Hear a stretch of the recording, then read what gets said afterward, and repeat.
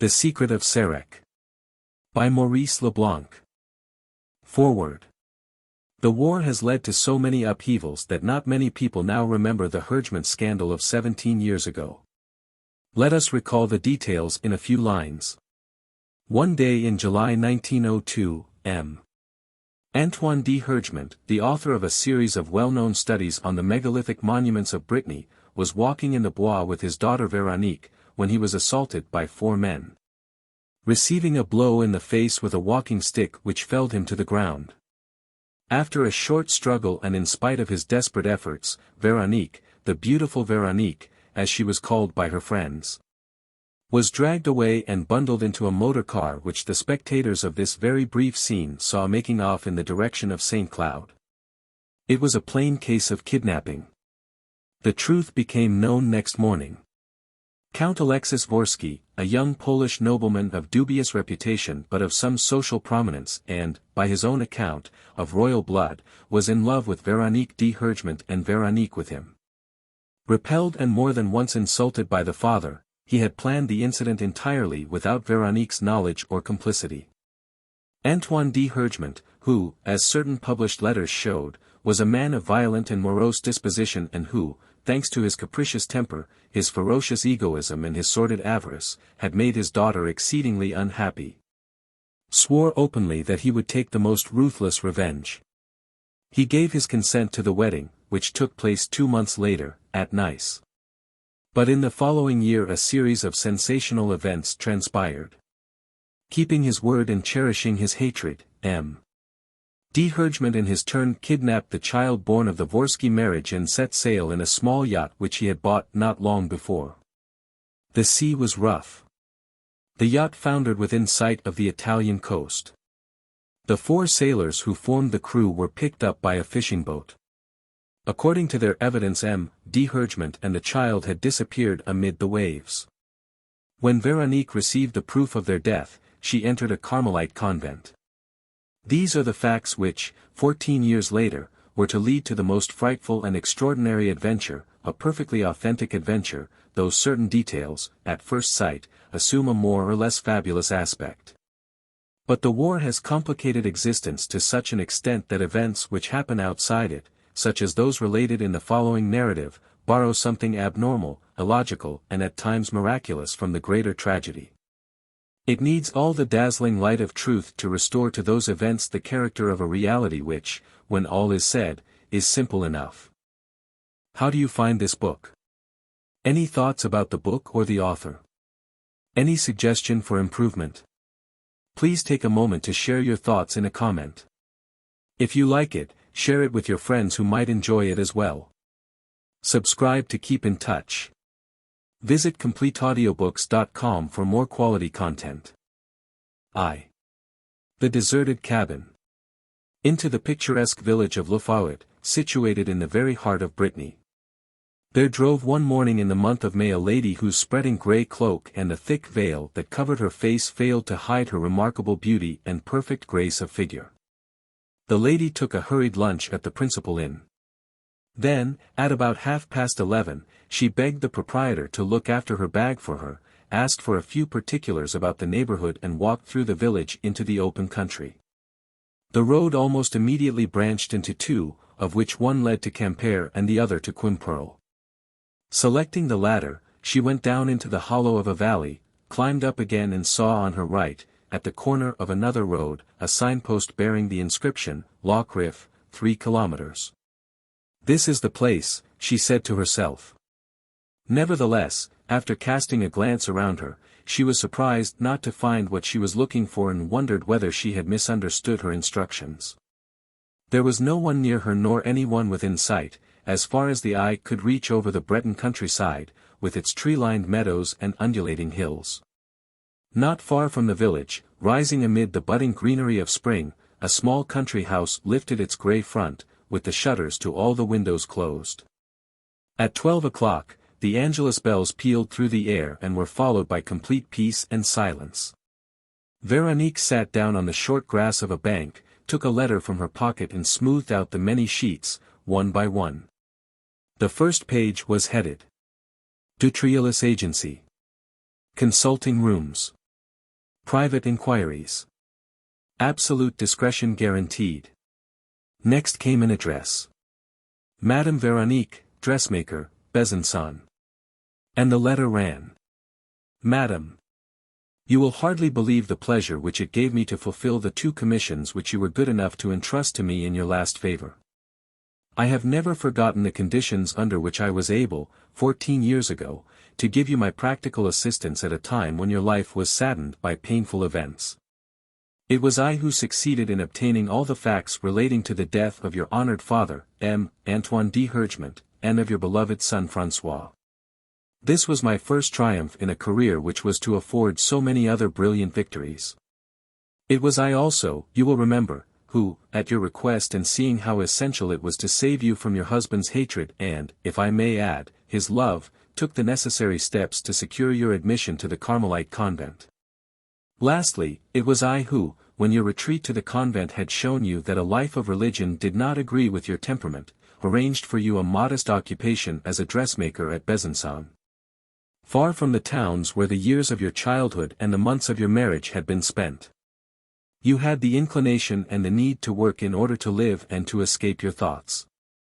You were bound to succeed, and you succeeded.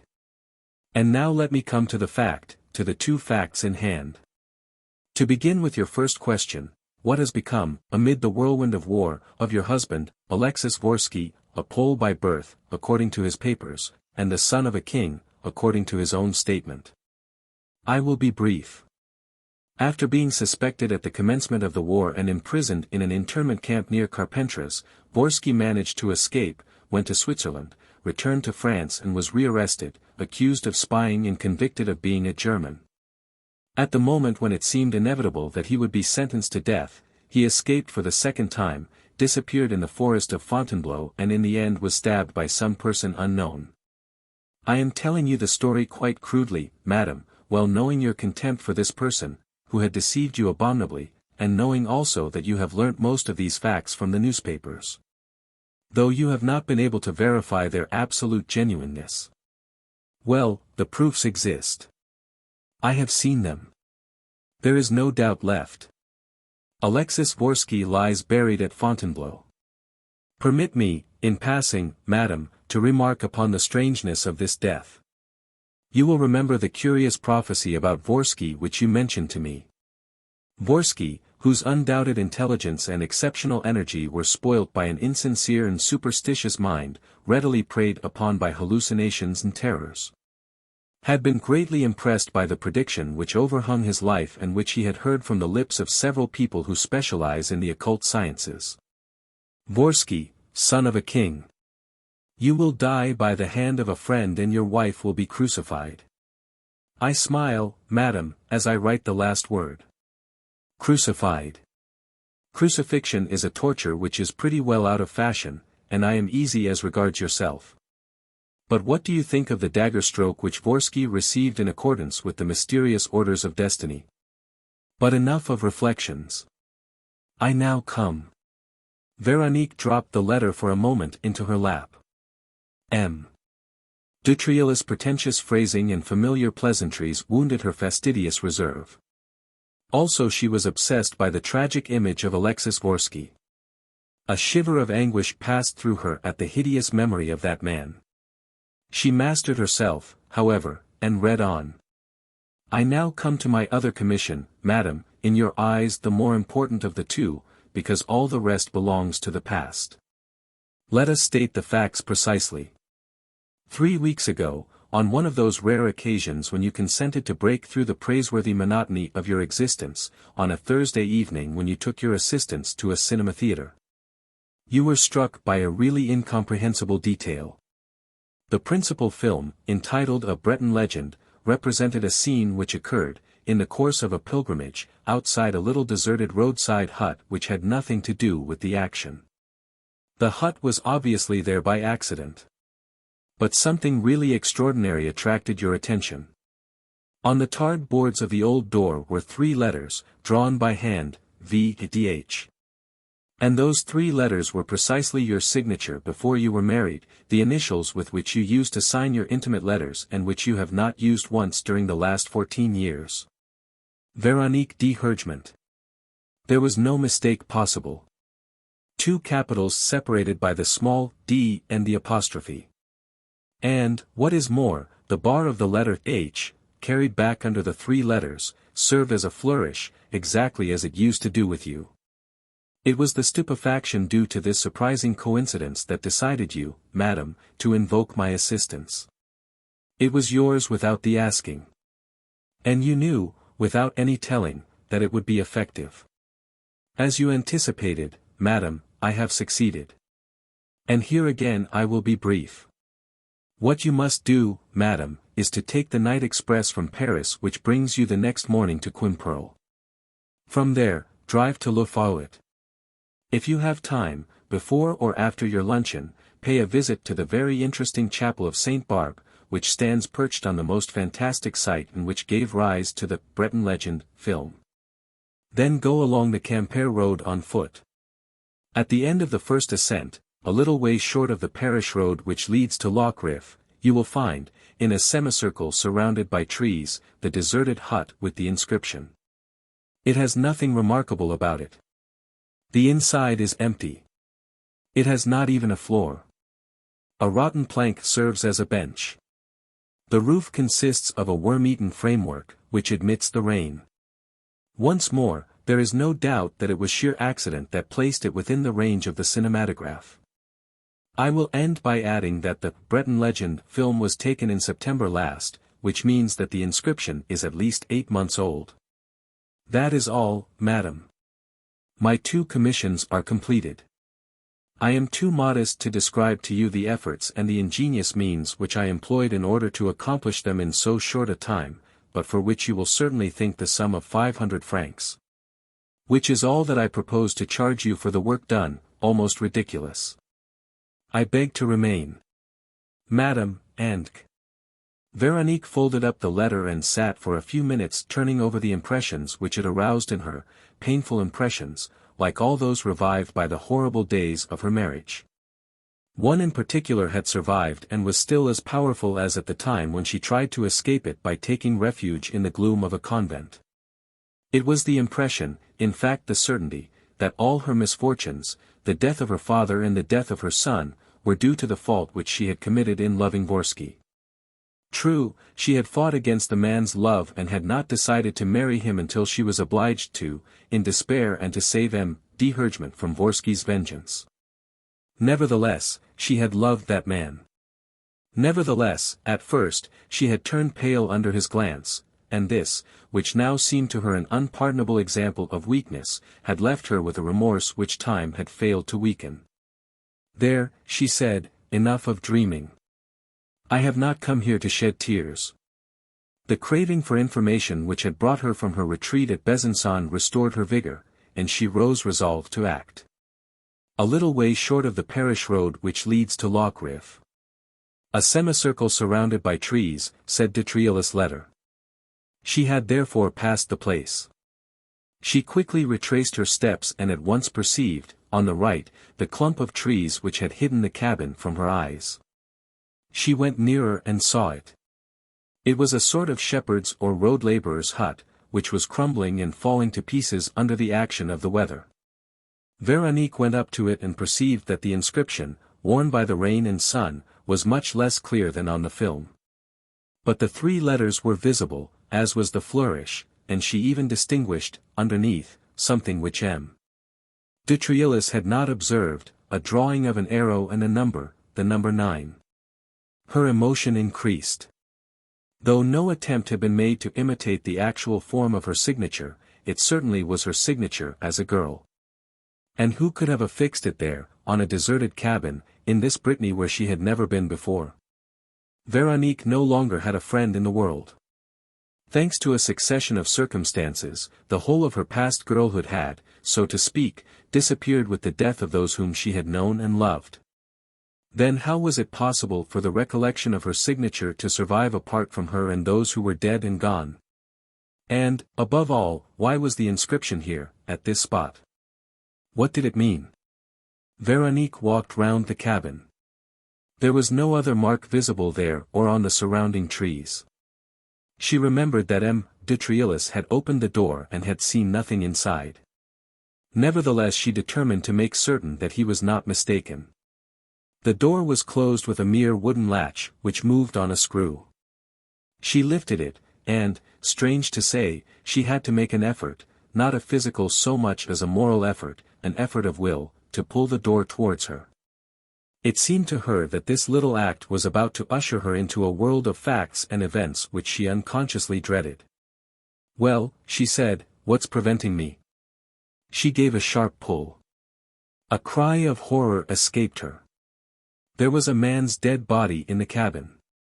And, at the moment, at the exact second when she saw the body, she became aware of a peculiar characteristic: one of the dead man's hands was missing.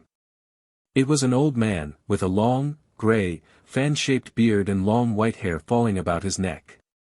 The blackened lips and a certain color of the swollen skin suggested to Véronique that he might have been poisoned, for no trace of an injury showed on his body, except the arm, which had been severed clean above the wrist. Apparently some days before. His clothes were those of a Breton peasant, clean, but very threadbare. The corpse was seated on the ground, with the head resting against the bench and the legs drawn up. These were all things which Véronique noted in a sort of unconsciousness and which were rather to reappear in her memory at a later date, for, at the moment, she stood there all trembling, with her eyes staring before her. And stammering. A dead body. A dead body. Suddenly she reflected that she was perhaps mistaken and that the man was not dead. But, on touching his forehead, she shuddered at the contact of his icy skin. Nevertheless this movement roused her from her torpor. She resolved to act and, since there was no one in the immediate neighborhood, to go back to Le Fouet and inform the authorities. She first examined the corpse for any clue which could tell her its identity. The pockets were empty. There were no marks on the clothes or linen. But, when she shifted the body a little in order to make her search, it came about that the head drooped forward, dragging with it the trunk, which fell over the legs, thus uncovering the lower side of the bench. Under this bench, she perceived a roll consisting of a sheet of very thin drawing paper, crumpled, buckled and almost wrung into a twist. She picked up the roll and unfolded it.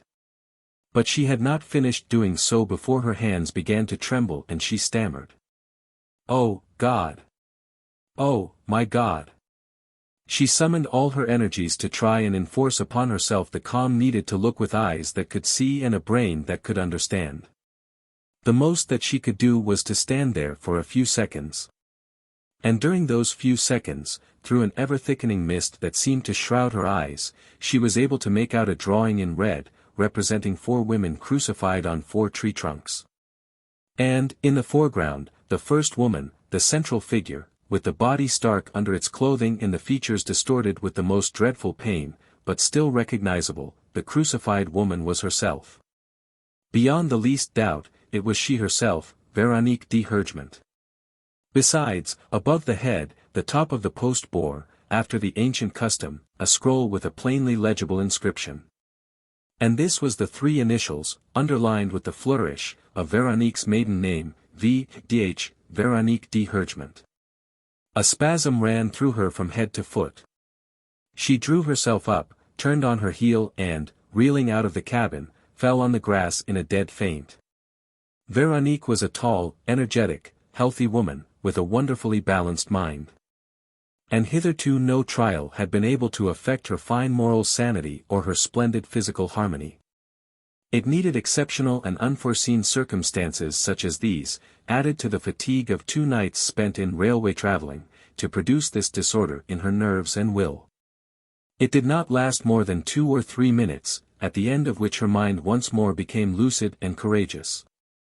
She stood up, went back to the cabin, picked up the sheet of drawing paper and, certainly with unspeakable anguish, but this time with eyes that saw and a brain that understood, looked at it. She first examined the details, those which seemed insignificant, or whose significance at least escaped her. On the left was a narrow column of 15 lines, not written, but composed of letters of no definite formation, the downstrokes of which were all of the same length, the object being evidently merely to fill up.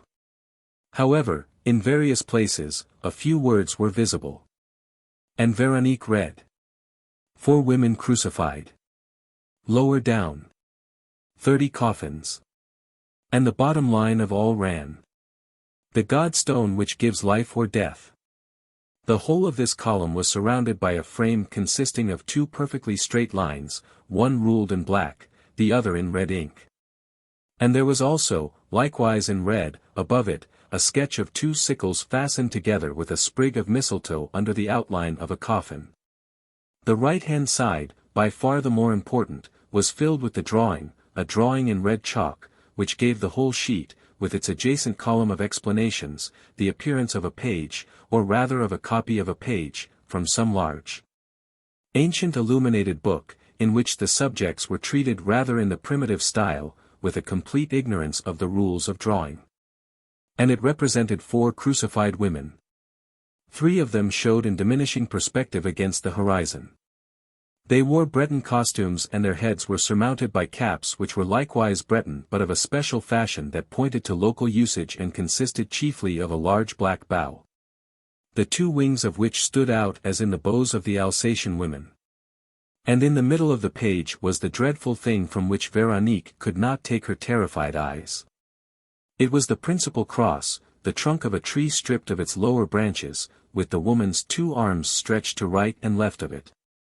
The hands and feet were not nailed but were fastened by cords which were wound as far as the shoulders and the upper part of the tied legs.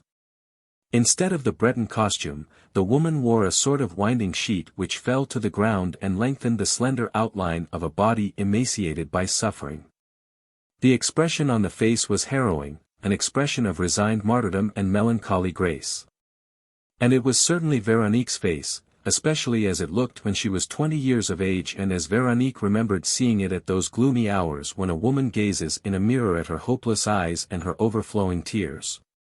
And about the head was the very same wave of her thick hair, flowing to the waist in symmetrical curves. And above it the inscription, VIII. Veronique long stayed thinking, questioning the past and gazing into the darkness in order to link the actual facts with the memory of her youth. But her mind remained without a glimmer of light. Of the words which she had read, of the drawing which she had seen, nothing whatever assumed the least meaning for her or seemed susceptible of the least explanation. She examined the sheet of paper again and again. Then, slowly, still pondering on it, she tore it into tiny pieces and threw them to the wind. When the last scrap had been carried away, her decision was taken. She pushed back the man's body, closed the door and walked quickly towards the village, in order to ensure that the incident should have the legal conclusion which was fitting for the moment. But, when she returned an hour later with the mayor of Lafayette, the rural constable and a whole group of sightseers attracted by her statements, the cabin was empty. The corpse had disappeared. And all this was so strange, Veronique felt so plainly that, in the disordered condition of her ideas, it was impossible for her to answer the questions put to her, or to dispel the suspicions and doubts which these people might and must entertain of the truth of her evidence, the cause of her presence and even her very sanity, that she forthwith ceased to make any effort or struggle. The innkeeper was there. She asked him which was the nearest village that she would reach by following the road and if, by so doing, she would come to a railway station which would enable her to return to Paris. She retained the names of Scare and Rosporden, ordered a carriage to bring her bag and overtake her on the road and set off, protected against any ill feeling by her great air of elegance and by her grave beauty. She set off, so to speak, at random. The road was long, miles and miles long. But such was her haste to have done with these incomprehensible events and to recover her tranquillity and to forget what had happened that she walked with great strides, quite oblivious of the fact that this wearisome exertion was superfluous, since she had a carriage following her. She went up hill and down dale and hardly thought at all, refusing to seek the solution of all the riddles that were put to her. It was the past which was reascending to the surface of her life. And she was horribly afraid of that past, which extended from her abduction by Vorski to the death of her father and her child. She wanted to think of nothing but the simple, humble life which she had contrived to lead at Besançon. There were no sorrows there, no dreams, no memories. And she did not doubt but that, amid the little daily habits which enfolded her in the modest house of her choice, she would forget the deserted cabin, the mutilated body of the man and the dreadful drawing with its mysterious inscription.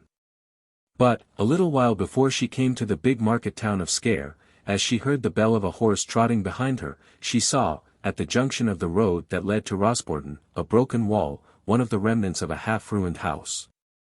And on this broken wall, above an arrow and the number 10, she again read the fateful inscription, VIII. 2, on the edge of the Atlantic. Veronique's state of mind underwent a sudden alteration.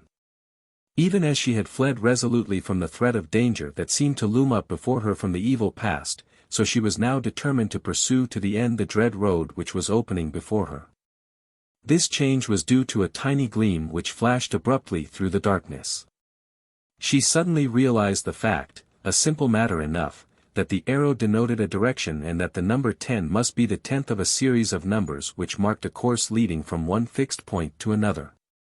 Was it a sign set up by one person with the object of guiding the steps of another? It mattered little. The main thing was that there was here a clue capable of leading Veronique to the discovery of the problem which interested her. By what prodigy did the initials of her maiden name reappear amid this tangle of tragic circumstances? The carriage sent from Le Fouet overtook her. She stepped in and told the driver to go very slowly to Rosborden. She arrived in time for dinner, and her anticipations had not misled her. Twice she saw her signature, each time before a division in the road, accompanied by the numbers 11 and 12. Veronique slept at Rosborden and resumed her investigations on the following morning. The number 12, which she found on the wall of a churchyard, sent her along the road to Concarneau, which she had almost reached before she saw any further inscriptions. She fancied that she must have been mistaken, retraced her steps and wasted a whole day in useless searching. It was not until the next day that the number 13, very nearly obliterated, directed her towards Fausnant. Then she abandoned this direction, to follow, still in obedience to the signs, some country roads in which she once more lost her way. At last, for days after leaving Le Fouet, she found herself facing the Atlantic, on the great beach of Begmile. She spent 2 nights in the village without gathering the least reply to the discreet questions which she put to the inhabitants. At last, one morning, after wandering among the half-buried groups of rocks which intersect the beach and upon the low cliffs, covered with trees and copses, which hem it in, she discovered, between 2 oaks stripped of their bark, a shelter built of earth and branches which must at one time have been used by custom-house officers. A small menhir stood at the entrance. The menhir bore the inscription, followed by the number 17. No arrow. A full stop underneath, and that was all. In the shelter were 3 broken bottles and some empty meat tins. This was the goal, thought Veronique. Someone has been having a meal here. Food stored in advance, perhaps. Just then she noticed that, at no great distance, by the edge of a little bay which curved like a shell amid the neighboring rocks, a boat was swinging to and fro, a motorboat. And she heard voices coming from the village, a man's voice and a woman's. From the place where she stood, all that she could see at first was an elderly man carrying in his arms 6 bags of provisions, potted meats and dried vegetables. He put them on the ground and said, "Well, had a pleasant journey, Mame Honorine?" "Fine. And where have you been?" "Why, Paris, a week of it, running errands for my master." "Glad to be back." "Of course I am. And you see, Mame Honorine, you find your boat just where she was. I came to have a look at her every day. This morning I took away her tarpaulin. Does she run as well as ever?" "First rate. Besides, you're a master pilot, you are. Who'd have thought, Mame Honorine, that you'd be doing a job like this? It's the war. All the young men in our island are gone and the old ones are fishing. Besides, there's no longer a fortnightly steamboat service, as there used to be. So I go the errands. What about petrol? We've plenty to go on with. No fear of that. Well, goodbye for the present, Mame Honorine. Shall I help you put the things on board? Don't you trouble, you're in a hurry. Well, goodbye for the present, the old fellow repeated. Till next time, Mame Honorine. I'll have the parcels ready for you. He went away, but, when he had gone a little distance, called out. All the same, mind the jagged reefs round that blessed island of yours. I tell you, it's got a nasty name. It's not called Coffin Island, the island of the 30 coffins, for nothing. Good luck to you, Mame Honorine. He disappeared behind a rock. Veronique had shuddered. The 30 coffins. The very words which she had read in the margin of that horrible drawing. She leant forward. The woman had come a few steps nearer the boat and, after putting down some more provisions which she had been carrying, turned round. Veronique now saw her full face. She wore a Breton costume, and her headdress was crowned by 2 black wings. Oh, stammered Veronique, that headdress in the drawing, the headdress of the 3 crucified women. The Breton woman looked about 40. Her strong face, tanned by the sun and the cold, was bony and rough-hewn but lit up by a pair of large, dark, intelligent, gentle eyes. A heavy gold chain hung down upon her breast. Her velvet bodice fitted her closely. She was humming in a very low voice as she took up her parcels and loaded the boat, which made her kneel on a big stone against which the boat was moored. When she had done, she looked at the horizon, which was covered with black clouds. She did not seem anxious about them, however, and, loosing the painter, continued her song, but in a louder voice, which enabled Veronique to hear the words. It was a slow melody, a children's lullaby, and she sang it with a smile which revealed a set of fine, white teeth. And the mother said, rocking her child a-bed, weep not.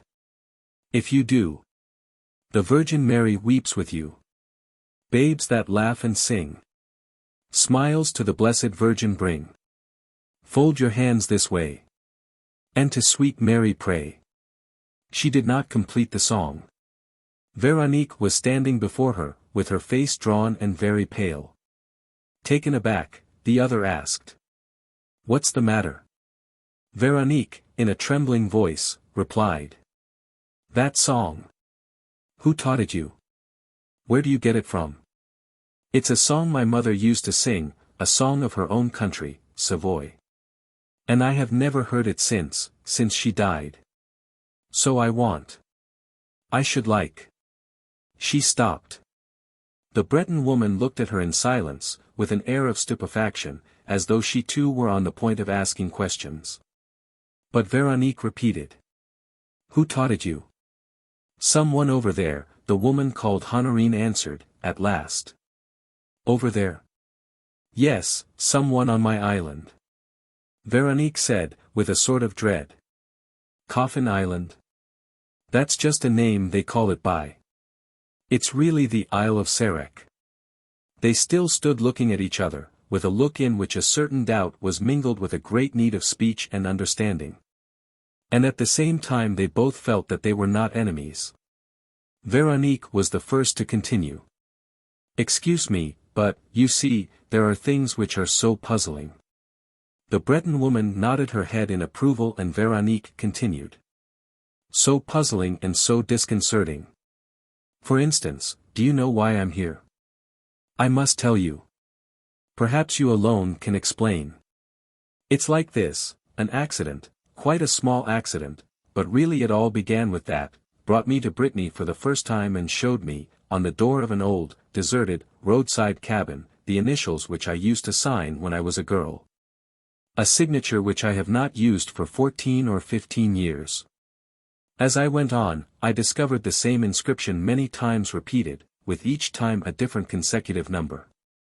That was how I came here, to the beach at Begmile and to this part of the beach, which appeared to be the end of a journey foreseen and arranged by I don't know whom. Is your signature here? Asked Honorine, eagerly. Where? On that stone, above us, at the entrance to the shelter. I can't see from here. What are the letters? V, D, H. The Breton woman suppressed a movement. Her bony face betrayed profound emotion, and, hardly opening her lips, she murmured. Veronique. Veronique de Hergement. Ah, exclaimed the younger woman, so you know my name, you know my name. Honorine took Veronique's 2 hands and held them in her own. Her weather-beaten face lit up with a smile. And her eyes grew moist with tears as she repeated. Mademoiselle Veronique. Madame Veronique. So it's you, Veronique. Oh heaven, is it possible? The blessed Virgin Mary be praised. Veronique felt utterly confounded and kept on saying. You know my name, you know who I am. Then you can explain all this riddle to me? After a long pause, Honorine replied. I can explain nothing. I don't understand either. But we can try to find out together. Tell me, what was the name of that Breton village? Le Fouet.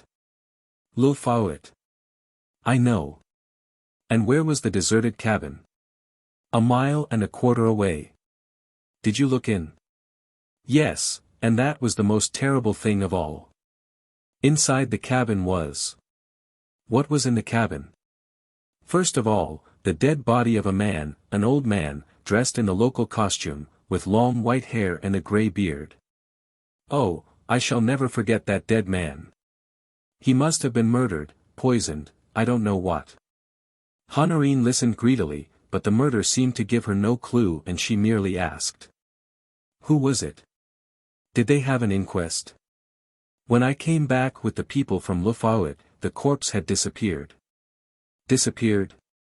But who had removed it? I don't know. So that you know nothing? Nothing. Except that, the first time, I found in the cabin a drawing which I tore up, but its memory haunts me like a nightmare that keeps on recurring. I can't get it out of my mind.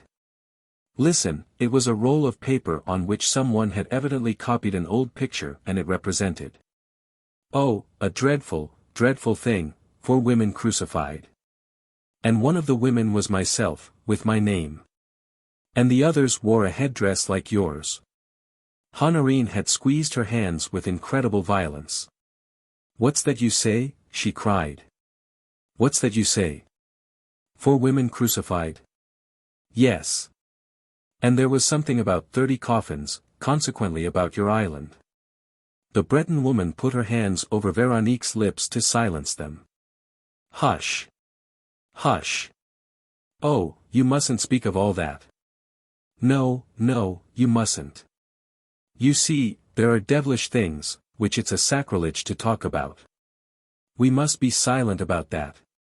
Later on, we'll see, another year, perhaps. Later on. Later on. She seemed shaken by terror, as by a gale which scourges the trees and overwhelms all living things. And suddenly she fell on her knees upon the rock and muttered a long prayer, bent in 2, with her hands before her face, so completely absorbed that Veronique asked her no more questions. At last she rose and, presently, said. Yes, this is all terrifying, but I don't see that it makes our duty any different or that we can hesitate at all. And, addressing Veronique, she said, gravely. You must come over there with me. Over there, to your island, replied Veronique, without concealing her reluctance. Honorine again took her hands and continued, still in that same, rather solemn tone which appeared to Veronique to be full of secret and unspoken thoughts. Your name is truly Veronique de Hergement. Yes. Who was your father? Antoine de Hergement. You married a man called Vorski, who said he was a Pole. Yes, Alexis Vorski. You married him after there was a scandal about his running off with you and after a quarrel between you and your father? Yes. You had a child by him? Yes, a son, François. A son that you never knew, in a manner of speaking, because he was kidnapped by your father? Yes. And you lost sight of the 2 after a shipwreck? Yes, they are both dead. How do you know? It did not occur to Veronique to be astonished at this question, and she replied. My personal inquiries and the police inquiries were both based upon the same indisputable evidence, that of the 4 sailors. Who's to say they weren't telling lies? Why should they tell lies? Asked Veronique, in surprise. Their evidence may have been bought, they may have been told what to say. By whom? By your father. But what an idea. Besides, my father was dead. I say once more, how do you know that? This time Veronique appeared stupefied. What are you hinting? She whispered. 1 minute. Do you know the names of those 4 sailors? I did know them, but I don't remember them. You don't remember that they were Breton names? Yes, I do. But I don't see that. If you never came to Brittany, your father often did, because of the books he used to write. He used to stay in Brittany during your mother's lifetime. That being so, he must have had relations with the men of the country. Suppose that he had known the 4 sailors a long time, that these men were devoted to him or bribed by him and that he engaged them specially for that adventure. Suppose that they began by landing your father and your son at some little Italian port and that then, being 4 good swimmers, they scuttled and sank their yacht in view of the coast. Just suppose it. But the men are living, cried Veronique, in growing excitement. They can be questioned. 2 of them are dead, they died a natural death a few years ago. The 3rd is an old man called Magenach, you will find him at Sarek. As for the 4th, you may have seen him just now. He used the money which he made out of that business to buy a grocer's shop at Begmile.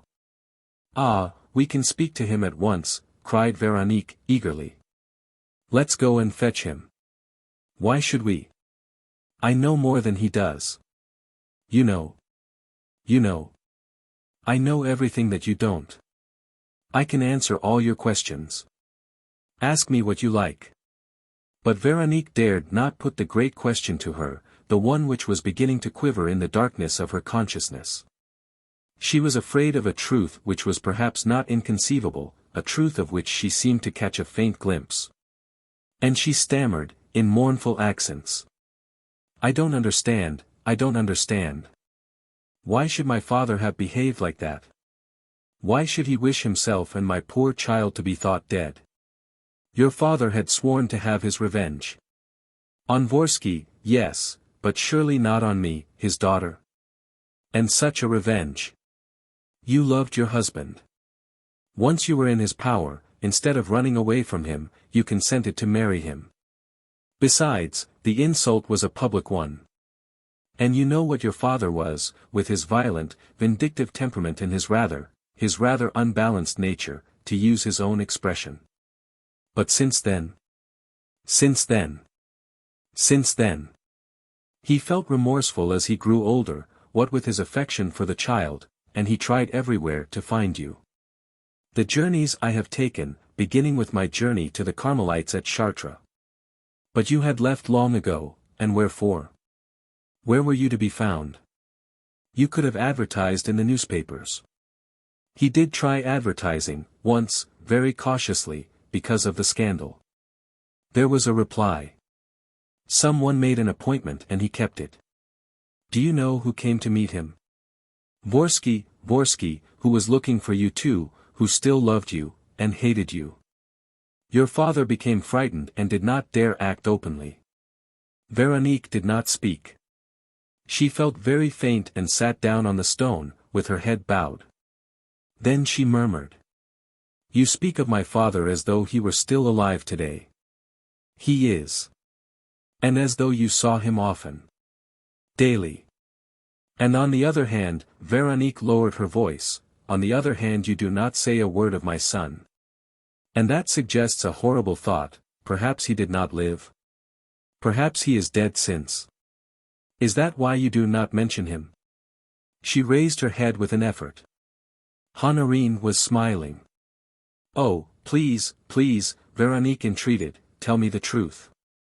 It is terrible to hope more than one has a right to. Do tell me. Honorine put her arm round Veronique's neck. Why, my poor, dear lady, would I have told you all this if my handsome François had been dead? He is alive, he is alive! Cried Veronique, wildly. Why, of course he is, and in the best of health. Oh, he's a fine, sturdy little chap, never fear, and so steady on his legs. And I have every right to be proud of him, because it's I who brought him up, your little François. She felt Veronique, who was leaning on her shoulder, give way to emotions which were too much for her and which certainly contained as much suffering as joy, and she said. Cry, my dear lady, cry, it will do you good. It's a better sort of crying than it was, eh? Cry, until you've forgotten all your old troubles. I'm going back to the village. Have you a bag of any kind at the inn? They know me there. I'll bring it back with me and we'll be off. When the Breton woman returned, half an hour later, she saw Veronique standing and beckoning to her to hurry and heard her calling. Quick, quick! Heavens, what a time you've been! We have not a minute to lose. Honorine, however, did not hasten her pace and did not reply. Her rugged face was without a smile. Well, are we going to start? Asked Veronique, running up to her. There's nothing to delay us, is there? No obstacle? What's the matter? You seem quite changed. No, no. Then let's be quick. Honorine, with her assistants, put the bag and the provisions on board. Then, suddenly standing in front of Veronique, she said. You're quite sure, are you, that the woman on the cross, as she was shown in the drawing, was yourself? Absolutely. Besides, there were my initials above the head. That's a strange thing, muttered Honorine, and it's enough to frighten anybody. Why should it be? It must have been someone who used to know me and who amused himself by. It's merely a coincidence, a chance fancy reviving the past. Oh, it's not the past that's worrying me. It's the future. The future? Remember the prophecy. I don't understand. Yes, yes, the prophecy made about you to Vorski. Ah, you know. I know. And it is so horrible to think of that drawing and of other much more dreadful things which you don't know of. Veronique burst out laughing. What? Is that why you hesitate to take me with you, for, after all, that's what we're concerned with? Don't laugh. People don't laugh when they see the flames of hell before them. Honorine crossed herself, closing her eyes as she spoke. Then she continued. Of course, you scoff at me. You think I'm a superstitious Breton woman, who believes in ghosts and jack-o'-lanterns. I don't say you're altogether wrong. But there are some truths that blind one. You can talk it over with Magenec, if you get on the right side of him. Magenec? One of the 4 sailors. He's an old friend of your boy's. He too helped to bring him up. Magenec knows more about it than the most learned men, more than your father. And yet. What? And yet Magenec tried to tempt fate and to get past what men are allowed to know. What did he do? He tried to touch with his hand, you understand, with his own hand, he confessed it to me himself, the very heart of the mystery. Well, said Veronique, impressed in spite of herself. Well, his hand was burnt by the flames. He showed me a hideous sore, I saw it with my eyes, something like the sore of a cancer, and he suffered to that degree. Yes. That it forced him to take a hatchet in his left hand and cut off his right hand himself. Veronique was dumbfounded. She remembered the corpse at Le Fouet and she stammered. His right hand? You say that Magenec cut off his right hand? With a hatchet, 10 days ago, 2 days before I left. I dressed the wound myself. Why do you ask? Because, said Veronique, in a husky voice, because the dead man, the old man whom I found in the deserted cabin and who afterwards disappeared, had lately lost his right hand. Honorine gave a start. She still wore the sort of scared expression and betrayed the emotional disturbance which contrasted with her usually calm attitude. And she rapped out. Are you sure? Yes, you're right, it was he, Magenec. He had long white hair, hadn't he? And a spreading beard? Oh, how abominable. She restrained herself and looked around her, frightened at having spoken so loud. She once more made the sign of the cross and said, slowly, almost under her breath. He was the first of those who have got to die, he told me so himself. And old McGennick had eyes that read the book of the future as easily as the book of the past. He could see clearly where another saw nothing at all. The first victim will be myself, Mommy Honorine. And, when the servant has gone, in a few days it will be the master's turn. And the master was, asked Veronique, in a whisper. Honorine drew herself up and clenched her fists violently. I'll defend him. I will, she declared. I'll save him. Your father shall not be the second victim. No, no, I shall arrive in time. Let me go. We are going together, said Veronique, firmly. Please, said Honorine, in a voice of entreaty, please don't be persistent. Let me have my way. I'll bring your father and your son to you this very evening, before dinner. But why? The danger is too great, over there, for your father, and especially for you. Remember the 4 crosses. It's over there that they are waiting. Oh, you mustn't go there. The island is under a curse. And my son? You shall see him today, in a few hours. Veronique gave a short laugh. In a few hours. Woman, you must be mad. Here am I, after mourning my son for 14 years, suddenly hearing that he's alive, and you ask me to wait before I take him in my arms. Not 1 hour. I would rather risk death 1,000 times than put off that moment. Honorine looked at her and seemed to realize that Veronique's was one of those resolves against which it is useless to fight, for she did not insist. She crossed herself for the 3rd time and said, simply. God's will be done. They both took their seats among the parcels which encumbered the narrow space. Honorine switched on the current, seized the tiller and skillfully steered the boat through the rocks and sandbanks which rose level with the water. Free, Vorski's son. Veronique smiled as she sat to starboard on a packing case, with her face turned towards Honorine. Her smile was anxious still and undefined, full of reticence and flickering as a sunbeam that tries to pierce the last clouds of the storm, but it was nevertheless a happy smile. And happiness seemed the right expression for that wonderful face, stamped with dignity and with that particular modesty which gives to some women, whether stricken by excessive misfortune or preserved by love, the habit of gravity. Combined with an absence of all feminine affectation. Her black hair, touched with grey at the temples, was knotted very low down on the neck. She had the dead white complexion of a southerner and very light blue eyes, of which the white seemed almost of the same color, pale as a winter sky. She was tall, with broad shoulders and a well-shaped bust. Her musical and somewhat masculine voice became light and cheerful when she spoke of the son whom she had found again. And Veronique could speak of nothing else. In vain the Breton woman tried to speak of the problems that harassed her and kept on interrupting Veronique. Look here, there are 2 things which I cannot understand.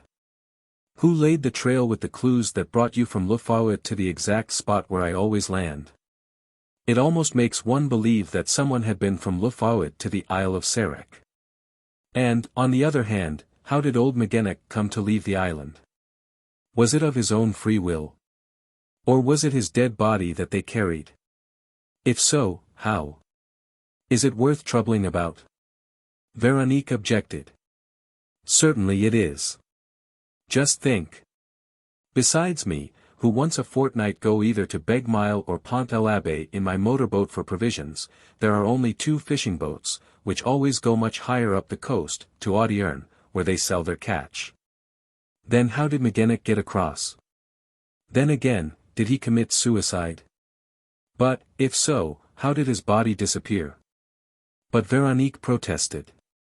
Please don't. It doesn't matter for the moment. It'll all be cleared up. Tell me about François. You were saying that he came to Sarek. Honorine yielded to Veronique's entreaties. He arrived in poor Magennic's arms, a few days after he was taken from you. Magennic, who had been taught his lesson by your father, said that a strange lady had entrusted him with the child, and he had it nursed by his daughter, who has since died. I was away, in a situation with a Paris family. When I came home again, François had grown into a fine little fellow, running about the moors and cliffs. It was then that I took service with your father, who had settled in Sarek. When Magennic's daughter died, we took the child to live with us. But under what name? François, just François. M.D. Hergement was known as Monsieur Antoine. François called him grandfather. No one ever made any remark upon it. And his character? Asked Veronique, with some anxiety. Oh, as far as that's concerned, he's a blessing, replied Honorine. Nothing of his father about him, nor of his grandfather either, as M.D. Hergement himself admits. A gentle, lovable, most willing child. Never a sign of anger. Always good-tempered. That's what got over his grandfather and made M.D. Hergement come round to you again, because his grandson reminded him so of the daughter he had cast off. He's the very image of his mother, he used to say. Veronique was gentle and affectionate like him, with the same fond and coaxing ways. And then he began his search for you, with me to help him, for he had come to confide in me. Veronique beamed with delight. Her son was like her. Her son was bright and kind-hearted. But does he know about me, she said. Does he know that I'm alive? I should think he did. M.D. Hergement tried to keep it from him at first. But I soon told him everything. Everything? No. He believes that his father is dead and that, after the shipwreck in which François, and M.D. Hergement disappeared, you became a nun and have been lost sight of since. And he is so eager for news, each time I come back from one of my trips. He too is so full of hope.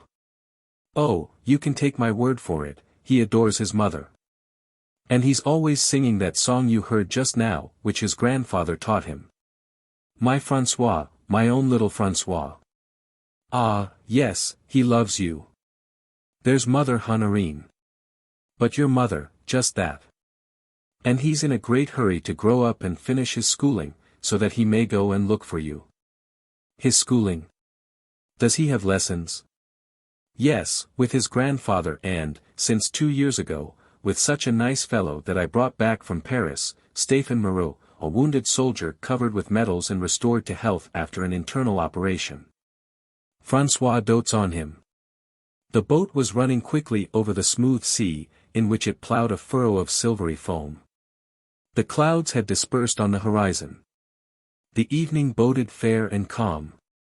More, tell me more. Said Veronique, listening greedily. What does my boy wear?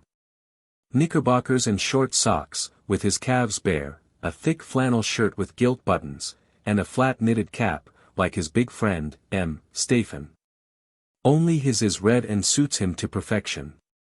Has he any friends besides Moreau? All the growing lads of the island, formerly. But with the exception of 3 or 4 ship's boys, all the rest have left the island with their mothers, now that their fathers are at the war, and are working on the mainland, at Concarneau or Lorient. Leaving the old people at Sarek by themselves. We are not more than 30 on the island now. Whom does he play with? Whom does he go about with? Oh, as for that, he has the best of companions. Really? Who is it? A little dog that Magennic gave him. A dog? Yes. And the funniest dog you ever saw, an ugly ridiculous-looking thing, a cross between a poodle and a fox terrier, but so comical and amusing. Oh, there's no one like Master All's Well. All's Well? That's what François calls him. And you couldn't have a better name for him. He always looks happy and glad to be alive. He's independent, too, and he disappears for hours and even days at a time. But he's always there when he's wanted, if you're feeling sad, or if things aren't going as you might like them to. All's Well hates to see anyone crying or scolding or quarreling. The moment you cry, or pretend to cry, he comes and squats on his haunches in front of you, sits up, shuts one eye, half opens the other and looks so exactly as if he was laughing that you begin to laugh yourself. "That's right, old chap," says François, "you're quite right, all's well. There's nothing to take on about, is there? And, when you're consoled, all's well just trots away. His task is done." Veronique laughed and cried in one breath. Then she was silent for a long time, feeling more and more gloomy and overcome by a despair which overwhelmed all her gladness. She thought of all the happiness that she had missed during the 14 years of her childless motherhood, wearing her mourning for a son who was alive. All the cares that a mother lavishes upon the little creature newborn into the world, all the pride that she feels at seeing him grow and hearing him speak. All that delights a mother and uplifts her and makes her heart overflow with daily renewed affection, all this she had never known. "We are halfway across," said Honorine. They were running in sight of the Glennons Islands. On their right, the headland of Penmarch, whose coastline they were following at a distance of 15 miles, marked a darker line which was not always differentiated from the horizon. And Veronique thought of her sad past, of her mother, whom she hardly remembered, of her childhood spent with a selfish, disagreeable father, of her marriage, above all of her marriage. She recalled her first meetings with Vorski, when she was only 17. How frightened she had been from the very beginning of that strange and unusual man, whom she dreaded while she submitted to his influence, as one does at that age submit to the influence of anything mysterious and incomprehensible. Next came the hateful day of the abduction and the other days, more hateful still, that followed, the weeks during which he had kept her imprisoned, threatening her and dominating her with all his evil strength. And the promise of marriage which he had forced from her, a pledge against which all the girl's instincts and all her will revolted. But to which it seemed to her that she was bound to agree after so great a scandal and also because her father was giving his consent. Her brain rebelled against the memories of her years of married life. Never that. Not even in the worst hours, when the nightmares of the past haunt one like specters, never did she consent to revive, in the innermost recesses of her mind, that degrading past, with its mortifications, wounds, and betrayals. And the disgraceful life led by her husband, who, shamelessly, with cynical pride, gradually revealed himself as the man he was, drinking, cheating at cards, robbing his boon companions, a swindler and blackmailer, giving his wife the impression, which she still retained and which made her shudder, of a sort of evil genius, cruel and unbalanced. "Have done with dreams, Madame Veronique," said Honorine. "It's not so much dreams and memories as remorse," she replied. "Remorse, Madame Veronique? You, whose life has been one long martyrdom. A martyrdom that was a punishment. But all that is over and done with, Madame Veronique, seeing that you are going to meet your son and your father again. Come, come, you must think of nothing but being happy." "Happy? Can I be happy again?" "I should think so. You'll soon see. Look, there's Sarek." Honorine took from a locker under her seat a large shell which she used as a trumpet, after the manner of the mariners of old, and, putting her lips to the mouthpiece and puffing out her cheeks, she blew a few powerful notes, which filled the air with a sound not unlike the lowing of an ox. Veronique gave her a questioning look. "It's him I'm calling," said Honorine. "François? You're calling François?" "Yes, it's the same every time I come back. He comes scrambling from the top of the cliffs where we live and runs down to the jetty." "So I shall see him?" exclaimed Veronique, turning very pale. "You will see him. Fold your veil double, so that he may not know you from your photographs. I'll speak to you as I would to a stranger who has come to look at Sarek." They could see the island distinctly, but the foot of the cliffs was hidden by a multitude of reefs. "Ah, yes, there's no lack of rocks. They swarm like a shoal of herring," cried Honorine, who had been obliged to switch off the motor and was using 2 short paddles. "You know how calm the sea was just now. It's never calm here. Thousands and thousands of little waves were dashing and clashing against one another and waging an incessant and implacable war upon the rocks. The boat seemed to be passing through the backwater of a torrent. Nowhere was a strip of blue or green sea visible amid the bubbling foam.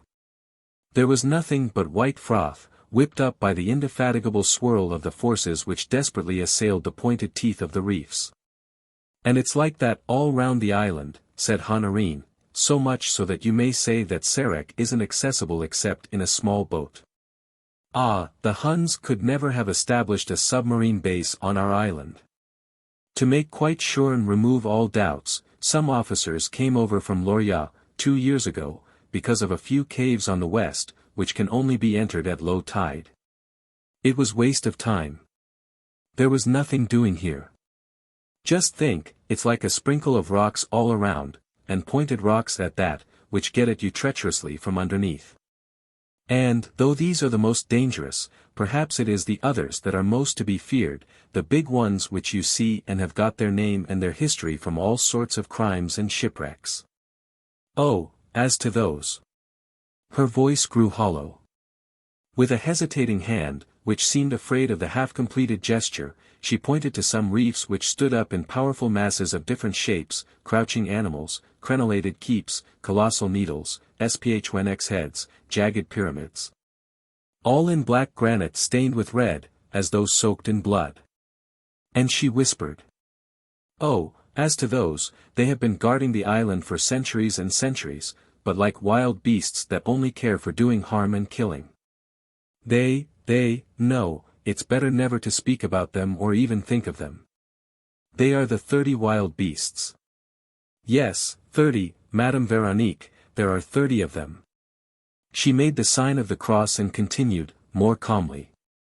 "There are 30 of them. Your father says that Sarek is called the Island of the 30 Coffins because the people instinctively ended in this case by confusing the two words écules and circuales. 1 perhaps. It's very likely. But, all the same, they are 30 real coffins, Madame Veronique, and, if we could open them, we should be sure to find them full of bones and bones and bones. M. D. Hergement himself says that Sarek comes from the word sarcophagus, which, according to him, is the learned way of saying coffin. Besides, there's more than that." Honorine broke off, as though she wanted to think of something else, and, pointing to a reef of rocks, said. "Look, Madame Veronique, past that big one right in our way there, you will see, through an opening, our little harbor and, on the quay, François in his red cap." Veronique had been listening absent-mindedly to Honorine's explanations. She leant her body farther out of the boat, in order to catch sight the sooner of her son, while the Breton woman, once more a victim to her obsession, continued, in spite of herself. "There's more than that. The Isle of Sarek, and that is why your father came to live here, contains a collection of dolmens which have nothing remarkable about them, but which are peculiar for one reason, that they are all nearly alike." "Well, how many of them do you think there are?" 30. 30, like the principal reefs. And those 30 are distributed round the islands, on the cliffs, exactly opposite the 30 reefs. And each of them bears the same name as the reef that corresponds to it, Dolorach Roque, Dol Curletu, and so on. What do you say to that? She had uttered these names in the same timid voice in which she spoke of all these things, as if she feared to be heard by the things themselves, to which she was attributing a formidable and sacred life. What do you say to that, Madame Veronique? Oh, there's plenty of mystery about it all, and, once more, it's better to hold one's tongue. I'll tell you about it when we've left here, right away from the island, and when your little François is in your arms, between your father and you. Veronique sat silent, gazing into space at the spot to which Honorine had pointed.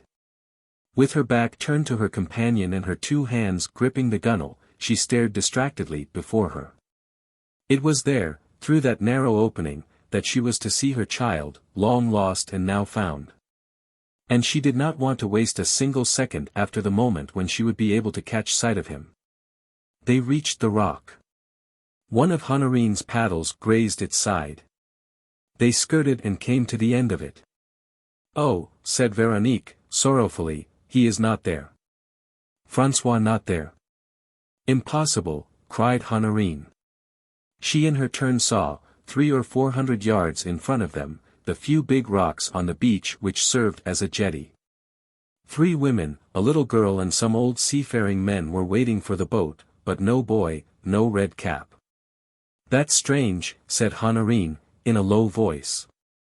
It's the first time that he's failed to answer my call. Perhaps he's ill? Veronique suggested. No, François is never ill. What then? I don't know. But aren't you afraid? Asked Veronique, who was already becoming frightened. For him, no. But for your father. Magenec said that I oughtn't to leave him. It's he who is threatened. But François is there to defend him, and so is M. Moreau, his tutor. Come, answer me, what do you imagine? After a moment's pause, Honorine shrugged her shoulders. A pack of nonsense. I get absurd, yes, absurd things into my head. Don't be angry with me. I can't help it, it's the Breton in me. Except for a few years, I have spent all my life here, with legends and stories in the very air I breathed. Don't let's talk about it. The Isle of Sarek appears in the shape of a long and undulating tableland, covered with ancient trees and standing on cliffs of medium height than which nothing more jagged could be imagined.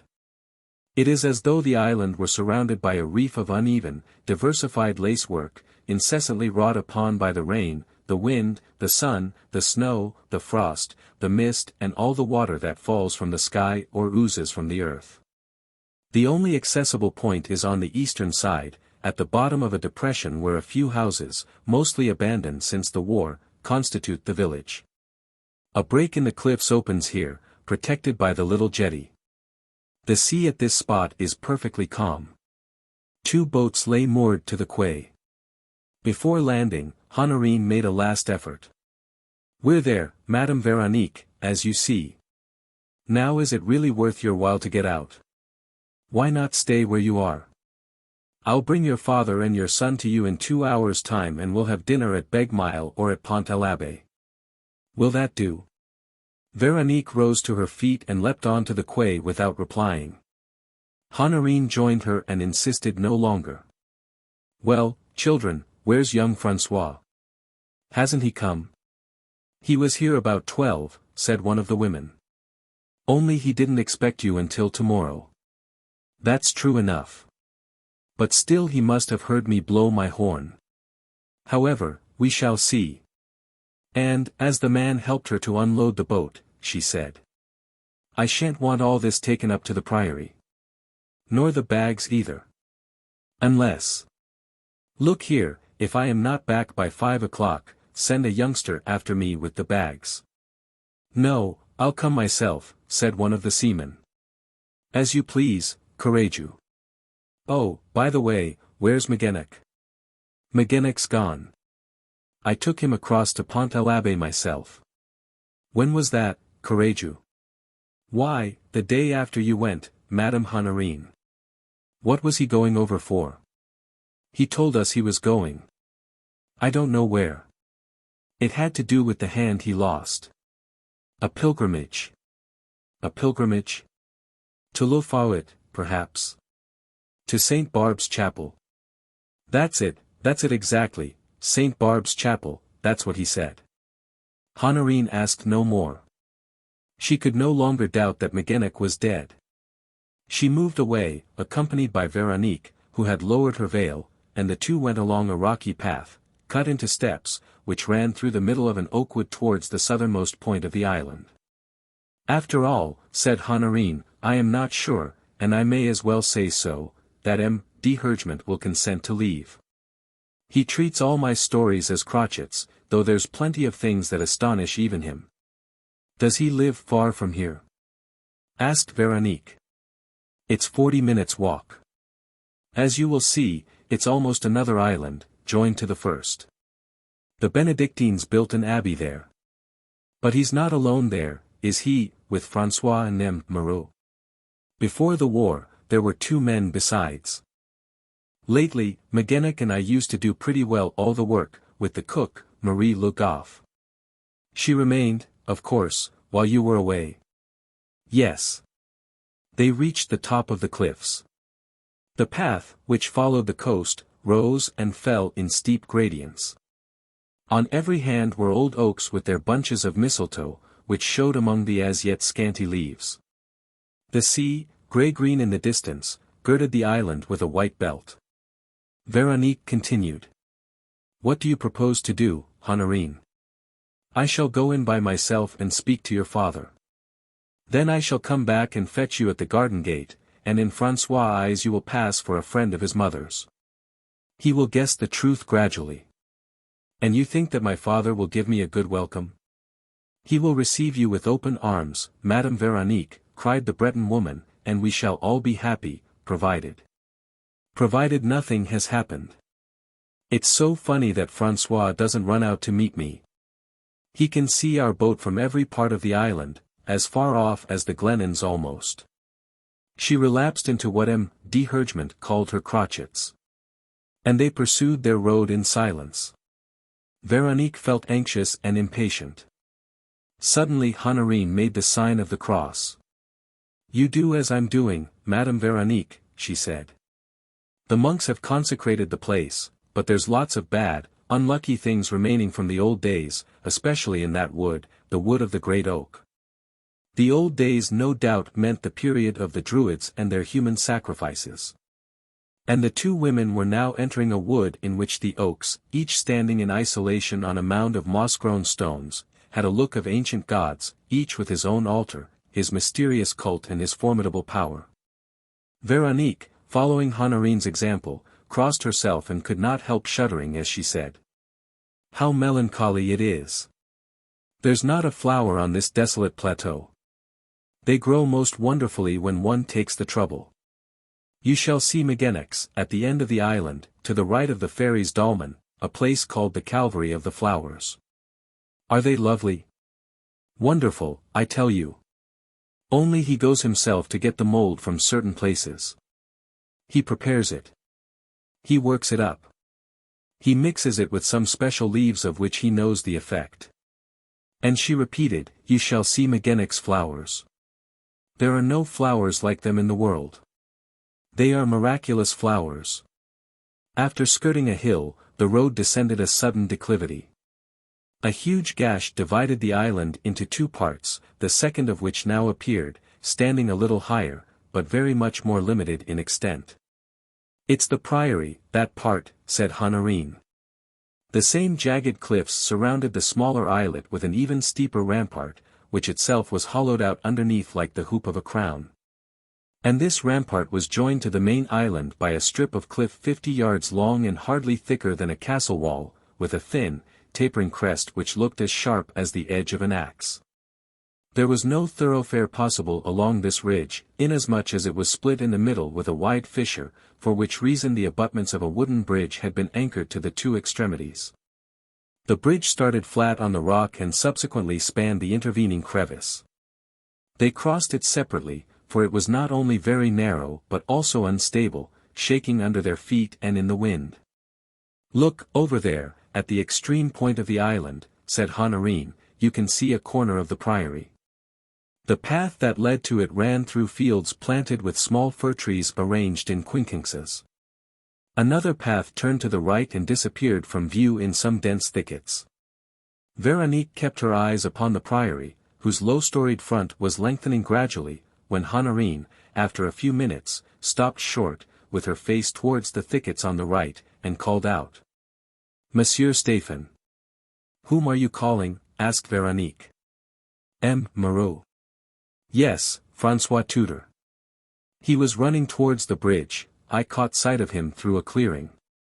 Monsieur Stéphane. But why doesn't he answer? Did you see a man running? No. I declare it was he, with his white cap. At any rate, we can see the bridge behind us. Let us wait for him to cross. Why wait? If anything's the matter, if there's a danger of any kind, it's at the priory. You're right. Let's hurry. They hastened their pace, overcome with forebodings, and then, for no definite reason, broke into a run, so greatly did their fears increase as they drew nearer to the reality. The islet grew narrower again, barred by a low wall which marked the boundaries of the priory domain. At that moment, cries were heard, coming from the house. Honorine exclaimed. "They're calling. Did you hear? A woman's cries. It's the cook. It's Marie Leblanc." She made a dash for the gate and grasped the key, but inserted it so awkwardly that she jammed the lock and was unable to open it. "Through the gap," she ordered. "This way, on the right." They rushed along, scrambled through the wall and crossed a wide grassy space filled with ruins, in which the winding and ill-marked path disappeared at every moment under trailing creepers and moss. "Here we are. Here we are," shouted Honorine. "We're coming." And she muttered. "The cries have stopped. It's dreadful. Oh, poor Marie Leblanc." She grasped Veronique's arm. "Let's go round. The front of the house is on the other side. On this side the doors are always locked and the window shutters closed." But Veronique caught her foot in some roots, stumbled and fell to her knees. When she stood up again, the Breton woman had left her and was hurrying round the left wing. Unconsciously, Veronique, instead of following her, made straight for the house, climbed the step and was brought up short by the door, at which she knocked again and again. The idea of going round, as Honorine had done, seemed to her a waste of time which nothing could ever make good. However, realizing the futility of her efforts, she was just deciding to go, when once more cries sounded from inside the house and above her head. It was a man's voice, which Veronique seemed to recognize as her father's. She fell back a few steps. Suddenly one of the windows on the first floor opened and she saw D'Hergement, his features distorted with inexpressible terror, gasping. "Help! Help! Oh, the monster! Help! Father! Father!" cried Veronique, in despair. "It's I." He lowered his head for an instant, appeared not to see his daughter and made a quick attempt to climb over the balcony. But a shot rang out behind him and one of the window panes was blown into fragments. "Murderer, murderer," he shouted, turning back into the room. Veronique, mad with fear and helplessness, looked around her. How could she rescue her father? The wall was too high and offered nothing to cling to. Suddenly, she saw a ladder, lying 20 yards away, beside the wall of the house. With a prodigious effort of will and strength, she managed to carry the ladder, heavy though it was, and to set it up under the open window. At the most tragic moment in life, when the mind is no more than a seething confusion, when the whole body is shaken by the tremor of anguish, a certain logic continues to connect our ideas, and Veronique wondered why she had not heard Honorine's voice and what could have delayed her coming. She also thought of François. Where was François? Had he followed Stéphane Moreau in his inexplicable flight? Had he gone in search of assistance? And who was it that D'Hergement had apostrophized as a monster and a murderer? The latter did not reach the window, and Veronique at once became aware of the effort which would be necessary if she was to climb over the balcony. Nevertheless she did not hesitate. They were fighting up there. And the struggle was mingled with stifled shouts uttered by her father. She went up the ladder. The most that she could do was to grasp the bottom rail of the balcony. But a narrow ledge enabled her to hoist herself on one knee, to put her head through and to witness the tragedy that was being enacted in the room. At that moment D'Hergement had once more retreated to the window and even a little beyond it, so that she almost saw him face to face. He stood without moving, haggard-eyed and with his arms hanging in an undecided posture, as though waiting for something terrible to happen. He stammered. "Murderer! Murderer! Is it really you? Oh, curse you! François! François!" He was no doubt calling upon his grandson for help, and François no doubt was also exposed to some attack, was perhaps wounded, was possibly dead. Veronique summoned up all her strength and succeeded in setting foot on the ledge. "Here I am. Here I am," she meant to cry. But her voice died away in her throat. She had seen. She saw. Facing her father, at a distance of 5 paces, against the opposite wall of the room, stood someone pointing a revolver at M.D. Hergement and deliberately taking aim. And that someone was, oh, horror. Veronique recognized the red cap of which Honorine had spoken, the flannel shirt with the gilt buttons. And above all she beheld, in that young face convulsed with hideous emotions, the very expression which Vorski used to wear at times when his instincts, hatred and ferocity, gained the upper hand. The boy did not see her. His eyes were fixed on the mark which he proposed to hit, and he seemed to take a sort of savage joy in postponing the fatal act. Veronique herself was silent. Words or cries could not possibly avert the peril. What she had to do was to fling herself between her father and her son. She clutched hold of the railings, clambered up and climbed through the window. It was too late. The shot was fired. M.D. Hergement fell with a groan of pain. And, at the same time, at that very moment, while the boy still had his arm outstretched and the old man was sinking into a huddled heap, a door opened at the back. Honorine appeared. And the abominable sight struck her, so to speak, full in the face. "François," she screamed. You! You!" The boy sprang at her. The woman tried to bar his way. There was not even a struggle. The boy took a step back, quickly raised his weapon and fired. Honorine's knees gave way beneath her and she fell across the threshold. And, as he jumped over her body and fled, she kept on repeating. "François! François! No, it's not true. Oh, can it be possible? François!" There was a burst of laughter outside. Yes, the boy had laughed. Veronique heard that horrible, infernal laugh, so like Vorski's laugh. And it all agonized her with the same anguish which used to sear her in Vorski's days. She did not run after the murderer. She did not call out. A faint voice beside her was murmuring her name. Veronique. Veronique. M.D. Hergement lay on the ground, staring at her with glassy eyes which were already filled with death. She knelt down by his side. But, when she tried to unbutton his waistcoat and his blood-stained shirt, in order to dress the wound of which he was dying, he gently pushed her hand aside. She understood that all aid was useless and that he wished to speak to her. She stooped still lower. "Veronique, forgive. Veronique." It was the first utterance of his failing thoughts. She kissed him on the forehead and wept. "Hush, father. Don't tire yourself." But he had something else to say. And his mouth vainly emitted syllables which did not form words and to which she listened in despair. His life was ebbing away. His mind was fading into the darkness. Veronique glued her ear to the lips which exhausted themselves in a supreme effort and she caught the words. "Beware, beware, the God Stone." Suddenly he half raised himself.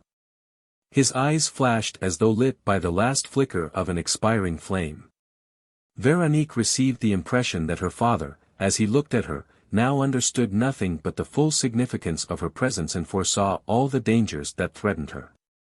And, speaking in a hoarse and terrified but quite distinct voice, he said. "You mustn't stay. It means death if you stay. Escape this island. Go. Go." His head fell back. He stammered a few more words which Veronique was just able to grasp. "Oh, the cross. The 4 crosses of Sarek. My daughter, crucified." And that was all. There was a great silence, a vast silence which Veronique felt weighing upon her like a burden that grows heavier second after second. "You must escape from this island," a voice repeated. "Go, quickly. Your father bade you, Madame Veronique."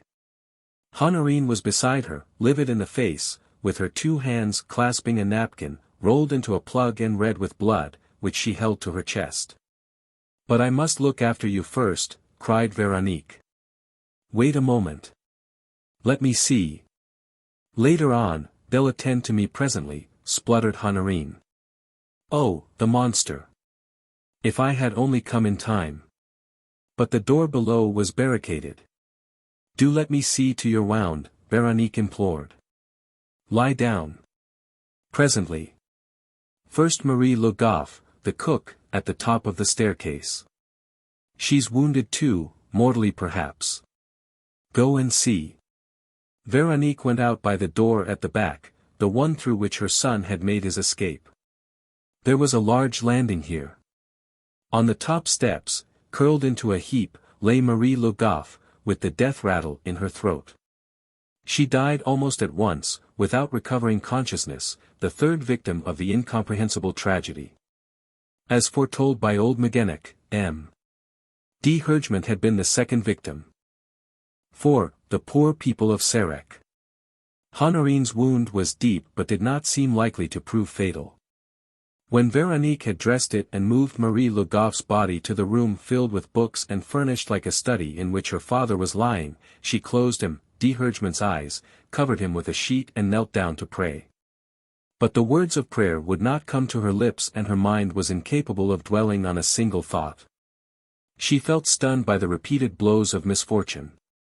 She sat down in a chair, holding her head in her hands. Thus she remained for nearly an hour, while Honorine slept a feverish sleep. With all her strength she rejected her son's image, even as she had always rejected Vorski's. But the two images became mingled together, whirling around her and dancing before her eyes like those lights which, when we close our eyelids tightly, pass and pass again and multiply and blend into one. And it was always one and the same face, cruel, sardonic, hideously grinning. She did not suffer, as a mother suffers when mourning the loss of a son. Her son had been dead these 14 years. And the one who had come to life again, the one for whom all the wells of her maternal affection were ready to gush forth, had suddenly become a stranger and even worse, Vorski's son. How indeed could she have suffered? But ah, what a wound inflicted in the depths of her being! What an upheaval, like those cataclysms which shake the whole of a peaceful countryside! What a hellish spectacle! What a vision of madness and horror! What an ironical jest, a jest of the most hideous destiny! Her son killing her father at the moment when, after all these years of separation and sorrow, she was on the point of embracing them both and living with them in sweet and homely intimacy. Her son a murderer. Her son dispensing death and terror broadcast. Her son leveling that ruthless weapon, slaying with all his heart and soul and taking a perverse delight in it. The motives which might explain these actions interested her not at all. Why had her son done these things? Why had his tutor, Stéphane Moreau, doubtless an accomplice, possibly an instigator, fled before the tragedy? These were questions which she did not seek to solve. She thought only of the frightful scene of carnage and death. And she asked herself if death was not for her the only refuge and the only ending. "Madame Veronique," whispered Honorine. "What is it?" asked Veronique, roused from her stupor. "Don't you hear?" "What?"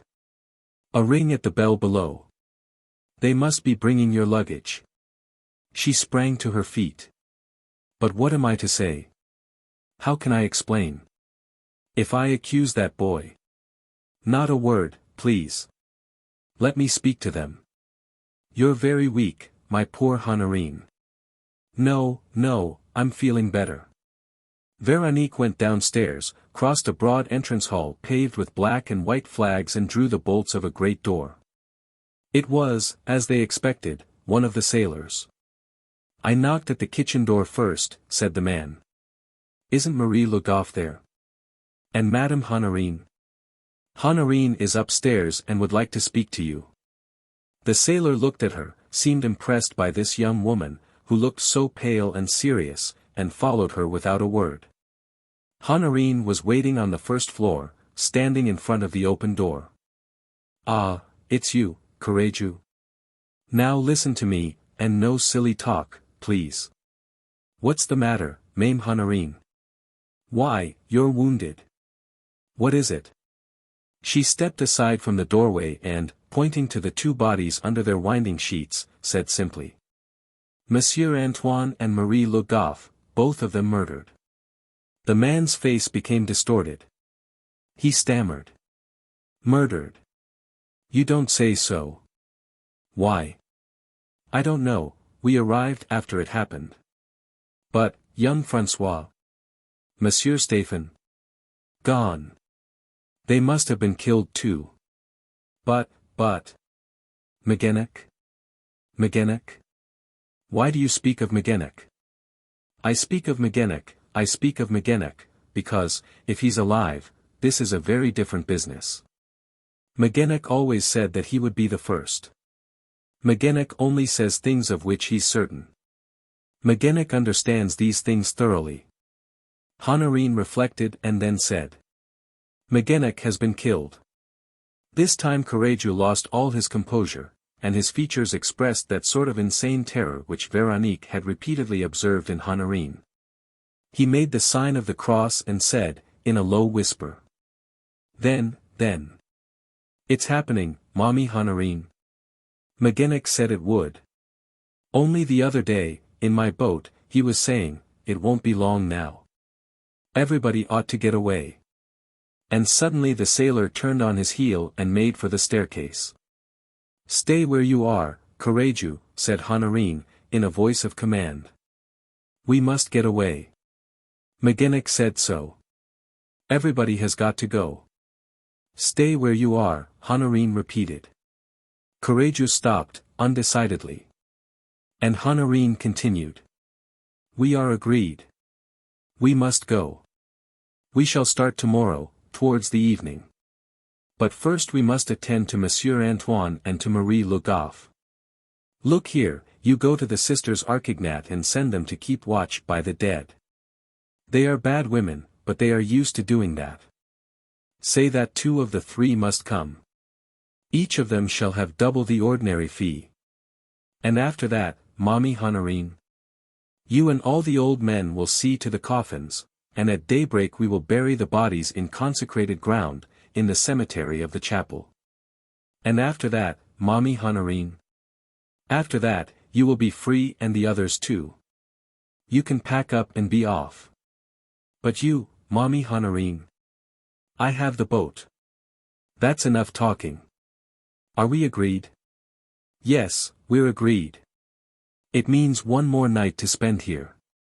But I suppose that nothing fresh will happen between this and tomorrow. Why no? Go, Courageux. Hurry. And above all don't tell the others that Magenec is dead, or we shall never keep them here. That's a promise, Mommy Honorine. The man hastened away. An hour later, 2 of the sisters Archignat appeared, 2 skinny, shriveled old hags, looking like witches in their dirty, greasy caps with the black velvet bows. Honorine was taken to her own room on the same floor, at the end of the left wing. And the vigil of the dead began. Veronique spent the first part of the night beside her father's body and then went and sat with Honorine, whose condition seemed to grow worse. She ended by dozing off and was wakened by the Breton woman, who said to her, in one of those accesses of fever in which the brain still retains a certain lucidity. François must be hiding, and Stéphane too. The island has safe hiding places, which Magenec showed them. We shan't see them, therefore, and no one will know anything about them. Are you sure? Quite. So listen to me. Tomorrow, when everybody has left Sarek and when we 2 are alone, I shall blow the signal with my horn and he will come here. Veronique was horrified. But I don't want to see him, she exclaimed, indignantly. I loathe him. Like my father, I curse him. Have you forgotten? He killed my father, before our eyes. He killed Marie Le Goff. He tried to kill you. No, what I feel for him is hatred and disgust. The monster. The Breton woman took her hand, as she had formed a habit of doing, and murmured. Don't condemn him yet. He did not know what he was doing. What do you mean? He didn't know. Why, I saw his eyes, Vorski's eyes. He did not know. He was mad.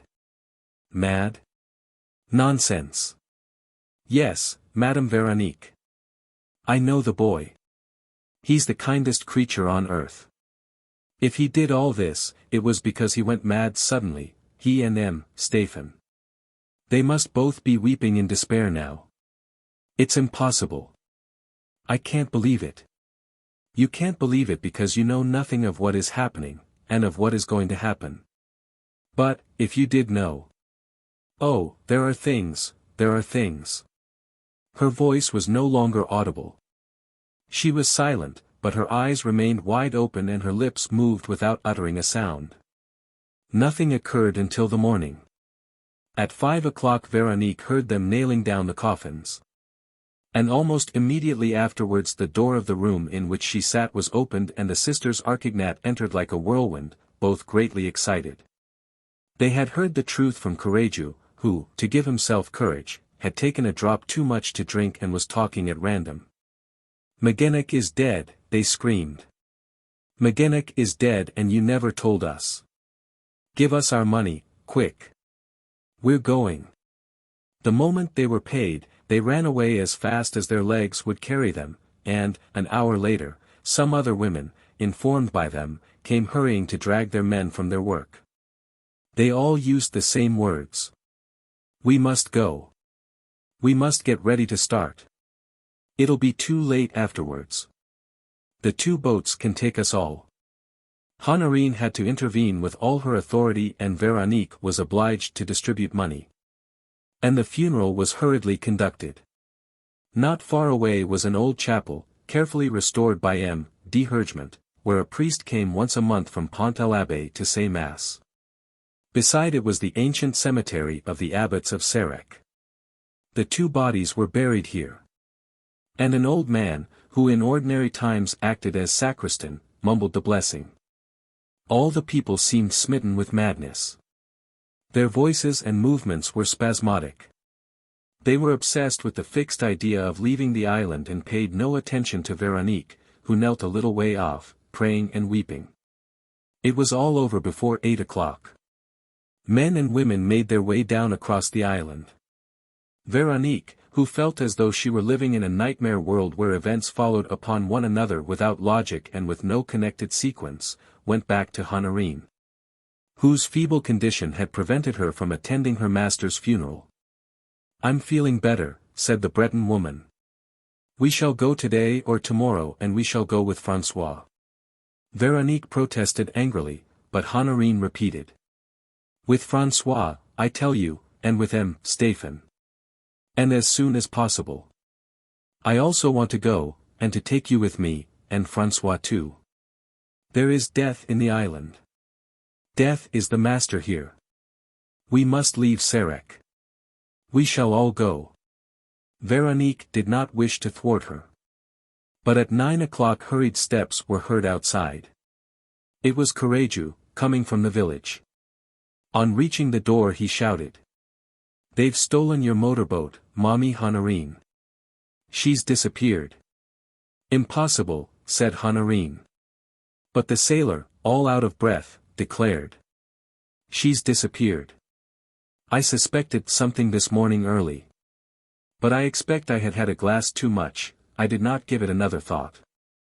Others have since seen what I did. The painter has been cut. It happened during the night. And they've made off. No one saw or heard them. The 2 women exchanged glances, and the same thought occurred to both of them, François and Stéphane Moreau had taken to flight. Honorine muttered between her teeth. Yes, that's it, he understands how to work the boat. Veronique perhaps felt a certain relief at knowing that the boy had gone and that she would not see him again. But Honorine, seized with a renewed fear, exclaimed. Then what are we to do? You must leave at once, Mommy Honorine. The boats are ready, everybody's packing up. There'll be no one in the village by 11 o'clock. Veronique interposed. Honorine's not in a condition to travel. Yes, I'm better, the Breton woman declared. No, it would be ridiculous. Let us wait a day or two. Come back in 2 days, Courageux. She pushed the sailor towards the door. He, for that matter, was only too anxious to go. Very well, he said, that'll do, I'll come back the day after tomorrow. Besides, we can't take everything with us. We shall have to come back now and again to fetch our things. Goodbye, Mommy Honorine, take care of yourself. And he ran outside. Courageux. Courageux. Honorine was sitting up in bed and calling to him in despair. No, don't go away, Courageux. Wait for me and carry me to your boat. She listened, and, as the man did not return, she tried to get up. I'm frightened, she said. I don't want to be left alone. Veronique held her down. You're not going to be left alone, Honorine. I shan't leave you. There was an actual struggle between the two women. And Honorine, pushed back on her bed by main force, moaned, helplessly. I'm frightened. I'm frightened. The island is accursed. It's tempting Providence to remain behind. Magenec's death was a warning. I'm frightened. She was more or less delirious, but still retained a half-lucidity which enabled her to intersperse a few intelligible and reasonable remarks among the incoherent phrases which revealed her superstitious Breton soul. She gripped Veronique by her 2 shoulders and declared. I tell you, the island's cursed. Magenec confessed as much himself one day. Sarek is one of the gates of hell, he said. The gate is closed now, but, on the day when it opens, every misfortune you can think of will be upon it like a squall. She calmed herself a little, at Veronique's entreaty, and continued, in a lower voice, which grew fainter as she spoke. He loved the island, though, as we all do. At such times he would speak of it in a way which I did not understand. The gate is a double one, Honorine, and it also opens on paradise. Yes, the island was good to live in. We loved it. Magenec made flowers grow on it. Oh, those flowers! They were enormous, 3 times as tall, and as beautiful. The minutes passed slowly. The bedroom was at the extreme left of the house, just above the rocks which overhung the sea and separated from them only by the width of the road. Veronique sat down at the window, with her eyes fixed on the white waves which grew still more troubled as the wind blew more strongly. The sun was rising. In the direction of the village she saw nothing except a steep headland. But, beyond the belt of foam studded with the black points of the reefs, the view embraced the deserted plains of the Atlantic. Honorine murmured, drowsily. They say that the gate is a stone. And that it comes from very far away, from a foreign country. It's the God stone. They also say that it's a precious stone, the color of gold and silver mixed. The God stone. The stone that gives life or death. Magenec saw it. He opened the gate and put his arm through. And his hand was burnt to a cinder. Veronique felt oppressed. Fear was gradually overcoming her also, like the oozing and soaking of stagnant water. The horrible events of the last few days, of which she had been a terrified witness, seemed to evoke others yet more dreadful, which she anticipated like an inevitable hurricane that is bound to carry off everything in its headlong course. She expected them. She had no doubt that they would come, unloosed by the fatal power which was multiplying its terrible assaults upon her. Don't you see the boats? Asked Honorine. No, she said, you can't see them from here. Yes, you can, they are sure to come this way. They are heavy boats, and there's a wider passage at the point. The next moment, Veronique saw the bow of a boat project beyond the end of the headland. The boat lay low in the water, being very heavily laden, crammed with crates and parcels on which women and children were seated. 4 men were rowing lustily. That's Courageous, said Honorine, who had left her bed, half-dressed. And there's the other, look. The second boat came into view, equally burdened. Only 3 men were rowing, with a woman to help them. Both boats were too far away, perhaps 700 or 800 yards, to allow the faces of the occupants to be seen. And no sound of voices rose from those heavy hulls with their cargoes of wretchedness, which were fleeing from death. Oh dear, moaned Honorine. If only they escaped this hell. What can you be afraid of, Honorine? They are in no danger. Yes, they are, as long as they have not left the island. But they have left it. It's still the island all around the island. It's there that the coffins lurk and lie in wait. But the sea is not rough. There's more than the sea. It's not the sea that's the enemy. Then what is? I don't know. I don't know. The 2 boats veered round at the southern point. Before them lay 2 channels, which Honorine pointed out by the name of 2 reefs, the Devil's Rock and the Sarek Tooth. It at once became evident that Courageux had chosen the Devil's Channel. They're touching it, said Honorine. They are there. Another 100 yards and they are safe. She almost gave a chuckle. Ah, all the Devil's machinations will be thwarted, Madame Véronique. I really believe that we shall be saved, you and I and all the people of Sarek. Véronique remained silent.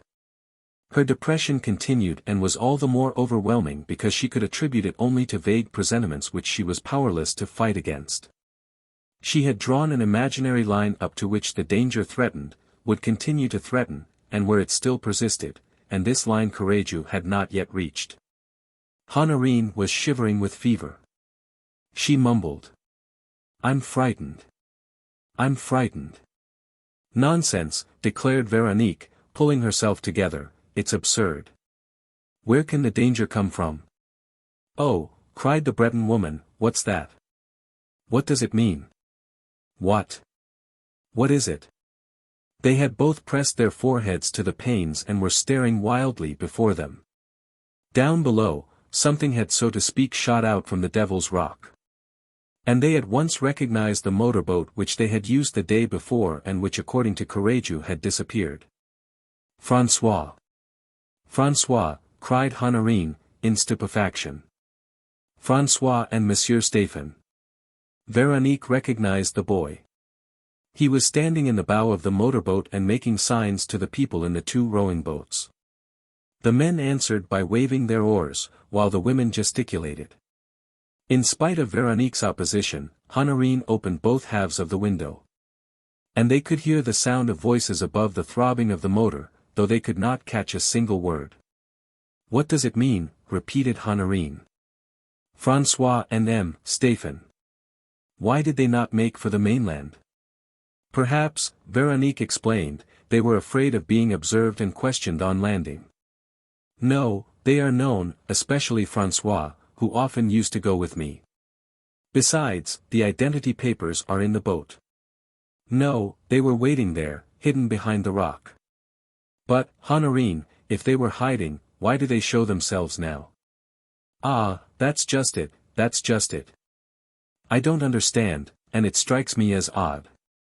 What must Courageux and the others think? The 2 boats, of which the second was now gliding in the wake of the first, had almost stopped. All the passengers seemed to be looking round at the motorboat, which came rapidly in their direction and slackened speed when she was level with the second boat. In this way, she continued on a line parallel with that of the 2 boats and 15 or 20 yards away. I don't understand. I don't understand, muttered Honorine. The motor had been cut off and the motorboat now very slowly reached the space that separated the 2 fishboats. And suddenly the 2 women saw François stoop and then stand up again and draw his right arm back, as though he were going to throw something. And at the same time Stéphane Moreau acted in the same way. Then the unexpected, terrifying thing happened. Oh, cried Véronique. She hid her eyes for a second, but at once raised her head again and saw the hideous sight in all its horror. 2 things had been thrown across the little space, one from the bow, flung by François, the other from the stern, flung by Stéphane Moreau. And two bursts of fire at once shot up from the two boats, followed by two whirls of smoke. The explosions re-echoed. For a moment, nothing of what happened amid that black cloud was visible. Then the curtain parted, blown aside by the wind, and Veronique and Honorine saw the two boats swiftly sinking, while their occupants jumped into the sea. The sight, the infernal sight, did not last long. They saw, standing on one of the buoys that marked the channel, a woman holding a child in her arms, without moving, then some motionless bodies, no doubt killed by the explosion, then two men fighting, mad perhaps. And all this went down with the boats. A few eddies, some black specks floating on the surface, and that was all. Honorine and Veronique, struck dumb with terror, had not uttered a single word. The thing surpassed the worst that their anguished minds could have conceived. When it was all over, Honorine put her hand to her head and, in a hollow voice which Veronique was never to forget, said, "My head's bursting. Oh, the poor people of Sarek. They were my friends, the friends of my childhood, and I shall never see them again. The sea never gives up its dead at Sarek, it keeps them. It has its coffins all ready, thousands and thousands of hidden coffins. Oh, my head is bursting. I shall go mad, mad like François, my poor François." Veronique did not answer. She was grey in the face. With clutching fingers she clung to the balcony, gazing downwards as one gazes into an abyss into which one is about to fling oneself. What would her son do? Would he save those people, whose shouts of distress now reached her ears, would he save them without delay? One may have fits of madness, but the attacks pass away at the sight of certain things. The motorboat had backed at first to avoid the eddies. François and Stéphane, whose red cap and white cap were still visible, were standing in the same positions at the bow and the stern, and they held in their hands, what? The two women could not see clearly, because of the distance, what they held in their hands. It looked like two rather long sticks. Poles, to help them, suggested Veronique. Or guns, said Honorine. The black specks were still floating. There were 9 of them, the 9 heads of the survivors, whose arms also the two women saw moving from time to time and whose cries for help they heard. Some were hurriedly moving away from the motorboat, but 4 were swimming towards it. And, of those 4, 2 could not fail to reach it. Suddenly François and Stéphane made the same movement, the movement of marksmen taking aim. There were 2 flashes, followed by the sound of a single report. The heads of the 2 swimmers disappeared. "Oh, the monsters," stammered Veronique, almost swooning and falling on her knees. Honorine, beside her, began screaming. "François! François!" Her voice did not carry, first because it was too weak and then the wind was in her face. But she continued. "François! François!" She next stumbled across the room and into the corridor, in search of something, and returned to the window, still shouting. "François! François!" She had ended by finding the shell which she used as a signal. But, on lifting it to her mouth, she found that she could produce only dull and indistinct sounds from it. "Oh, curse the thing," she cried, flinging the shell away. "I have no strength left. François! François!" She was terrible to look at, with her hair all in disorder and her face covered with the sweat of fever. Veronique implored her. "Please, Honorine, please. But look at them, look at them." The motorboat was drifting forward down below, with the 2 marksmen at their posts, holding their guns ready for murder. The survivors fled. 2 of them hung back in the rear. These 2 were aimed at. Their heads disappeared from view. "But look at them," Honorine said, explosively, in a hoarse voice. "They're hunting them down. They're killing them like game. Oh, the poor people of Sarek." Another shot. Another black speck vanished.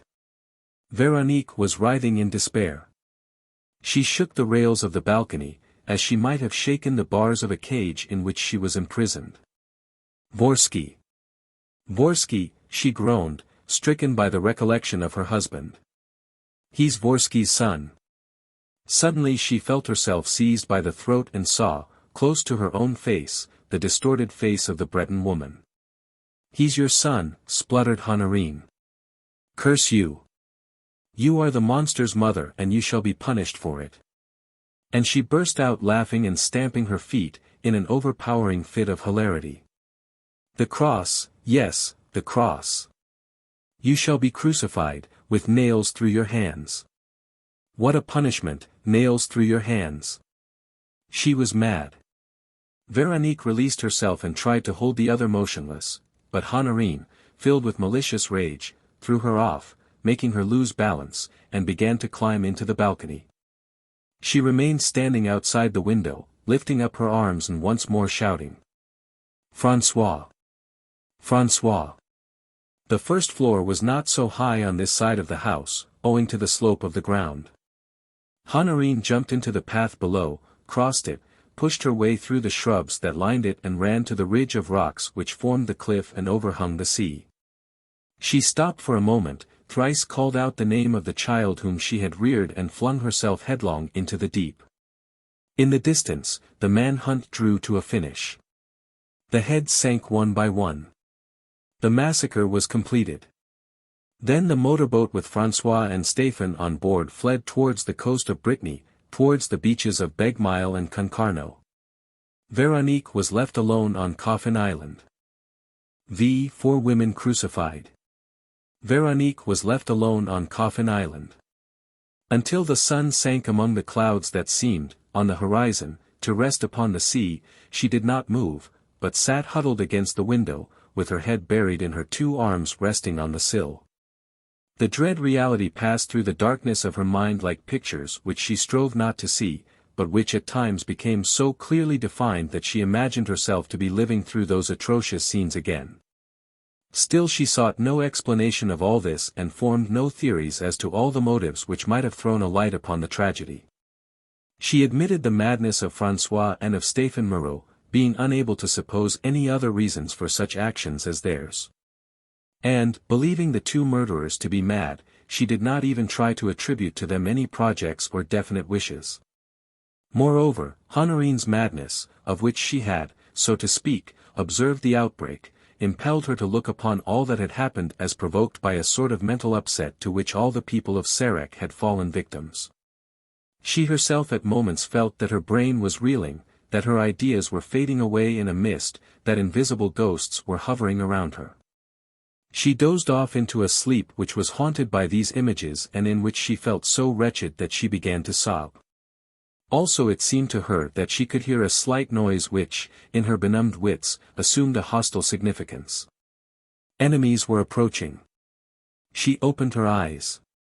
A couple of yards in front of her, sitting upon its haunches, was a queer animal, covered with long mud-colored hair and holding its forepaws folded like a pair of arms. It was a dog. And she at once remembered François' dog, of which Honorine had spoken as a dear, devoted, comical creature. She even remembered his name, All's Well. As she uttered this name in an undertone, she felt an angry impulse and was almost driving away the animal endowed with such an ironical nickname. All's Well. And she thought of all the victims of the horrible nightmare, of all the dead people of Sarek, of her murdered father, of Honorine killing herself, of François going mad. All's well, forsooth. Meanwhile the dog did not stir. He was sitting up as Honorine had described, with his head a little on one side, one eye closed, the corners of his mouth drawn back to his ears and his arms crossed in front of him. And there was really something very like a smile flitting over his face. Veronique now remembered, this was the manner in which Allswell displayed his sympathy for those in trouble. Allswell could not bear the sight of tears. When people wept, he sat up until they in their turn smiled and petted him. Veronique did not smile, but she pressed him against her and said, "No, my poor dog, all's not well, on the contrary, all's as bad as it can be. No matter, we must live, mustn't we, and we mustn't go mad ourselves like the others." The necessities of life obliged her to act. She went down to the kitchen, found some food and gave the dog a good share of it. Then she went upstairs again. Night had fallen. She opened, on the first floor, the door of a bedroom which at ordinary times must have been unoccupied. She was weighed down with an immense fatigue, caused by all the efforts and violent emotions which she had undergone. She fell asleep almost at once. Allswell lay awake at the foot of her bed. Next morning she woke late, with a curious feeling of peace and security. It seemed to her that her present life was somehow connected with her calm and placid life at Besançon. The few days of horror which she had passed fell away from her like distant events whose return she had no need to fear. The men and women who had gone under in the great horror became to her mind almost like strangers whom one has met and does not expect to see again. Her heart ceased bleeding. Her sorrow for them did not reach the depths of her soul. It was due to the unforeseen and undisturbed rest, the consoling solitude. And all this seemed to her so pleasant that, when a steamer came and anchored on the spot of the disaster, she made no signal. No doubt yesterday, from the mainland, they had seen the flash of the explosions and heard the report of the shots. Veronique remained motionless. She saw a boat put off from the steamer and supposed that they were going to land and explore the village. But not only did she dread an inquiry in which her son might be involved, she herself did not wish to be found, to be questioned, to have her name, her identity, her story discovered and to be brought back into the infernal circle from which she had escaped. She preferred to wait a week or two, to wait until chance brought within hailing distance of the island some fishing boat which could pick her up. But no one came to the priory. The steamer put off, and nothing disturbed her isolation. And so she remained for 3 days. Fate seemed to have reconsidered its intention of making fresh assaults upon her. She was alone and her own mistress. Allswell, whose company had done her a world of good, disappeared. The priory domain occupied the whole end of the island, on the site of a Benedictine abbey, which had been abandoned in the 15th century and gradually fallen into ruin and decay. The house, built in the 18th century by a wealthy Breton shipowner out of the materials of the old abbey in the stones of the chapel, was in no way interesting either outside or in. Veronique, for that matter, did not dare to enter any of the rooms. The memory of her father and son checked her before the closed doors. But, on the second day, in the bright spring sunshine, she explored the park. It extended to the point of the island and, like the sward in front of the house, was studded with ruins and covered with ivy. She noticed that all the paths ran towards a steep promontory crowned with a clump of enormous oaks. When she reached the spot, she found that these oaks stood round a crescent-shaped clearing which was open to the sea. In the center of the clearing was a cromlech with a rather short, oval table upheld by 2 supports of rock, which were almost square. The spot possessed an impressive magnificence and commanded a boundless view. The fairies' dolmen, of which Honorine spoke, thought Veronique. I cannot be far from the Calvary and Magenec's flowers. She walked round the megalith. The inner surface of the 2 uprights bore a few illegible engraved signs. But the 2 outer surfaces facing the sea formed as it were 2 smooth slabs prepared to receive an inscription, and here she saw something that caused her to shudder with anguish. On the right, deeply encrusted, was an unskilful, primitive drawing of 4 crosses with 4 female figures writhing upon them. On the left was a column of lines of writing, whose characters, inadequately carved in the stone, had been almost obliterated by the weather, or perhaps even deliberately effaced by human hands. A few words remained, however, the very words which Veronique had read on the drawing which she found beside Magenec's corpse. 4 women crucified.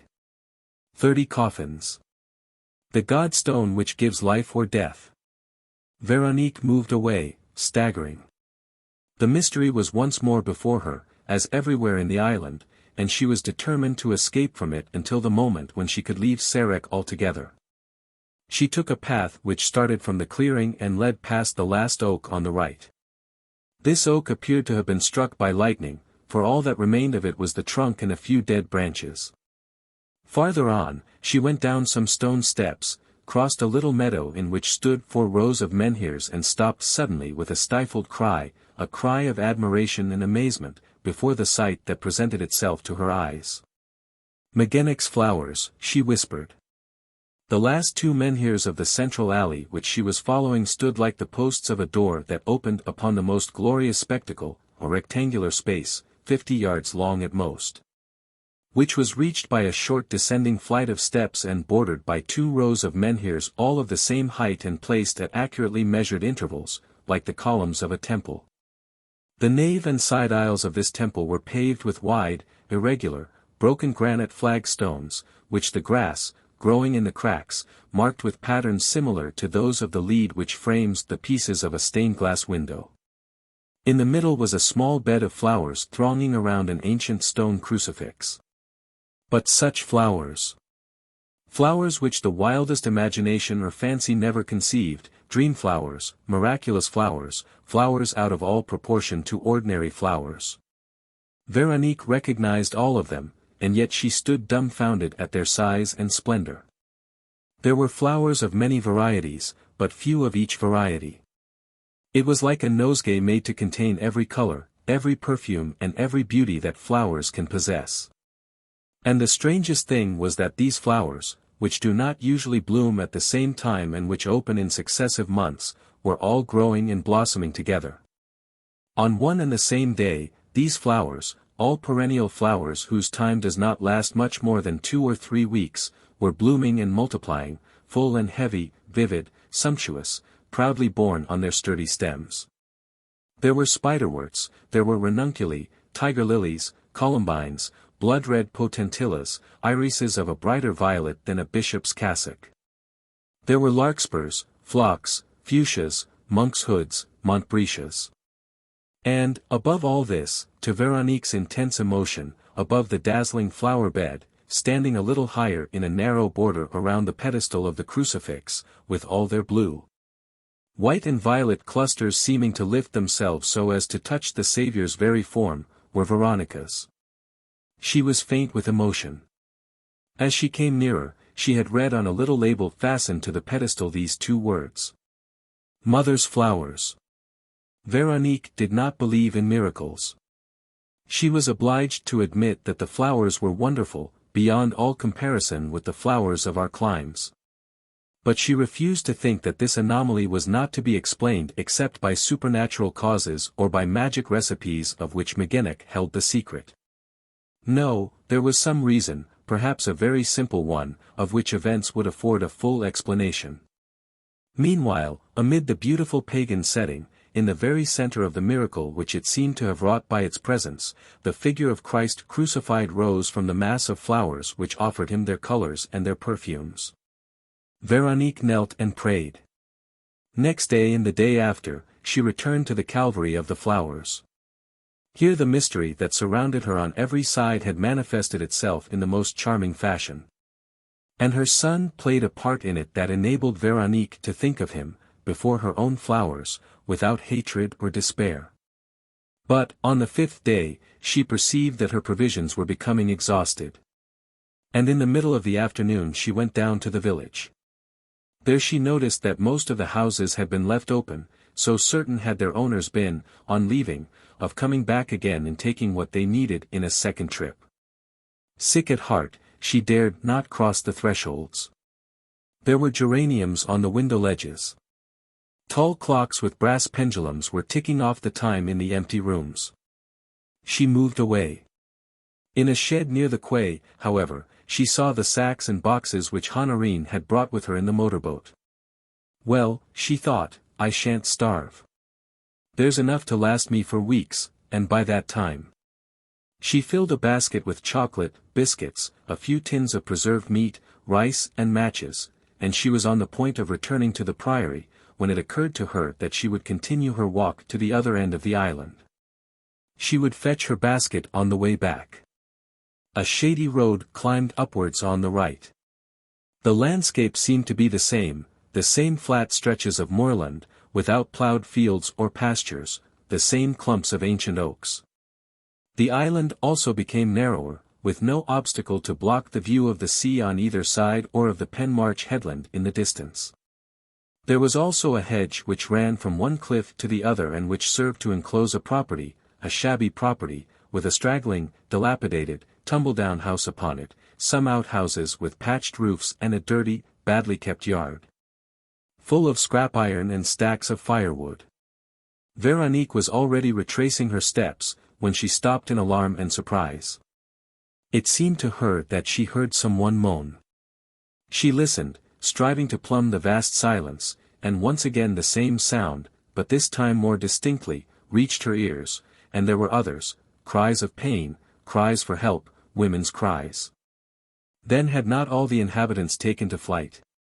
She had a feeling of joy mingled with some sorrow, to know that she was not alone in Sarek, and of fear also, at the thought that events would perhaps drag her back again into the fatal cycle of death and horror. So far as Veronique was able to judge, the noise came not from the house, but from the buildings on the right of the yard. This yard was closed with a simple gate which she had only to push and which opened with the creaking sound of wood upon wood. The cries in the outhouse at once increased in number. The people inside had no doubt heard Veronique approach. She hastened her steps. Though the roof of the outbuildings was gone in places, the walls were thick and solid, with old arched doors strengthened with iron bars. There was a knocking against one of these doors from the inside, while the cries became more urgent. Help! Help! But there was a dispute, and another, less strident voice grated. Be quiet, Clemence, can't you? It may be them. No, no, Gertrude, it's not. I don't hear them. Open the door, will you? The key ought to be there. Veronique, who was seeking for some means of entering, now saw a big key in the lock. She turned it, and the door opened. She at once recognized the sisters Archignat, half-dressed, gaunt, evil-looking, witch-like. They were in a wash-house filled with implements. And Veronique saw at the back, lying on some straw, a third woman, who was bewailing her fate in an almost inaudible voice and who was obviously the third sister. At that moment, one of the first two collapsed from exhaustion.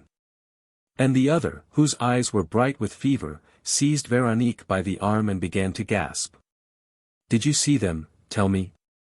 Are they there? How is it they didn't kill you? They are the masters of Sarek since the others went off. And it's our turn next. We've been locked in here now for 6 days. Listen, it was on the day when everybody left. We three came here, to the wash house, to fetch our linen, which was drying. And then they came. We didn't hear them. One never does hear them. And then, suddenly, the door was locked on us. A slam, a turn of the key, and the thing was done. We had bread, apples and best of all, brandy. We didn't do so badly. Only, were they going to come back and kill us? Was it our turn next? Oh, my dear good lady, how we strained our ears. And how we trembled with fear. My eldest sister's gone crazy.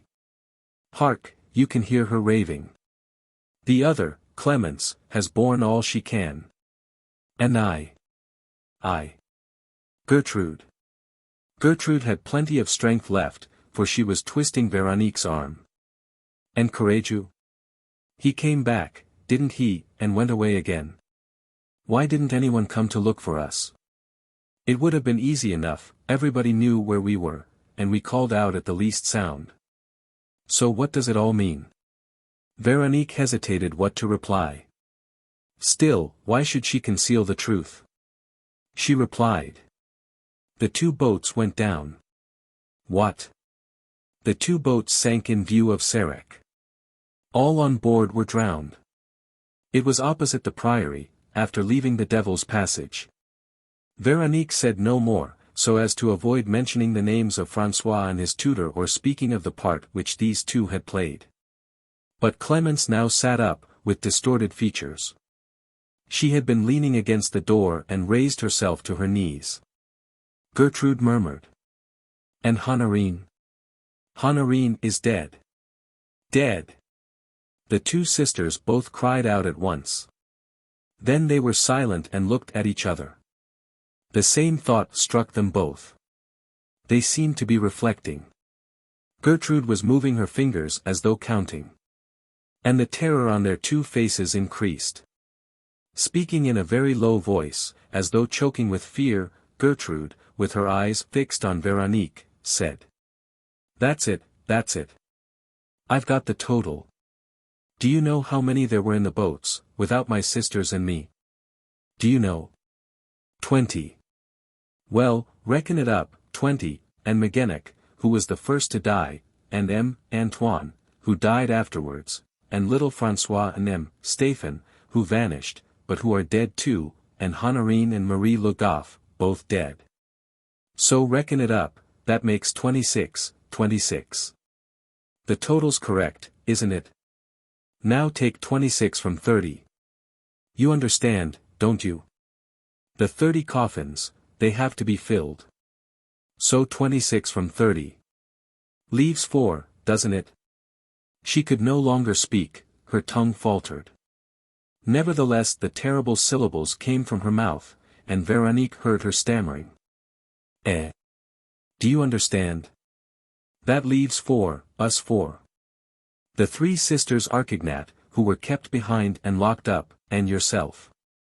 So, do you follow me, the 3 crosses, you know, the 4 women crucified, the numbers there, it's our 4 selves, there's no one besides us on the island. 4 women." Veronique had listened in silence. She broke out into a slight perspiration. She shrugged her shoulders, however. "Well? And then? If there's no one except ourselves on the island, what are you afraid of?" "Them, of course. Them." Veronique lost her patience. "But if everybody has gone," she exclaimed. Gertrude took fright. "Speak low. Suppose they heard you." "But who?" "They, the people of old." "The people of old?" "Yes, those who used to make sacrifices. The people who killed men and women, to please their gods. But that's a thing of the past." "The Druids, is that what you mean?" "Come, come, there are no Druids nowadays. Speak quietly. Speak quietly. There are still. There are evil spirits." "Then they're ghosts?" asked Veronique, horror-stricken by these superstitions. "Ghosts, yes, but ghosts of flesh and blood, with hands that lock doors and keep you imprisoned. Creatures that sink boats, the same, I tell you, that killed M. Antoine, Marie Leblanc and the others, that killed 26 of us." Veronique did not reply. There was no reply to make. She knew only too well who had killed M. D. Hergement, Marie Leblanc and the others and sunk the 2 boats. "What time was it when the 3 of you were locked in?" she asked. 10:30. "We had arranged to meet Courageux in the village at 11. Veronique reflected. It was hardly possible that François and Stéphane should have had time to be at 10:30 in this place and an hour later to be behind the rock from which they had darted out upon the 2 boats. Was it to be presumed that one or more of their accomplices were left on the island? "In any case," she said, "you must come to a decision. You can't remain in this state. You must rest yourselves, eat something." The second sister had risen to her feet. She said, in the same hollow and violent tones as her sister. "First of all, we must hide, and be able to defend ourselves against them." "What do you mean?" asked Veronique. She too, in spite of herself, felt this need of a refuge against a possible enemy. "What do I mean? I'll tell you. The thing has been talked about a lot in the island, especially this year. And Magenec decided that, at the first attack, everybody should take shelter in the priory." "Why in the priory?" "Because we could defend ourselves there. The cliffs are perpendicular. You're protected on every side." "What about the bridge?" Magenec and Honorine thought of everything. "There's a little hut 15 yards to the left of the bridge. That's the place they hid on to keep their stock of petrol in. Empty 3 or 4 cans over the bridge, strike a match. And the thing's done. You're just as in your own home. You can't be got at and you can't be attacked. Then why didn't they come to the priory instead of taking to flight in the boats? It was safer to escape in the boats. But we no longer have the choice. And when shall we start? At once. It's daylight still, and that's better than the dark. But your sister, the one on her back. We have a barrow. We've got to wheel her. There's a direct road to the priory, without passing through the village.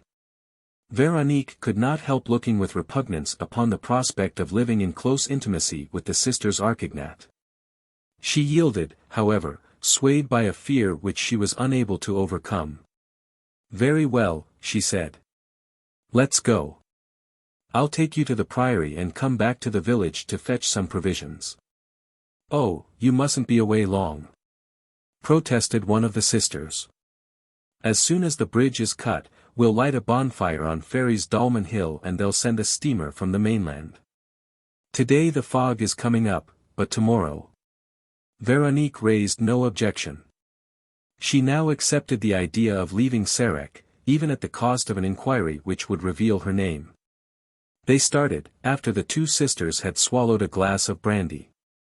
The madwoman sat huddled in the wheelbarrow, laughing softly and uttering little sentences which she addressed to Veronique as though she wanted her to laugh too.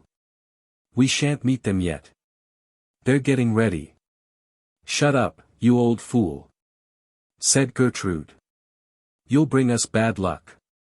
Yes, yes, we shall see some sport. It'll be great fun. I have a cross of gold hung round my neck, and another cut into the skin of my head. Look. Crosses everywhere. One ought to be comfortable on the cross. One ought to sleep well there. Shut up, will you, you old fool, repeated Gertrude, giving her a box on the ear. All right, all right. But it's they who'll hit you, I see them hiding. The path, which was pretty rough at first, reached the tableland formed by the west cliffs, which were loftier, but less rugged and worn away than the others. The woods were scarcer, and the oaks were all bent by the wind from the sea. We are coming to the heath which they call the Black Heath, said Clemence Archignat. They live underneath. Veronique once more shrugged her shoulders. How do you know? We know more than other people, said Gertrude. They call us witches, and there's something in it. Magennic himself, who knew a great deal, used to ask our advice about anything that had to do with healing, lucky stones, the herbs you gather on St. John's Eve. Mugwort and vervain, chuckled the madwoman. They are picked at sunset. Or tradition too, continued Gertrude. We know what's been said in the island for hundreds of years. And it's always been said that there was a whole town underneath, with streets and all, in which they used to live of old. And there are some left still, I've seen them myself. Veronique did not reply. Yes, my sister and I saw one. Twice, when the June moon was 6 days old. He was dressed in white, and he was climbing the great oak to gather the sacred mistletoe, with a golden sickle. The gold glittered in the moonlight. I saw it, I tell you, and others saw it too. And he's not the only one. There are several of them left over from the old days to guard the treasure.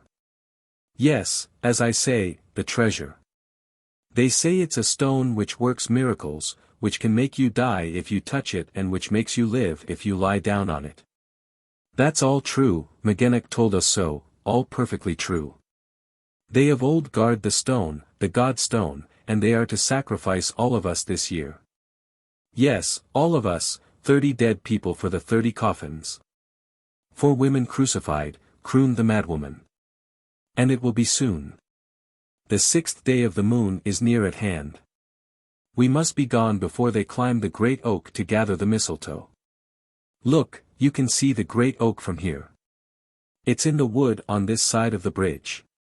It stands out above the others. They are hiding behind it, said the madwoman, turning round in her wheelbarrow.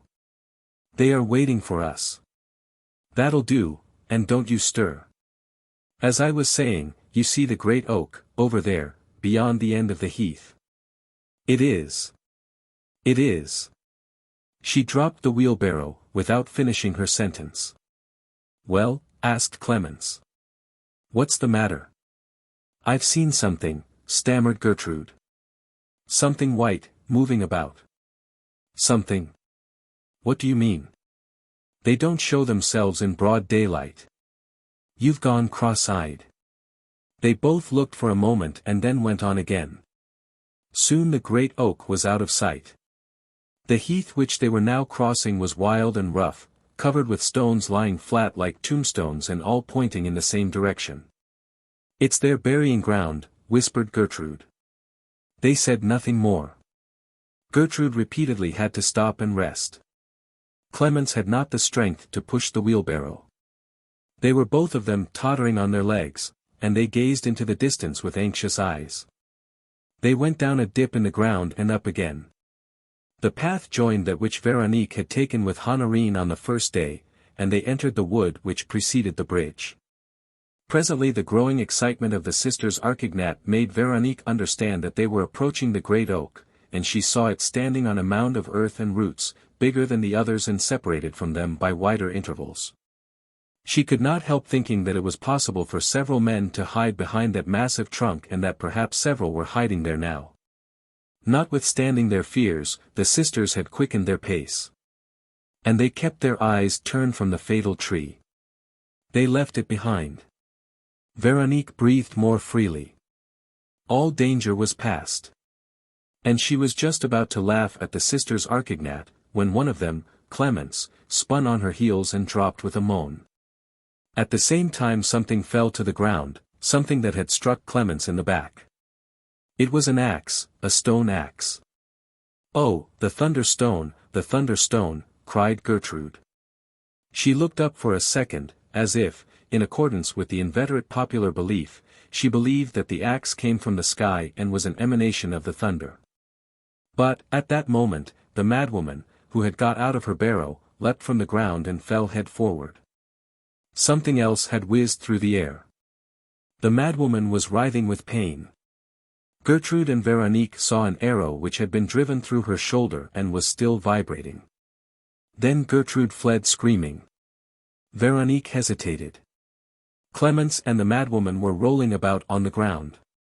The madwoman giggled. Behind the oak. They're hiding. I see them. Clemens stammered. Help. Lift me up, carry me. I'm terrified. But another arrow whizzed past them and fell some distance farther. Veronique now also took to her heels, urged not so much by panic, though this would have been excusable, as by the eager longing to find a weapon and defend herself. She remembered that in her father's study there was a glass case filled with guns and revolvers, all bearing the word "loaded," no doubt as a warning to François, and it was one of these that she wished to seize in order to face the enemy. She did not even turn round. She was not interested to know whether she was being pursued. She ran for the goal, the only profitable goal. Being lighter and swifter of foot, she overtook Gertrude, who panted. The bridge. We must burn it. The petrol's there. Veronique did not reply. Breaking down the bridge was a secondary matter and would even have been an obstacle to her plan of taking a gun and attacking the enemy. But, when she reached the bridge, Gertrude whirled about in such a way that she almost fell down the precipice. An arrow had struck her in the back. Help! Help! She screamed. Don't leave me. I'm coming back, replied Veronique, who had not seen the arrow and thought that Gertrude had merely caught her foot in running. I'm coming back, with 2 guns. You join me. She imagined in her mind that, once they were both armed, they would go back to the wood and rescue the other sisters. Redoubling her efforts, therefore, she reached the wall of the estate, ran across the grass and went up to her father's study. Here she stopped to recover her breath, and, after she had taken the 2 guns, her heart beat so fast that she had to go back at a slower pace. She was astonished at not meeting Gertrude, at not seeing her. She called her. No reply. And it was not till then that the thought occurred to her that Gertrude had been wounded like her sisters. She once more broke into a run.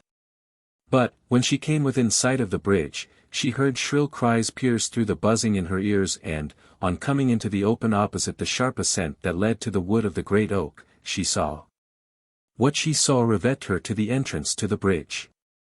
On the other side, Gertrude was sprawling upon the ground, struggling, clutching at the roots, digging her nails into the grass and slowly, with an imperceptible and uninterrupted movement, moving along the slope.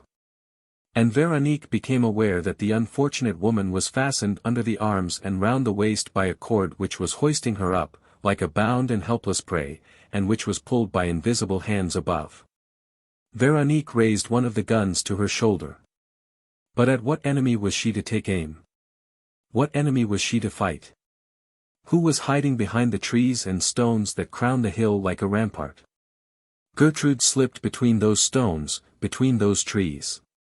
She had ceased screaming, no doubt she was exhausted and swooning.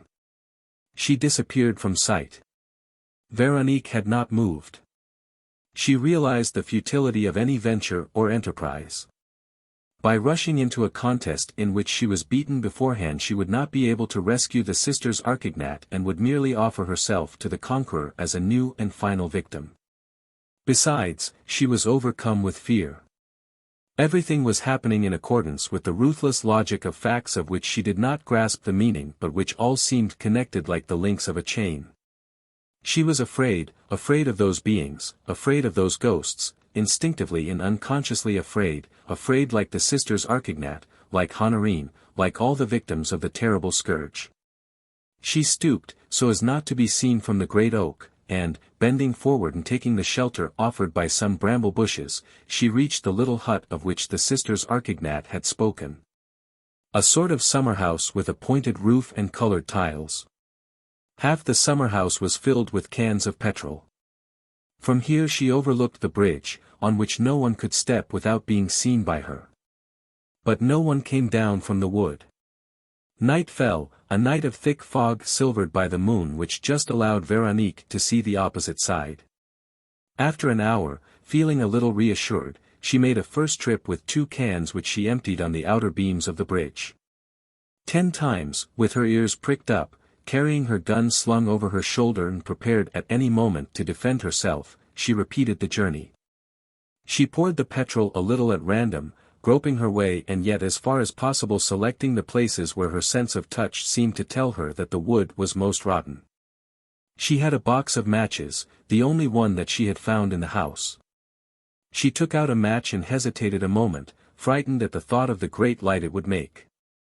Even so, she reflected, if it could be seen from the mainland. But, with this fog. Suddenly she struck the match and at once lit a paper torch which she had prepared by soaking it in petrol. A great flame blazed and burnt her fingers. Then she threw the paper in a pool of petrol which had formed in a hollow and fled back to the summer house. The fire flared up immediately and, at one flash, spread over the whole part which she had sprinkled. The cliffs on the 2 islands, the strip of granite that united them, the big trees around, the hill, the wood of the great oak and the sea at the bottom of the ravine, these were all lit up. They know where I am.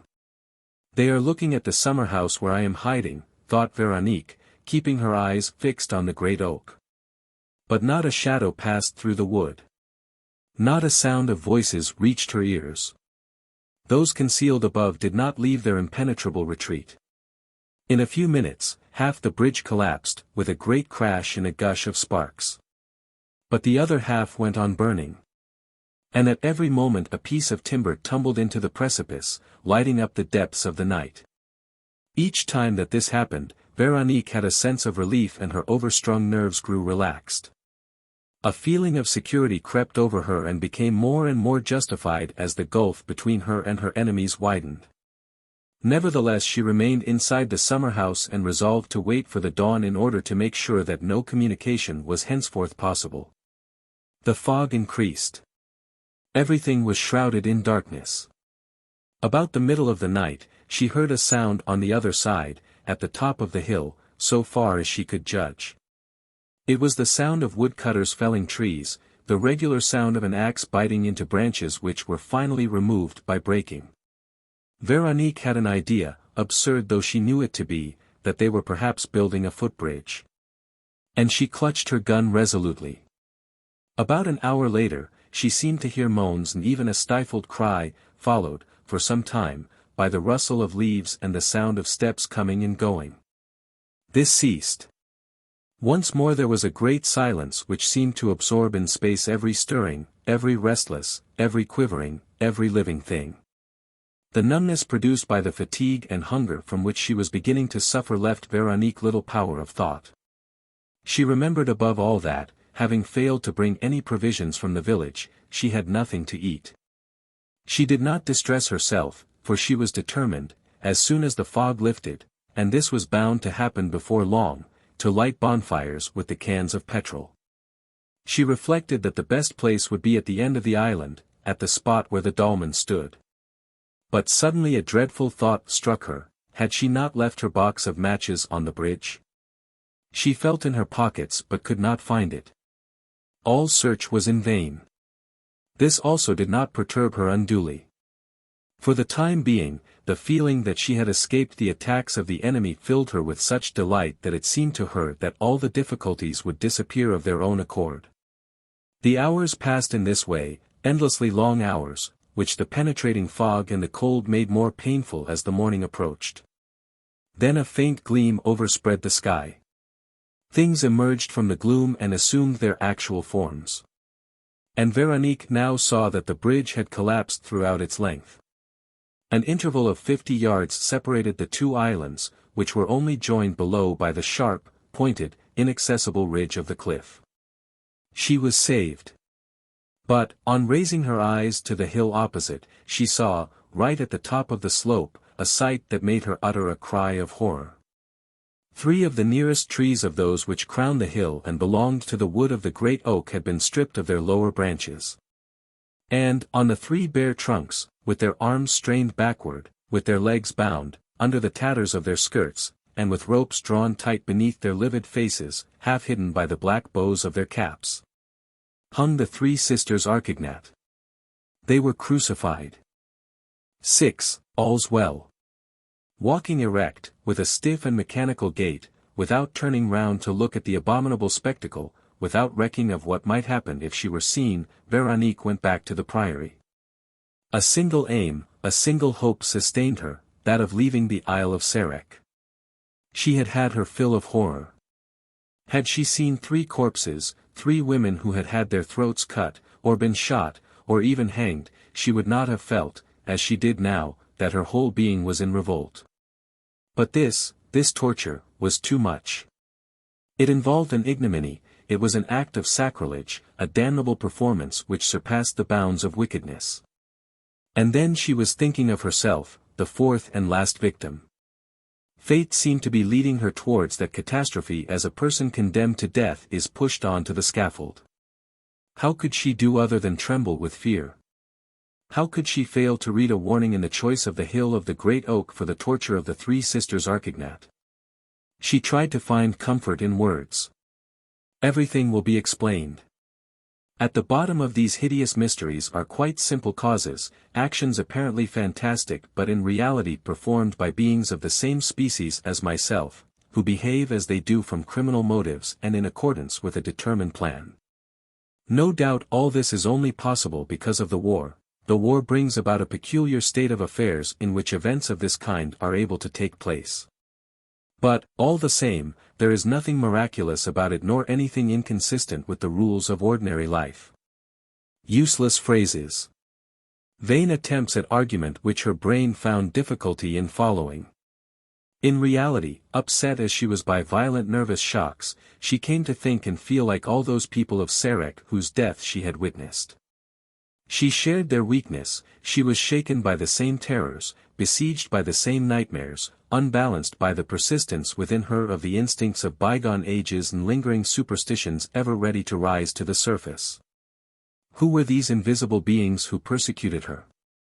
Whose mission was it to fill the 30 coffins of Sarek? Who was it that was wiping out all the inhabitants of the luckless island? Who was it that lived in caverns, gathering at the fateful hours the sacred mistletoe and the herbs of St. John, using axes and arrows and crucifying women. And in view of what horrible task, of what monstrous duty? In accordance with what inconceivable plans? Were they spirits of darkness, malevolent genii, priests of a dead religion, sacrificing men, women and children to their bloodthirsty gods? Enough, enough, or I shall go mad, she said, aloud. I must go. That must be my only thought, to get away from this hell. But it was as though destiny were taking special pains to torture her. On beginning her search for a little food, she suddenly noticed, in her father's study, at the back of a cupboard, a drawing pinned to the wall, representing the same scene as the roll of paper which she had found near McGennick's body in the deserted cabin. A portfolio full of drawings lay on one of the shelves in the cupboard. She opened it. It contained a number of sketches of the same scene, likewise in red chalk. Each of them bore above the head of the first woman the inscription, VIII. One of them was signed, Antoine de Hergement. So it was her father who had made the drawing on McGennick's paper. It was her father who had tried in all these sketches to give the tortured woman a closer and closer resemblance to his own daughter. Enough, enough, repeated Véronique. I won't think, I won't reflect.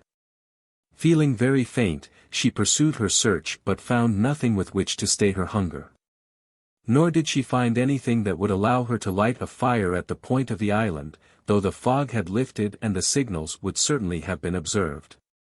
She tried rubbing two flints against each other, but she did not understand how to go to work and she did not succeed. For 3 days she kept herself alive with water and wild grapes gathered among the ruins.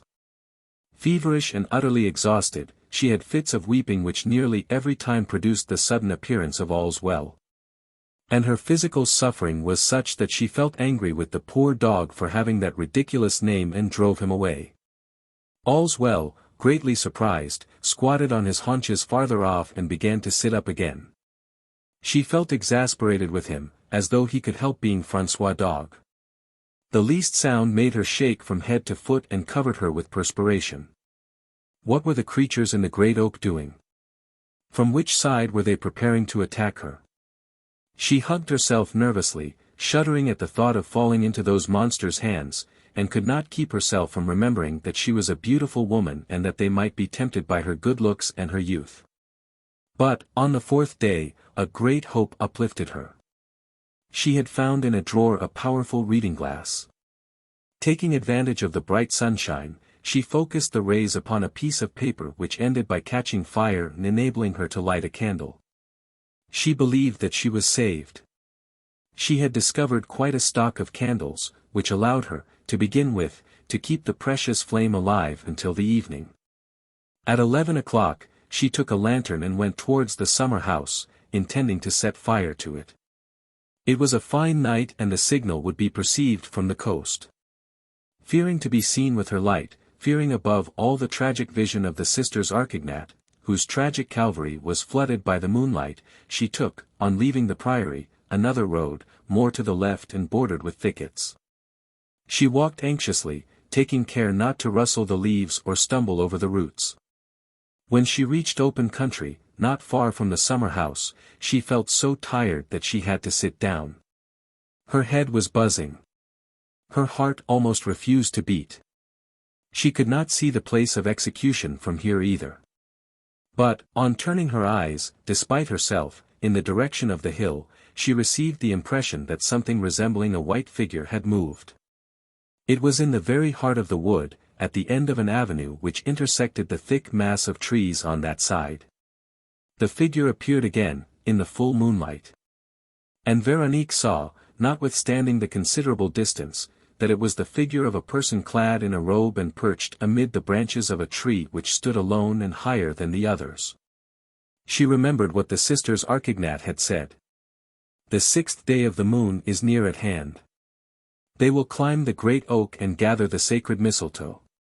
And she now remembered certain descriptions which she had read in books and different stories which her father had told her, and she felt as if she were present at one of those Druid ceremonies which had appealed to her imagination as a child.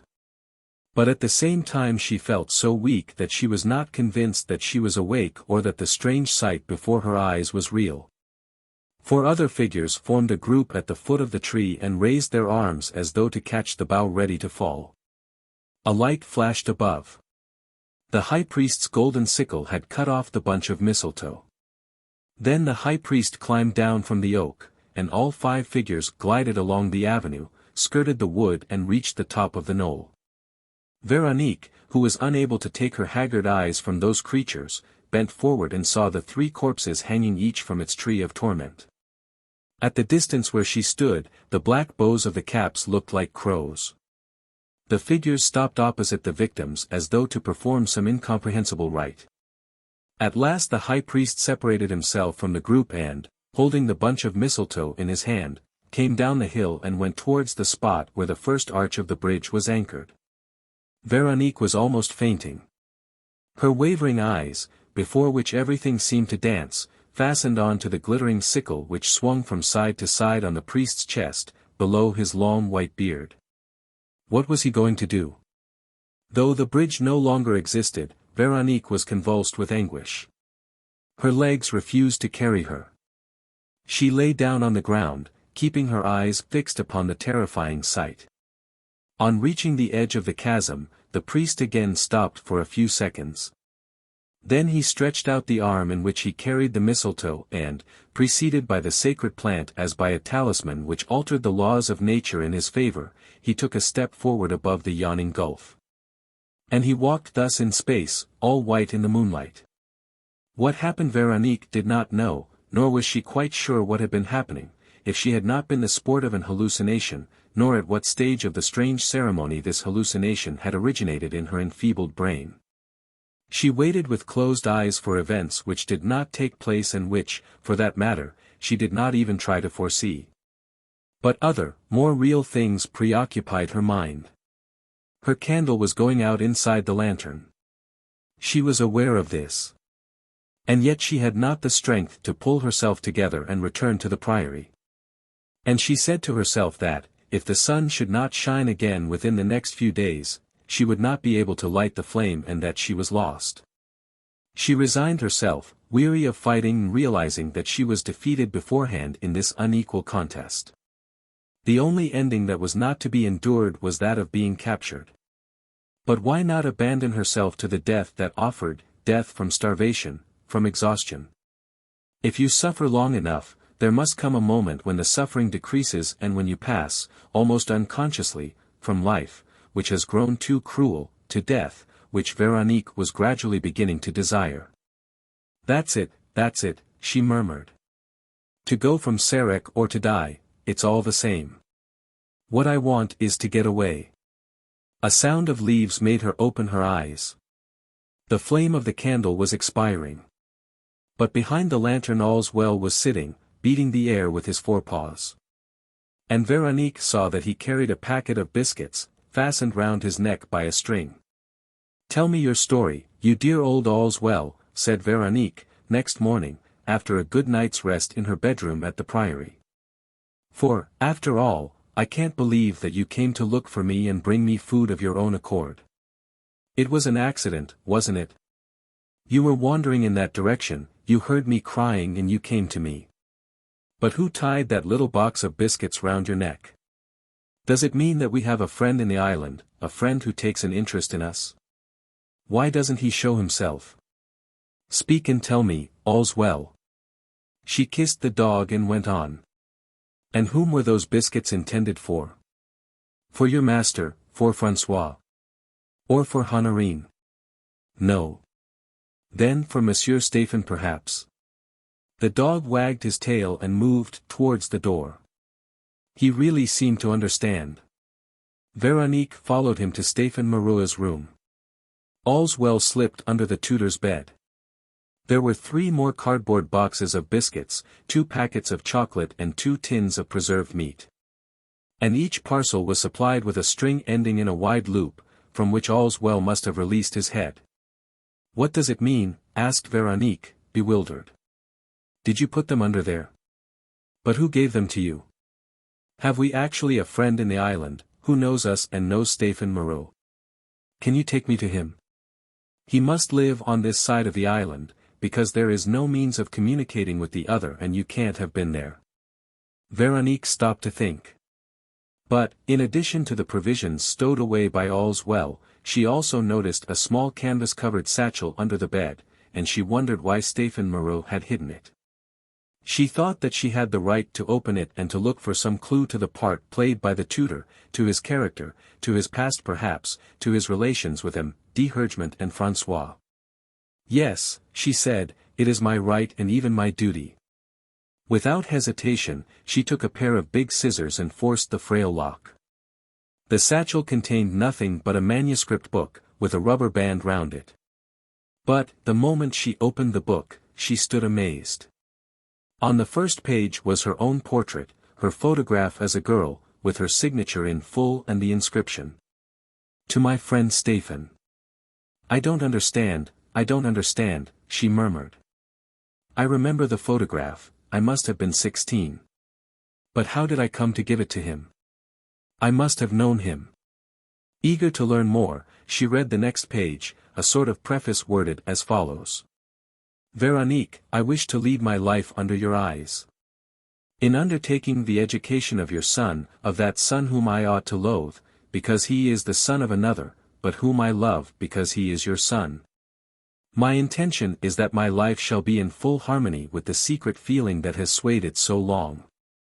One day, I have no doubt, you will resume your place as François' mother. On that day you will be proud of him. I shall have effaced all that may survive in him of his father and I shall have exalted all the fine and noble qualities which he inherits from you. The aim is great enough for me to devote myself to it body and soul. I do so with gladness. Your smile shall be my reward. Veronique's heart was flooded with a singular emotion. Her life was lit with a calmer radiance. And this new mystery, which she was unable to fathom any more than the others, was at least, like that of Magennic's flowers, gentle and comforting. As she continued to turn the pages, she followed her son's education from day to day. She beheld the pupil's progress and the master's methods. The pupil was engaging, intelligent, studious, zealous, loving, sensitive, impulsive and at the same time thoughtful. The master was affectionate, patient and borne up by some profound feeling which showed through every line of the manuscript. And, little by little, there was a growing enthusiasm in the daily confession, which expressed itself in terms less and less restrained. François, my dearly beloved son, for I may call you so, may I not? François, your mother lives once again in you. Your eyes are pure and limpid as hers. Your soul is grave and simple as her soul. You are unacquainted with evil. And one might almost say that you are unacquainted with good, so closely is it blended with your beautiful nature. Some of the child's exercises were copied into the book, exercises in which he spoke of his mother with passionate affection and with the persistent hope that he would soon see her again.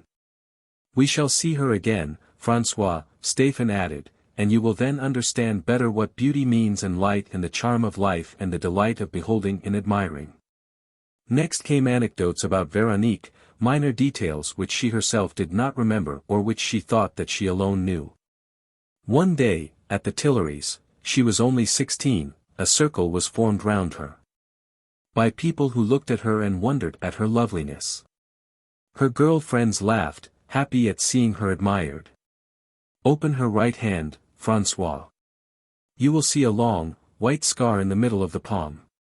When she was quite a little girl, she ran the point of an iron railing into her hand. But the last pages were not written for the boy and had certainly not been read by him. The writer's love was no longer disguised beneath admiring phrases. It displayed itself without reserve, ardent, exalted, suffering, quivering with hope, though always respectful. Veronique closed the book. She could read no more. Yes, I confess, all's well, she said to the dog, who was already sitting up, my eyes are wet with tears. Devoid of feminine weaknesses as I am, I will tell you what I would say to nobody else, that really touches me. Yes, I must try to recall the unknown features of the man who loves me like this, some friend of my childhood whose affection I never suspected and whose name has not left even a trace in my memory. She drew the dog to her. Two kind hearts, are they not? All's well. Neither the master or the pupil is capable of the crimes which I saw them commit. If they are the accomplices of our enemies here, they are so in spite of themselves and without knowing it. I cannot believe in philters and incantations and plants which deprive you of your reason.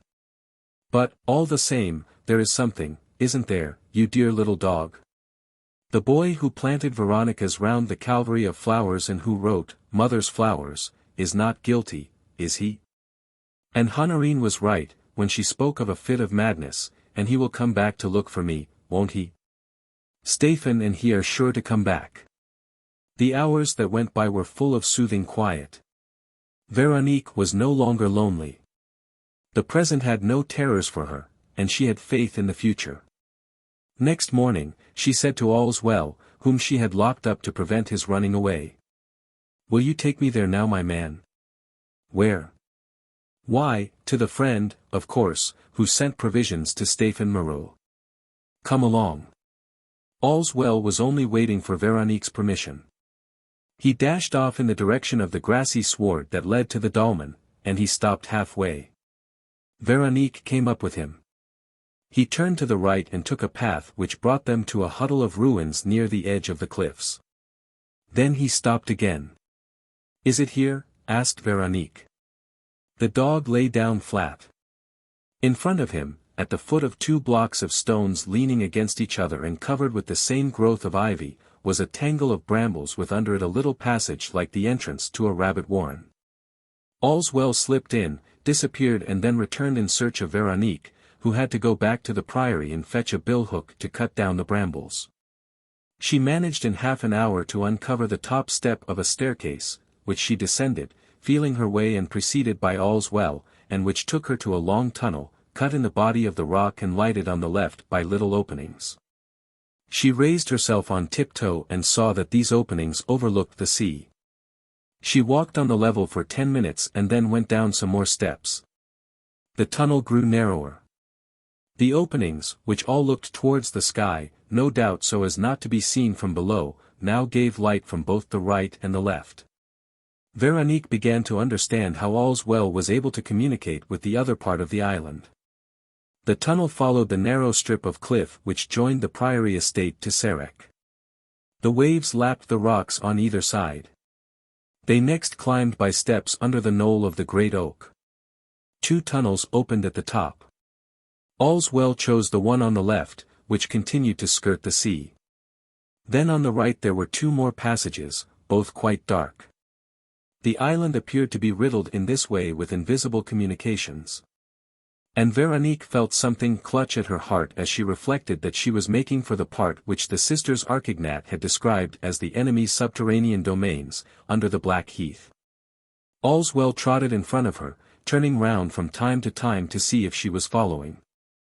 Yes, yes, dear, I'm coming, she whispered, and I am not a bit afraid, I am sure that you are leading me to a friend. A friend who has taken shelter down here. But why has he not left his shelter? Why did you not show him the way? The passage had been chipped smooth throughout, with a rounded ceiling and a very dry granite floor, which was amply ventilated by the openings. There was not a mark, not a scratch of any kind on the walls. Sometimes the point of a black flint projected. Is it here? Asked Véronique, when All's Well stopped. The tunnel went no farther and widened into a chamber into which the light filtered more thinly through a narrower window. All's Well seemed undecided. He listened, with his ears pricked up, standing on his hind legs and resting his forepaws against the end wall of the tunnel. Véronique noticed that the wall, at this spot, was not formed throughout its length of the bare granite but consisted of an accumulation of stones of unequal size set in cement. The work evidently belonged to a different, doubtless more recent period. A regular partition wall had been built, closing the underground passage, which was probably continued on the other side. She repeated. It's here, isn't it? But she said nothing more. She had heard the stifled sound of a voice. She went up to the wall and presently gave a start. The voice was raised higher. The sounds became more distinct. Someone, a child, was singing, and she caught the words. And the mother said, rocking her child Abed, weep not. If you do, the Virgin Mary weeps with you. Veronique murmured. The song, the song. It was the same that Honorine had hummed at Begmile. Who could be singing it now? A child, imprisoned in the island? A boy friend of François? And the voice went on. Babes that laugh and sing. Smiles to the Blessed Virgin bring. Fold your hands this way. And to sweet Mary pray. The last verse was followed by a silence that lasted for a few minutes. Allswell appeared to be listening with increasing attention, as though something, which he knew of, was about to take place. Thereupon, just where he stood, there was a slight noise of stones carefully moved. Allswell wagged his tail frantically and barked, so to speak, in a whisper, like an animal that understands the danger of breaking the silence. And suddenly, about his head, one of the stones was drawn inward, leaving a fairly large aperture. Allswell leapt into the hole at a bound, stretched himself out and, helping himself with his hind legs, twisting and crawling, disappeared inside. Ah, there's Master Allswell, said the young voice. How are we, Master Allswell? And why didn't we come and pay our master a visit yesterday? Serious business, was it? A walk with Honorine? Oh, if you could talk, my dear old chap, what stories you would have to tell. And, first of all, look here. Veronique, thrilled with excitement, had knelt down against the wall. Was it her son's voice that she heard? Was she to believe that he was back and in hiding? She tried in vain to see. The wall was thick, and there was a bend in the opening. But how clearly each syllable uttered, how plainly each intonation reached her ears. Look here, repeated the boy, why doesn't Honorine come to set me free? Why don't you bring her here? You managed to find me all right. And grandfather must be worried about me. But what an adventure. So you're still of the same mind, old chap. All's well, isn't it? All's as well can be. Veronique could not understand. Her son, for there was no doubt that it was François, her son was speaking as if he knew nothing of what had happened. Had he forgotten? Had his memory lost every trace of the deeds done during his fit of madness? Yes, a fit of madness, thought Veronique, obstinately. He was mad. Honorine was quite right, he was undoubtedly mad. And his reason has returned. Oh, François, François. She listened, with all her tense being and all her trembling soul, to the words that might bring her so much gladness or such an added load of despair. Either the darkness would close in upon her more thickly and heavily than ever, or daylight was to pierce that endless night in which she had been struggling for 15 years. Why, yes, continued the boy, I agree with you, all's well. But all the same, I should be jolly glad if you could bring me some real proof of it. On the one hand, there's no news of grandfather or Honorine, though I've given you lots of messages for them, on the other hand, there's no news of Stéphane. And that's what alarms me. Where is he? Where have they locked him up? Won't he be starving by now? Come, all's well, tell me, where did you take the biscuits yesterday? But, look here, what's the matter with you? You seem to have something on your mind. What are you looking at over there? Do you want to go away? No. Then what is it? The boy stopped. Then, after a moment, in a much lower voice. Did you come with someone? He asked. Is there anybody behind the wall? The dog gave a dull bark. Then there was a long pause, during which François also must have been listening. Veronique's emotion was so great that it seemed to her that François must hear the beating of her heart. He whispered. Is that you, Honorine? There was a fresh pause, and he continued. Yes, I'm sure it's you. I can hear you breathing. Why don't you answer? Veronique was carried away by a sudden impulse. Certain gleams of light had flashed upon her mind since she had understood that Stéphane was a prisoner, no doubt like François, therefore a victim of the enemy. And all sorts of vague suppositions flitted through her brain. Besides, how could she resist the appeal of that voice? Her son was asking her a question, her son. François. François, she stammered. Ah, he said, there's an answer. I knew it. Is it you, Honorine? No, François, she said. Then who is it? A friend of Honorine's. I don't know you, do I? No. But I am your friend. He hesitated. Was he on his guard? Why didn't Honorine come with you? Veronique was not prepared for this question, but she at once realized that, if the involuntary suppositions that were forcing themselves upon her were correct, the boy must not yet be told the truth. She therefore said. Honorine came back from her journey, but has gone away again. Gone to look for me? That's it, she said, quickly. She thought that you had been carried away from Sarek and your tutor with you. But grandfather? He's gone too, so have all the inhabitants of the island. Ah! The old story of the coffins and the crosses, I suppose. Just so. They thought that your disappearance meant the beginning of the disasters. And their fear made them take to flight. But you, madam? I have known Honorine for a long time. I came from Paris with her to take a holiday at Sarek. I have no reason to go away. All these superstitions have no terrors for me. The child was silent. The improbability and inadequacy of the replies must have been apparent to him, and his suspicions increased in consequence. He confessed as much, frankly. Listen, madam, there's something I must tell you. It's 10 days since I was imprisoned in this cell. During the first part of that time, I saw and heard nobody.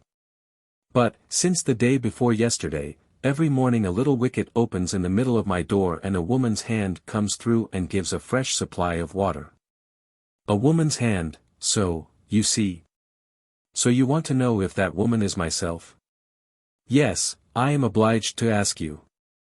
Would you recognize that woman's hand? Yes, it is lean and bony, with a yellow arm. Here's mine, said Veronique. It can pass where all's well did. She pulled up her sleeve. And by flexing her bare arm she easily passed it through. Oh, said François, at once, that's not the hand I saw.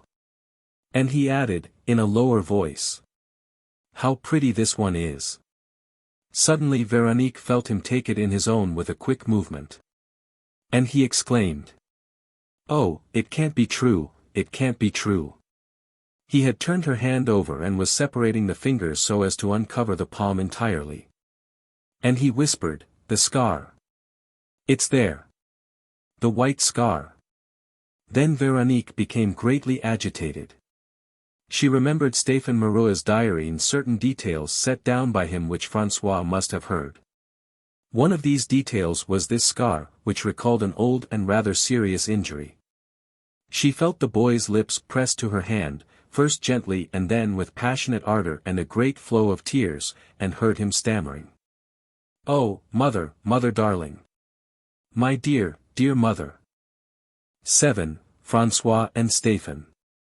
Long the mother and son remained thus, kneeling against the wall that divided them, yet as close together as though they were able to see each other with their frenzied eyes and to mingle their tears and kisses.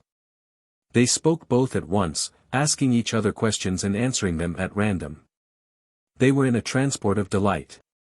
The life of each flowed over into the other's life and became swallowed up in it. No power on earth could now dissolve their union or break the bonds of love and confidence which unite mothers and sons. Yes, all's well, old man, said François, you may sit up as much and as long as you like. We are really crying this time. And you will be the first to get tired, for one doesn't mind shedding such tears as these, does one, mother? As for Veronique, her mind retained not a vestige of the terrible visions which had dismayed it. Her son a murderer, her son killing and massacring people, she no longer admitted any of that. She did not even admit the excuse of madness. Everything would be explained in some other way which she was not even in a hurry to understand. She thought only of her son. He was there. His eyes saw her through the wall. His heart beat against hers. He lived, and he was the same gentle, affectionate, pure and charming child that her maternal dreams had pictured. My son, my son. She kept on repeating, as though she could not utter those marvelous words often enough. My son, it's you, it's you. I believed you dead, 1,000 times dead, more dead than it is possible to be. And you are alive. And you are here. And I am touching you. Oh heaven, can it be true? I have a son, and my son is alive. And he, on his side, took up the refrain with the same passionate fervor. Mother! Mother! I have waited for you so long. To me you were not dead, but it was so sad to be a child and to have no mother, to see the years go by and to waste them in waiting for you. For an hour they talked at random, of the past, of the present. Of 100 subjects which at first appeared to them the most interesting things in the world and which they forthwith dropped to ask each other more questions and to try to know each other a little better and to enter more deeply into the secret of their lives and the privacy of their souls. It was François who first attempted to impart some little method to their conversation. Listen, mother, we have so much to say to each other that we must give up trying to say it all today and even for days and days.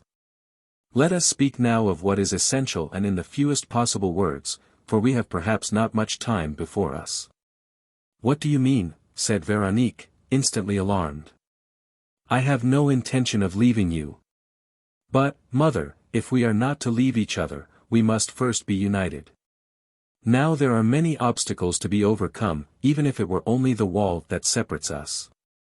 Besides, I am very closely watched. And I may be obliged at any moment to send you away, as I do all's well, at the first sound of footsteps approaching. Watched by whom? By those who fell upon Stéphane and me on the day when we discovered the entrance to these caves, under the heath on the tableland, the Black Heath. Did you see them? No, it was too dark. But who are they? Who are those enemies? I don't know. You suspect, of course. The Druids, he said, laughing. The people of old of whom the legends speak? Rather not. Ghosts? Not that either. They were just simply creatures of today, creatures of flesh and blood. They live down here, though. Most likely. And you took them by surprise? No, on the contrary. They seemed even to be expecting us and to be lying in wait for us. We had gone down a stone staircase and a very long passage, lined with perhaps 80 caves, or rather 80 cells. The doors, which were of wood, were open, and the cells overlooked the sea. It was on the way back, as we were going up the staircase again in the dark, that we were seized from one side, knocked down, bound, blindfolded and gagged. The whole thing did not take a minute. I suspect that we were carried back to the end of the long passage. When I succeeded in removing my bonds and my bandage, I found that I was locked in one of the cells, probably the last in the passage, and I have been here 10 days. My poor darling, how you must have suffered. No, mother, and in any case not from hunger. There was a whole stack of provisions in one corner and a truss of straw in another to lie on. So I waited quietly. For whom? You promised not to laugh, mother. Laugh at what, dear? At what I'm going to tell you. How can you think? Well, I was waiting for someone who had heard of all the stories of Sarek and who promised grandfather to come. But who was it? The boy hesitated. No, I am sure you will make fun of me, mother, I'll tell you later. Besides, he never came, though I thought for a moment. Yes, fancy, I had managed to remove 2 stones from the wall and to open this hole of which my jailers evidently didn't know. All of a sudden, I heard a noise, someone scratching. It was all's well. It was Master Allswell coming by the other road. You can imagine the welcome he received. Only what astonished me was that nobody followed him this way, neither Honorine nor grandfather. I had no pencil or paper to write to them. But, after all, they had only to follow Allswell. That was impossible, said Veronique, because they believed you to be far away from Sarek, carried off no doubt, and because your grandfather had left. Just so, why believe anything of the sort? Grandfather knew, from a lately discovered document, where we were, for it was he who told us of the possible entrance to the underground passage. Didn't he speak to you about it? Veronique had been very happy in listening to her son's story. As he had been carried off and imprisoned, he was not the atrocious monster who had killed M.D. Hergement, Marie Leblanc, Honorine and Courageux and his companions. The truth which she had already vaguely surmised now assumed a more definite form and, though still thickly shrouded, was visible in its essential part. François was not guilty. Someone had put on his clothes and impersonated him, even as someone else, in the semblance of Stéphane, had pretended to be Stéphane. Ah, what did all the rest matter, the improbabilities and inconsistencies, the proofs and certainties? Veronique did not even think about it. The only thing that counted was the innocence of her beloved son. And so she still refused to tell him anything that would sadden him and spoil his happiness. And she said, "No, I have not seen your grandfather. Honorine wanted to prepare him for my visit, but things happened so hurriedly. And you were left alone on the island, poor mother. So you hope to find me here?" "Yes," she said, after a moment's hesitation. "Alone, but with all's well, of course." "Yes. I hardly paid any attention to him during the first days. It was not until this morning that I thought of following him." "And where does the road start from that brought you here?" "It's an underground passage, the outlet of which is concealed between two stones near Magenec's garden." "What? Then the two islands communicate?" "Yes, by the cliff underneath the bridge." "How strange." "That's what neither Stéphane nor I guessed, nor anybody else, for that matter, except our dear Allswell, when it came to finding his master." He interrupted himself and then whispered, "Hark!" "But, the next moment," he said. "No, it's not that yet. Still, we must hurry." "What am I to do?" "It's quite simple, mother. When I made this hole, I saw that it could be widened easily enough, if it were possible also to take out the 3 or 4 stones next to it. But these are firmly fixed, and we should need an implement of some kind." "Well, I'll go and—" "Yes, do, mother. Go back to the priory. To the left of the house, in a basement, is a sort of workshop where Magenec kept his garden tools. You will find a small pickaxe there, with a very short handle. Bring it me in the evening. I will work during the night, and tomorrow morning I shall give you a kiss, mother." "Oh, it sounds too good to be true." "I promise you I shall. Then all that we shall have to do will be to release Stéphane." "Your tutor. Do you know where he is shut up?" "I do almost know. According to the particulars which grandfather gave us, the underground passages consist of 2 floors one above the other, and the last cell of each is fitted as a prison. I occupy one of them. Stéphane should occupy the other, below mine. What worries me?" "What is it?" "Well, it's this, according to grandfather again, these 2 cells were once torture chambers." "Death chambers" was the word grandfather used. "Oh, but how alarming." "Why alarm yourself, mother? You see that they are not thinking of torturing me. Only, on the off chance and not knowing what sort of fate was in store for Stéphane, I sent him something to eat by Allswell, who is sure to have found a way of getting to him." "No," she said, Allswell did not understand. "How do you know, mother?" "He thought you were sending him to Stéphane Maroua's room and he heaped it all under the bed." "Oh," said the boy, anxiously. "What can have become of Stéphane?" And he at once added, "You see, mother, that we must hurry, if we would save Stéphane and save ourselves." "What are you afraid of?" Nothing, if you act quickly. But still. Nothing, I assure you. I feel certain that we shall get the better of every obstacle. And, if any others present themselves, dangers which we cannot foresee. It is then, said François, laughing, that the man whom I am expecting will come and protect us. You see, my darling, you yourself admit the need of assistance. Why, no, mother, I am trying to ease your mind, but nothing will happen.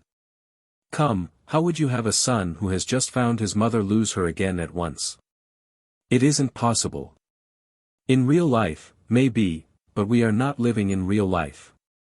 We are absolutely living in a romance, and in romances things always come right. You ask all's well. It's so, old chap, isn't it? We shall win and be united and live happy ever after. That's what you think, all's well. Then be off, old chap, and take mother with you. I'm going to fill up the hole, in case they come and inspect my cell. And be sure not to try and come in when the hole is stopped, all's well. That's when the danger is. Go, mother, and don't make a noise when you come back. Veronique was not long away. She found the pickaxe, and, 40 minutes after, brought it and managed to slip it into the cell. No one has been yet, said François, but they are certain to come soon and you had better not stay. I may have a night's work before me, especially as I shall have to stop because of likely visits. So I shall expect you at 7 o'clock tomorrow. By the way, talking of Stéphane, I have been thinking it over. Some noises which I heard just now confirmed my notion that he is shut up more or less underneath me. The opening that lights my cell is too narrow for me to pass through. Is there a fairly wide window at the place where you are now? No, but it can be widened by removing the little stones round it. Capital. You will find in Megenic's workshop a bamboo ladder, with iron hooks to it, which you can easily bring with you tomorrow morning. Next, take some provisions and some rugs and leave them in a thicket at the entrance to the tunnel. What for, darling? You'll see. I have a plan. Goodbye, mother. Have a good night's rest and pick up your strength. We may have a hard day before us. Veronique followed her son's advice. The next morning, full of hope, she once more took the road to the cell. This time, all's well, reverting to his instincts of independence, did not come with her. Keep quite still, mother, said François, in so low a whisper that she could scarcely hear him. I am very closely watched, and I think there's someone walking up and down in the passage. However, my work is nearly done. The stones are all loosened. I shall have finished in 2 hours. Have you the ladder? Yes. Remove the stones from the window, that will save time, for really I am frightened about Stéphane. And be sure not to make a noise. Veronique moved away. The window was not much more than 3 feet from the floor, and the small stones, as she had supposed, were kept in place only by their own weight and the way in which they were arranged. The opening which she thus contrived to make was very wide, and she easily passed the ladder which she had brought with her through and secured it by its iron hooks to the lower ledge. She was some 100 feet or so above the sea, which lay all white before her, guarded by the 1,000 reefs of Sarek. But she could not see the foot of the cliff, for there was under the window a slight projection of granite which jutted forward and on which the ladder rested instead of hanging perpendicularly. That will help François, she thought. Nevertheless, the danger of the undertaking seemed great. And she wondered whether she herself ought not to take the risk, instead of her son, all the more so as François might be mistaken. As Stéphane's cell was perhaps not there at all and as perhaps there was no means of entering it by a similar opening. If so, what a waste of time. And what a useless danger for the boy to run. At that moment she felt so great a need of self-devotion, so intense a wish to prove her love for him by direct action, that she formed her resolution without pausing to reflect. Even as one performs immediately a duty which there is no question of not performing. Nothing deterred her, neither her inspection of the ladder, whose hooks were not wide enough to grip the whole thickness of the ledge, nor the side of the precipice, which gave an impression that everything was about to fall away from under her. She had to act, and she acted. Pinning up her skirt, she stepped across the wall, turned round, supported herself on the ledge, groped with her foot in space and found one of the rungs. Her whole body was trembling. Her heart was beating furiously, like the clapper of a bell. Nevertheless she had the mad courage to catch hold of the two uprights and go down. It did not take long. She knew that there were 20 rungs in all. She counted them. When she reached the 20th, she looked to the left and murmured, with unspeakable joy, "Oh, François, my darling." She had seen, 3 feet away at most, a recess, a hollow which appeared to be the entrance to a cavity cut in the rock itself. "Stéphane. Stéphane," she called, but in so faint a voice that Stéphane Moreau, if he were there, could not hear her. She hesitated a few seconds, but her legs were giving way and she no longer had the strength either to climb up again or to remain hanging where she was. Taking advantage of a few irregularities in the rock and thus shifting the ladder, at the risk of unhooking it, she succeeded, by a sort of miracle of which she was quite aware, in catching hold of a flint which projected from the granite and setting foot in the cave. Then, with fierce energy, she made one supreme effort and, recovering her balance with a jerk, she entered. She at once saw someone, fastened with cords, lying on a truss of straw. The cave was small and not very deep, especially in the upper portion, which pointed towards the sky rather than the sea and which must have looked, from a distance, like a mere fold in the cliff. There was no projection to bound it at the edge. The light entered freely. Véronique went nearer. The man did not move. He was asleep. She bent over him. Though she did not recognize him for certain, it seemed to her that a memory was emerging from that dim past in which all the faces of our childhood gradually fade away. This one was surely not unknown to her, a gentle visage, with regular features, fair hair flung well back, a broad, white forehead and a slightly feminine countenance, which reminded Véronique of the charming face of a convent friend who had died before the war. She deftly unfastened the bonds with which the wrists were fastened together. The man, without waking immediately, stretched his arms, as though submitting himself to a familiar operation, not effected for the first time, which did not necessarily interfere with his sleep. Presumably he was released like this at intervals, perhaps in order to eat and at night, for he ended by muttering, "So early? But I'm not hungry, and it's still light." This last reflection astonished the man himself. He opened his eyes and at once sat up where he lay, so that he might see the person who was standing in front of him, no doubt for the first time in broad daylight. He was not greatly surprised, for the reason that the reality could not have been manifest to him at once. He probably thought that he was the sport of a dream or an hallucination, and he said, in an undertone, "Véronique. Véronique." She felt a little embarrassed by his gaze, but finished releasing his bonds. And, when he distinctly felt her hand on his own hands and on his imprisoned limbs, he understood the wonderful event which her presence implied and he said, in a faltering voice, You. Can it be? Oh, speak just one word, just one. Can it possibly be you?" He continued, almost to himself, "Yes, it is she. It is certainly she. She is here." And, anxiously, aloud, "You, at night, on the other nights, it wasn't you who came then? It was another woman, wasn't it? An enemy? Oh, forgive me for asking you. It's because I don't understand. How did you come here?" "I came this way," she said, pointing to the sea. "Oh," he said, "how wonderful." He stared at her with dazed eyes, as he might have stared at some vision descended from heaven, and the circumstances were so unusual that he did not think of suppressing the eagerness of his gaze. She repeated, utterly confused. "Yes, this way."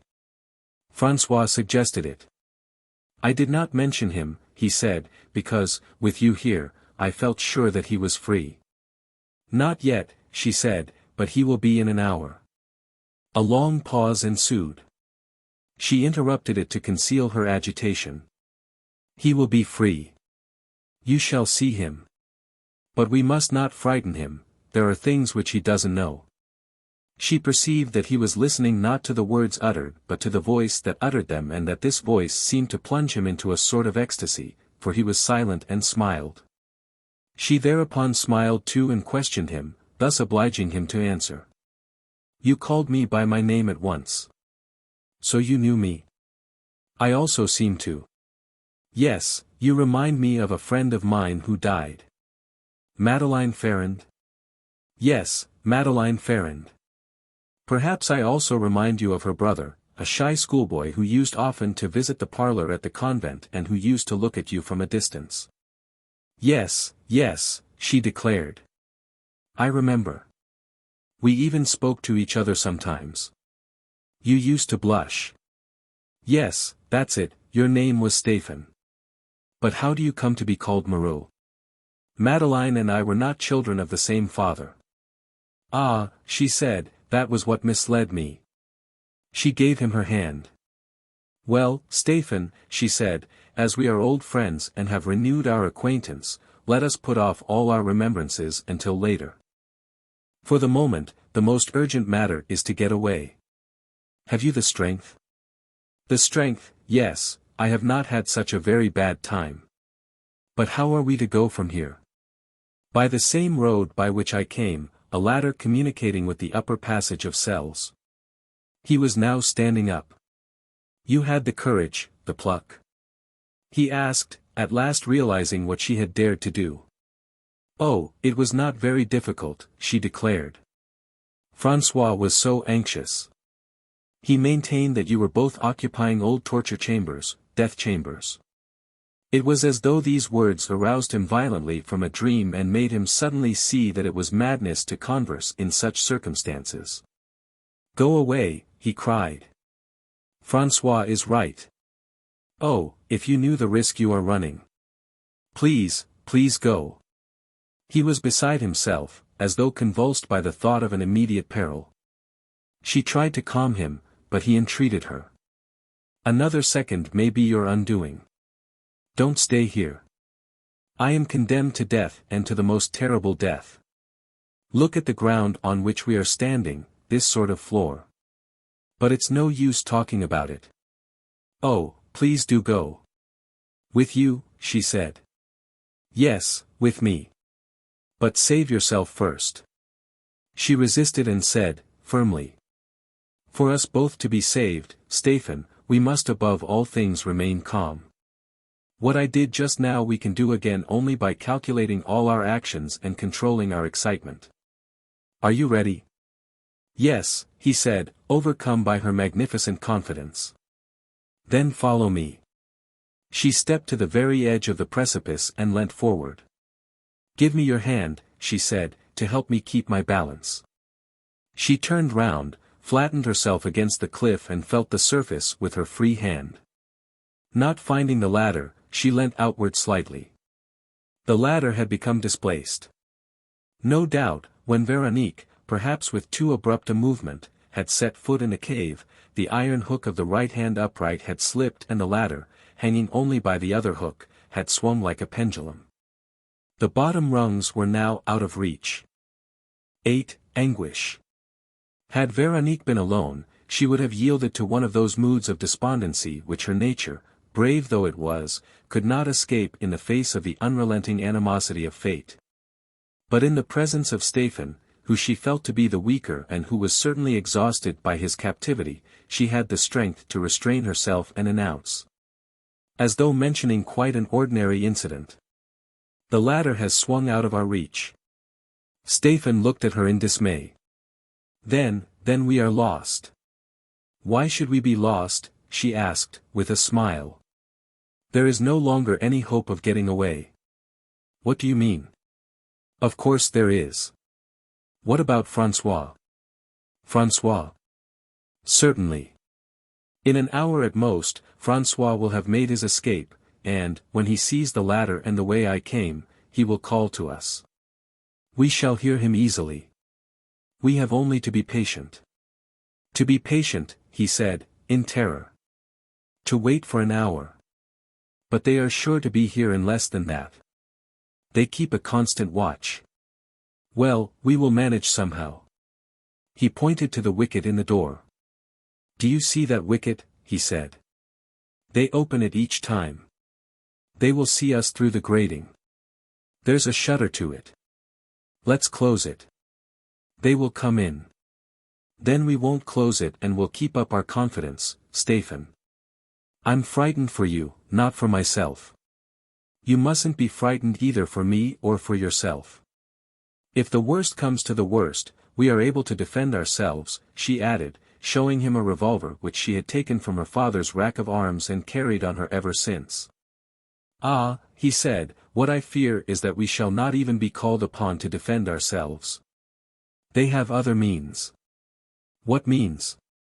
He did not answer. He had flung a quick glance at the floor. And Véronique for a moment examined its curious structure. All around, following the circumference of the walls, was the granite itself, rugged and uneven. But outlined in the granite was a large square. They could see, on each of the four sides, the deep crevice that divided it from the rest. The timbers of which it consisted were worn and grooved, full of cracks and gashes, but nevertheless massive and powerful. The fourth side almost skirted the edge of the precipice, from which it was divided by 8 inches at most. A trapdoor? She asked, with a shudder. No, not that, he said. It would be too heavy. Then what? I don't know. Very likely it is nothing but a remnant of some past contrivance which no longer works. Still. Still what? Last night, or rather this morning, there was a creaking sound down below there. It seemed to suggest attempts, but they stopped at once. It's such a long time since. No, the thing no longer works and they can't make use of it. Who's they? Without waiting for his answer, she continued. Listen, Stéphane, we have a few minutes before us, perhaps fewer than we think. François will be free at any moment now and will come to our rescue. Let us make the most of the interval and tell each other the things which both of us ought to know. Let us discuss matters quietly. We are threatened with no immediate danger, and the time will be well employed. Véronique was pretending a sense of security which she did not feel. That François would make his escape she refused to doubt, but who could tell that the boy would go to the window and notice the hook of the hanging ladder? On failing to see his mother, would he not rather think of following the underground tunnel and running to the priory? However, she mastered herself, feeling the need of the explanation for which she had asked, and, sitting down on a granite projection which formed a sort of bench, she at once began to tell Stéphane the events which she had witnessed and in which she had played a leading part, from the moment when her investigations led her to the deserted cabin containing Magenec's dead body. Stéphane listened to the terrifying narrative without attempting to interrupt her but with an alarm marked by his gestures of abhorrence and the despairing expression of his face. D. Hergement's death in particular seemed to crush him, as did Honorine's. He had been greatly attached to both of them. There, Stéphane, said Véronique, when she had described the anguish which she suffered after the execution of the sisters Archignat, the discovery of the underground passage and her interview with François. That is all that I need absolutely tell you. I thought that you ought to know what I have kept from François, so that we may fight our enemies together. He shook his head. Which enemies? He said. I, too, in spite of your explanations, am asking the very question which you asked me. I have a feeling that we are flung into the midst of a great tragedy which has continued for years, for centuries, and in which we have begun to play our parts only at the moment of the crisis. At the moment of the terrific cataclysm prepared by generations of men. I may be wrong. Perhaps there is nothing more than a disconnected series of sinister, weird and horrible coincidences amid which we are tossed from side to side, without being able to appeal to any other reasons than the whim of chance. In reality I know no more than you do. I am surrounded by the same obscurity, stricken by the same sorrows and the same losses. It's all just insanity, extravagant convulsions, unprecedented shocks, the crimes of savages, the fury of the barbaric ages. Veronique agreed. Yes, of the barbaric ages, and that is what baffles me most and impresses me so much. What is the connection between the present and the past, between our persecutors of today and the men who lived in these caves in days of old and whose actions are prolonged into our own time, in a manner so impossible to understand? To what do they all refer, those legends of which I know nothing except from Honorine's delirium and the distress of the sisters Archignat? They spoke low, with their ears always on the alert. Stéphane listened for sounds in the corridor, Veronique concentrated her attention on the cliff, in the hope of hearing François' signal. They are very complicated legends, said Stéphane, very obscure traditions in which we must abandon any attempt to distinguish between what is superstition and what might be truth. Out of this jumble of old wives' tales, the very most that we can disentangle is two sets of ideas, those referring to the prophecy of the 30 coffins and those relating to the existence of a treasure, or rather of a miraculous stone. Then they take as a prophecy, said Veronique, the words which I read on Magenec's drawing and again on the fairy's dolman. Yes, a prophecy which dates back to an indeterminate period and which for centuries has governed the whole history and the whole life of Sarek. The belief has always prevailed that a day would come when, within a space of 12 months, the 30 principal reefs which surround the island and which are called the 30 coffins would receive their 30 victims, who were to die a violent death, and that those 30 victims would include 4 women who were to die crucified. It is an established and undisputed tradition, handed down from father to son, and everybody believes in it. It is expressed in the line and part of a line inscribed on the fairy's dolman, 4 women crucified, and for 30 coffins victims 30 times. Very well, but people have gone on living all the same, normally and peaceably. Why did the outburst of terror suddenly take place this year? Magenec was largely responsible.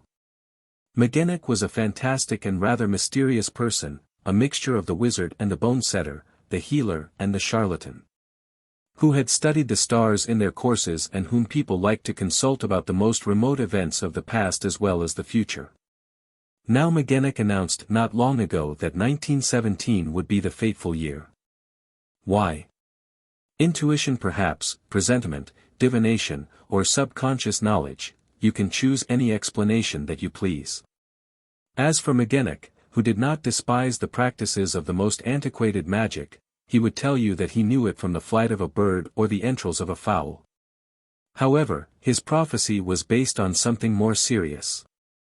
He pretended, quoting evidence collected in his childhood among the old people of Sarek, that, at the beginning of the last century, the first line of the inscription on the fairy's dolman was not yet obliterated and that it formed this, which would rhyme with, 4 women shall be crucified on tree in Sarek's isle, in year 14 and 3.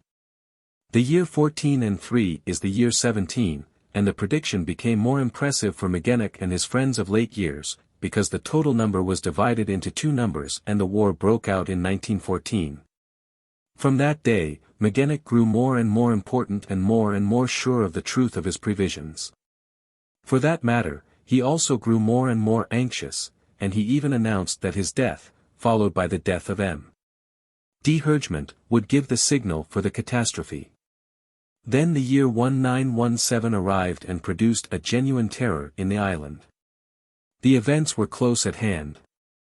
And still, said Veronique, and still it was all absurd. Absurd, yes. But it all acquired a curiously disturbing significance on the day when Magenec was able to compare the scraps of prophecy engraved on the dolman with the complete prophecy. Then he succeeded in doing so. Yes.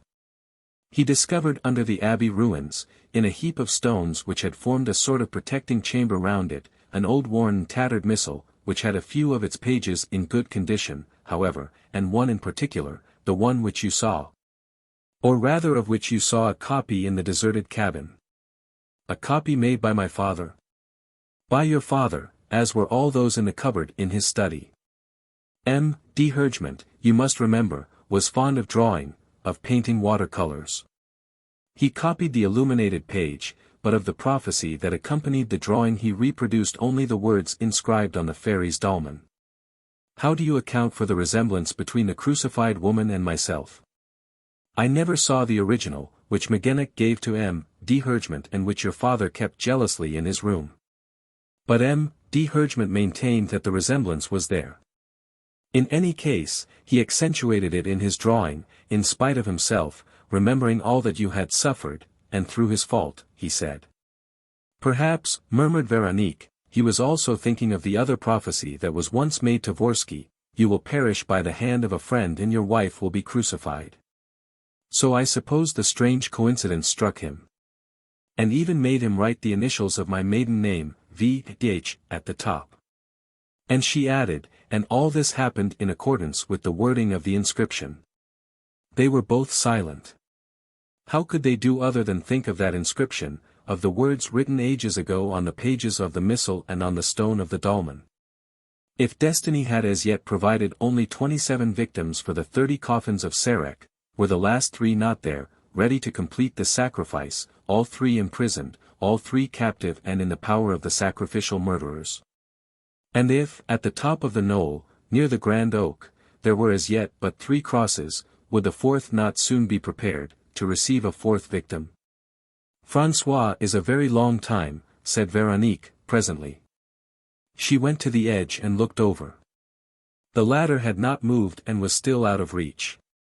The others will soon be coming to my door, said Stéphane. I am surprised that they haven't been yet. But they did not wish to confess their mutual anxiety, and Veronique put a further question, in a calm voice. And the treasure? The Godstone? That riddle is hardly less obscure, said Stéphane, and also depends entirely on the last line of the inscription, the Godstone which gives life or death. What is this Godstone? Tradition says that it is a miraculous stone. And, according to M.D. Hergement, this belief dates back to the remotest periods. People at Sarek have always had faith in the existence of a stone capable of working wonders. In the Middle Ages they used to bring puny and deformed children and lay them on the stone for days and nights together, after which the children got up strong and healthy. Barren women resorted to this remedy with good results, as did old men, wounded men and all sorts of degenerates. Only it came about that the place of pilgrimage underwent changes, the stone, still according to tradition, having been moved and even, according to some, having disappeared. In the 18th century, people venerated the fairy's dolmen and used still sometimes to expose scrofulous children there. But, said Veronique, the stone also had harmful properties, for it gave death as well as life. Yes, if you touched it without the knowledge of those whose business it was to guard it and keep it sacred. But in this respect the mystery becomes still more complicated, for there is the question also of a precious stone, a sort of fantastic gem which shoots out flames, burns those who wear it and makes them suffer the tortures of the damned. That's what happened to Magennic, by Honorine's account, said Veronique. Yes, replied Stéphane, but here we are entering upon the present. So far I have been speaking of the fabled past, the 2 legends, the prophecy, and the Godstone. Magennic's adventure opens up the period of the present day, which for that matter is hardly less obscure than the ancient period. What happened to Magennic? We shall probably never know. He had been keeping in the background for a week, gloomy and doing no work, when suddenly he burst into M.D. Hergement's study roaring, I've touched it. I'm done for. I've touched it. I took it in my hand. It burnt me like fire, but I wanted to keep it. Oh, it's been gnawing into my bones for days. It's hell, it's hell. And he showed us the palm of his hand. It was all burnt, as though eaten up with cancer. We tried to dress it for him, but he seemed quite mad and kept rambling on, I'm the first victim. The fire will go to my heart. And after me the other's turn will come. That same evening, he cut off his hand with a hatchet. And a week later, after infecting the whole island with terror, he went away. Where did he go to? To the village of Foreword, on a pilgrimage to the chapel of St. Barbe, near the place where you found his dead body. Who killed him, do you think?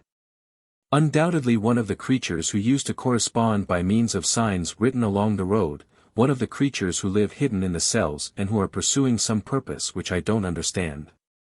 Those who attacked you and François, therefore. Yes, and immediately afterwards, having stolen and put on our clothes, played the parts of François and myself. With what object? To enter the priory more easily and then, if their attempt failed, to bulk inquiry. But haven't you seen them since they have kept you here? I have seen only a woman, or rather caught a glimpse of her. She comes at night. She brings me food and drink, unties my hands, loosens the fastenings round my legs a little and comes back 2 hours after.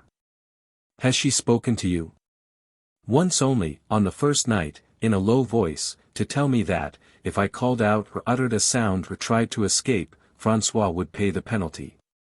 But, when they attacked you, couldn't you then make out? No, I saw no more than François did. And the attack was quite unexpected? Yes, quite. M.D. Hergement had that morning received 2 important letters on the subject of the investigation which he was making into all these facts. One of the letters, written by an old Breton nobleman well known for his royalist leanings, was accompanied by a curious document which he had found among his great-grandfather's papers. A plan of some underground cells which the Chouans used to occupy in Sarek. It was evidently the same Druid dwellings of which the legends tell us. The plan showed the entrance on the Black Heath and marked 2 stories, each ending in a torture chamber. François and I went out exploring together. And we were attacked on our way back. And you have made no discovery since? No, none at all. But François spoke of a rescue which he was expecting, someone who had promised his assistance. Oh, a piece of boyish nonsense, an idea of François, which, as it happened, was connected with the second letter which M.D. Hergement received that morning. And what was it about? Stéphane did not reply at once. Something made him think that they were being spied on through the door. But, on going to the wicket, he saw no one in the passage outside. Ah, he said, if we are to be rescued, the sooner it happens the better. They may come at any moment now. Is any help really possible? Asked Véronique. Well, Stéphane answered, we must not attach too much importance to it, but it's rather curious all the same. You know, Sarek has often been visited by officers or inspectors with a view to exploring the rocks and beaches around the island, which were quite capable of concealing a submarine base.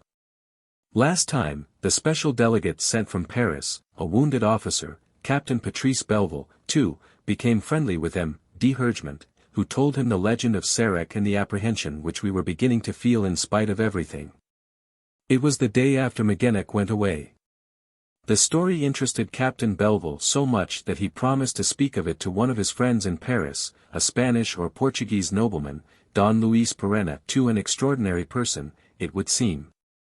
Capable of solving the most complicated mysteries and of succeeding in the most reckless enterprises.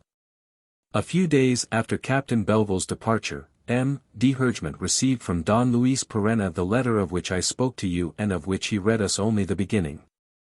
Sir, it said, I look upon the Magenec incident as more than a little serious, and I beg you, at the least fresh alarm, to telegraph to Patrice Belleville. If I can rely upon certain indications, you are standing on the brink of an abyss. But, even if you were at the bottom of that abyss, you would have nothing to fear, if only I hear from you in time. From that moment, I make myself responsible, whatever happens, even though everything may seem lost and though everything may be lost. As for the riddle of the Godstone, it is simply childish and I am astonished that, with the very ample data which you gave Belleville, it should for an instant be regarded as impossible of explanation. I will tell you in a few words what has puzzled so many generations of mankind. Well, said Véronique, eager to know more. As I said, M.D. Hergement did not tell us the end of the letter. He read it in front of us, saying, with an air of amazement, can that be it? Why, of course it is. How wonderful. And, when we asked him, he said, I'll tell you all about it this evening, when you come back from the Black Heath. Meanwhile you may like to know that this most extraordinary man, it's the only word for him, discloses to me, without more ado or further particulars, the secret of the God Stone and the exact spot where it is to be found. And he does it so logically as to leave no room for doubt. And in the evening? In the evening, François and I were carried off and M.D. Hergement was murdered. Veronique paused to think. I should not be surprised, she said, if they wanted to steal that important letter from him. For, after all, the theft of the God Stone seems to me the only motive that can explain all the machinations of which we are the victims. I think so too, but M.D. Hergement, on Don Luis Perenna's recommendation, tore up the letter before our eyes. So, after all, Don Luis Perenna has not been informed? No. Yet François does not know of his grandfather's death and does not suspect that M.D. Hergement never heard of our disappearance and therefore never sent a message to Don Luis Perenna. If he had done so, Don Luis, to François' mind, must be on his way. Besides, François has another reason for expecting something. A serious reason? No. François is still very much of a child. He has read a lot of books of adventure, which have worked upon his imagination. Now Captain Belleville told him such fantastic stories about his friend Perenna and painted Perenna in such strange colors that François firmly believes Perenna to be none other than Arsène Lupin. Hence his absolute confidence in his certainty that, in case of danger, the miraculous intervention will take place at the very minute when it becomes necessary. Veronique could not help smiling. He is a child, of course. But children sometimes have intuitions which we have to take into account. Besides, it keeps up his courage and his spirits. How could he have endured this ordeal, at his age, if he had not had that hope? Her anguish returned. In a very low voice, she said. No matter where the rescue comes from, so long as it comes in time and so long as my son is not the victim of those dreadful creatures. They were silent for a long time. The enemy, present, though invisible, oppressed them with his formidable weight. He was everywhere. He was master of the island, master of the subterranean dwellings, master of the heaths and woods, master of the sea around them, master of the dolmens and the coffins. He linked together the monstrous ages of the past and the no less monstrous hours of the present. He was continuing history according to the ancient rites and striking blows which had been foretold 1,000 times. But why? With what object? What does it all mean? Asked Veronique, in a disheartened tone. What connection can there be between the people of today and those of long ago? What is the explanation of the work resumed by such barbarous methods? And, after a further pause, she said, for in her heart of hearts, behind every question and reply in every insoluble problem, the obsession never ceased to torment her. Ah, if François were here! If we were all three fighting together! What has happened to him? What keeps him in his cell? Some obstacle which he did not foresee. It was Stéphane's turn to comfort her. An obstacle? Why should you suppose so? There is no obstacle. But it's a long job. Yes, you are right, a long, difficult job. Oh, I'm sure that he won't lose heart. He has such high spirits. And such confidence. A mother and son who have been brought together cannot be parted again, he said. They may still persecute us, but separate us, never. We shall win in the end. He was speaking truly, wasn't he, Stéphane? I've not found my son again, have I, only to lose him? No, it would be too unjust and it would be impossible. Stéphane looked at her, surprised to hear her interrupt herself. Veronique was listening to something. What is it? Asked Stéphane. I hear sounds, she said. He also listened. Yes, you're right. Perhaps it's François, she said. Perhaps it's up there. She moved to rise. He held her back. No, it's the sound of footsteps in the passage. In that case, said Veronique. They exchanged distraught glances, forming no decision, not knowing what to do. The sound came nearer. The enemy could not be suspecting anything, for the steps were those of one who is not afraid of being heard. Stéphane said, slowly. They must not see me standing up. I will go back to my place. You must fasten me again as best you can. They remained hesitating, as though cherishing the absurd hope that the danger would pass of its own accord. Then, suddenly, releasing herself from the sort of stupor that seemed to paralyze her, Véronique made up her mind. Quick! Here they come. Lie down. He obeyed. In a few seconds, she had replaced the cords on and around him as she had found them, but without tying them. Turn your face to the rock, she said. Hide your hands. Your hands might betray you. And you? I shall be all right. She stooped and stretched herself at full length against the door, in which the spy-hole, barred with strips of iron, projected inwardly in such a way as to hide her from sight. At the same moment, the enemy stopped outside. Notwithstanding the thickness of the door, Véronique heard the rustle of a dress. And, above her, someone looked in. It was a terrible moment. The least indication would give the alarm. Oh, why does she stay, thought Véronique. Is there anything to betray my presence? My clothes? She thought that it was more likely Stéphane, whose attitude did not appear natural and whose bonds did not wear their usual aspect. Suddenly there was a movement outside, followed by a whistle and a second whistle. Then from the far end of the passage came another sound of steps, which increased in the solemn silence and stopped, like the first, behind the door. Words were spoken.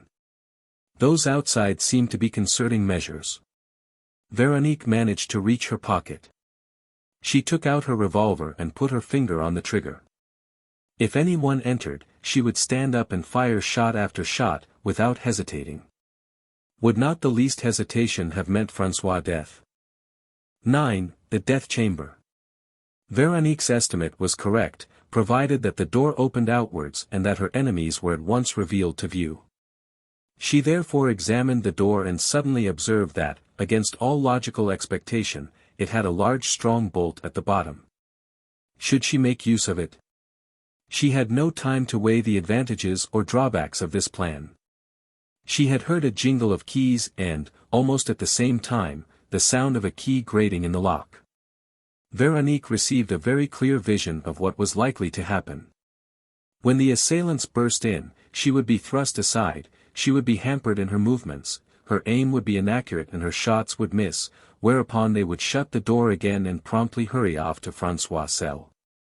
The thought of it made her lose her head, and her action was instinctive and immediate. First, she pushed the bolt at the foot of the door. Next, half rising, she slammed the iron shutter over the wicket. A latch clicked. It was no longer possible either to enter or to look in. Then at once she realized the absurdity of her action, which had not opposed any obstacle to the menace of the enemy. Stéphane, leaping to her side, said. Good heavens, what have you done? Why, they saw that I was not moving and they now know that I am not alone. Exactly, she answered, striving to defend herself. They will try to break down the door, which will give us the time we want. The time we want for what? To make our escape. Which way? François will call out to us. François will. She did not complete her sentence. They now heard the sound of footsteps moving swiftly down the passage. There was no doubt about it. The enemy, without troubling about Stéphane, whose flight appeared impossible, was making for the upper floor of cells. Moreover, might he not suppose that the two friends were acting in agreement and that it was the boy who was in Stéphane's cell and who had barred the door?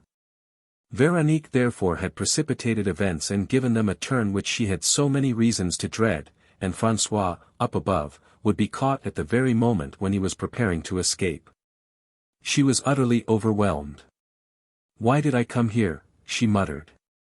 It would have been so simple to wait. The two of us would have saved you to a certainty. One idea flashed through the confusion of her mind: had she not sought to hasten Stéphane's release because of what she knew of this man's love for her? And was it not an unworthy curiosity that had prompted her to make the attempt? A horrible idea, which she at once rejected, saying, "No, I had to come. It is fate which is persecuting us." "Don't believe it," said Stéphane. "Everything will come right." "Too late," said she, shaking her head. "Why? How do we know that François has not left his cell? You yourself thought so just now." She did not reply. Her face became drawn and very pale. By virtue of her suffering she had acquired a kind of intuition of the evil that threatened her. This evil now surrounded her on every hand.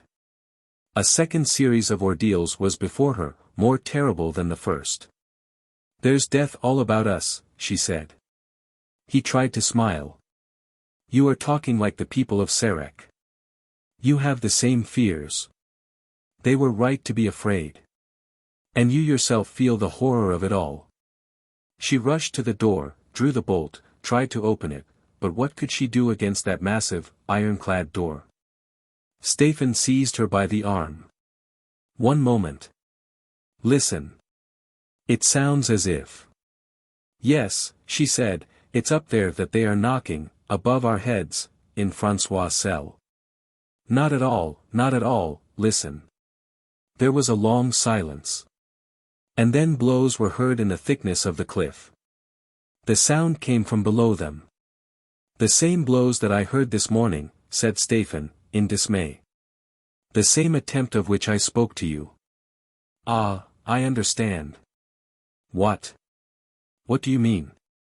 The blows were repeated, at regular intervals, and then ceased, to be followed by a dull, continuous sound, pierced by shriller creakings and sudden cracks, like the straining of machinery newly started. Or of one of those capstans which are used for hoisting boats up a beach. Véronique listened, desperately expectant of what was coming, trying to guess, seeking to find some clue in Stéphane's eyes. He stood in front of her, looking at her as a man, in the hour of danger, looks at the woman he loves. And suddenly she staggered and had to press her hand against the wall. It was as though the cave and indeed the whole cliff were bodily moving from its place. "Oh," she murmured, "is it I who am trembling like this? Is it from fear that I am shaking from head to foot?" Seizing Stéphane's hands, she said, "Tell me. I want to know." He did not answer. There was no fear in his eyes bedewed with tears, there was nothing but immense love and unbounded despair. He was thinking only of her. Besides, was it necessary for him to explain what was happening? Did not the reality itself become more and more apparent as the seconds passed? A strange reality indeed, having no connection with commonplace facts, a reality quite beyond anything that the imagination might invent in the domain of evil, a strange reality which Véronique, who was beginning to grasp its indication, still refused to believe. Acting like a trapdoor, but like a trapdoor working the reverse way, the square of enormous joists which was set in the middle of the cave rose, pivoting on the fixed axis by which it was hinged parallel with the cliff. The almost imperceptible movement was that of an enormous lid opening. And the thing already formed a sort of springboard reaching from the edge to the back of the cave, a springboard with as yet a very slight slope, on which it was easy enough to keep one's balance. At the first moment, Véronique thought that the enemy's object was to crush them between the implacable floor and the granite of the ceiling. But, almost immediately afterwards, she understood that the hateful mechanism, by standing erect like a drawbridge when hoisted up, was intended to hurl them over the precipice. And it would carry out that intention inexorably. The result was fatal and inevitable. Whatever they might try, whatever efforts they might make to hold on, a minute would come when the floor of that drawbridge would be absolutely vertical, forming an integral part of the perpendicular cliff. It's horrible," she muttered. Their hands were still clasped. Stéphane was weeping silent tears. Presently she moaned. "There's nothing to be done, is there?" "Nothing," he replied. "Still, there is room beyond that wooden floor. The cave is round. We might. The space is too small. If we tried to stand between the sides of the square and the wall, we should be crushed to death. That has all been planned. I have often thought about it. Then. We must wait. For what? For whom? For François. Oh, François, she said, with a sob. Perhaps he too is doomed. Or perhaps he is looking for us and will fall into some trap. In any case, I shall not see him. And he will know nothing. And he will not even have seen his mother before dying. She pressed Stéphane's hands and said. Stéphane, if one of us escapes death, and I hope it may be you. It will be you, he said, in a tone of conviction. I am even surprised that the enemy should condemn you to the same torture as myself. But no doubt he doesn't know that it's you who are here with me. It surprises me too, said Véronique. A different torture is set aside for me. But what does it matter, if I am not to see my son again? Stéphane, I can safely leave him in your charge, can't I? I know all that you have already done for him. The floor continued to rise very slowly, with an uneven vibration and sudden jerks. The slope became more accentuated. A few minutes more and they would no longer be able to speak freely and quietly. Stéphane replied. If I survive, I swear to fulfill my task to the end. I swear it in memory. In memory of me, she said, in a firm voice, in memory of the Véronique whom you knew, and loved. He looked at her passionately. So you know? Yes, and I tell you frankly, I have read your diary. I know your love for me, and I accept it. She gave a sad smile. That poor love which you offered to the woman who was absent. And which you are now offering to the woman who is about to die. No, no, he said, eagerly, don't believe that. Salvation may be near at hand. I feel it. My love does not belong to the past but to the future. He stooped to put his lips to her hands. Kiss me, she said, offering him her forehead. Each of them had been obliged to place one foot on the brink of the precipice, on the straight edge of granite which ran parallel with the fourth side of the springboard. They kissed gravely. Hold me firmly, said Véronique. She leant back as far as she could, raising her head, and called in a muffled voice. François. François. But there was no one at the upper opening, from which the ladder was still hanging by one of its hooks, well out of reach. Véronique bent over the sea. At this spot, the swell of the cliff did not project as much as elsewhere, and she saw, in between the foam-topped reefs, a little pool of still water, very calm and so deep that she could not see the bottom. She thought that death would be gentler there than on the sharp-pointed rocks and, yielding to a sudden longing to have done with it all and to avoid a lingering agony, she said to Stéphane. Why wait for the end? Better die than suffer this torture. No, no, he exclaimed, horrified at the thought that Véronique might disappear from his sight. Then you are still hoping? Until the last second, since it's your life that's at stake. I have no longer any hope. Nor was he borne up by hope, but he would have given anything to lull Véronique's sufferings and to bear the whole weight of the supreme ordeal himself.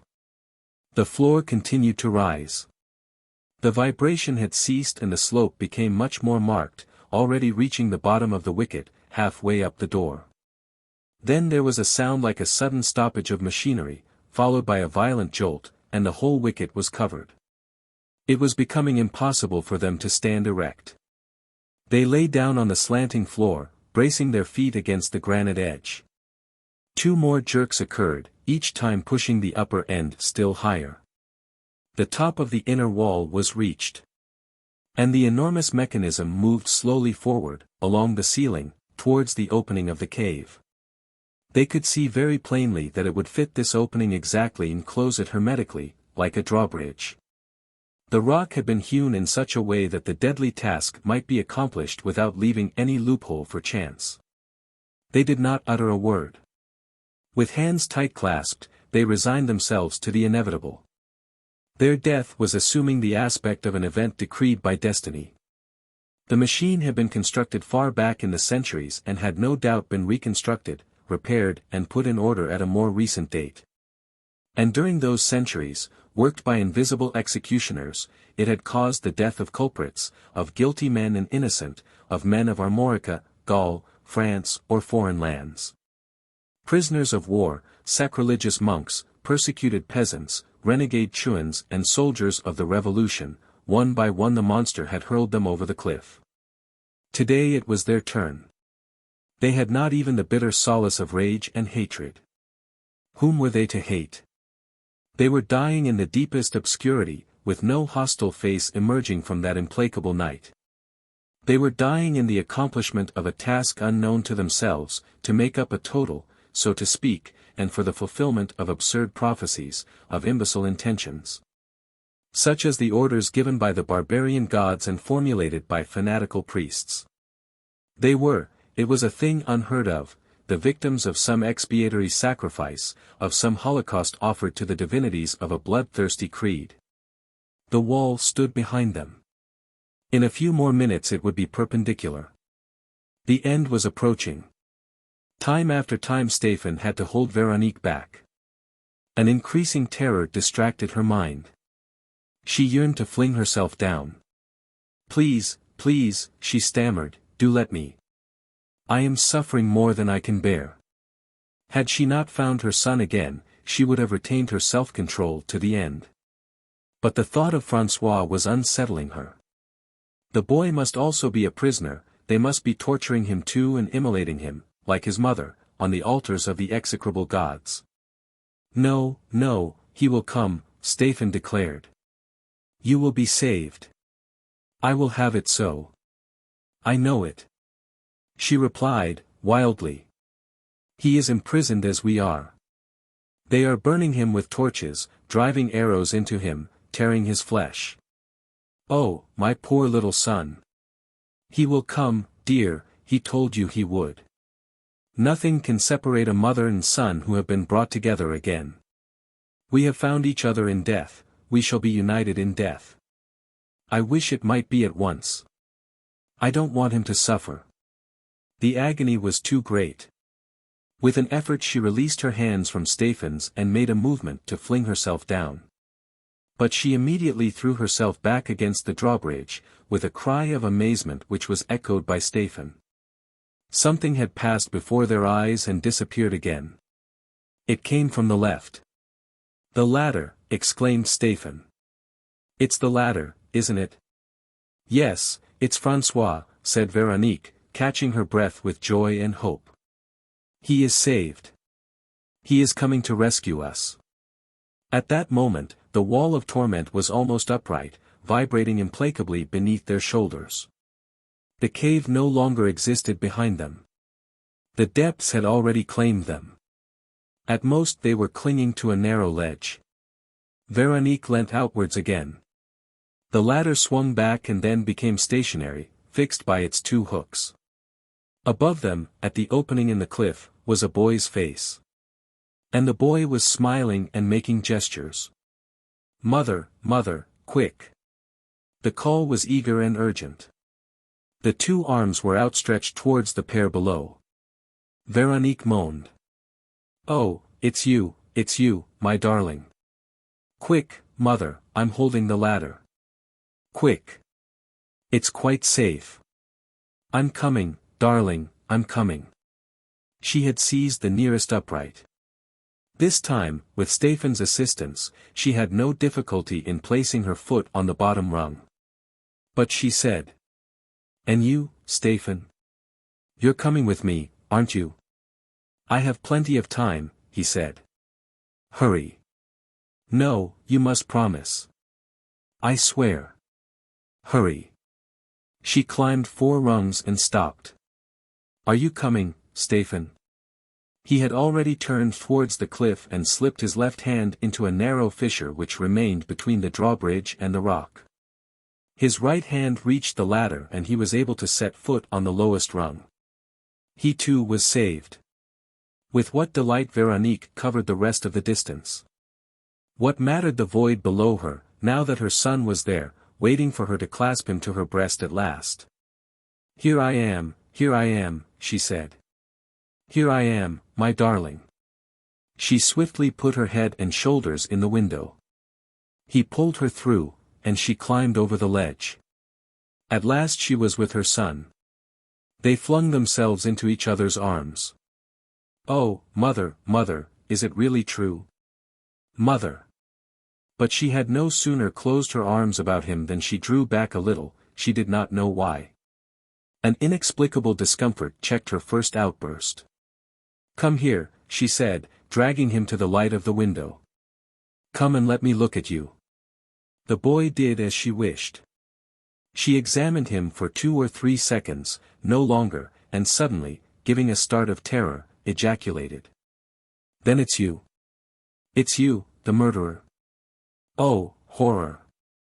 She was once more looking on the face of the monster who had killed her father and Honorine before her eyes. So you know me? He chuckled. Veronique realized her mistake from the boy's very tone. This was not François but the other, the one who had played his devilish part in the clothes which François usually wore. He gave another chuckle. Ah, you're beginning to see things as they are, ma'am. You know me now, don't you? The hateful face contracted, became wicked and cruel, animated by the vilest expression. Vorski. Vorski, stammered Veronique. It's Vorski I recognize in you. He burst out laughing. Why not? Do you think I'm going to disown my father as you did? Vorski's son. His son. Veronique repeated. Lord bless me, yes, his son, why shouldn't I be? Surely the good fellow had the right to have 2 sons. Me first and dear François next. Vorski's son. Veronique exclaimed once more. And one of the best, I tell you, ma'am, a worthy son of his father and brought up on the highest principles. I've shown you as much already, haven't I? But it's not finished, we're only at the beginning. Here, would you like me to give you a fresh proof? Just take a squint at that stick in the mud of a tutor. No, but look how things go when I take a hand in them. He sprang to the window. Stéphane's head appeared. The boy picked up a stone and struck with all his might, throwing him backwards. Veronique, who at the first moment had hesitated, not realizing the danger, now rushed and seized the boy's arm. It was too late. The head vanished. The hooks of the ladder slipped off the ledge. There was a loud cry, followed by the sound of a body falling into the water below. Veronique ran to the window. The ladder was floating on the part of the little pool which she was able to see, lying motionless in its frame of rocks. There was nothing to point to the place where Stéphane had fallen, not an eddy, not a ripple. She called out. Stéphane. Stéphane. No reply, nothing but the great silence of space in which the winds are still and the sea asleep. You villain, what have you done? She cried. Don't take on, missus, he said. Master Stéphane brought up your kid to be a duffer. Come, it's a laughing matter, it is, really. Give us a kiss, won't you, daddy's missus? But, I say, what a face you're pulling. Surely you don't hate me as much as all that. He went up to her, with his arms outstretched. Veronique swiftly covered him with her revolver. Be off, or I'll kill you as I would a mad dog. Be off. The boy's face became more inhuman than ever. He fell back step by step, snarling. Oh, I'll make you pay for this, my pretty lady. What do you mean by it? I come up to give you a kiss. I'm full of kindly feelings, and you want to shoot me. You shall pay for it in blood. In nice red flowing blood, blood, blood. He seemed to love the sound of the word. He repeated it time after time, then once more gave a burst of evil laughter and fled down the tunnel which led to the priory, shouting. The blood of your son, Mother Veronique. The blood of your darling François. The escape. Shuddering, uncertain how to act next, Veronique listened till she no longer heard the sound of his footsteps. What should she do? The murder of Stéphane had for a moment turned her thoughts from François. But she now once more fell a prey to anguish. What had become of her son? Should she go to him at the priory and defend him against the dangers that threatened him? Come, come, she said, I'm losing my head. Let me think things out. A few hours ago, François was speaking to me through the wall of his prison, for it was certainly he then, it was certainly François who yesterday took my hand and covered it with his kisses. A mother cannot be deceived. And I was quivering with love and tenderness. But since this morning has he not left his prison? She stopped to think and then said, slowly. That's it, that's what happened. Stéphane and I were discovered below, on the floor underneath. The alarm was given at once. The monster, Vorski's son, had gone up expressly to watch François. He found the cell empty and, seeing the opening which had been made, crawled out here. Yes, that's it. If not, by what way did he come? When he got here, it occurred to him to run to the window, knowing that it overlooked the sea and suspecting that François had chosen it to make his escape. He at once saw the hooks of the ladder. Then, on leaning over, he saw me, knew who I was and called out to me. And now he is on his way to the priory, where he is bound to meet François. Nevertheless Véronique did not stir. She had an instinct that the danger lay not at the priory but here, by the cells. And she wondered whether François had really succeeded in escaping and whether, before his task was done, he had not been surprised by the other and attacked by him. It was a horrible doubt. She stooped quickly and, perceiving that the hole had been widened, tried to pass through it herself. But the outlet, at most large enough for a child, was too narrow for her, and her shoulders became fixed. She persisted in the attempt, however, tearing her bodice and bruising her skin against the rock, and at last, by dint of patience and wriggling, succeeded in slipping through. The cell was empty. But the door was open on the passages facing her. And Véronique had an impression, merely an impression, for the window admitted only a faint light, that someone was just leaving the cell through the open door. And from this confused impression of something that she had not absolutely seen she retained the certainty that it was a woman who was hiding there, in the passage, a woman surprised by her unexpected entrance. It's their accomplice, thought Véronique. She came up with the boy who killed Stéphane, and she has no doubt taken François away. Perhaps François is even there still, quite near me, while she's watching me. Meanwhile Véronique's eyes were growing accustomed to the semi-darkness and she distinctly saw a woman's hand upon the door, which opened inwardly. The hand was slowly pulling. Why doesn't she shut it at once, Véronique wondered, since she obviously wants to put a barrier between us. Véronique received her answer when she heard a pebble grating under the door and interfering with its movement. If the pebble were not there, the door would be closed. Without hesitating, Véronique went up, took hold of a great iron handle and pulled it towards her. The hand disappeared, but the opposition continued. There was evidently a handle on the other side as well. Suddenly she heard a whistle. The woman was summoning assistance. And almost at the same time, in the passage, at some distance from the woman, there was a cry. Mother! Mother! Ah, with what deep emotion Véronique heard that cry. Her son, her real son was calling to her, her son, still a captive but alive. Oh, the superhuman delight of it. I'm here, darling. Quick, mother. I'm tied up. And the whistle is their signal, they'll be coming. I'm here. I shall save you before they come. She had no doubt of the result. It seemed to her as though her strength knew no limits and as though nothing could resist the exasperated tension of her whole being. Her adversary was in fact weakening and giving ground by inches. The opening became wider. And suddenly the contest was over. Véronique walked through. The woman had already fled down the passage and was dragging the boy by a rope in order to make him walk despite the cords with which he was bound. It was a vain attempt and she abandoned it forthwith. Véronique was close to her, with her revolver in her hand. The woman let go the boy and stood up in the light from the open cells. She was dressed in white serge, with a knotted girdle round her waist. Her arms were half bare.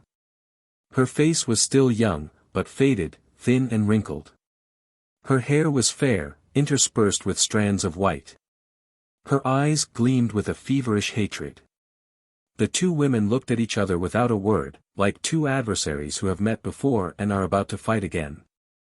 Véronique almost smiled, with a smile of mingled triumph and defiance. In the end she said, "If you dare to lay a finger on my child, I'll kill you. Go. Be off." The woman was not frightened. She seemed to be reflecting and to be listening in the expectation of assistance. None come. Then she lowered her eyes to François and made a movement as though to seize upon her prey again. "Don't touch him!" Véronique exclaimed, violently. "Don't touch him, or I fire." The woman shrugged her shoulders and said, in measured accents, "No threats, please. If I had wanted to kill that child of yours, I should have done so by now. But his hour has not come, and it is not by my hand that he is to die." Véronique, trembling all over, could not help asking, "By whose hand is he to die?" "By my son's, you know, the one you've seen." "Is he your son, the murderer, the monster?" "He's the son of—" "Silence. Silence," Véronique commanded. She understood that the woman had been Vorski's mistress and feared that she would make some disclosure in François' presence. "Silence, that name is not to be spoken." "It will be when it has to be," said the woman. "Ah, I've suffered enough through you, Véronique, it's your turn now, and you're only at the beginning of it." "Go," cried Véronique, pointing her revolver. "Once more, no threats, please. Go, or I fire. I swear it on the head of my son." The woman retreated, betraying a certain anxiety in spite of herself. But she was seized with a fresh access of rage. Impotently she raised her clenched fists and shouted, in a raucous, broken voice, "I will be revenged. You shall see. Véronique. The cross, do you understand, the cross is ready. You are the fourth. What, oh, what a revenge." She shook her gnarled, bony fists. And she continued, "Oh, how I hate you. 15 years of hatred. But the cross will avenge me. I shall string you up on it myself. The cross is ready, you'll see, the cross is ready for you." She walked away slowly, holding herself erect under the threat of the revolver. "Don't kill her, mother, will you?" whispered François, suspecting the contest in his mother's mind. Véronique seemed to wake from a dream. "No, no," she replied, "don't be afraid. And yet perhaps I ought to. Oh, please let her be, mother, and let us go away." She lifted him in her arms, even before the woman was out of sight, pressed him to her and carried him to the cell as though he weighed no more than a little child. "Mother, mother," he said. "Yes, darling, your own mother, and no one shall take you from me again, that I swear to you." Without troubling about the wounds inflicted by the stone she slipped, this time almost at the first attempt, through the gap made by François, drew him after her and then, but not before, released him from his bonds. "There is no danger here," she said, "at least for the moment, because they can hardly get at us except by the cell and I shall be able to defend the entrance." Mother and son exchanged the fondest of embraces. There was now no barrier to part their lips and their arms. They could see each other, could gaze into each other's eyes. "How handsome you are, my darling," said Véronique. She saw no resemblance between him and the boy murderer and was astonished that Honorine could have taken one for the other. And she felt as if she would never weary of admiring the breeding, the frankness and the sweetness which she read in his face. "And you, mother," he said, "do you think that I ever pictured a mother as beautiful as you? No, not even in my dreams, when you seemed as lovely as a fairy. And yet Stéphane often used to tell me." She interrupted him. "We must hurry, dearest, and take refuge from their pursuit. We must go." Yes, he said, and above all we must leave Sarek. I have invented a plan of escape which is bound to succeed. But, first of all, Stéphane, what has become of him? I heard the sound of which I spoke to you underneath my cell and I fear. She dragged him along by the hand, without answering his question. I have many things to tell you, darling, painful things which I must no longer keep from you. But presently will do. For the moment we must take refuge in the priory. That woman will go in search of help and come after us. But she was not alone, mother, when she entered my cell suddenly and caught me in the act of digging at the wall. There was someone with her. A boy, wasn't it? A boy of your own size. I could hardly see. He and the woman fell upon me, bound me and carried me into the passage. Then the woman left me for a moment and he went back to the cell. He therefore knows about this tunnel by now and about the exit in the priory grounds. Yes, I know. But we shall easily get the better of him, and will block up the exit. But there remains the bridge which joins the two islands, François objected. No, she said, I burnt it down and the priory is absolutely cut off. They were walking very quickly, Veronique pressing her pace, François a little anxious at the words spoken by his mother. Yes, yes, he said, I see that there is a good deal which I don't know and which you have kept from me, mother, in order not to frighten me. For instance, when you burnt down the bridge. It was with the petrol set aside for the purpose, wasn't it, and as arranged with Magennik in case of danger? So you were threatened too, and the first attack was made on you, mother. And then there was something that woman said with such a hateful look on her face. And then, above all, what has become of Stéphane? They were whispering about him just now in my cell. All this worries me. Then again I don't see the ladder which you brought. Please, dearest, don't let us wait a moment. The woman will have found assistance. The boy stopped short. Mother. What? Do you hear anything?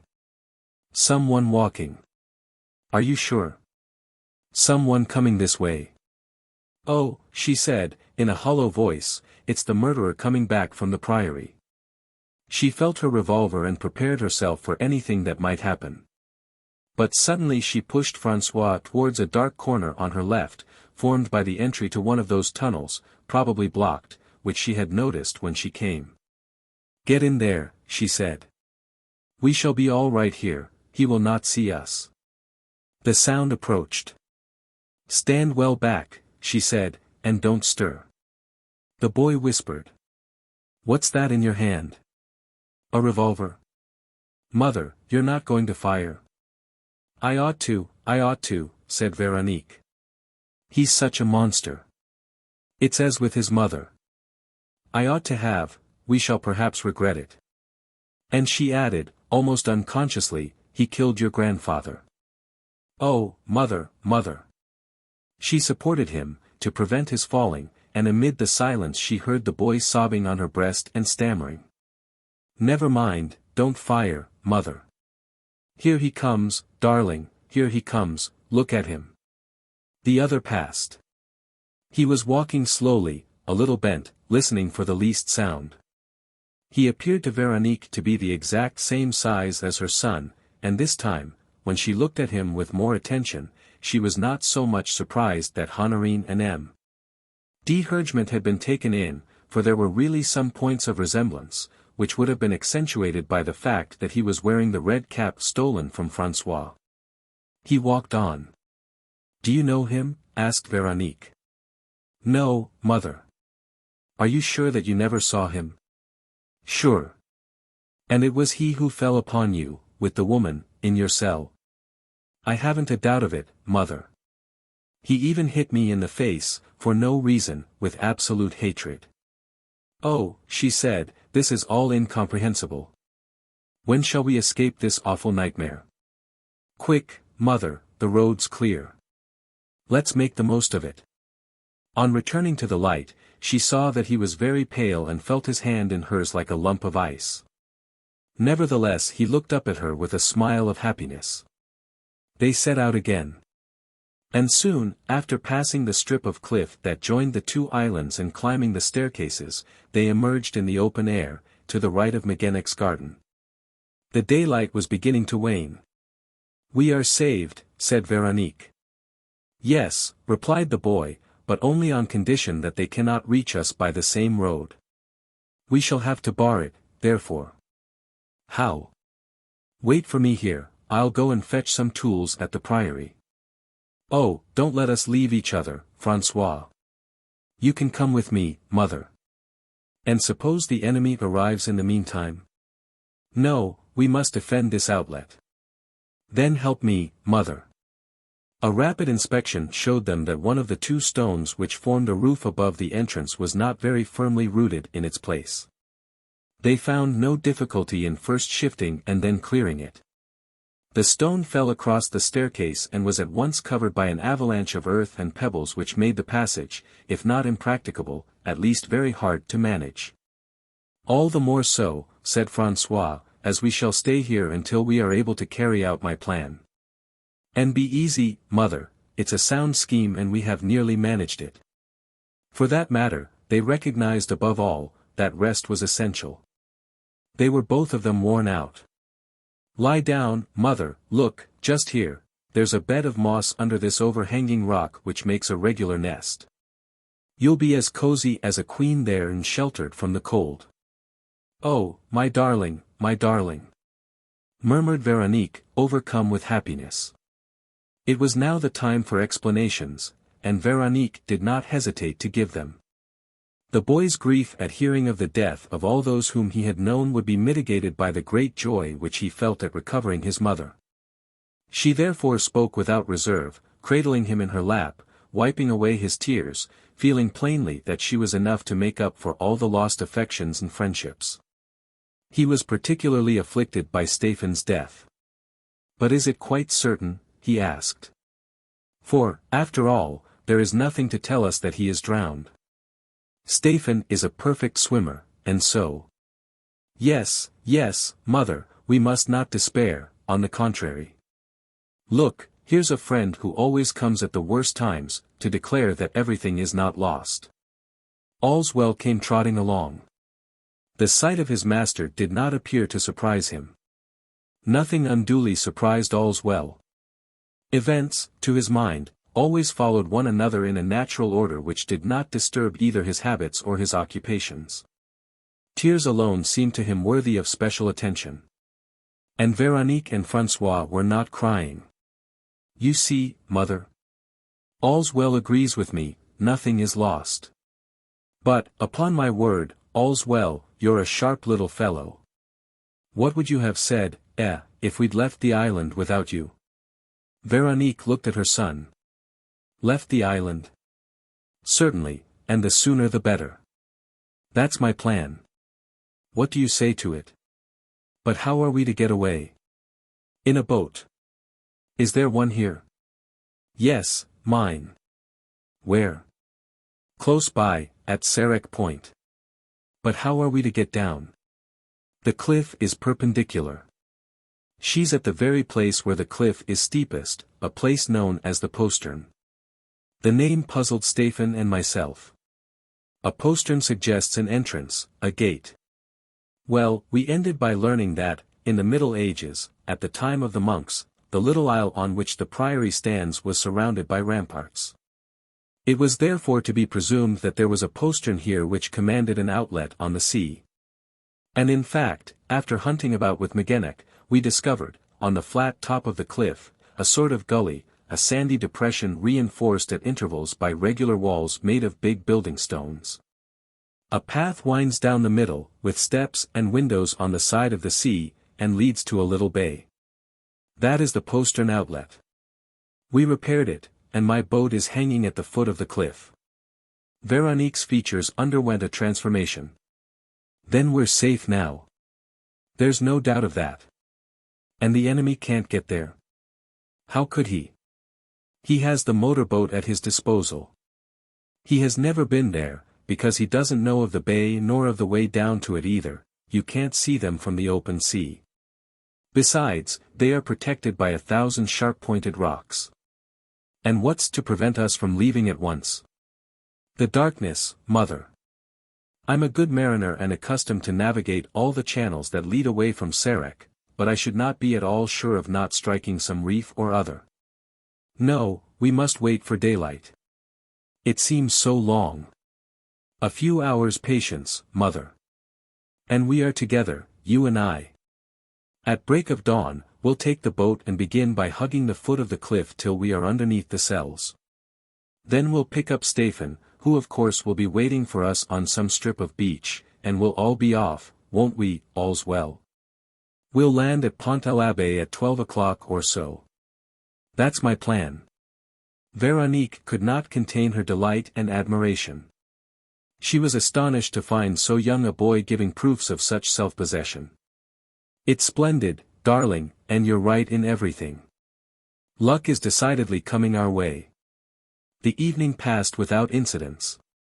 An alarm, however, a noise under the rubbish which blocked the underground passage and a ray of light trickling through a slit obliged them to mount guard until the minute of their departure. But it did not affect their spirits. Why, of course I'm easy in my mind, said François. From the moment when I found you again, I felt that it was for good. Besides, if the worst came to the worst, have we not a last hope left? Stéphane spoke to you about it, I expect.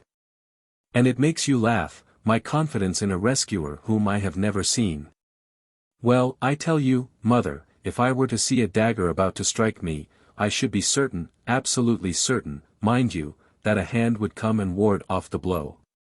Alas, she said, that providential hand did not prevent all the misfortunes of which I told you. It will keep off those which threaten my mother, declared the boy. How? This unknown friend has not been warned. He will come all the same. He doesn't need to be warned to know how great the danger is. He will come. And, mother, promise me one thing, whatever happens, you must have confidence. I will have confidence, darling, I promise you. And you will be right, he said, laughing, for I shall be the leader. And what a leader, mother. Why, yesterday evening I foresaw that, to carry the enterprise through successfully and so that my mother should be neither cold nor hungry, in case we were not able to take the boat this afternoon, we must have food and rugs. Well, they will be of use to us tonight, seeing that for prudence's sake we mustn't abandon our post here and sleep at the priory. Where did you put the parcel, mother? They ate gaily and with a good appetite. Then François wrapped his mother up and tucked her in, and they both fell asleep, lying close together, happy and unafraid. When the keen air of the morning woke Véronique, a belt of rosy light streaked the sky. François was sleeping the peaceful sleep of a child that feels itself protected and is untroubled by dreams. For a long time she just sat gazing at him without wearying, and she was still looking at him when the sun was high above the horizon. To work, mother, he said, after he had opened his eyes and given her a kiss. No one in the tunnel? No. Then we have plenty of time to go on board. They took the rugs and provisions and, with brisk steps, went towards the descent leading to the postern, at the extreme end of the island. Beyond this point the rocks were heaped up in formidable confusion, and the sea, though calm, lapped against them noisily. I hope your boat's there still, said Véronique. Lean over a little, mother. You can see her down there, hanging in that crevice. We have only to work the pulley to get her afloat. Oh, it's all very well thought out, mother darling. We have nothing to fear. Only. He had interrupted himself and was thinking. What? What is it? Asked Véronique. Oh, nothing. A slight delay. But. He began to laugh. Really, for the leader of an expedition, it's rather humiliating, I admit. Just fancy, I've forgotten one thing, the oars. They are at the priory. But this is terrible, cried Véronique. Why? I'll run to the priory and I shall be back in 10 minutes. All Véronique's apprehensions returned.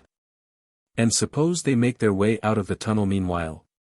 Come, mother, he laughed, you promised to have confidence. To get out of the tunnel would take them an hour's hard work, and we should hear them. Besides, what's the use of talking, mother? I'll be back at once. He ran off. François. François. He did not reply. Oh, she thought, once more assailed by forebodings. I had sworn not to leave him for a second. She followed him at a distance and stopped on a hillock between the fairies' dolmen and the Calvary of the Flowers. From here she could see the entrance to the tunnel and also saw her son jogging along the grass. He first went into the basement of the priory. But the oars seemed not to be there, for he came out almost at once and went to the main door, which he opened and disappeared from sight. 1 minute ought to be plenty for him, said Véronique to herself. The oars must be in the hall. Or at any rate on the ground floor. Say 2 minutes, at the outside. She counted the seconds while watching the entrance to the tunnel. But 3 minutes, 4 minutes, 5 minutes passed, and the front door did not open again. All Véronique's confidence vanished. She thought that it was mad of her not to have gone with her son and that she ought never to have submitted to a child's will. Without troubling about the tunnel or the dangers from that side, she began to walk towards the priory. But she had the horrible feeling which people sometimes experience in dreams, when their legs seem paralyzed and when they are unable to move, while the enemy advances to attack them. And suddenly, on reaching the dolmen, she beheld a sight the meaning of which was immediately clear to her. The ground at the foot of the oaks round the right-hand part of the semicircle was littered with lately cut branches, which still bore their green leaves. She raised her eyes and stood stupefied and dismayed. One oak alone had been stripped. And on the huge trunk, bare to a height of 12 or 15 feet, there was a paper, transfixed by an arrow and bearing the inscription, V.D.H. The fourth cross, Véronique faltered, the cross marked with my name. She supposed that, as her father was dead, the initials of her maiden name must have been written by one of her enemies, the chief of them, no doubt. And for the first time, under the influence of recent events, remembering the woman and the boy who were persecuting her, she involuntarily attributed a definite set of features to that enemy. It was a fleeting impression, an improbable theory, of which she was not even conscious. She was overwhelmed by something much more terrible. She suddenly understood that the monsters, those creatures of the heath and the cells, the accomplices of the woman and the boy, must have been there, since the cross was prepared. No doubt they had built a footbridge and thrown it over the chasm to take the place of the bridge to which she had set fire. They were masters of the priory. And François was once more in their hands. Then she rushed straight along, collecting all her strength. She in her turn ran over the turf, dotted with ruins, that sloped towards the front of the house. François! François! François! She called his name in a piercing voice. She announced her coming with loud cries. Thus did she reach the priory. One half of the door stood ajar. She pushed it and darted into the hall, crying. François! François! The call rang from floor to attic and throughout the house, but remained unanswered. François! François! She went upstairs, opening doors at random, running into her son's room, into Stéphane's, into Honorine's. She found nobody. François! François! Don't you hear me? Are they hurting you? Oh, François, do answer. She went back to the landing. Opposite her was M.D. Hergement's study. She flung herself upon the door and at once recoiled, as though stricken by a vision from hell. A man was standing there, with arms crossed and apparently waiting for her. And it was the man whom she had pictured for an instant when thinking of the woman and the boy. It was the third monster. She said, simply, but in a voice filled with inexpressible horror. Vorski! Vorski! 11. The Scourge of God. Vorski! Vorski! The unspeakable creature, the thought of whom filled her with shame and horror, the monstrous Vorski, was not dead. The murder of the spy by one of his colleagues, his burial in the cemetery at Fontainebleau, all this was a fable, a delusion. The only real fact was that Vorski was alive. Of all the visions that could have haunted Veronique's brain, there was none so abominable as the sight before her, Vorski standing erect, with his arms crossed and his head up, alive. Vorski alive. She would have accepted anything with her usual courage, but not this. She had felt strong enough to face and defy no matter what enemy, but not this one. Vorski stood for ignominious disgrace, for insatiable wickedness, for boundless ferocity, for method mingled with madness in crime. And this man loved her. She suddenly blushed. Vorski was staring with greedy eyes at the bare flesh of her shoulders and arms, which showed through her tattered bodice, and looking upon this bare flesh as upon a prey which nothing could snatch from him. Nevertheless Veronique did not budge. She had no covering within reach. She pulled herself together under the insult of the man's desire and defied him with such a glance that he was embarrassed and for a moment turned away his eyes. Then she cried, with an uncontrollable outburst of feeling. "My son! Where's François? I want to see him." "Our son is sacred, madam," he replied. "He has nothing to fear from his father. I want to see him." He lifted his hand as one taking an oath. "You shall see him, I swear." "Dead, perhaps," she said, in a hollow voice. "As much alive as you and I, madam." There was a fresh pause. Vorski was obviously seeking his words and preparing the speech with which the implacable conflict between them was to open. He was a man of athletic stature, with a powerful frame, legs slightly bowed, an enormous neck swollen by great bundles of muscles and a head unduly small, with fair hair plastered down and parted in the middle. That in him which at one time produced an impression of brute strength, combined with a certain distinction, had become with age the massive and vulgar aspect of a professional wrestler posturing on the hustings at a fair. The disquieting charm which once attracted the women had vanished, and all that remained was a harsh and cruel expression of which he tried to correct the hardness by means of an impassive smile. He unfolded his arms, drew up a chair and, bowing to Veronique, said, "Our conversation, madam, will be long and at times painful. Won't you sit down?" He waited for a moment and, receiving no reply, without allowing himself to be disconcerted, continued. "Perhaps you would rather first take some refreshment at the sideboard. Would you care for a biscuit and a thimbleful of old claret or a glass of champagne?" He affected an exaggerated politeness. The essentially Teutonic politeness of the semi-barbarians who are anxious to prove that they are familiar with all the niceties of civilization and that they have been initiated into every refinement of courtesy. Even towards a woman whom the right of conquest would permit them to treat more cavalierly. This was one of the points of detail which in the past had most vividly enlightened Veronique as to her husband's probable origin. She shrugged her shoulders and remained silent. "Very well," he said, "but you must then authorize me to stand, as behooves a man of breeding who prides himself on possessing a certain amount of savoir-faire. Also pray excuse me for appearing in your presence in this more than careless attire. Internment camps and the caves of Sarek are hardly places in which it is easy to renew one's wardrobe." He was in fact wearing a pair of old patched trousers and a torn red flannel waistcoat. But over these he had donned a white linen robe which was half closed by a knotted girdle. It was a carefully studied costume, and he accentuated its eccentricity by adopting theatrical attitudes and an air of satisfied negligence. Pleased with his preamble, he began to walk up and down, with his hands behind his back, like a man who is in no hurry and who is taking time for reflection in very serious circumstances. Then he stopped and, in a leisurely tone, "I think, madam, that we shall gain time in the end by devoting a few indispensable minutes to a brief account of our past life together. Don't you agree?" Veronique did not reply.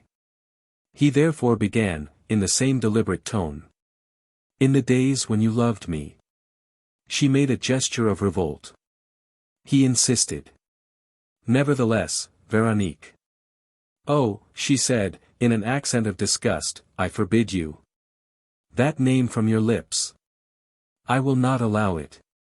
He smiled and continued, in a tone of condescension. Don't be annoyed with me, madam. Whatever formula I employ, you may be assured of my respect. I therefore resume my remarks. In the days when you loved me, I was, I must admit, a heartless libertine, a debauchee, not perhaps without a certain style and charm, for I always made the most of my advantages, but possessing none of the qualities of a married man.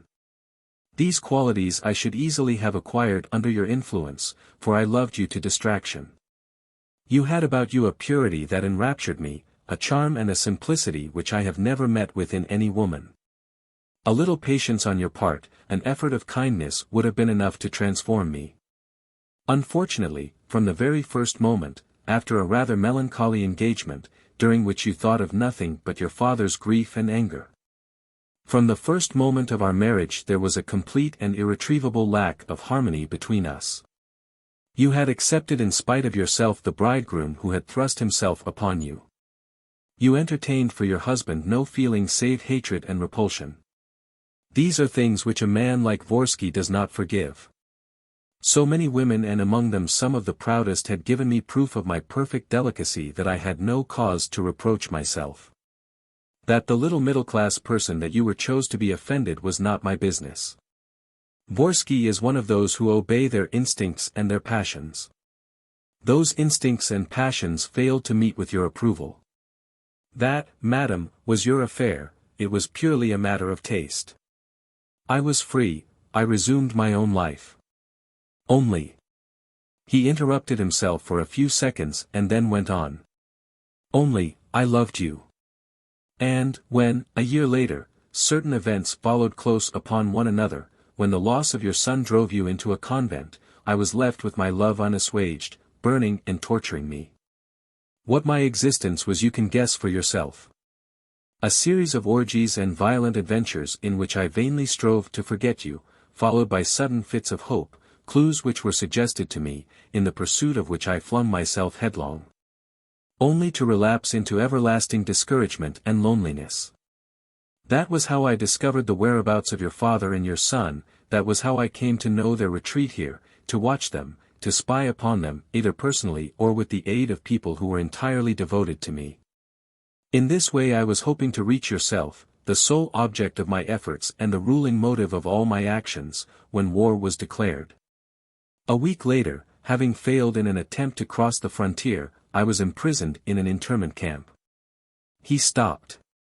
His face became still harder, and he growled. Oh, the hell that I went through there. Vorski. Vorski, the son of a king, mixed up with all the waiters and pickpockets of the fatherland. Vorski a prisoner, scoffed at and loathed by all. Vorski unwashed and eaten up with vermin. My God, how I suffered. But let us pass on. What I did, to escape from death, I was entitled to do. If someone else was stabbed in my stead, if someone else was buried in my name in a corner of France, I do not regret it. The choice lay between him and myself, I made my choice. And it was perhaps not only my persistent love of life that inspired my action, it was also, and this above all is a new thing, an unexpected dawn which broke in the darkness and which was already dazzling me with its glory. But this is my secret. We will speak of it later, if you force me to. For the moment. In the face of all this rhetoric delivered with the emphasis of an actor rejoicing in his eloquence and applauding his own periods, Veronique had retained her impassive attitude. Not one of those lying declarations was able to touch her. She seemed to be thinking of other things. He went up to her and, to compel her attention, continued, in a more aggressive tone. You do not appear to suspect, madam, that my words are extremely serious. They are, however, and they will become even more so. But, before approaching more formidable matters and in the hope of avoiding them altogether, I should like to make an appeal, not to your spirit of conciliation, for there is no conciliation possible with you, but to your reason. To your sense of reality. After all, you cannot be ignorant of your present position, of the position of your son. She was not listening, he was absolutely convinced of it. Doubtless absorbed by the thought of her son, she read not the least meaning into the words that reached her ears. Nevertheless, irritated and unable to conceal his impatience, he continued. My offer is a simple one. And I hope and trust that you will not reject it. In François' name and because of my feelings of humanity and compassion, I ask you to link the present to the past of which I have sketched the main features. From the social point of view, the bond that unites us has never been shattered. You are still in name and in the eyes of the law. He ceased, stared at Veronique and then, clapping his hand violently on her shoulder, shouted. Listen, you baggage, can't you? It's Vorski speaking. Veronique lost her balance, saved herself by catching at the back of a chair and once more stood erect before her adversary, with her arms folded and her eyes full of scorn. This time Vorski again succeeded in controlling himself. He had acted under impulse and against his will. His voice retained an imperious and malevolent intonation. I repeat that the past still exists. Whether you like it or not, madam, you are Vorski's wife. And it is because of this undeniable fact that I am asking you, if you please, to consider yourself so today. Let us understand each other. If I do not aim at obtaining your love or even your friendship, I will not accept either that we should return to our former hostile relations. I do not want the scornful and distant wife that you have been. I want a woman. A woman who will submit herself, who will be the devoted, attentive, faithful companion. The slave, murmured Veronique. Yes, he exclaimed, the slave, you have said it. I don't shrink from words any more than I do from deeds. The slave. And why not? A slave understands her duty, which is blindly to obey, bound hand and foot, perind ac cadaver. Does the part appeal to you? Will you belong to me body and soul? As for your soul, I don't care a fig about that. What I want, you know well enough, don't you? What I want is what I have never had. Your husband. Ha, ha, have I ever been your husband? Look back into my life as I will, amid all my seething emotions and delights, I do not find a single memory to remind me that there was ever between us anything but the pitiless struggle of two enemies. When I look at you, I see a stranger in the past as in the present. Well, since my luck has turned, since I once more have you in my clutches, it shall not be so in the future. It shall not be so tomorrow, nor even tonight, Veronique. I am the master, you must accept the inevitable. Do you accept? He did not wait for her answer and, raising his voice still higher, roared. Do you accept? No subterfuges or false promises. Do you accept? If so, go on your knees, make the sign of the cross and say, in a firm voice, I accept. I will be a consenting wife. I will submit to all your orders and to all your whims. You are the master. She shrugged her shoulders and made no reply. Vorski gave a start. The veins in his forehead swelled up. However, he still contained himself. Very well. For that matter, I was expecting this. But the consequences of your refusal will be so serious for you that I propose to make one last attempt. Perhaps, after all, your refusal is addressed to the fugitive that I am, to the poor beggar that I seem to be. And perhaps the truth will alter your ideas. That truth is dazzling and wonderful. As I told you, an unforeseen dawn has broken through my darkness, and Vorski, son of a king, is bathed in radiant light. He had a trick of speaking of himself in the third person which Veronique knew of old and which was the sign of his insupportable vanity. She also observed and recognized in his eyes a peculiar gleam which was always there at moments of exaltation, a gleam which was obviously due to his drinking habits but in which she seemed to see besides a sign of temporary aberration. Was he not indeed a sort of madman, and had his madness not increased as the years passed? He continued, and this time Veronique listened.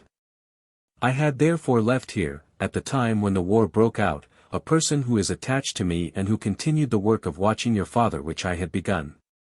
An accident revealed to us the existence of the caves dug under the heath and also one of the entrances to the caves.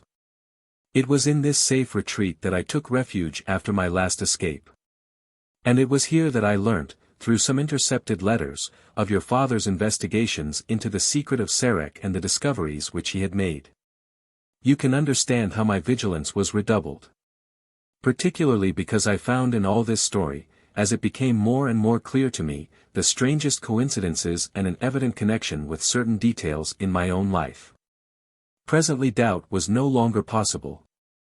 Fate had sent me here to accomplish a task which I alone was able to fulfill, and more, a task in which I alone had the right to assist. Do you understand what I mean? Long centuries ago, Vorski was predestined.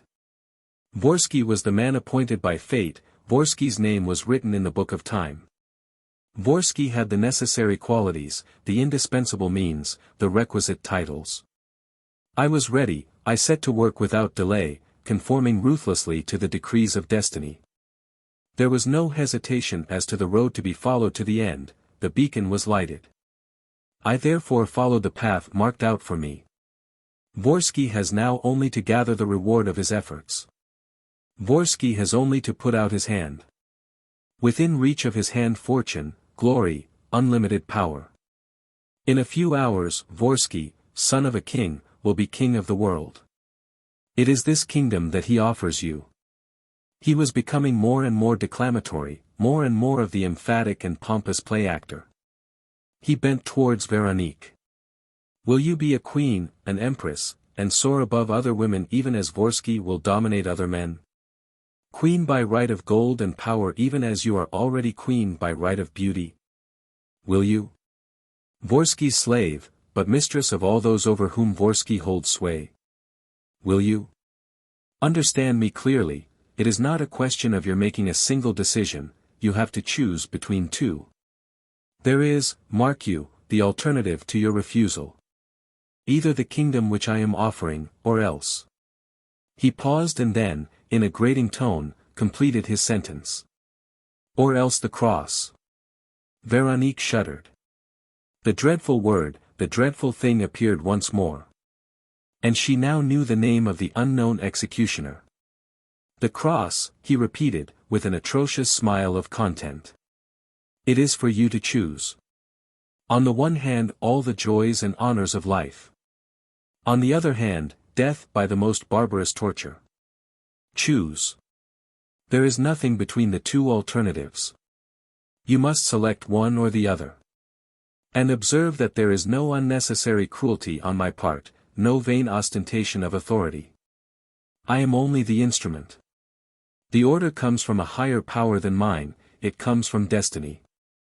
For the divine will to be accomplished, Veronique de Hergement must die and die on the cross. This is explicitly stated. There is no remedy against fate.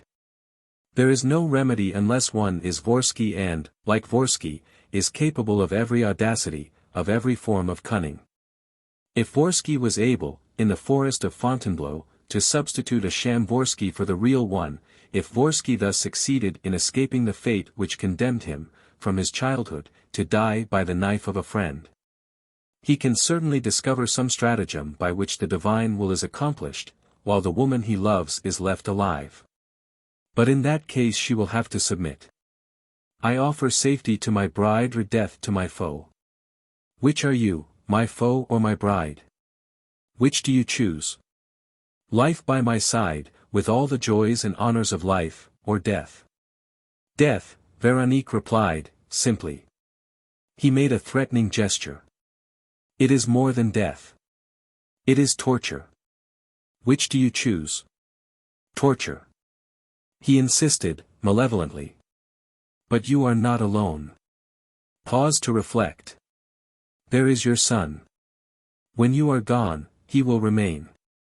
In dying, you leave an orphan behind you. Worse than that, in dying, you bequeath him to me. I am his father. I possess full rights. Which do you choose? Death, she said, once more. He became incensed. Death for you, very well.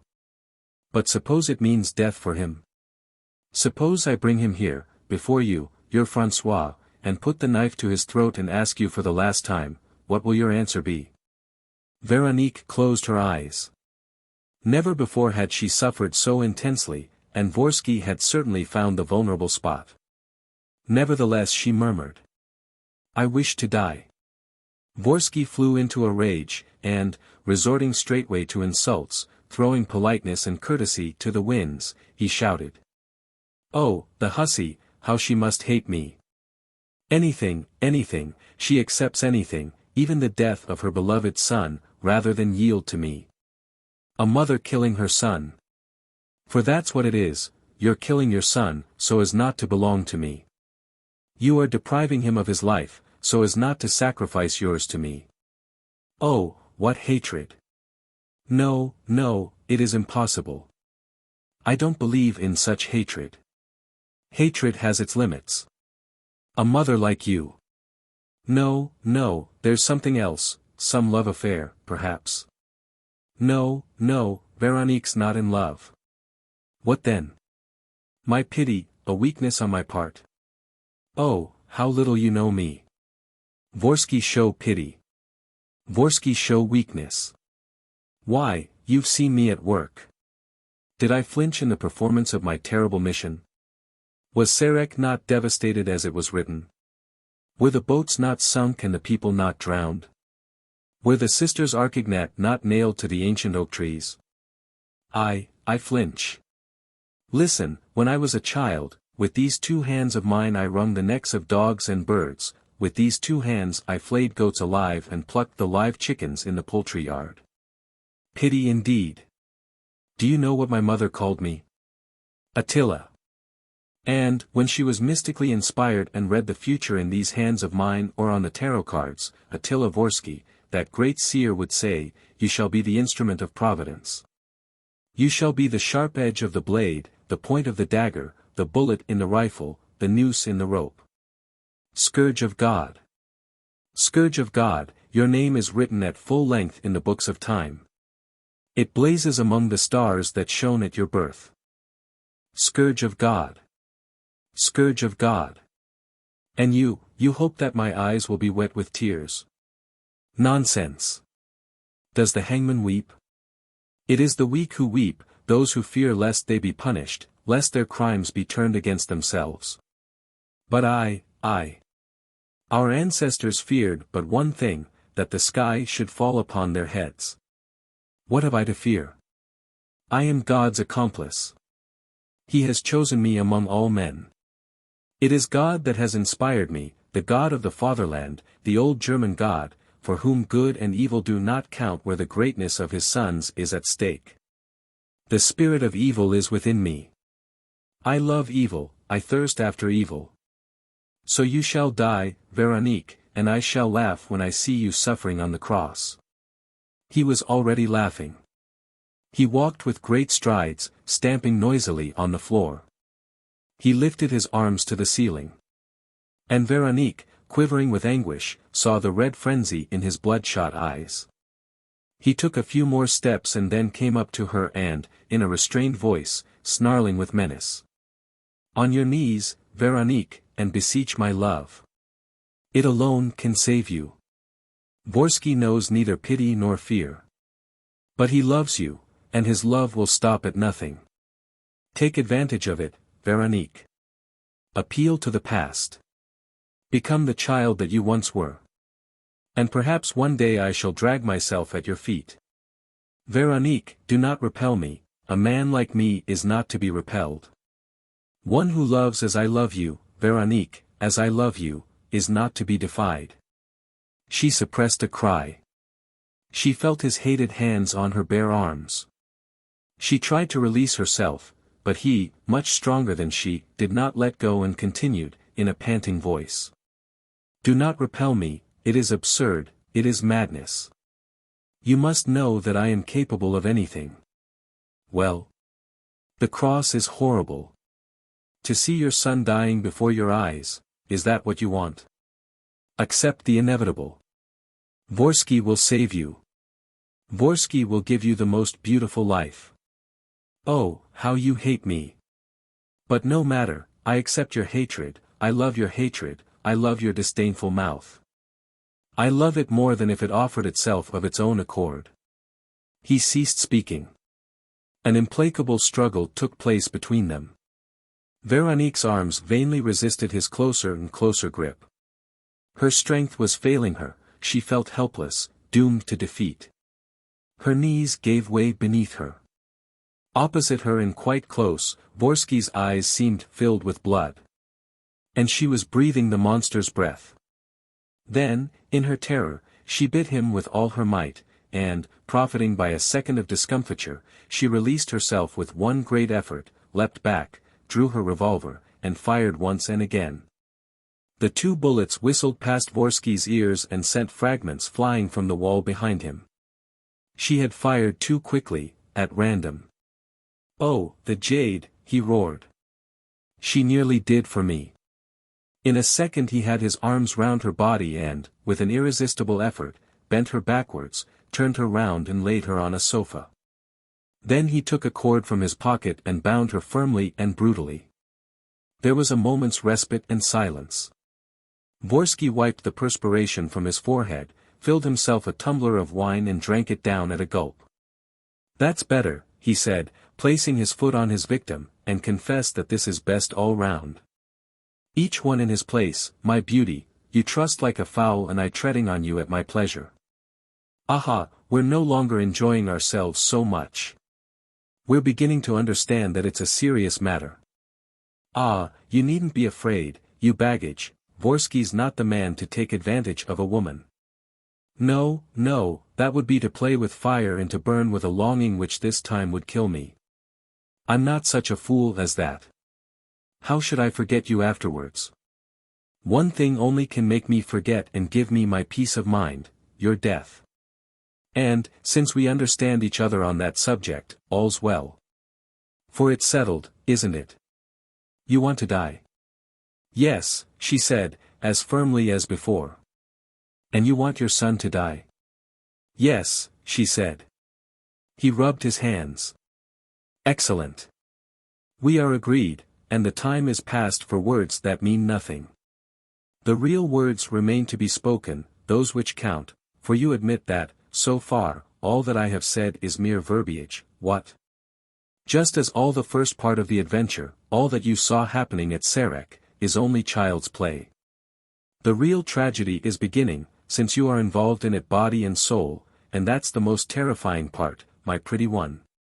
Your beautiful eyes have wept, but it is tears of blood that are wanted, you poor darling. But what would you have? Once again, Vorski is not cruel. He obeys a higher power, and destiny is against you. Your tears. Nonsense. You've got to shed 1,000 times as many as another. Your death. Fudge. You've got to die 1,000 deaths before you die for good. Your poor heart must bleed as never woman's and mother's poor heart bled before. Are you ready, Veronique? You shall hear really cruel words, to be followed perhaps by words more cruel still. Oh, fate is not spoiling you, my pretty one. He poured himself out a second glass of wine and emptied it in the same gluttonous fashion, then he sat down beside her and, stooping, said, almost in her ear. Listen, dearest, I have a confession to make to you. I was already married when I met you. Oh, don't be upset. There are greater catastrophes for a wife and greater crimes for a husband than bigamy. Well, by my first wife I had a son, whom I think you know. You exchanged a few amicable remarks with him in the passage of the cells. Between ourselves, he's a regular bad lot, that excellent Reynold, a rascal of the worst, in whom I enjoy the pride of discovering, raised to their highest degree, some of my best instincts and some of my chief qualities. He is a second addition to myself, but he already outstrips me and now and then alarms me. Phew, what a devil! At his age, a little over 15, I was an angel compared with him. Now it so happens that this fine fellow has to take the field against my other son, against our dear François. Yes, such is the whim of destiny, which, once again, gives orders and of which, once again, I am the clear-sighted and subtle interpreter. Of course it is not a question of a protracted and daily struggle. On the contrary, something short, violent and decisive, a duel, for instance. That's it, a duel, you understand, a serious duel. Not a turn with the fists, ending in a few bruises. No, what you call a duel to the death, because one of the two adversaries must be left, on the ground, because there must be a victor and a victim, in short, a living combatant and a dead one. Veronique had turned her head a little and she saw that he was smiling. Never before had she so plainly perceived the madness of that man, who smiled at the thought of a mortal contest between two children both of whom were his sons. The whole thing was so extravagant that Veronique, so to speak, did not suffer. It was all outside the limits of suffering. There is something better, Veronique, he said, gloating over every syllable. There's something better. Yes, destiny has devised a refinement which I dislike, but to which, as a faithful servant, I have to give effect. It has devised that you should be present at the duel. Capital, you, François mother, must see him fight. And, upon my word, I wonder whether that apparent malevolence is not a mercy in disguise. Let us say that you owe it to me, shall we, and that I myself am granting you this unexpected, I will even say, this unjust favor. For, when all is said, though Reynald is more powerful and experienced than François and though, logically, François ought to be beaten, how it must add to his courage and strength to know that he is fighting before his mother's eyes. He will feel like a knight-errant who stakes all his pride on winning. He will be a son whose victory will save his mother, at least, so he will think. Really the advantage is too great. And you can thank me, Veronique, if this duel, as I am sure it will, does not, and I am sure that it will not, make your heart beat a little faster. Unless I carry out the infernal program to the end. Ah, in that case, you poor little thing. He gripped her once more and, lifting her to her feet in front of him, pressing his face against hers, he said, in a sudden fit of rage. So you won't give in? No, no, she cried. You will never give in. Never. Never. Never, she repeated, with increasing vehemence. You hate me more than everything. I hate you more than I love my son.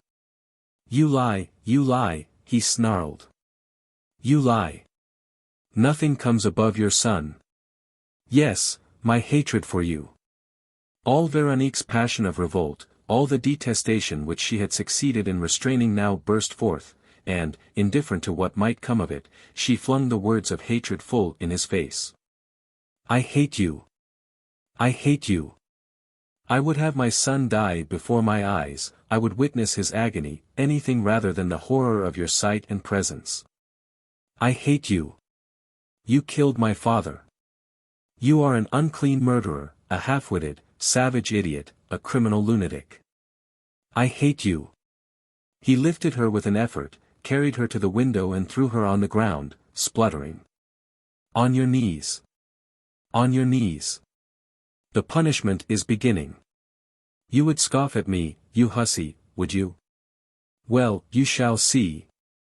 He forced her to her knees and then, pushing her against the lower wall and opening the window, he fastened her head to the rail of the balcony by means of a cord round her neck and under her arms. He ended by gagging her with a scarf. And now look, he cried. The curtain's going up. Boy François doing his exercises. Oh, you hate me, do you? Oh, you would rather have hell than a kiss from Vorski? Well, my darling, you shall have hell. And I'm arranging a little performance for you, one of my own composing and a highly original one at that. Also, I may tell you, it's too late now to change your mind. The thing's irrevocable. You may beg and entreat for mercy as much as you like, it's too late. The duel, followed by the cross, that's the program. Say your prayers, Veronique, and call on heaven. Shout for assistance if it amuses you. Listen, I know that your brat is expecting a rescuer, a professor of claptrap, a Don Quixote of adventure. Let him come. Vorski will give him the reception he deserves. The more the merrier. We shall see some fun. And, if the very gods join in the game and take up your defense, I shan't care. It's no longer their business, it's my business. It's no longer a question of Sarek and the treasure and the great secret and all the humbug of the Godstone. It's a question of yourself.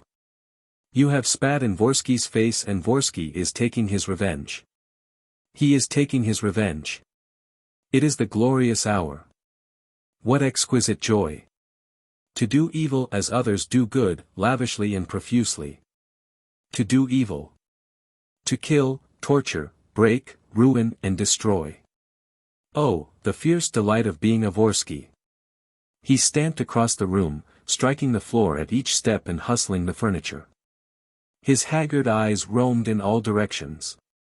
He would have liked to begin his work of destruction at once, strangling some victim, giving work to his greedy fingers, executing the incoherent orders of his insane imagination. Suddenly, he drew a revolver and, brutishly, stupidly, fired bullets into the mirrors, the pictures, the window panes. And, still gesticulating, still capering about, an ominous and sinister figure, he opened the door, bellowing. Vorski's having his revenge. Vorski's having his revenge. 12. The Ascent of Golgotha. 20 or 30 minutes elapsed. Veronique was still alone. The cords cut into her flesh, and the rails of the balcony bruised her forehead. The gag choked her. Her knees, bent in two and doubled up beneath her, carried the whole weight of her body. It was an intolerable position, an unceasing torture. Still, though she suffered, she was not very clearly aware of it. She was unconscious of her physical suffering, and she had already undergone such mental suffering that this supreme ordeal did not awaken her drowsing senses. She hardly thought. Sometimes she said to herself that she was about to die. And she already felt the repose of the afterlife, as one sometimes, amidst a storm, feels in advance the wide peace of the harbor. Hideous things were sure to happen between the present moment and the conclusion which would set her free. But her brain refused to dwell on them, and her son's fate in particular elicited only momentary thoughts, which were immediately dispersed. At heart, as there was nothing to enlighten her as to her frame of mind, she was hoping for a miracle. Would the miracle occur in Vorski? Incapable of generosity though he was, would not the monster hesitate none the less in the presence of an utterly unnecessary crime? A father does not kill his son, or at least the act must be brought about by imperative reasons, and Vorski had no such reasons to allege against a mere child whom he did not know and whom he could not hate except with an artificial hatred. Her torpor was lulled by this hope of a miracle. All the sounds which re-echoed through the house, sounds of discussions, sounds of hurrying footsteps, seemed to her to indicate not so much the preparations for the events foretold as the sign of interruptions which would ruin all Vorski's plans. Had not her dear François said that nothing could any longer separate them from each other and that, at the moment when everything might seem lost and even when everything would be really lost, they must keep their faith intact? My François, she repeated, my darling François, you shall not die, we shall see each other again, you promised me. Out of doors, a blue sky, flecked with a few menacing clouds, hung outspread above the tall oaks.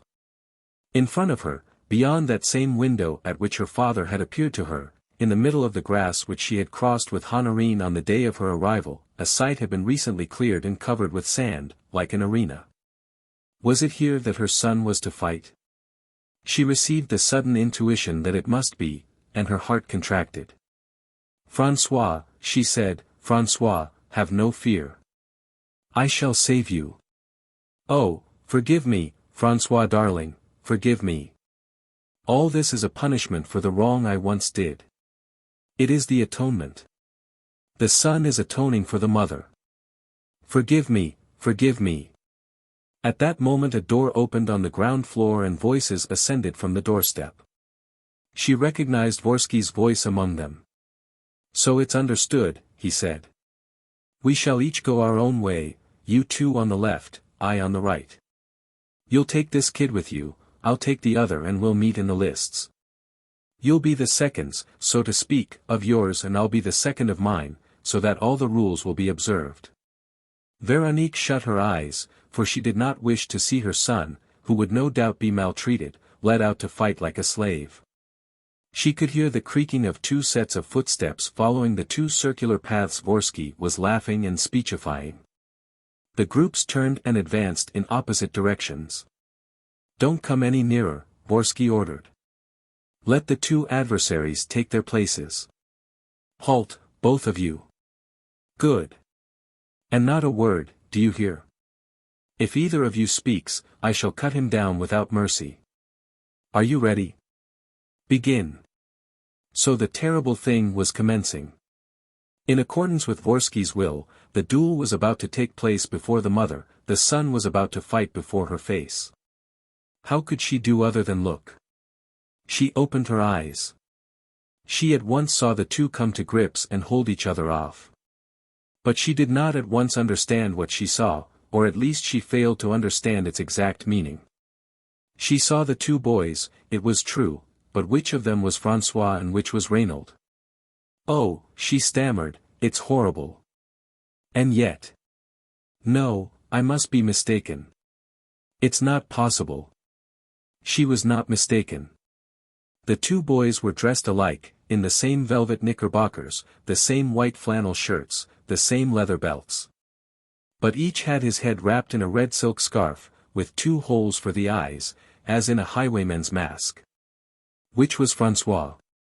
Which was Reynold? Now she remembered Vorski's inexplicable threat. This was what he meant by the program drawn up by himself, this was to what he alluded when he spoke of a little play of his composing. Not only was the son fighting before the mother, but she did not know which was her son. It was an infernal refinement of cruelty, Vorski himself had said so. No agony could add to Veronique's agony. The miracle which she had hoped for lay chiefly in herself and in the love which she bore her son.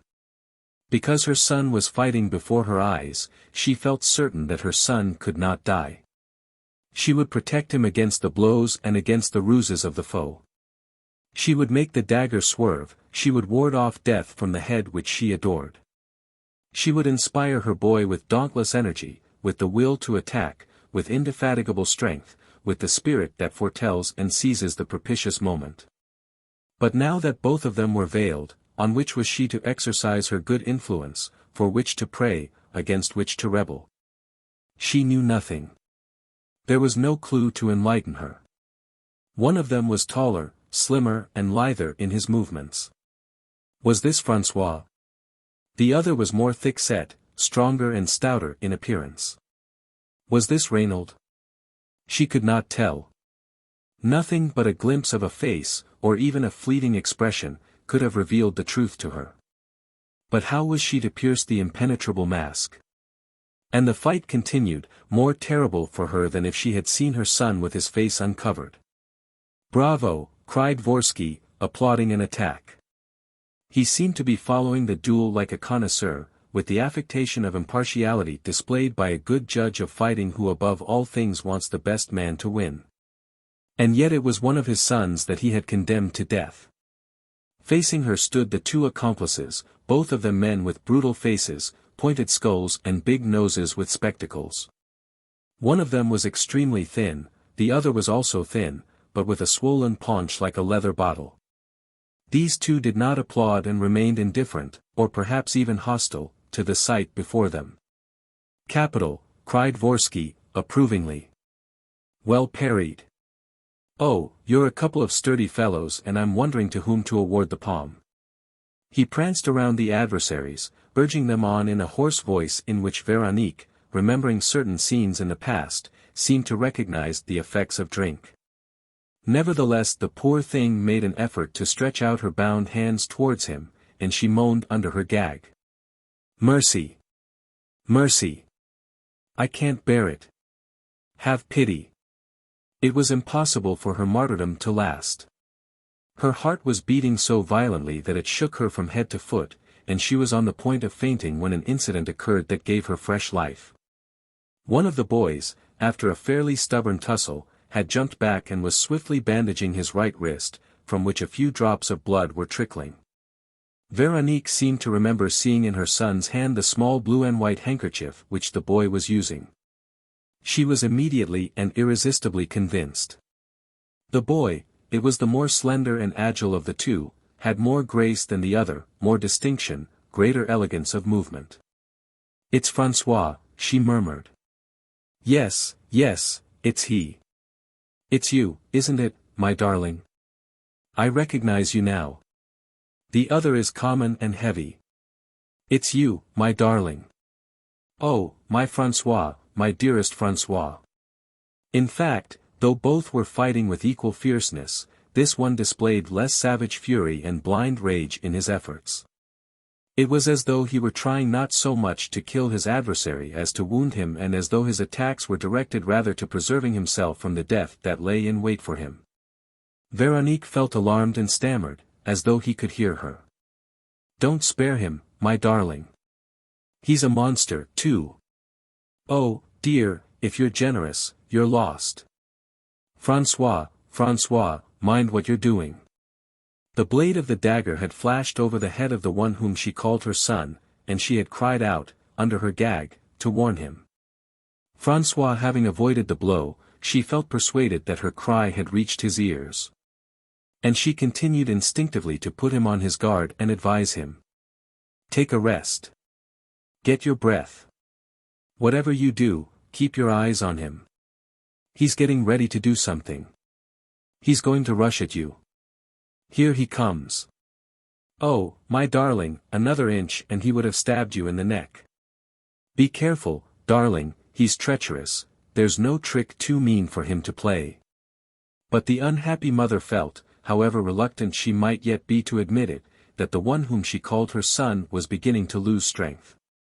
Certain signs proclaimed a reduced power of resistance, while the other, on the contrary, was gaining in eagerness and vigor. François retreated until he reached the edge of the arena. "Hi, you, boy," grinned Vorski. "You're not thinking of running away, are you? Keep your nerve, damn it. Show some pluck. Remember the conditions." The boy rushed forward with renewed zest, and it was the other's turn to fall back. Vorski clapped his hands, while Veronique murmured. "It's for me that he's risking his life. The monster must have told him, your mother's fate depends on you. If you win, she's saved. And he has sworn to win. He knows that I am watching him. He guesses that I am here. He hears me. Bless you, my darling." It was the last phase of the duel.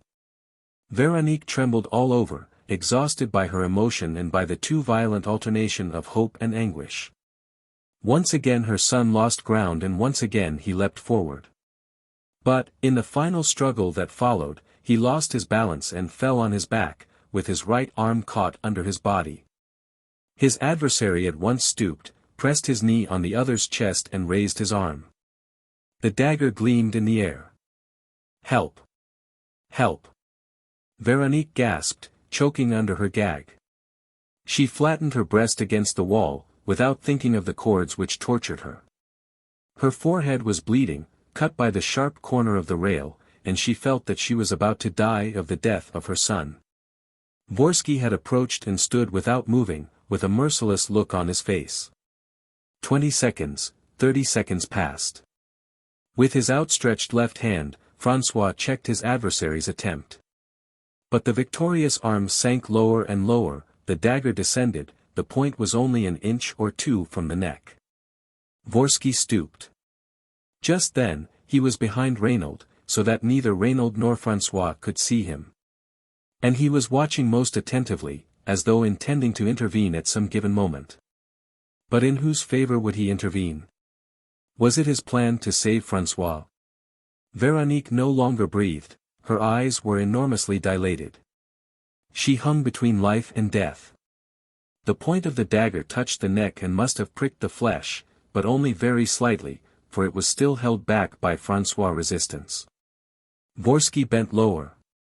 He stood over the fighters and did not take his eyes from the deadly point. Suddenly he took a penknife from his pocket, opened it and waited. A few more seconds elapsed. The dagger continued to descend.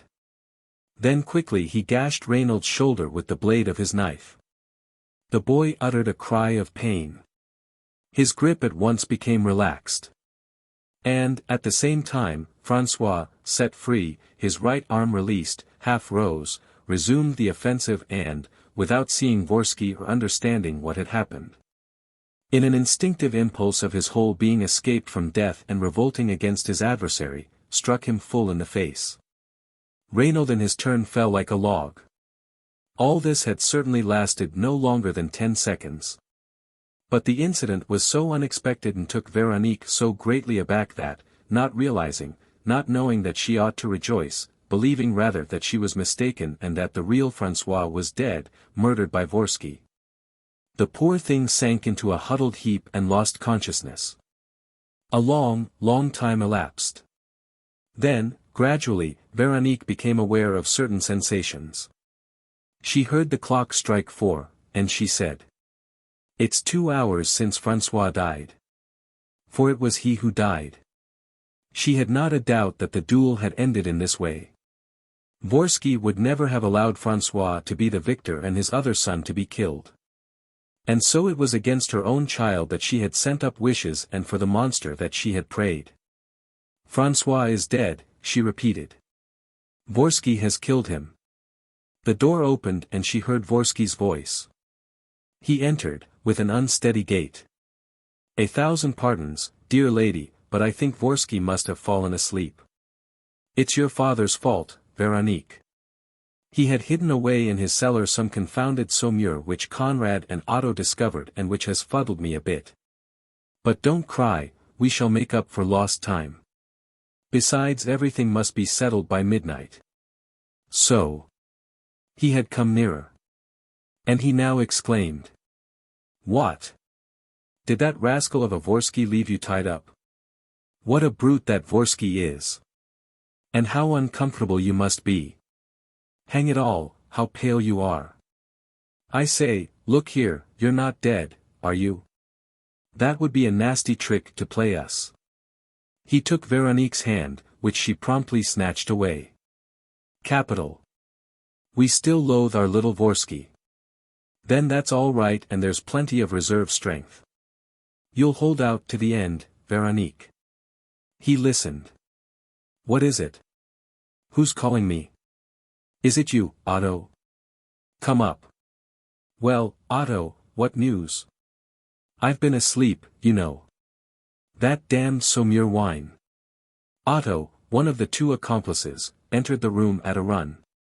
He was the one whose paunch bulged so oddly. "What news?" he exclaimed. "Why, this, I've seen someone on the island." Vorski began to laugh. "You're drunk, Otto. That damned saumure wine." "I'm not drunk. I saw, and so did Conrad." "Oh ho," said Vorski, more seriously, "if Conrad was with you." "Well, what did you see?" "A white figure, which hid when we came along." "Where?" "Between the village and the heath, in a little wood of chestnut trees." "On the other side of the island then?" "Yes." "All right. We'll take our precautions." "How?" "There may be several of them." "I don't care if there are 10 of them, it would make no difference." "Where's Conrad?" "By the footbridge which we put in the place of the bridge that was burnt down. He's keeping watch from there. Conrad is a clever one. When the bridge was burnt, we were kept on the other side. If the footbridge is burnt, it'll produce the same hindrance. Veronique, I really believe they're coming to rescue you. It's the miracle you expected, the assistance you hoped for. But it's too late, my beauty." He untied the bonds that fastened her to the balcony, carried her to the sofa and loosened the gag slightly. "Sleep, my wench," he said. "Get what rest you can. You're only halfway to Golgotha yet. And the last bit of the ascent will be the hardest." He went away jesting. And Veronique heard the 2 men exchange a few sentences which proved to her that Otto and Conrad were only supers who knew nothing of the business in hand. "Who's this wretched woman whom you're persecuting?" asked Otto. "That doesn't concern you." Still, Conrad and I would like to know something about it. Lord, why? Oh, just because. Conrad and you are a pair of fools, replied Vorski. When I took you into my service and helped you to escape with me, I told you all I could of my plans. You accepted my conditions. It was your lookout. You've got to see this thing through now. And if we don't? If you don't, beware of the consequences. I don't like shirkers. More hours passed. Nothing, it seemed to Veronique, could any longer save her from the end for which she craved with all her heart. She no longer hoped for the intervention of which Otto had spoken. In reality she was not thinking at all. Her son was dead, and she had no other wish than to join him without delay, even at the cost of the most dreadful suffering. What did that suffering matter to her? There are limits to the strength of those who are tortured, and she was so near to reaching those limits that her agony would not last long. She began to pray. Once more the memory of the past forced itself on her mind, and the fault which she had committed seemed to her the cause of all the misfortunes heaped upon her. And, while praying, exhausted, harassed, in a state of nervous extenuation which left her indifferent to anything that might happen, she fell asleep. Vorski's return did not even rouse her. He had to shake her. The hour is at hand, my girl. Say your prayers. He spoke low, so that his assistants might not hear what he said, and, whispering in her ear, he told her things of long ago, insignificant trifles which he dribbled out in a thick tone. At last he called out. It's still too light, Otto. Go and see what you can find in the larder, will you? I'm hungry. They sat down to table, but Vorski stood up again at once. Don't look at me, my girl. Your eyes worry me. What do you expect? My conscience doesn't worry me when I'm alone, but it gets worked up when a fine pair of eyes like yours go right through me. Lower your lids, my pretty one. He bound Veronique's eyes with a handkerchief which he knotted behind her head. But this did not satisfy him, and he unhooked a muslin curtain from the window, wrapped her whole head in it and wound it round her neck. Then he sat down again to eat and drink. The three of them hardly spoke and said not a word of their trip across the island, nor of the duel of the afternoon. In any case, these were details which did not interest Veronique and which, even if she had paid attention to them, would not have aroused her. Everything had become indifferent to her. The words reached her ears but assumed no definite meaning. She thought of nothing but dying. When it was dark, Vorski gave the signal for departure. Then you're still determined? Asked Otto, in a voice betraying a certain hostility. More so than ever. What's your reason for asking? Nothing. But, all the same. All the same what? Well, I may as well out with it, we only half like the job. You don't mean to say so. And you only discover it now, my man, after stringing up the sister's archignat and treating it as a lark. I was drunk that day. You made us drink. Well, get boozed if you want to, old cock. Here, take the brandy bottle. Fill your flask and shut up. Conrad, is the stretcher ready? He turned to his victim. A polite attention for you, my dear.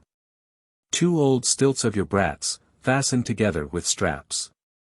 It's very practical and comfortable. At 8:30, the grim procession set out, with Vorski at the head, carrying a lantern. The accomplices followed with the litter. The clouds which had been threatening all the afternoon had now gathered and were rolling, thick and black, over the island. The night was falling swiftly. A stormy wind was blowing and made the candle flicker in the lantern. "Brr," muttered Vorski.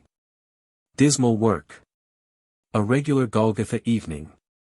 He swerved and grunted at the sight of a little black shape bounding along by his side. "What's that?" "Look. It's a dog, isn't it?" "It's the boy's mongrel," said Otto. "Oh, of course, the famous All's Well. The brute's come in the nick of time. Everything's going jolly well. Just wait a bit, you mangy beast. He aimed a kick at the dog. Allswell avoided it and keeping out of reach, continued to accompany the procession, giving a muffled bark at intervals. It was a rough ascent. And every moment one of the three men, leaving the invisible path that skirted the grass in front of the house and led to the open space by the fairy's dolmen, tripped in the brambles or in the runners of ivy. "Halt!" Vorski commanded. "Stop and take breath, my lads. Otto, hand us your flask. My heart's turning upside down." He took a long pull. "Your turn, Otto." "What, don't you want to? What's the matter with you?" "I'm thinking that there are people on the island who are looking for us." "Let them look. And suppose they come by boat and climb that path in the cliffs which the woman and the boy were trying to escape by this morning, the path we found? What we have to fear is an attack by land, not by sea. Well, the footbridge is burnt. There's no means of communication. Unless they find the entrance to the cells, on the Black Heath, and follow the tunnel to this place." "Have they found the entrance?" "I don't know." "Well, granting that they do find it, haven't we just blocked the exit on this side, broken down the staircase, thrown everything topsy-turvy? To clear it will take them half a day and more. Whereas at midnight the thing will be done and by daybreak we shall be far away from Sarek. It'll be done, that is to say, we shall have one more murder on our conscience." But what? What about the treasure?" "Ah, the treasure. You've got it out at last. Well, make your mind easy, your shares of it are as good as in your pockets." "Are you sure of that?" "Rather. Do you imagine that I'm staying here and doing all this dirty work for fun?" They resumed their progress. After a quarter of an hour, a few drops of rain began to fall. There was a clap of thunder. The storm still appeared to be some distance away. They had difficulty in completing the rough ascent, and Vorski had to help his companions. At last, he said. "We're there. Otto, hand me the flask." "That's it." "Thanks." They had laid their victim at the foot of the oak which had had its lower branches removed. A flash of light revealed the inscription, VIII. Vorski picked up a rope, which had been left there in readiness, and set a ladder against the trunk of the tree. "We'll do as we did with the sisters Archignat," he said. "I'll pass the cord over the big branch which we left intact. That will serve as a pulley." He interrupted himself and jumped to one side. Something extraordinary had just happened. "What's that?" he whispered. "What was it? Did you hear that whistling sound?" "Yes," said Conrad, "it grazed my ear. One would have said it was a bullet." "You're mad." "I heard it too," said Otto, "and it seems to me that it hit the tree." "What tree?" "The oak, of course. It was as though somebody had fired at us." There was no report. "A stone, then." "A stone that must have hit the oak." "We'll soon see," said Vorski. He turned his lantern and at once let fly an oath. "Damn it! Look, there, under the lettering." They looked. An arrow was fixed at the spot to which he pointed. Its feathered end was still quivering. "An arrow," gasped Conrad. "How is it possible?" "An arrow." And Otto spluttered. "We're done for. It's us they were aiming at." "The man who took aim at us can't be far off," Vorski observed. "Keep your eyes open. We'll have a look." He swung the light in a circle which penetrated the surrounding darkness. "Stop," said Conrad, eagerly. "A little more to the right. Do you see?" Yes, I see." 30 yards from where they stood, in the direction of the Calvary of the Flowers, just beyond the blasted oak, they saw something white, a figure which was trying, at least so it seemed, to hide behind a clump of bushes. "Not a word, not a movement," Vorski ordered. "Do nothing to let him think that we've discovered him. Conrad, come with me. You, Otto, stay here, with your revolver in your hand, and keep a good watch. If they try to come near and to release her ladyship, fire 2 shots and we'll run back at once. Is that understood? Quite. Vorski bent over Veronique and loosened the veil slightly. Her eyes and mouth were still concealed by their bandages. She was breathing with difficulty, the pulse was weak and slow. We have time, he muttered, but we must hurry if we want her to die according to plan. In any case she doesn't seem to be in pain. She has lost all consciousness. He put down the lantern and then softly, followed by his assistant, stole towards the white figure, both of them choosing the places where the shadow was densest. But he soon became aware, on the one hand, that the figure, which had seemed stationary, was moving as he himself moved forward, so that the space between them remained the same, and, on the other hand, that it was escorted by a small black figure frisking by its side. "It's that filthy mongrel," growled Vorski. He quickened his pace, the distance did not decrease. He ran, the figure in front of him ran likewise. And the strangest part of it was that they heard no sound of leaves disturbed or of ground trampled by the mysterious person running ahead of them. "Damn it," swore Vorski. "He's laughing at us. Suppose we fired at him, Conrad? He's too far. The bullets wouldn't reach him. All the same, we're not going to." The unknown individual led them to the end of the island and then down to the entrance of the tunnel, passed close to the priory, skirted the west cliff and reached the footbridge, some of the planks of which were still smoldering. Then he branched off, passed back by the other side of the house and went up the grassy slope. From time to time the dog barked gaily. Vorski could not control his rage.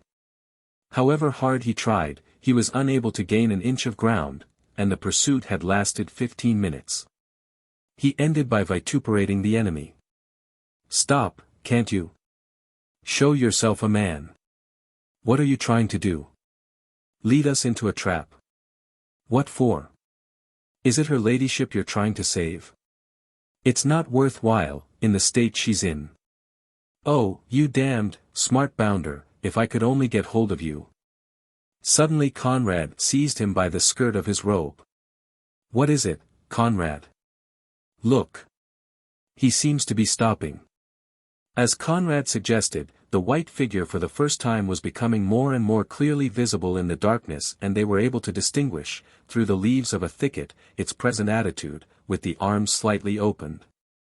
The back bowed, the legs bent and apparently crossed on the ground. "He must have fallen," said Conrad. Vorski, after running forward, shouted. "Am I to shoot, you scum? I've got the drop on you. Hands up, or I fire." Nothing stirred. "It's your own lookout. If you show fight, you're a dead man. I shall count 3 and fire." He walked to 20 yards of the figure and counted, with outstretched arm. 1, 2. "Are you ready, Conrad? Fire."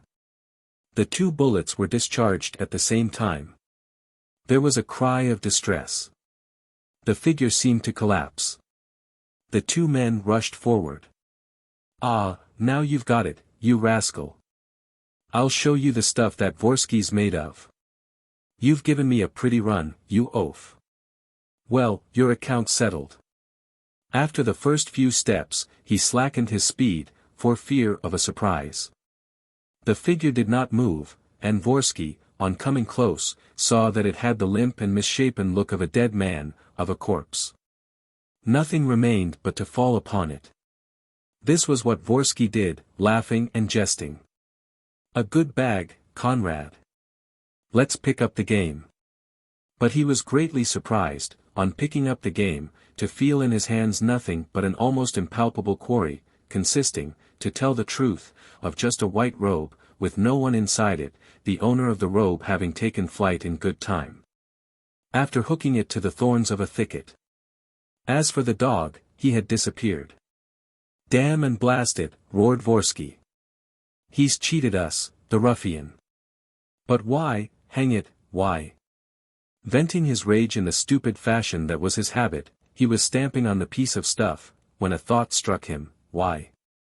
Because, damn it, as I said just now, it's a trap to get us away from her ladyship while his friends went for Otto. Oh, what an ass I've been. He started to go back in the dark and, as soon as he was able to see the dolman, he called out. Otto! Otto! Halt! Who goes there? Answered Otto, in a scared voice. It's me. Damn you, don't fire. Who's there? You. Yes, you fool. But the 2 shots. Nothing. A mistake. We'll tell you about it. He was now close to the oak and, at once, taking up the lantern, turned its rays upon his victim. She had not moved and lay stretched at the foot of the tree, with her head wrapped in the veil. Ah, he said. I breathe again. Hang it, how frightened I was. Frightened of what? Of their taking her from us, of course. Well, wasn't I here? Oh, you. You've got no more pluck than a louse, and, if they had gone for you, I should have fired, at any rate. You'd have heard the signal. Maybe. Well, did nothing happen? Nothing at all. Her ladyship didn't carry on too much. She did at first. She moaned and groaned under her hood, until I lost all patience. And then? Oh, then. It didn't last long, I stunned her with a good blow of my fist. You brute!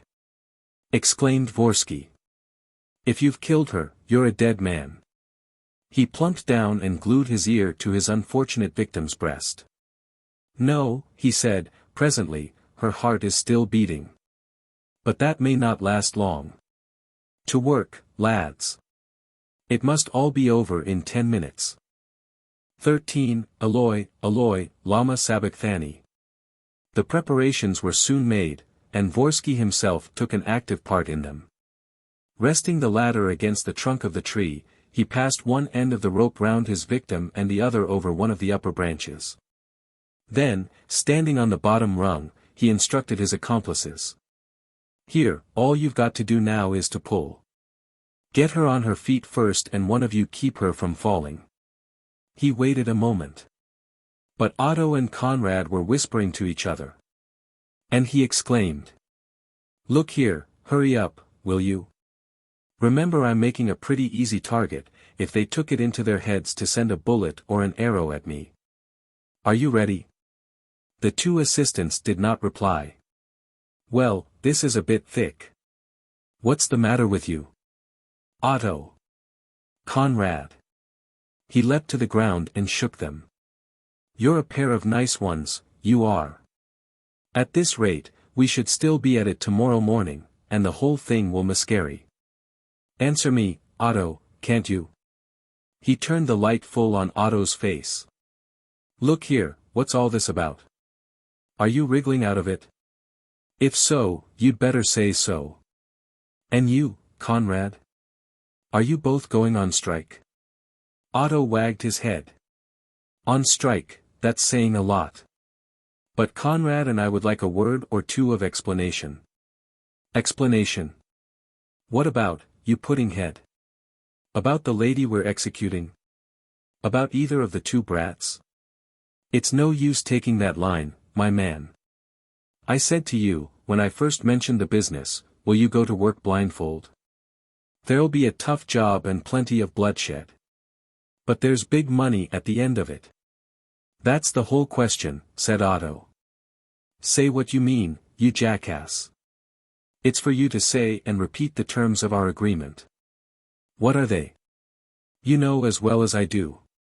Exactly, it's to remind you of them that I'm asking you to repeat them. I remember them exactly. I get the treasure, and out of the treasure I pay you 200,000 francs between the 2 of you. That's so and it's not quite so. We'll come back to that. Let's begin by talking of this famous treasure. Here have we been grinding away for weeks, wallowing in blood, living in a nightmare of every sort of crime, and not a thing in sight. Vorski shrugged his shoulders. You're getting denser and denser, my poor Otto. You know there were certain things to be done first. They're all done, except one. In a few minutes, this will be finished too and the treasure will be ours. How do we know? Do you think I'd have done all that I have done, if I wasn't sure of the result, as sure as I am that I'm alive? Everything has happened in a certain given order. It was all predetermined. The last thing will come at the hour foretold and will open the gate for me. The gate of hell, sneered Otto, as I heard Magennic call it. Call it by that name or another, it opens on the treasure which I shall have won. Very well, said Otto, impressed by Vorski's tone of conviction, very well. I'm willing to believe you're right. But what's to tell us that we shall have our share? You shall have your share for the simple reason that the possession of the treasure will provide me with such indescribable wealth that I'm not likely to risk having trouble with you two fellows for the sake of a couple of 100,000 francs. So we have your word? Of course. Your word that all the clauses of our agreement shall be respected? Of course. What are you driving at? This, that you've begun to trick us in the meanest way by breaking one of the clauses of the agreement. What's that? What are you talking about? Do you realize whom you're speaking to? I'm speaking to you, Vorski. Vorski laid violent hands on his accomplice. What's this? You dare to insult me? To call me by my name, me? What of it, seeing that you've robbed me of what's mine by rights? Vorski controlled himself and, in a voice trembling with anger. Say what you have to say and be careful, my man, for you're playing a dangerous game. Speak out. It's this, said Otto. Apart from the treasure, apart from the 200,000 francs. It was arranged between us, you held up your hand and took your oath on it, that any loose cash found by either of us in the course of the business would be divided in equal shares, half for you, half for Conrad and myself. Is that so? That's so. Then pay up, said Otto, holding out his hand. Pay up what? I haven't found anything. That's a lie. While we were settling the sisters Archignat, you discovered on one of them, tucked away in her bodice, the hoard which we couldn't find in their house.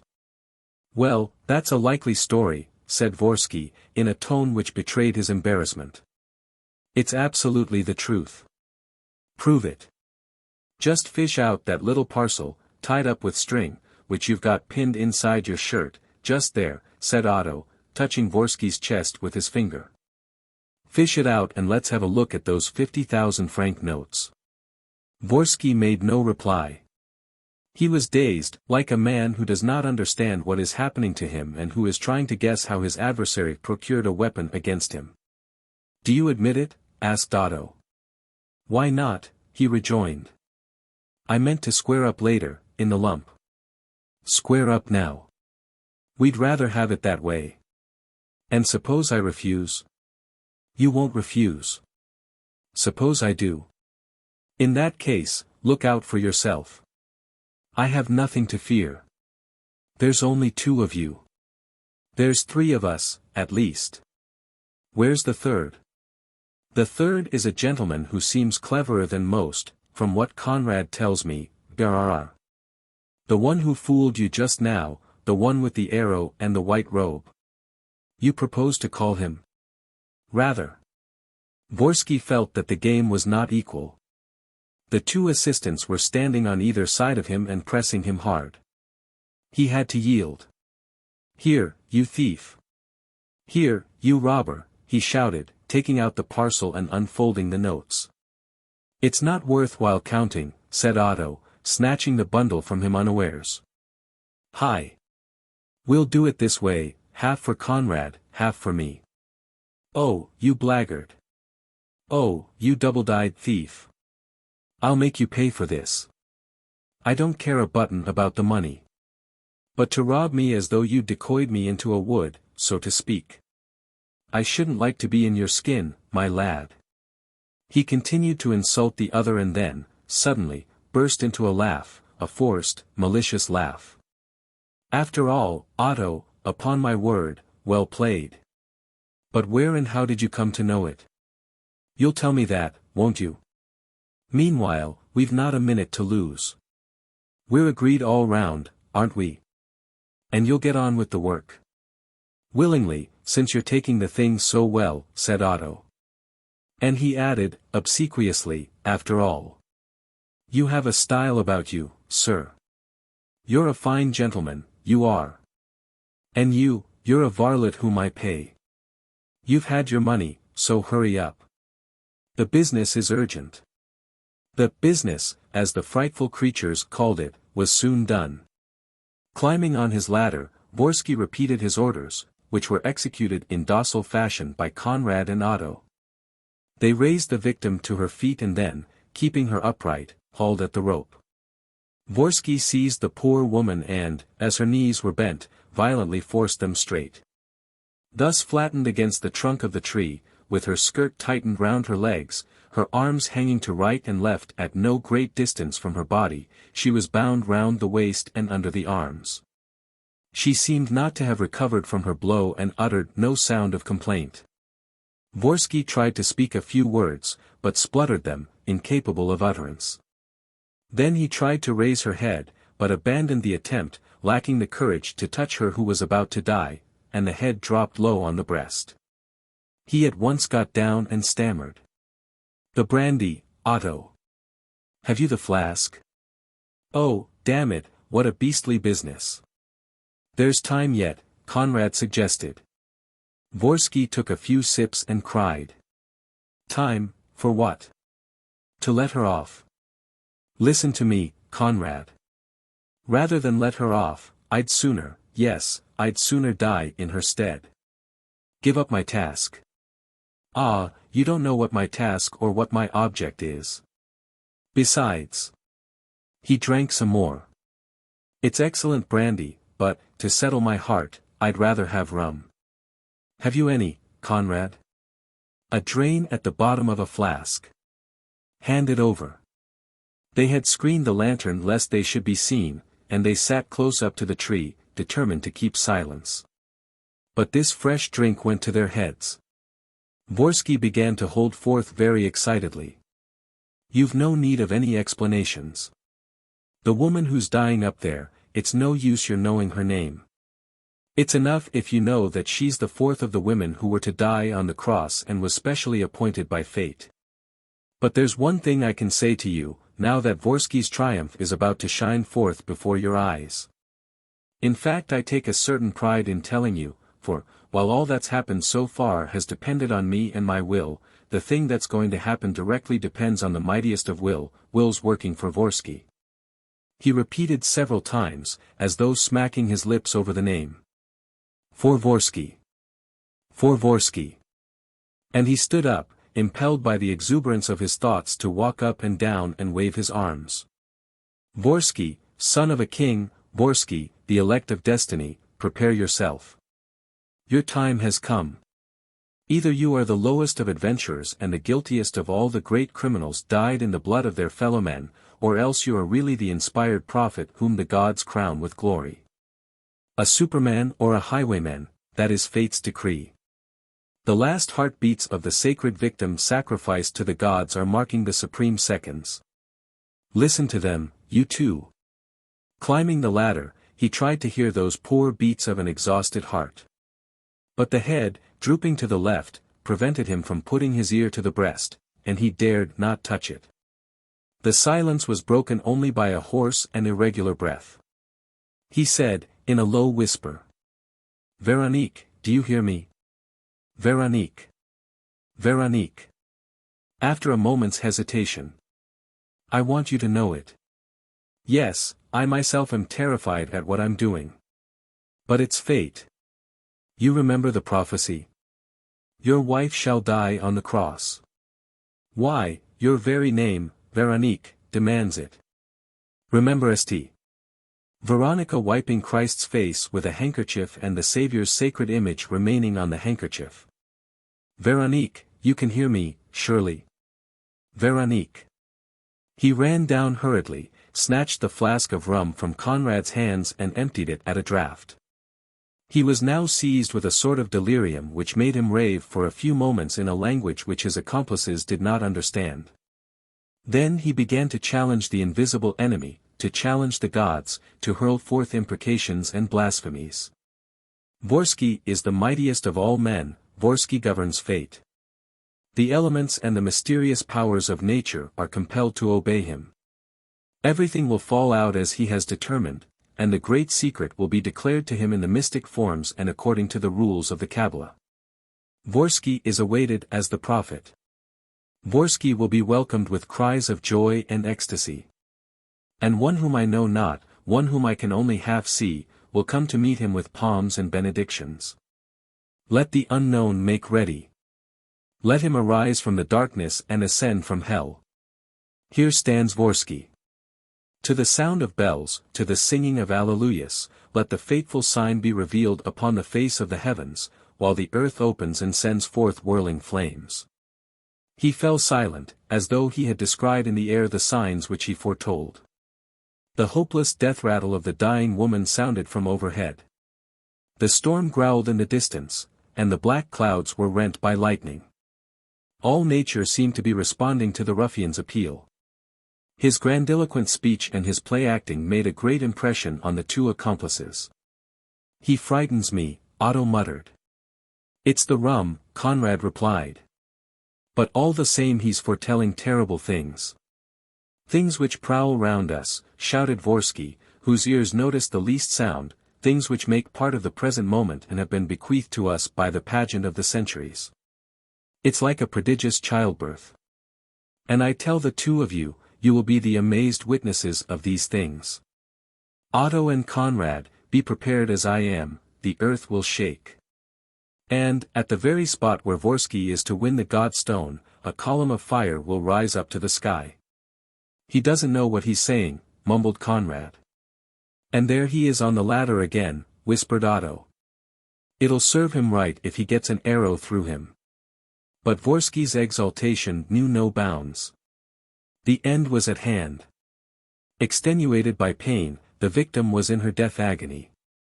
Beginning very low, so as to be heard by none save her, but raising his voice gradually, Vorski said, "Veronique. Veronique. You are fulfilling your mission. You are nearing the top of the ascent. All honor to you. You deserve a share in my triumph. All honor to you. Listen. You hear it already, don't you?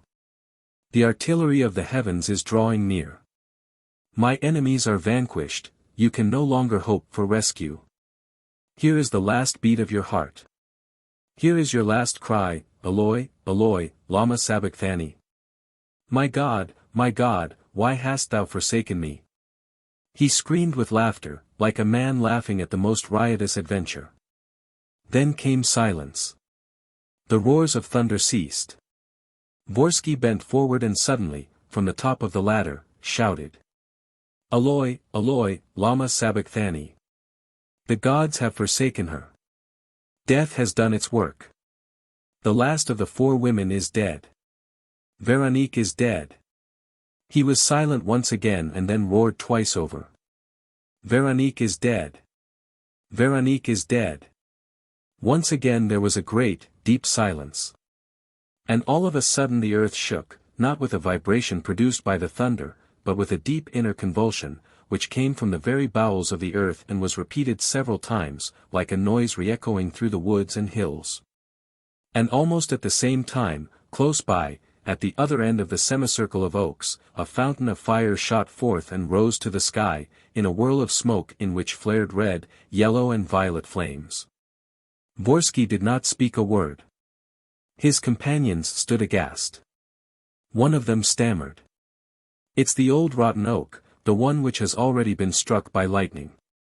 Though the fire had disappeared almost instantly, the three men retained the fantastic vision of the old oak, all aglow, vomiting flames and smoke of many colors. "This is the entrance leading to the God Stone," said Vorski, solemnly. "Destiny has spoken, as I said it would, and it has spoken at the bidding of me who was once its servant and who am now its master." He advanced, carrying the lantern. They were surprised to see that the tree showed no trace of fire and that the mass of dry leaves, held as in a bowl where a few lower branches were outspread, had not caught fire. "Yet another miracle," said Vorski. It is all an inconceivable miracle. What are we going to do? Asked Conrad. Go in by the entrance revealed to us. Take the ladder, Conrad, and feel with your hand in that heap of leaves. The tree is hollow and we shall soon see. A tree can be as hollow as you please, said Otto, but there are always roots to it, and I can hardly believe in a passage through the roots. I repeat, we shall see. Move the leaves, Conrad, clear them away. No, I won't, said Conrad, bluntly. What do you mean, you won't? Why not? Have you forgotten Magenik? Have you forgotten that he tried to touch the god stone and had to cut his hand off? But this isn't the god stone. Vorski snarled. How do you know? Magenik was always speaking of the gate of hell. Isn't this what he meant when he talked like that? Vorski shrugged his shoulders. And you, Otto, are you afraid too? Otto did not reply, and Vorski himself did not seem eager to risk the attempt, for he ended by saying. After all, there's no hurry. Let's wait till daylight comes. We will cut down the tree with an axe, and that will show us better than anything how things stand and how to go to work. They agreed accordingly. But, as the signal had been seen by others besides themselves and as they must not allow themselves to be forestalled, they resolved to sit down opposite the tree, under the shelter offered by the huge table of the fairy's dolmen. Otto, said Vorski, go to the priory, fetch us something to drink and also bring an axe, some ropes and anything else that we're likely to want. The rain was beginning to pour in torrents. They settled themselves under the dolmen and each in turn kept watch while the other slept. Nothing happened during the night. The storm was very violent. They could hear the waves roaring. Then gradually everything grew quiet. At daybreak they attacked the oak tree, which they soon overthrew by pulling upon the ropes. They now saw that, inside the tree itself, amid the rubbish and the dry rot, a sort of trench had been dug, which extended through the mass of sand and stones packed about the roots. They cleared the ground with a pickaxe. Some steps at once came into sight, there was a sudden drop of earth, and they saw a staircase which followed a perpendicular wall and led down into the darkness. They threw the light of their lantern before them. A cavern opened beneath their feet. Vorski was the first to venture down. The others followed him cautiously. The steps, which at first consisted of earthen stairs reinforced by flints, were presently hewn out of the rock. The cave which they entered was in no way peculiar and seemed rather to be a vestibule. It communicated, in fact, with a sort of crypt, which had a vaulted ceiling and walls of rough masonry of unmortared stones. All around, like shapeless statues, stood 12 small menhirs, each of which was surmounted by a horse's skull. Vorski touched one of these skulls, it crumbled into dust. No one has been to this crypt, he said, for 20 centuries. We are the first men to tread the floor of it, the first to behold the traces of the past which it contains. He added, with increasing emphasis. It is the mortuary chamber of a great chieftain. They used to bury his favorite horses with him. And his weapons too. Look, here are axes, and a flint knife, and we also find the remains of certain funeral rites, as this piece of charcoal shows, and, over there, those charred bones. His voice was husky with emotion. He muttered, I am the first to enter here. I was expected. A whole world awakens at my coming. Conrad interrupted him. There are other doorways, another passage, and there's a sort of light showing in the distance. A narrow corridor brought them to a second chamber, through which they reached yet a third. The 3 crypts were exactly alike, with the same masonry, the same upright stones, the same horses' skulls. The tombs of 3 great chieftains, said Vorski. They evidently lead to the tomb of a king, and the chieftains must have been the king's guards, after being his companions during his lifetime. No doubt it's the next crypt. He hesitated to go farther, not from fear, but from excessive excitement and a sense of inflamed vanity which he was enjoying to the full. I am on the verge of knowledge, he declaimed, in dramatic tones. Vorski is approaching the goal and has only to put out his hand to be regally rewarded for his labors and his struggles. The Godstone is there. For ages and ages men have sought to fathom the secret of the island and not one has succeeded. Vorski came and the Godstone is his. So let it show itself to me and give me the promised power. There is nothing between it and Vorski, nothing but my will. And I declare my will. The prophet has risen out of the night. He is here. If there be, in this kingdom of the dead, a shade whose duty it is to lead me to the divine stone and place the golden crown upon my head, let that shade arise. Here stands Vorski. He went in. The fourth room was much larger and shaped like a dome with a slightly flattened summit.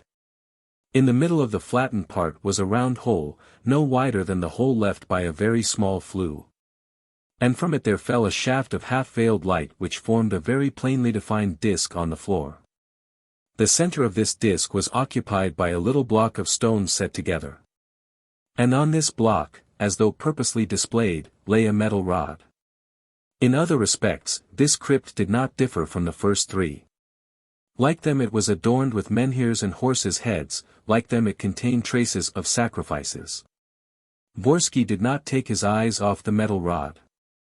Strange to say, the metal gleamed as though no dust had ever covered it. He put out his hand. No, no, said Conrad, quickly. Why not?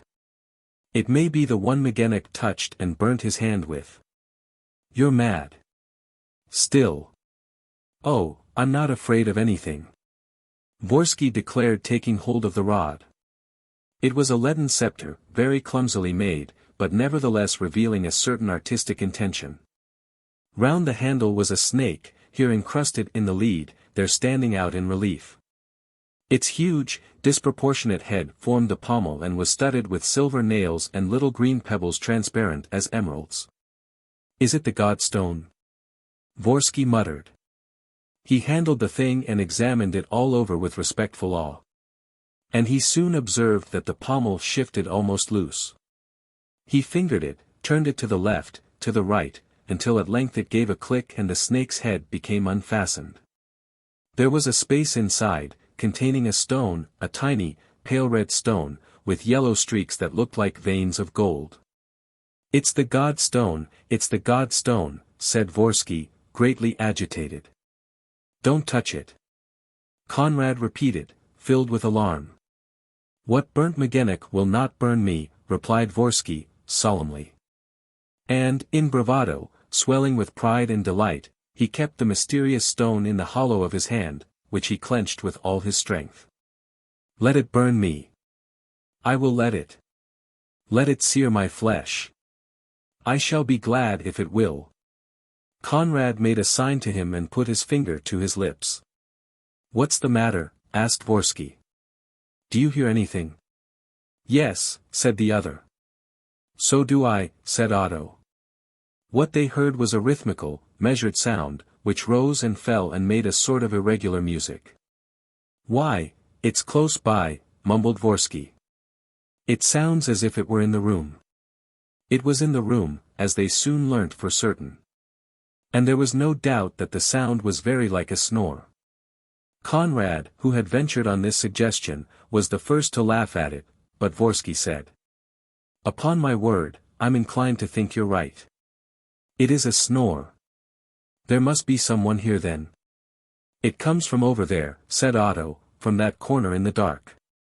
The light did not extend beyond the menhirs. Behind each of them opened a small, shadowy chapel. Vorski turned his lantern into one of these and at once uttered a cry of amazement. Someone, yes, there is someone. Look. The two accomplices came forward. On a heap of rubble, piled up in an angle of the wall, a man lay sleeping, an old man with a white beard and long white hair. 1,000 wrinkles furrowed the skin of his face and hands. There were blue rings round his closed eyelids. At least a century must have passed over his head. He was dressed in a patched and torn linen robe, which came down to his feet. Round his neck and hanging over his chest was a string of those sacred beads which the Gauls called serpents' eggs and which are actually sea eggs or sea urchins. Within reach of his hand was a handsome jadeite axe, covered with illegible symbols. On the ground, in a row, lay sharp-edged flints, some large, flat rings, 2 eardrops of green jasper and 2 necklaces of fluted blue enamel. The old man went on snoring. Vorski muttered. The miracle continues. It's a priest. A priest like those of the olden time, of the time of the Druids. And then, asked Otto. Why, then he's waiting for me. Conrad expressed his brutal opinion. I suggest we break his head with his axe. But Vorski flew into a rage. If you touch a single hair of his head, you're a dead man. Still. Still what? He may be an enemy, he may be the one whom we were pursuing last night. Remember, the white robe. You're the biggest fool I ever met. Do you think that, at his age, he could have kept us on the run like that? He bent over and took the old man gently by the arm, saying. Wake up. It's I. There was no answer. The man did not wake up. Vorski insisted. The man moved on his bed of stones, mumbled a few words and went to sleep again. Vorski, growing a little impatient, renewed his attempts, but more vigorously, and raised his voice. I say, what about it? We can't hang about all day, you know. Come on. He shook the old man more roughly. The man made a movement of irritation, pushed away his importunate visitor, clung to sleep a few seconds longer and, in the end, turned round wearily and, in an angry voice, growled. Oh, rats. 14. The Ancient Druid. The 3 accomplices, who were perfectly acquainted with all the niceties of the French language and familiar with every slang phrase, did not for a moment mistake the true sense of that unexpected exclamation. They were astounded. Vorski put the question to Conrad and Otto. What does he say? What you heard. That's right, said Otto. Vorski ended by making a fresh attack on the shoulder of the stranger, who turned on his couch, stretched himself, yawned, seemed to fall asleep again, and, suddenly admitting himself defeated, half sat up and shouted. When you've quite finished. Please. Can't a man have a quiet snooze these days, in this beastly hole? A ray of light blinded his eyes, and he spluttered, in alarm. What is it? What do you want with me? Vorski put down his lantern on a projection in the wall. And the face now stood clearly revealed. The old man, who had continued to vent his ill temper in incoherent complaints, looked at his visitor, became gradually calmer, even assumed an amiable and almost smiling expression and, holding out his hand, exclaimed. Well, I never. Why, it's you, Vorski. How are you, old bean? Vorski gave a start. That the old man should know him and call him by his name did not astonish him immensely, since he had the half-mystic conviction that he was expected as a prophet might be. But to a prophet, to a missionary clad in light and glory, entering the presence of a stranger crowned with the double majesty of age and sacerdotal rank, it was painful to be hailed by the name of Old Bean. Hesitating, ill at ease, not knowing with whom he was dealing, he asked. Who are you? What are you here for? How did you get here? And, when the other stared at him with a look of surprise, he repeated, in a louder voice. Answer me, can't you? Who are you? Who am I? Replied the old man, in a husky and bleeding voice. Who am I? By Tutates, god of the Gauls, is it you who ask me that question? Then you don't know me. Come, try and remember. Good old Segenax, do you get me now, Velita's father, good old Segenax, the lawgiver venerated by the Redans of whom Chateaubriand speaks in the first volume of his Martyrs. Ah, I see your memories reviving. What are you gassing about? Cried Vorski. I'm not gassing. I'm explaining my presence here and the regrettable events which brought me here long ago. Disgusted by the scandalous behavior of Velita, who had gone wrong with that dismal blighty uterus, I became what we should call a Trappist nowadays, that is to say, I passed a brilliant exam, as a Bachelor of Druid Laws. Since that time, in consequence of a few sprees, nothing to speak of, 3 or 4 jaunts to Paris, where I was attracted by Mabille and afterwards by the Moulin Rouge, I was obliged to accept the little berth which I fill here, a cushy job. As you see, guardian of the god stone, a shirker's job, what? Vorski's amazement and uneasiness increased at each word.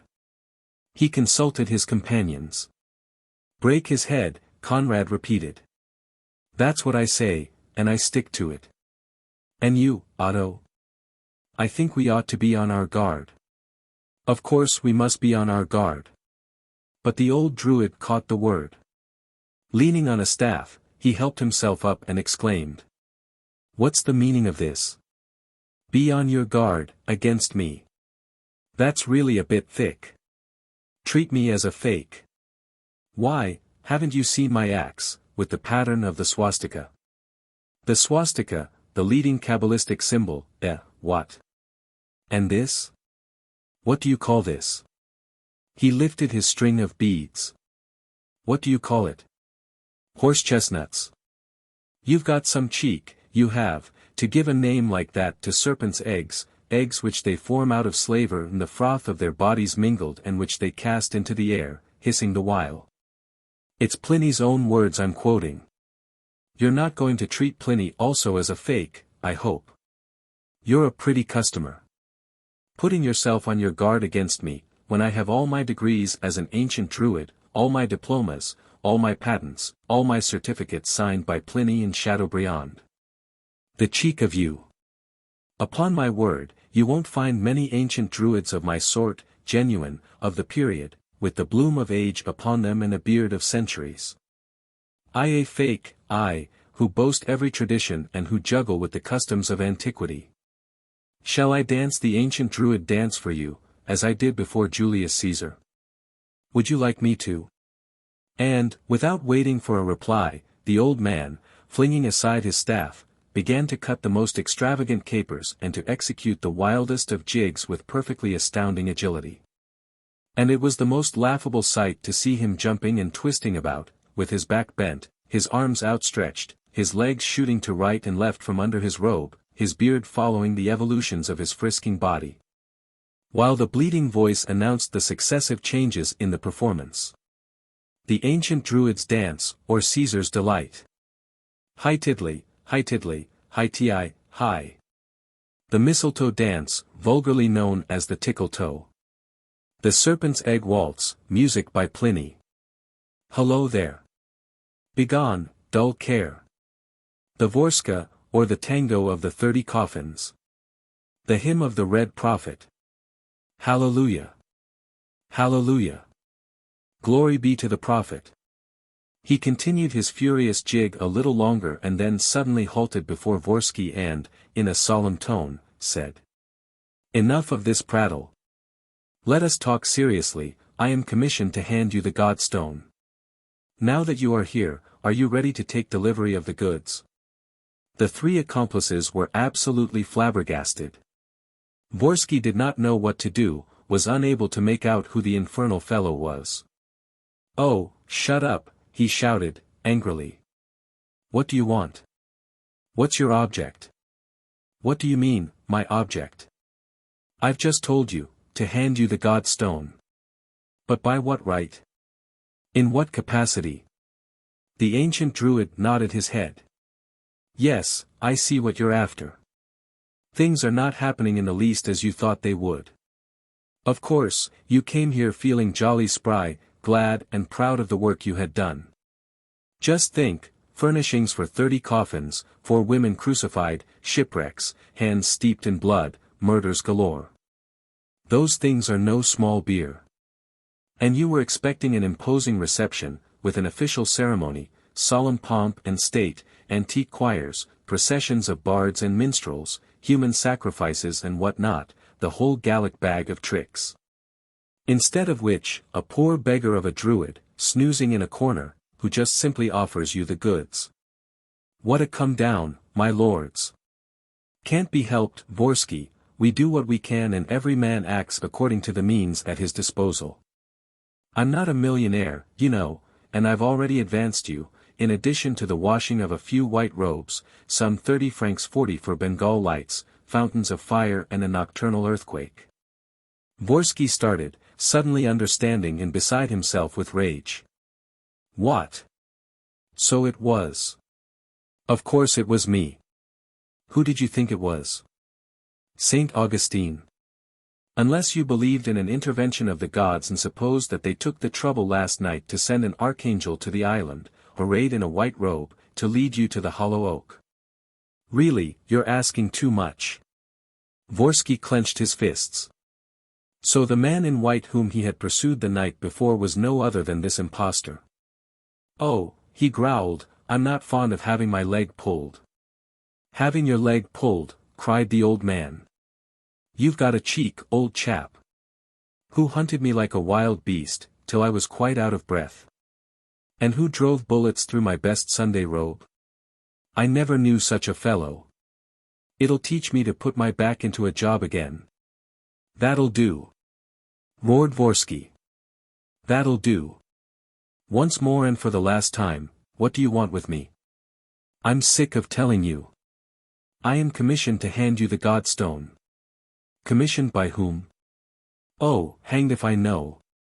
I've always been brought up to believe that someday a prince of Almain would appear at Sarek, one Vorski, who would slay his 30 victims and to whom I was to make an agreed signal when his 30th victim had breathed her last.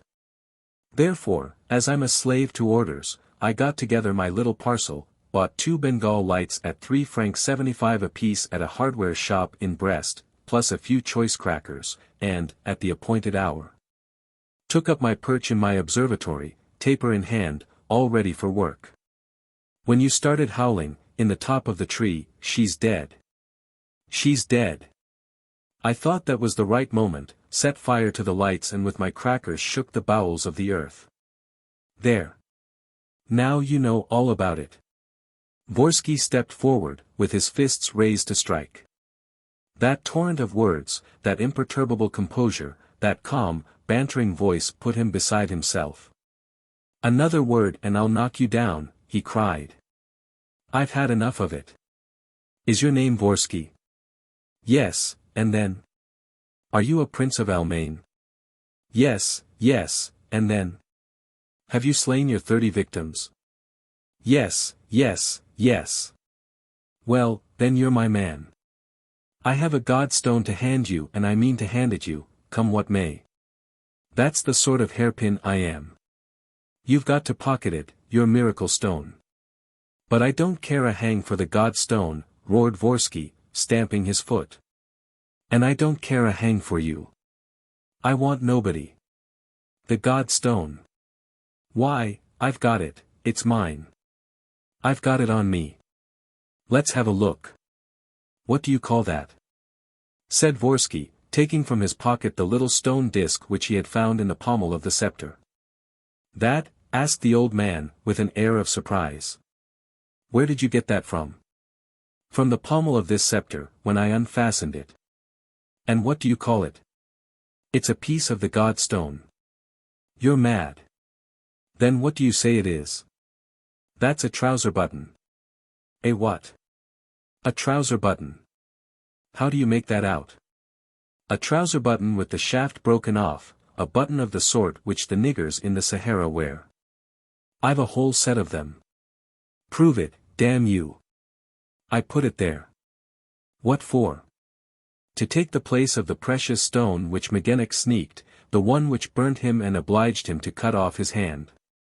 Vorski was silent. He was nonplussed. He had no notion what to do next or how to behave towards this strange adversary. The ancient Druid went up to him and, gently, in a fatherly voice. No, my lad, he said, you can't do without me, you see. I alone hold the key of the safe and the secret of the casket. Why do you hesitate? I don't know you. You baby. If I were suggesting something indelicate and incompatible with your honor, I could understand your scruples. But my offer is one of those which can't offend the nicest conscience. Well, is it a bargain? No. Not yet. But, by tutates, what more do you want, you unbelieving Vorski? A miracle perhaps? Lord, why didn't you say so before? Miracles, forsooth, I turn them out 13 to the dozen. I work a little miracle before breakfast every morning. Just think, a druid. Miracles? Why, I've got my shop full of them. I can't find room to sit down for them. Where will you try first? Resurrection Department? Hair Restoring Department? Revelation of the Future Department? You can choose where you like. Look here, at what time did your 30th victim breathe her last? How should I know? 11:52. Your excitement was so great that it stopped your watch. Look and see. It was ridiculous. The shock produced by excitement has no effect on the watch of the man who experiences the excitement. Nevertheless, Vorski involuntarily took out his watch. It marked 8 minutes to 12. He tried to wind it up, it was broken. The ancient druid, without giving him time to recover his breath and reply, went on. That staggers you, eh? And yet there's nothing simpler for a druid who knows his business. A druid sees the invisible. He does more, he makes anyone else see it if he wants to. Vorski, would you like to see something that doesn't exist? What's your name? I'm not speaking of your name Vorski, but of your real name, your governor's name. Silence on that subject. Vorski commanded. It's a secret I've revealed to nobody. Then why do you write it down? I've never written it down. Vorski, your father's name is written in red pencil on the 14th page of the little notebook you carry on you. Look and see. Acting mechanically, like an automaton whose movements are controlled by an alien will, Vorski took from his inside pocket a case containing a small notebook. He turned the pages till he came to the 14th, when he muttered, with indescribable dismay. Impossible. Who wrote this? And you know what's written here. Do you want me to prove it to you? Once more, silence. I forbid you. As you please, old chap. All that I do is meant for your edification. And it's no trouble to me. Once I start working miracles, I simply can't stop. Here's another funny little trick. You carry a locket hanging from a silver chain round your shirt, don't you? Yes, said Vorski, his eyes blazing with fever. The locket consists of a frame, without the photograph which used to be set in it. Yes, yes, a portrait of your mother, I know, and you lost it. Yes, I lost it last year. You mean you think you've lost the portrait? Nonsense, the locket is empty. You think the locket's empty? It's not. Look and see.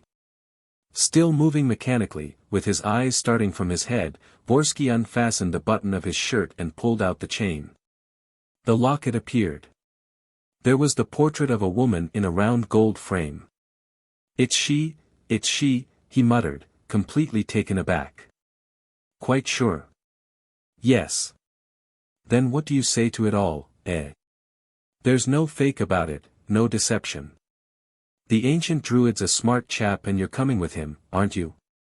Yes. Vorski was beaten. The man had subjugated him. His superstitious instincts, his inherited belief in the mysterious powers, his restless and unbalanced nature, all imposed absolute submission on him. His suspicion persisted, but did not prevent him from obeying. Is it far? He asked. Next door, in the great hall. Otto and Conrad had been the astounded witnesses of this dialogue. Conrad tried to protest. But Vorski silenced him.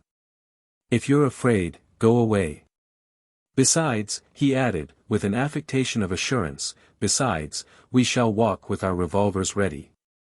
At the slightest alarm, fire. Fire on me, chuckled the ancient druid. Fire on any enemy, no matter who it may be. Well, you go first, Vorski. What, won't you?" He had brought them to the very end of the crypt, in the darkest shadow, where the lantern showed them a recess hollowed at the foot of the wall and plunging into the rocks in a downward direction. Vorski hesitated and then entered. He had to crawl on his hands and knees in this narrow, winding passage, from which he emerged, a minute later, on the threshold of a large hall. The others joined him. "The Hall of the God-Stone," the ancient Druid declared, solemnly.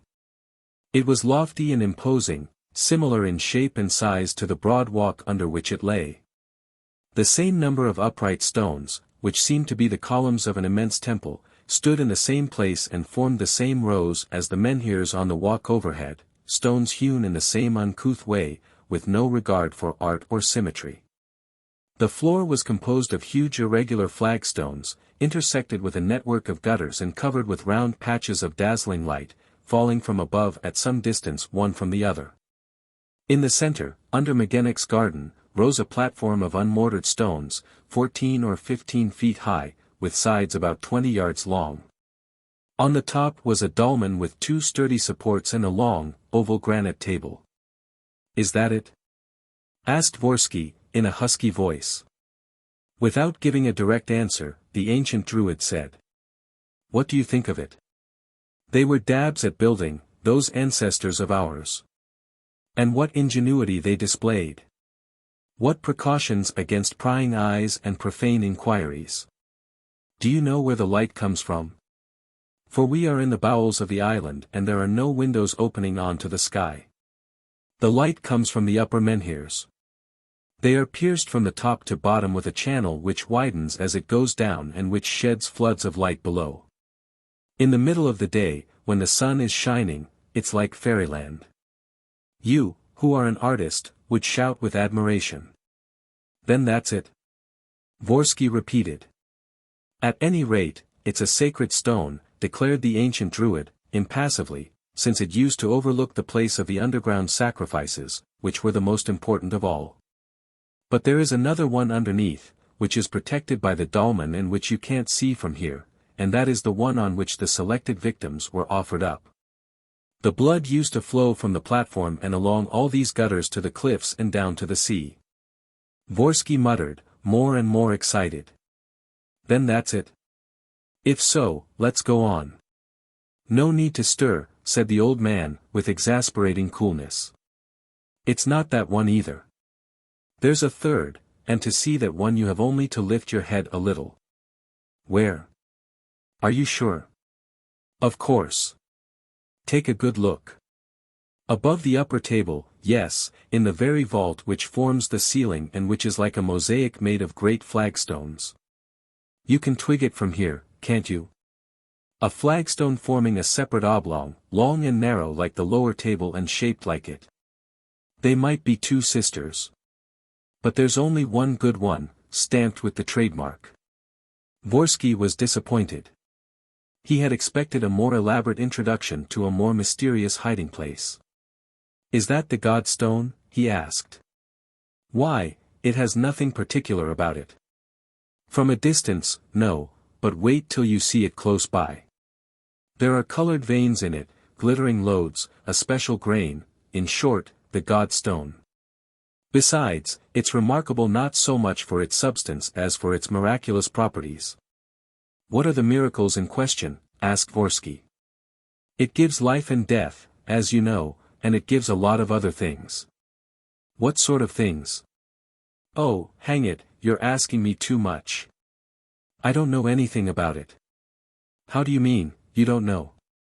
The ancient Druid leant over and, in a confidential tone. "Listen, Vorski," he said, "I confess that I have been boasting a bit and that my function, though of the greatest importance, keeper of the God-Stone, you know. A first-class birth, is limited by a power which in a manner of speaking is higher than my own." "What power?" "Velida's." Vorski eyed him with renewed uneasiness. "Velida?" "Yes, or at least the woman whom I call Velida, the last of the Druidesses. I don't know her real name." "Where is she?" "Here." "Here?" "Yes, on the sacrificial stone." "She's asleep." "What, she's asleep. She's been sleeping for centuries, since all time. I've never seen her other than sleeping, a chaste and peaceful slumber. Like the sleeping beauty, Velida is waiting for him whom the gods have appointed to awake her, and that is... Who? You, Vorski, you. Vorski knitted his brows. What was the meaning of this improbable story and what was his impenetrable interlocutor driving at? The ancient druid continued. That seems to ruffle you. Come, there's no reason, just because your hands are red with blood and because you have 30 coffins on your mind, why you shouldn't have the right to act as Prince Charming. You're too modest, my young friend. Look here, Velida is marvelously beautiful, I tell you, hers is a superhuman beauty. Ah, my fine fellow, you're getting excited. What? Not yet? Vorski hesitated. Really he was feeling the danger increase around him and rise like a swelling wave that is about to break. But the old man would not leave him alone. One last word, Vorski, and I'm speaking low so that your friends shan't hear me.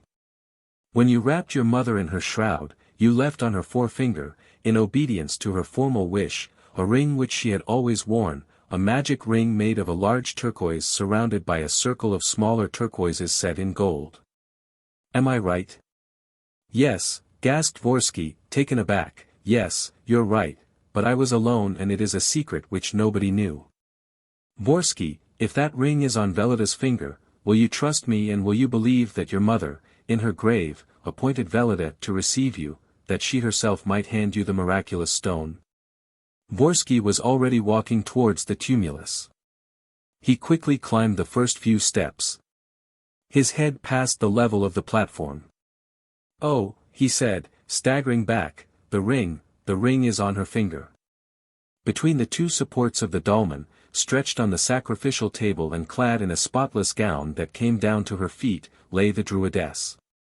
Her body and face were turned the other way, and a veil hanging over her forehead hid her hair. Almost bare, her shapely arm lay along the table. On the forefinger was a turquoise ring. Is that your mother's ring all right? Asked the ancient druid. Yes, there's no doubt about it. Vorski had hurried across the space between himself and the dolmen and, stooping, almost kneeling, was examining the turquoises. The number is complete, he whispered. One of them is cracked. Another is half covered by the gold setting which has worked down over it. You needn't be so cautious, said the old man. She won't hear you, and your voice can't wake her. What you had better do is to stand up and pass your hand lightly over her forehead. That is the magic caress which will rouse her from her slumber. Vorski stood up. Nevertheless he hesitated to approach the woman, who inspired him with ungovernable fear and respect. Don't come any nearer, you two, said the ancient druid, addressing Otto and Conrad. When Velida's eyes open, they must rest on no one but Vorski and behold no other sight. Well, Vorski, are you afraid? No, I'm not afraid. Only you're not feeling comfortable. It's easier to murder people than to bring them to life, what? Come, show yourself a man. Put aside her veil and touch her forehead. The Godstone is within your reach. Act and you will be the master of the world. Vorski acted. Standing against the sacrificial altar, he looked down upon the druidess. He bent over the motionless bust. The white gown rose and fell to the regular rhythm of the breathing. With an undecided hand he drew back the veil and then stooped lower, so that his other hand might touch the uncovered forehead. But at that moment his action remained, so to speak, suspended, and he stood without moving, like a man who does not understand but is vainly trying to understand. Well, what's up, old chap? Exclaimed the druid. You look petrified. Another squabble? Something gone wrong? Must I come and help you? Vorski did not answer. He was staring wildly, with an expression of stupefaction and affright which gradually changed into one of mad terror. Drops of perspiration trickled over his face. His haggard eyes seemed to be gazing upon the most horrible vision. The old man burst out laughing. Lord love us, how ugly you are. I hope the last of the druidesses won't raise her divine eyelids and see that hideous mug of yours. Sleep, Velida, sleep your pure and dreamless sleep. Vorski stood muttering between his teeth incoherent words which conveyed the menace of an increasing anger. The truth became partly revealed to him in a series of flashes. A word rose to his lips which he refused to utter, as though, in uttering it, he feared lest he should give life to a being who was no more, to that woman who was dead, yes, dead though she lay breathing before him, she could not but be dead. Because he had killed her. However, in the end and in spite of himself, he spoke, and every syllable cost him intolerable suffering. Veronique. Veronique. So you think she's like her, chuckled the ancient druid. Upon my word, maybe you are right, there is a sort of family resemblance. I dare say, if you hadn't crucified the other with your own hands and if you hadn't yourself received her last breath, you would be ready to swear that the two women are one and the same person. And that Veronique de Hergement is alive and that she's not even wounded, not even a scar, not so much as the mark of the cords round her wrists. But just look, Vorski, what a peaceful face, what comforting serenity. Upon my word, I'm beginning to believe that you made a mistake and that it was another woman you crucified. Just think a bit. Hello, you're going to go for me now. Come to my rescue, O Tutates. The prophet wants to have my blood. Vorski had drawn himself up and was now facing the ancient druid. His features, fashioned for hatred and fury, had surely never expressed more of either than at this moment. The ancient druid was not merely the man who for an hour had been toying with him as with a child. He was the man who had performed the most extraordinary feat and who suddenly appeared to him as the most ruthless and dangerous foe. A man like that must be got rid of on the spot, since the opportunity presented itself. I'm done, said the old man. He's going to eat me up. Crikey, what an ogre. Help. Murder. Help. Oh, look at his iron fingers. He's going to strangle me. Unless he uses a dagger, or a rope. No, a revolver. I prefer that, it's neater. Fire away, Alexis. 2 of the 7 bullets have already made holes in my best Sunday robe. That leaves 5. Fire away, Alexis. Each word aggravated Vorski's fury. He was eager to get the work over and he shouted. Otto. Conrad, are you ready? He raised his arm. The 2 assistants likewise took aim. For paces in front of them stood the old man, laughingly pleading for mercy. Please, kind gentlemen, have pity on a poor beggar. I won't do it again. I'll be a good boy. Kind gentlemen, please. Vorski repeated. Otto. Conrad, attention. I'm counting 3, 1, 2, 3, fire. The 3 shots rang out together. The druid whirled round with one leg in the air, then drew himself up straight, opposite his adversaries, and cried, in a tragic voice. A hit, a palpable hit. Shot through the body. Dead, for a ducat. The ancient druid's kaput. A tragic development. Oh, the poor old druid, who was so fond of his joke. Fire, roared Vorski. Shoot, can't you, you idiots. Fire. Fire. Fire, repeated the druid. Bang. Bang. A bull's eye. 2. 3 bull's eyes. Your shot, Conrad, bang. Yours, Otto, bang. The shots rattled and echoed through the great resounding hall. The bewildered and furious accomplices were gesticulating before their target, while the invulnerable old man danced and kicked, now almost squatting on his heels, now leaping up with astounding agility. Lord, what fun one can have in a cave! And what a fool you are, Vorski, my own. You blooming old prophet. What a mug! But, I say, however could you take it all in? The Bengal lights. The crackers. And the trouser button. And your old mother's ring. You silly juggins. What a spoof. Vorski stopped. He realized that the 3 revolvers had been made harmless, but how? By what unprecedented marvel? What was at the bottom of all this fantastic adventure? Who was that demon standing in front of him? He flung away his useless weapon and looked at the old man. Was he thinking of seizing him in his arms and crushing the life out of him? He also looked at the woman and seemed ready to fall upon her. But he obviously no longer felt equal to facing those 2 strange creatures, who appeared to him to be remote from the world and from actuality. Then, quickly, he turned on his heel and, calling to his accomplices, made for the crypts, followed by the Ancient Druid's jeers. Look at that now. He's slinging his hook. And the God Stone, what about it? What do you want me to do with it? I say, isn't he showing a clean pair of heels? Hi. Are your trousers on fire? Yoicks, tally-ho, tally-ho. Prof, et. 15, The Hall of the Underground Sacrifices. Vorski had never known fear, and he was perhaps not yielding to an actual sense of fear in taking to flight now. But he no longer knew what he was doing. His bewildered brain was filled with a whirl of contradictory and incoherent ideas in which the intuition of an irretrievable and to some extent supernatural defeat held the first place. Believing as he did in witchcraft and wonders, he had an impression that Vorski, the man of destiny, had fallen from his mission and been replaced by another chosen favorite of destiny. There were 2 miraculous forces opposed to each other, one emanating from him, Vorski, the other from the Ancient Druid, and the second was absorbing the first.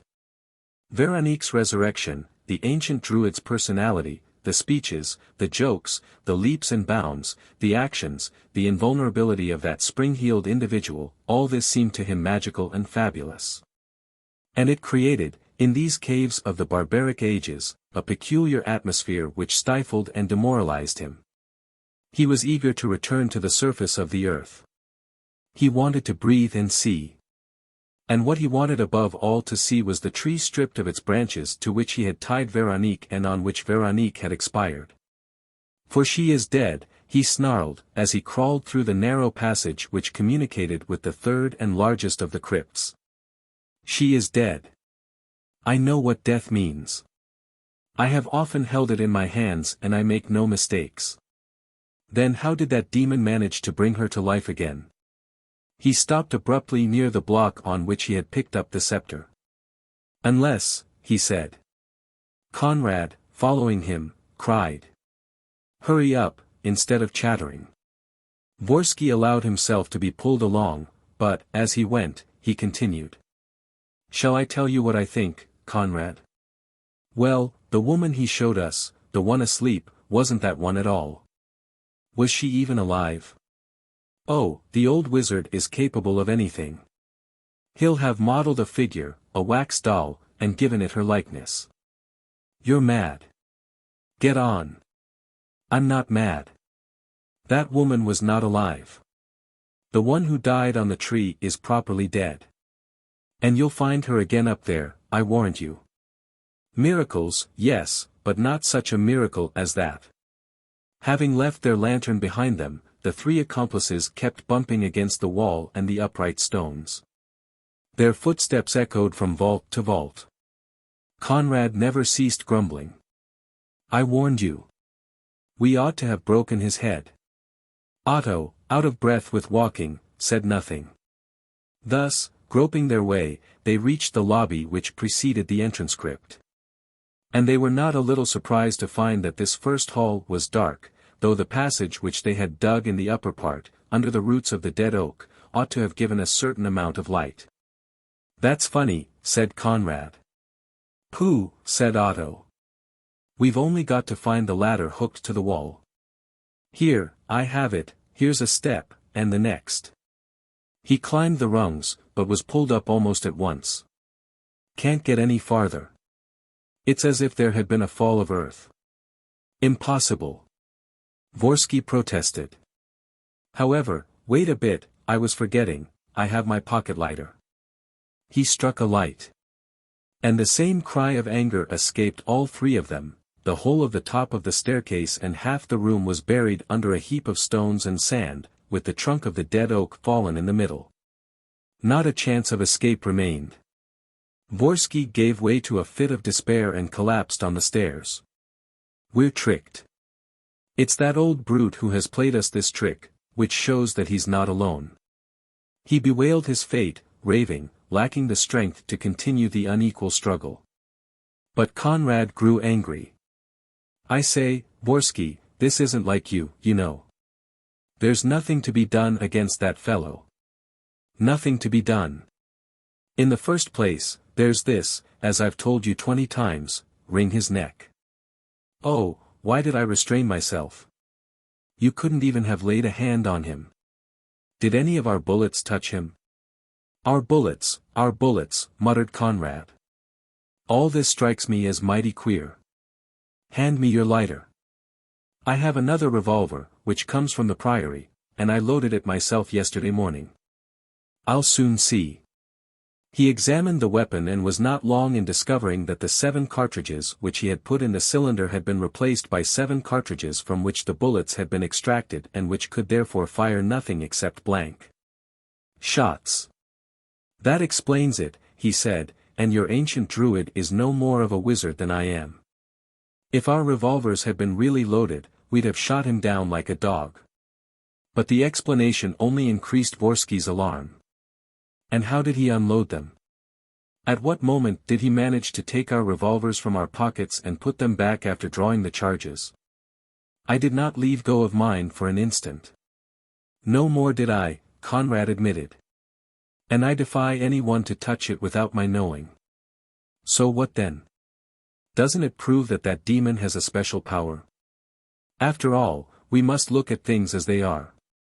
He's a man who possesses secrets of his own, and who has means at his disposal, means which.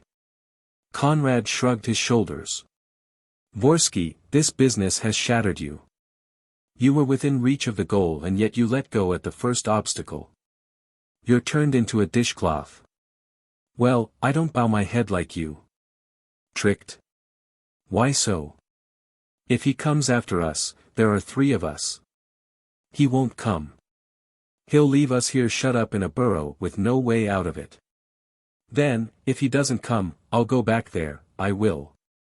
I've got my knife, that's enough for me. You're wrong, Conrad. How am I wrong? I'm a match for any man, especially for that old blighter, and he's only got a sleeping woman to help him. Conrad, he's not a man and she's not a woman. Be careful. I'm careful and I'm going. You're going. But what's your plan? I've no plan. Or rather, if I have, it's to out that beggar. All the same, mind what you're doing. Don't go for him bull-headed, try to take him by surprise. Well, of course, said Conrad, moving away. I'm not ass enough to risk his attacks. Be easy, I've got the bounder. Conrad's daring comforted Vorski. After all, he said, when his accomplice was gone, he's right. If that old druid didn't come after us, it's because he's got other ideas in his head. He certainly doesn't expect us to return on the offensive, and Conrad can very well take him by surprise. What do you say, Otto? Otto shared his opinion. He has only to bide his time, he replied. 15 minutes passed. Vorski gradually recovered his assurance. He had yielded to the reaction, after an excess of hope followed by disappointment too great for him to bear and also because of the weariness and depression produced by his drinking bout. But the fighting spirit stimulated him once more. And he was anxious to have done with his adversary. I shouldn't be surprised, he said, if Conrad had finished him off by now. By this time he had acquired an exaggerated confidence which proved his unbalanced state of mind. And he wanted to go back again at once. Come along, Otto, it's the last trip. An old beggar to get rid of, and the thing's done. You've got your dagger. Besides, it won't be wanted. My 2 hands will do the trick. And suppose that blasted druid has friends? We'll see. He once more went towards the crypts, moving cautiously and watching the opening of the passages which led from one to the other. No sound reached their ears. The light in the third crypt showed them the way. Conrad must have succeeded, Vorski observed. If not, he would have shirked the fight and come back to us. Otto agreed. It's a good sign, of course, that we don't see him. The ancient druid must have had a bad time of it. Conrad is a scorcher. They entered the third crypt.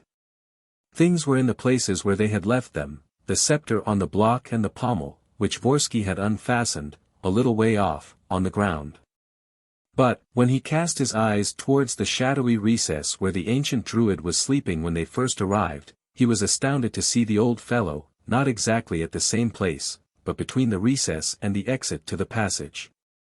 "Hang it, what's he doing?" he stammered, at once upset by that unexpected presence. One would think he was asleep. The ancient druid, in fact, appeared to be asleep.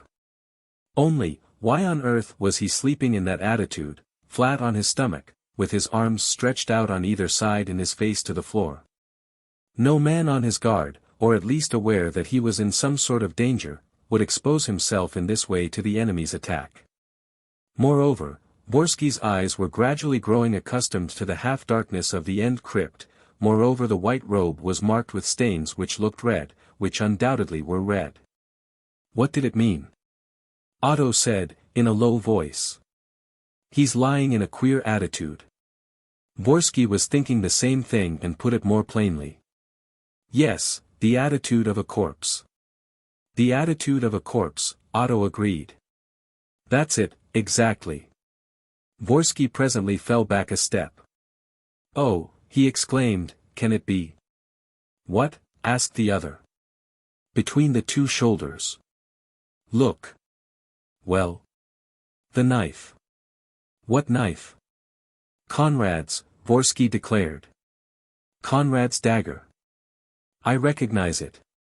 Driven in between the shoulders." And he added, with a shudder, "That's where the red stains come from. It's blood, blood flowing from the wound." "In that case," Otto remarked, "he is dead." "He's dead, yes, the ancient druid is dead. Conrad must have surprised him and killed him. The ancient druid is dead." Vorski remained undecided for a while, ready to fall upon the lifeless body and to stab it in his turn. But he dared no more touch it now that it was dead than when it was alive, and all that he had the courage to do was to run and wrench the dagger from the wound. "Ah," he cried, "you scoundrel, you've got what you deserve. And Conrad is a champion. I shan't forget you, Conrad, be sure of that." "Where can Conrad be?" "In the Hall of the Godstone." "Ah, Otto, I'm itching to get back to the woman whom the ancient druid put there and to settle her hash too." "Then you believe that she's a live woman?" chuckled Otto. "And very much alive at that, like the ancient druid. That wizard was only a fake, with a few tricks of his own, perhaps, but no real power." "There's the proof." "A fake, if you like," the accomplice objected. "But, all the same, he showed you by his signals the way to enter these caves. Now what was his object in that? And what was he doing here? Did he really know the secret of the Godstone, the way to get possession of it and exactly where it is?" "You're right. It's all so many riddles," said Vorski, who preferred not to examine the details of the adventure too closely. "But it's so many riddles which answer themselves and which I'm not troubling about for the moment, because it's no longer that creepy individual who's putting them to me." For the third time they went through the narrow communicating passage. Vorski entered the great hall like a conqueror, with his head high and a confident glance. There was no longer any obstacle, no longer any enemy to overcome. Whether the Godstone was suspended between the stones of the ceiling, or whether the Godstone was elsewhere, he was sure to discover it. There remained the mysterious woman who looked like Veronique, but who could not be Veronique and whose real identity he was about to unmask. "Always presuming that she's still there," he muttered. "And I very much suspect that she's gone. She played her part in the ancient druid's obscure schemes, and the ancient druid, thinking me out of the way.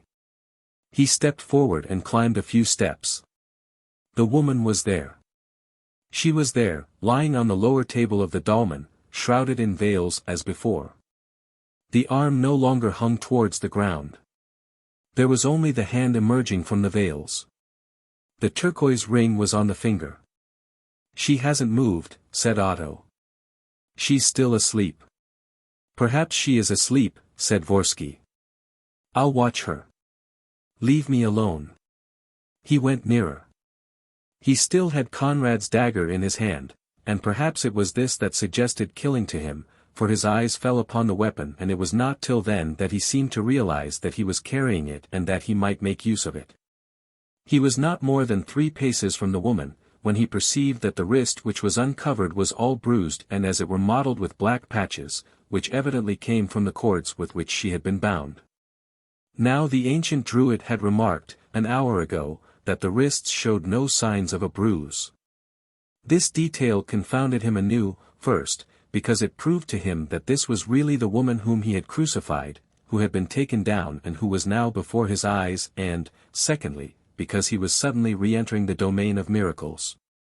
And Veronique's arm appeared to him, alternately, under 2 different aspects, as the arm of a living, uninjured woman and as the arm of a lifeless, tortured victim.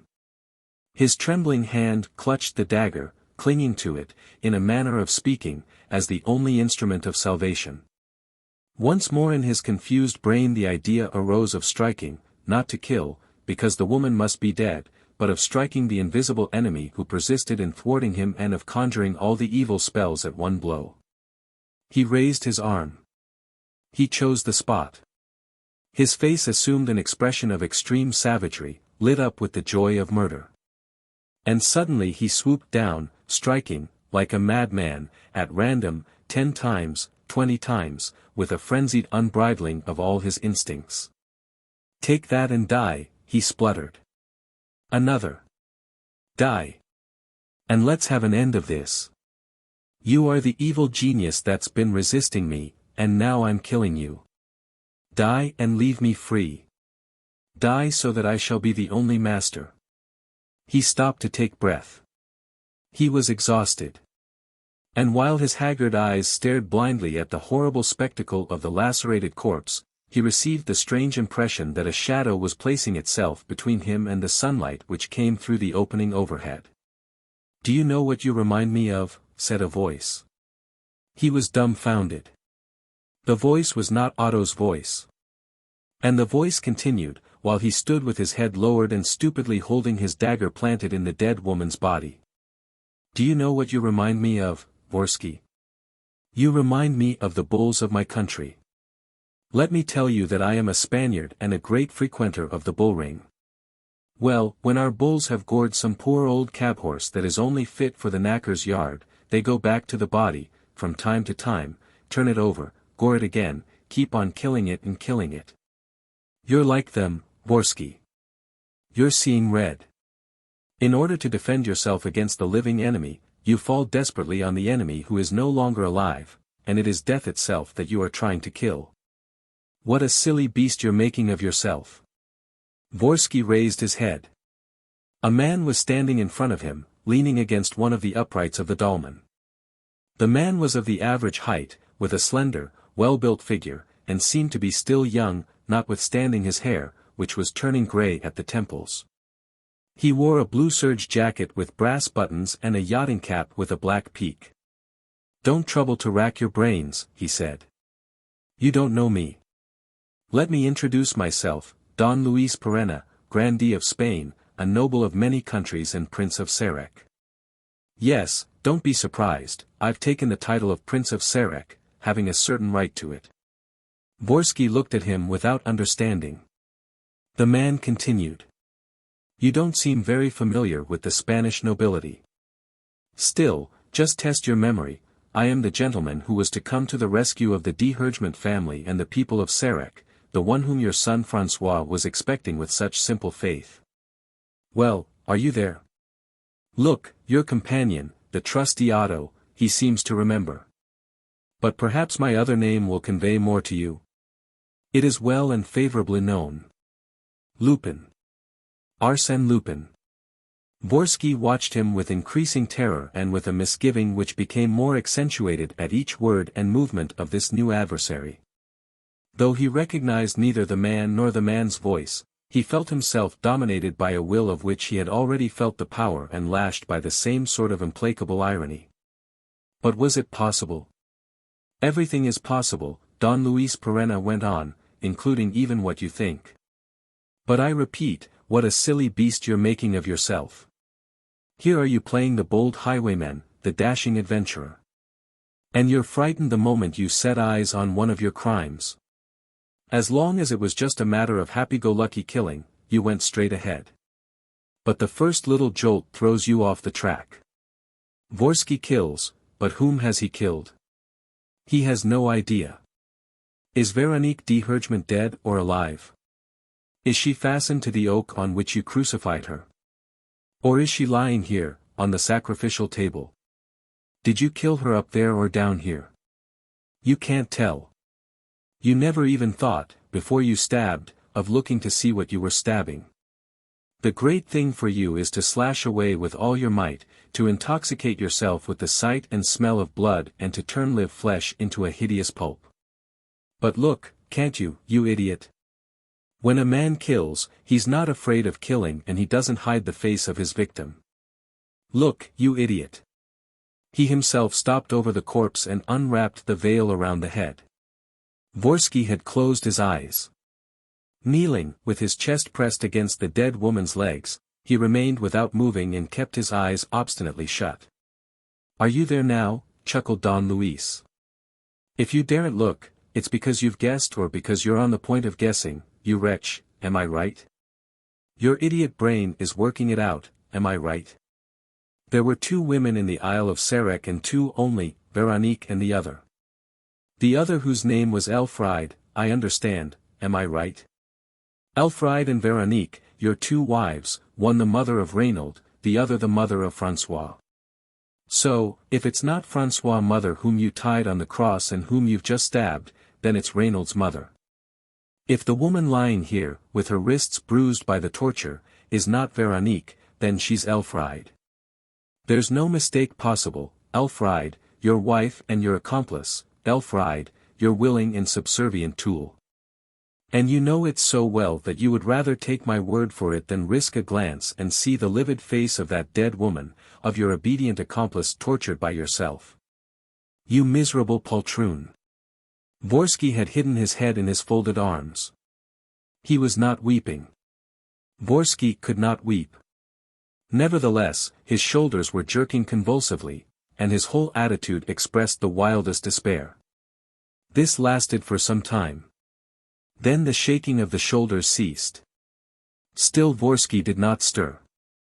Upon my word, you move me to pity, you poor old buffer, said Don Luis. Were you so fond of your Elfriede as all that? She had become a habit, what? A mascot? Well, what can I say? People as a rule aren't such fools as you. They know what they're doing. They look before they leap. Hang it all, they stop to think. Whereas you go floundering about in crime like a newborn babe struggling in the water. No wonder you sink and go to the bottom. The ancient Druid, for instance, is he dead or alive? Did Conrad stick a dagger into his back, or was I playing the part of that diabolical personage?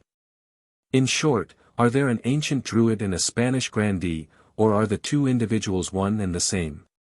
This is all a sealed book to you, my poor fellow. And yet you'll want an explanation. Shall I help you? If Vorski had acted without thinking, it was easy to see, when he raised his head, that on this occasion he had taken time to reflect, that he knew very well the desperate resolve which circumstances called upon him to take. He was certainly ready for an explanation, as Don Luis suggested, but he wanted it dagger in hand, with the implacable intention of using it. Slowly, with his eyes fixed on Don Luis and without concealing his purpose, he had freed his weapon and was rising to his feet. Take care, said Don Luis. Your knife is faked as your revolver was. It's made of tin foil. Useless pleasantry. Nothing could either hasten or delay the methodical impulse which urged Vorski to the supreme contest. He walked round the sacred table and took up his stand in front of Don Luis. "You're sure it's you who have been thwarting all my plans these last few days?" "The last 24 hours, no longer. I arrived at Sarek 24 hours ago." "And you're determined to go on to the end?" "Yes. And farther still, if possible." "Why? And in what capacity?" "As a sportsman, and because you fill me with disgust." "So there's no arrangement to be made?" "No." "Would you refuse to go shares with me?" "Ah, now you're talking. You can have half, if you like." "I'd rather have the lot." "Meaning that the God Stone?" "The God Stone belongs to me." Further speech was idle. An adversary of that quality has to be made away with, if not, he makes away with you. Vorski had to choose between the two endings, there was not a third. Don Luis remained impassive, leaning against the pillar. Vorski towered a head above him, and at the same time Vorski had the profound impression that he was equally Don Luis superior in every other respect, in strength, muscular power and weight. In these conditions, there was no need to hesitate. Moreover, it seemed out of the question that Don Luis could even attempt to defend himself or to evade the blow before the dagger fell. His parry was bound to come late unless he moved at once. And he did not move. Vorski therefore struck his blow with all certainty, as one strikes a quarry that is doomed beforehand. And yet, it all happened so quickly and so inexplicably that he could not tell what occurred to bring about his defeat, and yet, 3 or 4 seconds later, he was lying on the ground, disarmed, defeated. With his 2 legs feeling as though they had been broken with a stick and his right arm hanging limp and paining him till he cried out. Don Luis did not even trouble to bind him. With one foot on the big, helpless body, half bending over his adversary, he said. "For the moment, no speeches. I'm keeping one in reserve for you. It'll strike you as a bit long, but it'll show you that I understand the whole business from start to finish, that is to say, much better than you do. There's one doubtful point, and you're going to clear it up. Where's your son François d'Hergement?" Receiving no reply, he repeated. "Where's François d'Hergement?" Vorski no doubt considered that chance had placed an unexpected trump in his hands and that the game was perhaps not absolutely lost, for he maintained an obstinate silence. "You refuse to answer?" asked Don Luis. 1, 2, 3 times, do you refuse? Very well." He gave a low whistle. 4 men appeared from a corner of the hall, 4 men with swarthy faces, resembling Moors. Like Don Luis, they wore jackets and sailors' caps with shiny peaks. A 5th person arrived almost immediately afterwards, a wounded French officer, who had lost his right leg and wore a wooden leg in its place. "Ah, is that you, Patrice?" said Don Luis. He introduced him formally. "Captain Patrice Belleville, my greatest friend, Mr. Vorski, a Hun." Then he asked. "No news, Captain? You haven't found François?" "No. We shall have found him in an hour and then we'll be off." "Are all our men on board?" "Yes." "Everything all right there?" "Quite." He turned to the 3 Moors. "Pick up the Hun," he ordered, "and carry him up to the dolmen outside. You needn't bind him, he couldn't move a limb if he tried." "Oh, 1 minute." He leant over Vorski's ear. "Before you start, have a good look at the God Stone, between the flags in the ceiling. The Ancient Druid wasn't lying to you. It is the miraculous stone which people have been seeking for centuries. And which I discovered from a distance, by correspondence. Say goodbye to it, Vorski. You will never see it again, if indeed you are ever to see anything in this world." He made a sign with his hand.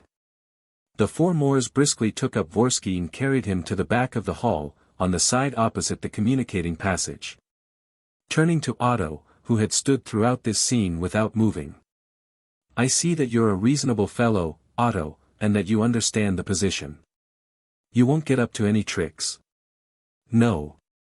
Then we shan't touch you. You can come along without fear. He slipped his arm through Belville's and the two walked away, talking. They left the Hall of the Godstone through a series of 3 crypts, each of which was on a higher level than the one before. The last of them also led to a vestibule. At the far side of the vestibule, a ladder stood against a lightly built wall in which an opening had been newly made. Through this they emerged into the open air, in the middle of a steep path, cut into steps, which wound about as it climbed upwards in the rock and which brought them to that part of the cliff to which François had taken Véronique on the previous morning. It was the postern path.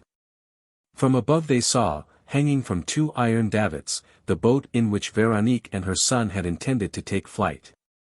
Not far away, in a little bay, was the long, tapering outline of a submarine. Turning their backs to the sea, Don Luis and Patrice Belville continued on their way towards the semicircle of oaks and stopped near the ferry's dolmen, where the Moors were waiting for them. They had set Vorski down at the foot of the tree on which his last victim had died.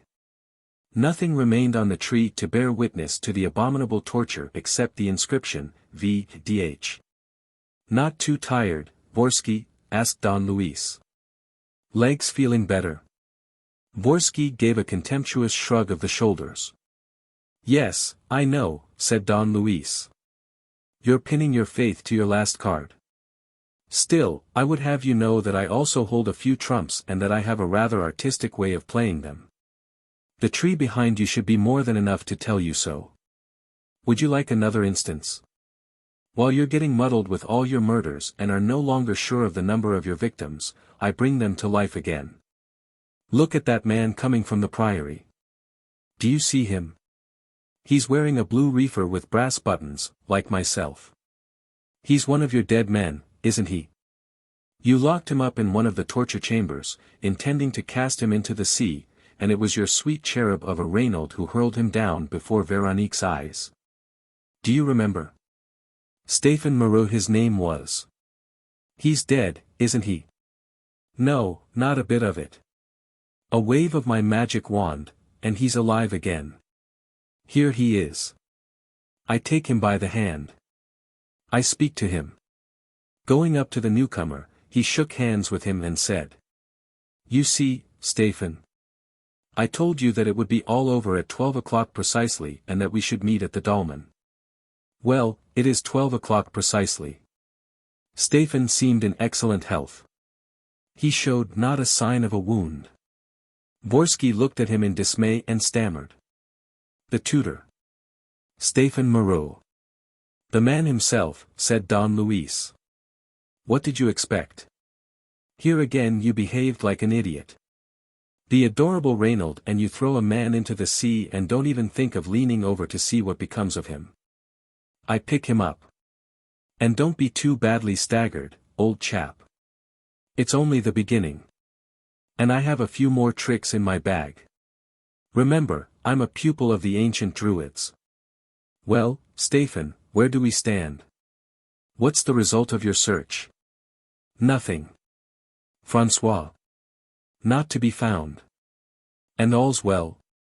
Did you send him on his master's tracks, as we arranged? Yes, but he simply took me down the postern path to François' boat. There's no hiding place on that side. Not one. Don Luis was silent and began to pace up and down before the dolmen. He seemed to be hesitating at the last moment, before beginning the series of actions upon which he had resolved. At last, addressing Vorski, he said. I have no time to waste. I must leave the island in 2 hours. What's your price for setting François free at once? François fought a duel with Reynold, Vorski replied, and was beaten. You lie. François won. How do you know? Did you see them fight? No, or I should have interfered. But I know who was the victor. No one knows except myself. They were masked. Then, if François is dead, it's all up with you. Vorski took time to think. The argument allowed of no debate. He put a question in his turn. Well, what do you offer me? Your liberty. And with it? Nothing. Yes, the God Stone. Never. Don Luis shouted the word, accompanying it with a vehement gesture of the hand, and he explained. Never. Your liberty, yes, if the worst comes to the worst, and because I know you and know that, denuded of all resources, you will simply go and get yourself hanged somewhere else. But the God Stone would spell safety, wealth, the power to do evil. That's exactly why I want it, said Vorski, and, by telling me what it's worth, you make me all the more difficult in the matter of François. I shall find François all right. It's only a question of patience. And I shall stay 2 or 3 days longer, if necessary. You will not find him, and, if you do, it will be too late. Why? Because he has had nothing to eat since yesterday. This was said coldly and maliciously. There was a silence. And Don Luis retorted. In that case, speak, if you don't want him to die. What do I care? Anything rather than fail in my task and stop midway when I've got so far. The end is within sight, those who get in my way must look out for themselves. You lie. You won't let that boy die. I let the other die right enough. Patrice and Stéphane made a movement of horror, while Don Luis laughed frankly. Capital. There's no hypocrisy about you. Plain and convincing arguments. By Jingo, how beautiful to see a Hun laying bare his soul. What a glorious mixture of vanity and cruelty, of cynicism and mysticism. A Hun has always a mission to fulfill, even when he's satisfied with plundering and murdering. Well, you're better than a Hun, you're a super Hun. And he added, still laughing. So I propose to treat you as super Hun. Once more, will you tell me where François is? No. All right. He turned to the 4 Moors and said, very calmly. Go ahead, lads. It was a matter of a second. With really extraordinary precision of gesture and as though the act had been separated into a certain number of movements, learnt and rehearsed beforehand like a military drill, they picked up Vorski. Fastened him to the rope which hung to the tree, hoisted him up without paying attention to his cries, his threats or his shouts and bound him firmly, as he had bound his victim. Howl away, old chap, said Don Luis, serenely, howl as much as you like. You can only wake the sisters Archignat and the others in the 30 coffins. Howl away, my lad. But, good Lord, how ugly you are. What a face. He took a few steps back, to appreciate the sight better. Excellent. You look very well there, it couldn't be better. Even the inscription fits, VIII, Vorski de Hohenzollern. For I presume that, as the son of a king, you are allied to that noble house. And now, Vorski, all you have to do is to lend me an attentive ear, I'm going to make you the little speech I promised you. Vorski was wriggling on the tree and trying to burst his bonds. But, since every effort merely served to increase his suffering, he kept still and, to vent his fury, began to swear and blaspheme most hideously and to inveigh against Don Luis. Robber! Murderer! It's you that are the murderer, it's you that are condemning François to death. François was wounded by his brother, it's a bad wound and may be poisoned. Stéphane and Patrice pleaded with Don Luis. Stéphane expressed his alarm. You can never tell, he said. With a monster like that, anything is possible. And suppose the boy's ill? It's bunkum and blackmail. Don Luis declared. The boy's quite well. Are you sure? Well enough, in any case, to wait an hour. In an hour the Super-Hun will have spoken. He won't hold out any longer. Hanging loosens the tongue. And suppose he doesn't hold out at all? What do you mean? Suppose he himself expires, from too violent an effort, heart failure, a clot of blood to the head? Well, his death would destroy the only hope we have of learning where François is hidden, his death would be François' undoing. But Don Luis was inflexible. He won't die, he cried. Vorski's sort doesn't die of a stroke. No, he'll talk within an hour.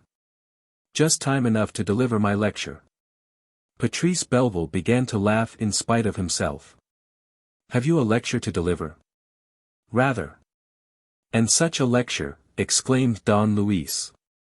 The whole adventure of the Godstone.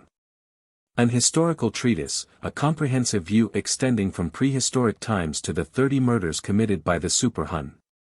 By Jove, it's not every day that one has the opportunity of reading a paper like that. And I wouldn't miss it for a kingdom.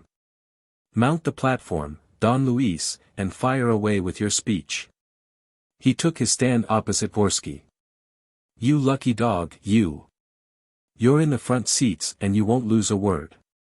I expect you're glad, to have a little light thrown upon your darkness. We've been floundering about so long that it's time we had a definite lead. I assure you I'm beginning not to know where I am. Just think, a riddle which has lasted for centuries and centuries and which you've merely muddled still further. Thief. Robber, snarled Vorski. Insults? Why?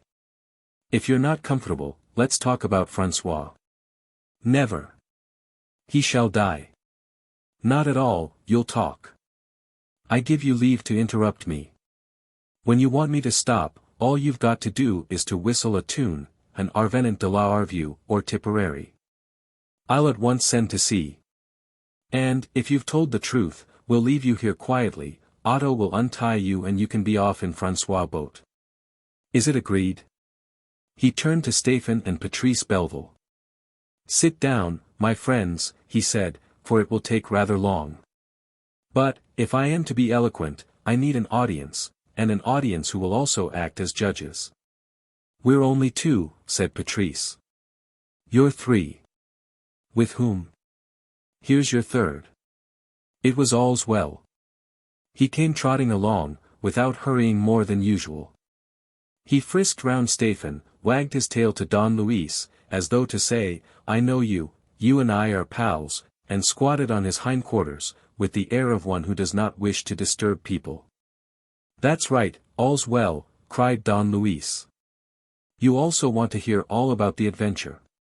Your curiosity does you honor, and I won't disappoint you. Don Luis appeared to be delighted. He had an audience, a full bench of judges.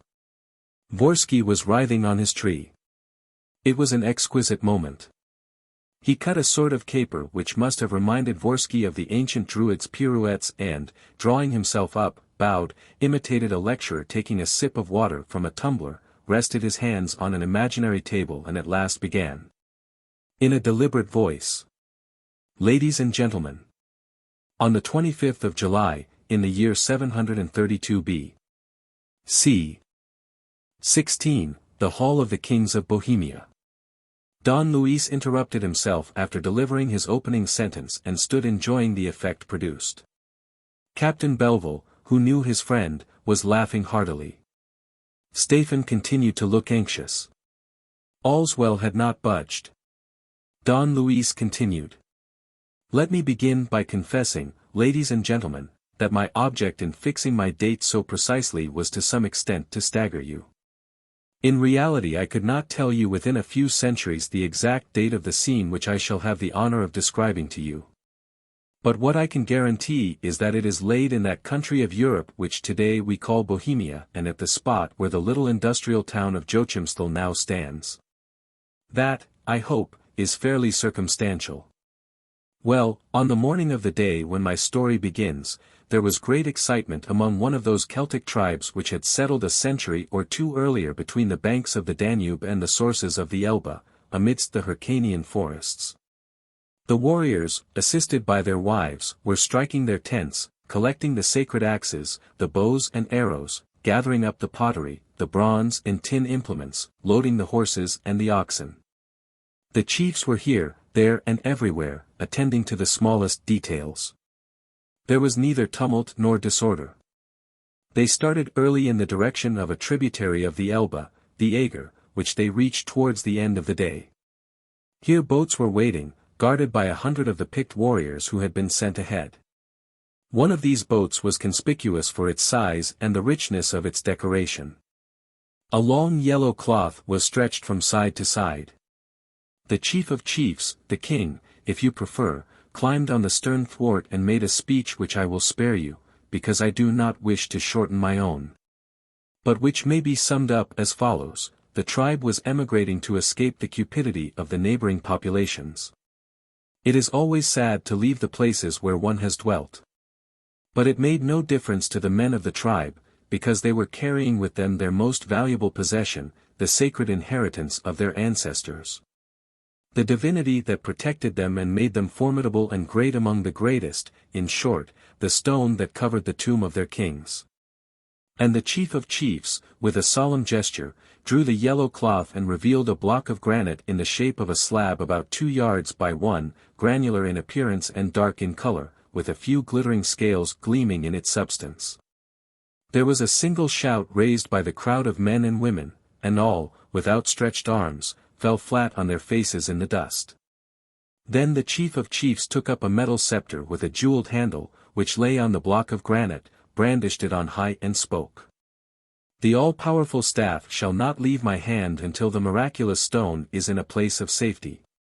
The all-powerful staff is born of the miraculous stone. It also contains the fire of heaven, which gives life or death. While the miraculous stone was the tomb of my forefathers, the all-powerful staff never left their hands on days of disaster or of victory. May the fire of heaven lead us. May the sun god light our way. He spoke, and the whole tribe set out upon its journey. Don Luis struck an attitude and repeated, in a self-satisfied tone. He spoke, and the whole tribe set out upon its journey. Patrice Belleville was greatly amused. And Stéphane, infected by his hilarity, began to feel more cheerful. But Don Luis now addressed his remarks to them.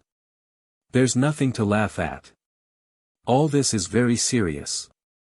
It's not a story for children who believe in conjuring tricks and sleight of hand, but a real history, all the details of which will, as you shall see, give rise to precise, natural and, in a sense, scientific explanations. Yes, ladies and gentlemen, scientific, I am not afraid of the word. We are here on scientific ground, and Vorski himself will regret his cynical merriment. Don Luis took a second sip of water and continued. For weeks and months the tribe followed the course of the Elbe. And one evening, on the stroke of 9:30, reached the seaboard, in the country which afterwards became the country of the Frisians. It remained there for weeks and months, without finding the requisite security. It therefore determined upon a fresh exodus. This time it was a naval exodus. 30 boats put out to sea, observe this number 30, which was that of the families composing the tribe, and for weeks and months they wandered from shore to shore, settling first in Scandinavia, next among the Saxons, driven off, putting to sea again and continuing their voyage. And I assure you it was really a strange, moving, impressive sight to see this vagrant tribe dragging in its wake the tombstone of its kings and seeking a safe, inaccessible and final refuge in which to conceal its idol. Protect it from the attack of its enemies, celebrate its worship and employ it to consolidate the tribal power. The last stage was Ireland. And it was here that, one day, after they had dwelt in the Green Isle for half a century or perhaps a century, after their manners had acquired a certain softening by contact with nations which were already less barbarous, the grandson or great-grandson of the great chief, himself a great chief, received one of the emissaries whom he maintained in the neighboring countries. This one came from the continent. He had discovered the miraculous refuge. It was an almost unapproachable island, protected by 30 rocks and having 30 granite monuments to guard it. 30. The fateful number.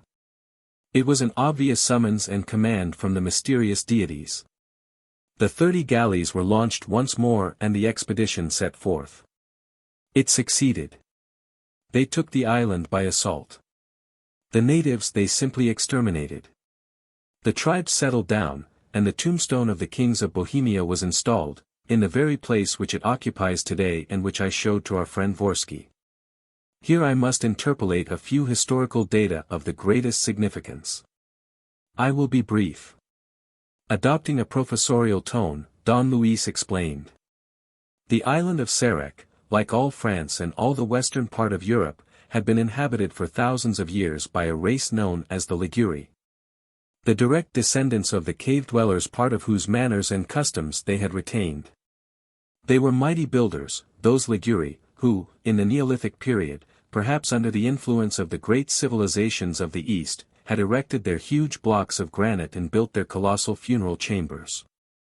It was here that our tribe found and made great use of a system of caves and natural crypts adapted by the patient hand of man, and of a cluster of enormous monuments which struck the mystic and superstitious imagination of the Celts. We find therefore that, after the first or wandering phase, there begins for the Godstone a period of rest and worship which we will call the Druidical period. It lasted for 1,000 or 1,500 years. The tribe became mingled with the neighboring tribes and probably lived under the protection of some Breton king. But, little by little, the ascendancy had passed from the chiefs to the priests. And these priests, that is to say, the Druids, assumed an authority which increased in the course of the generations that followed. They owed this authority, beyond all doubt, to the miraculous stone. True, they were the priests of a religion accepted by all and also the instructors of Gallic childhood. It seems certain, incidentally, that the cells under the Black Heath were those of a Druid convent, or rather a sort of university. True, in obedience to the practices of the time, they presided over human sacrifices and ordained the gathering of the mistletoe, the vervain and all the magic herbs.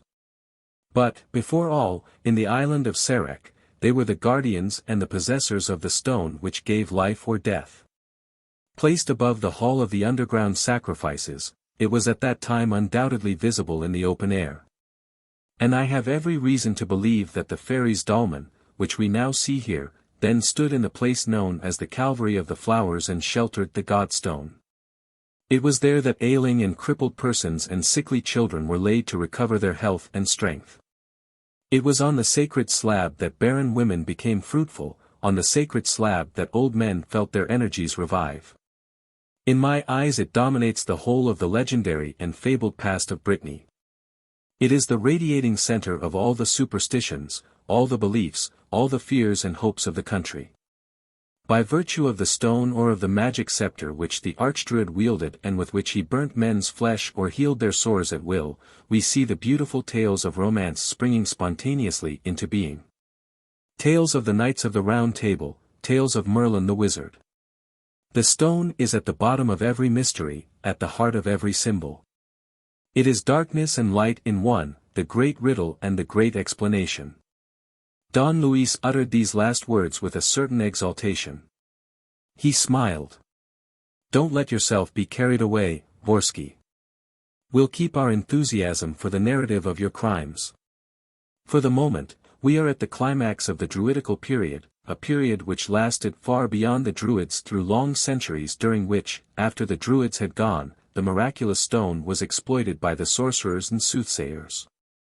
And thus we come gradually to the third period, the religious period, that is to say, actually to the progressive decline of all that constituted the glory of Sarek, pilgrimages, commemorative festivals and so forth.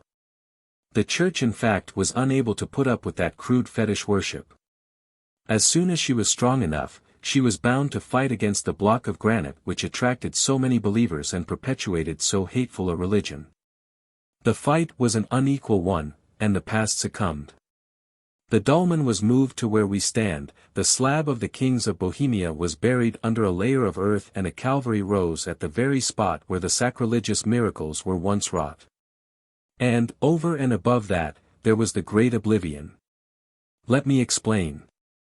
The practices were forgotten. The rites were forgotten and all that constituted the history of a vanished cult. But the Godstone was not forgotten. Men no longer knew where it was. In time they even no longer knew what it was. But they never ceased to speak of and believe in the existence of something which they called the Godstone. From mouth to mouth, from generation to generation, they handed down onto one another fabulous and terrible stories, which became farther and farther removed from reality, which formed a more and more vague and, for that matter, A more and more frightful legend, but which kept alive in their imaginations the recollection of the Godstone and, above all, its name. This persistence of an idea in men's memories, this survival of a fact in the annals of a country had the logical result that, from time to time, some inquiring person would try to reconstruct the prodigious truth. Two of these inquiring persons, Brother Thomas, a member of the Benedictine order, who lived in the middle of the 15th century, and the man Magennic, in our own time, played an important part. Brother Thomas was a poet and an illuminator about whom we possess not many details, a very bad poet, to judge by his verses, but as an illuminator ingenuous and not devoid of talent. He left a sort of missal in which he related his life at Sarek Abbey and drew the 30 dolmens of the island, the whole accompanied by instances, religious quotations and predictions after the manner of Nostradamus. It was this missal, discovered by Magennic aforesaid, that contained the famous page with the crucified women and the prophecy relating to Sarek. It was this missal that I myself found and consulted last night in Magennic's bedroom. He was an odd person, this Magennic, a belated descendant of the sorcerers of old, and I strongly suspect him of playing the ghost on more than one occasion. You may be sure that the white-robed, white-bearded druid whom people declared that they had seen on the 6th day of the moon, gathering the mistletoe, was none other than Magennic. He too knew all about the good old recipes, the healing herbs, the way to work up the soil so as to make it yield enormous flowers. One thing is certain, that he explored the mortuary crypts and the hall of the sacrifices. That it was he who purloined the magic stone contained in the knob of the scepter and that he used to enter these crypts by the opening through which we have just come, in the middle of the postern path. Of which he was obliged each time to replace the screen of stones and pebbles. It was he also who gave M.D. Hergement the page from the missal. Whether he confided the result of his last explorations to him and how much exactly M.D. Hergement knew does not matter now. Another figure looms into sight, one who is henceforth the embodiment of the whole affair and claims all our attention, an emissary dispatched by fate to solve the riddle of the centuries. To carry out the orders of the mysterious powers and to pocket the Godstone. I am speaking of Vorski. Don Luis swallowed his third glass of water and, beckoning to the accomplice, said. Otto, you had better give him a drink, if he's thirsty. Are you thirsty, Vorski? Vorski on his tree seemed exhausted, incapable of further effort or resistance. Stéphane and Patrice once more intervened on his behalf, fearing an immediate consummation. Not at all, cried Don Luis. He's all right and he'll hold out until I've finished my speech, if it were only because he wants to know. You're tremendously interested, aren't you, Vorski? Robber. Murderer, spluttered the wretched man. Splendid. So you still refuse to tell us where François is hidden? Murderer. Highwayman. Then stay where you are, old chap. As you please. There's nothing better for the health than a little suffering. Besides, you have caused so much suffering to others, you dirty scum. Don Luis uttered these words harshly and in accents of anger which one would hardly have expected from a man who had already beheld so many crimes and battled with so many criminals. But then this last one was out of all proportion. Don Luis continued.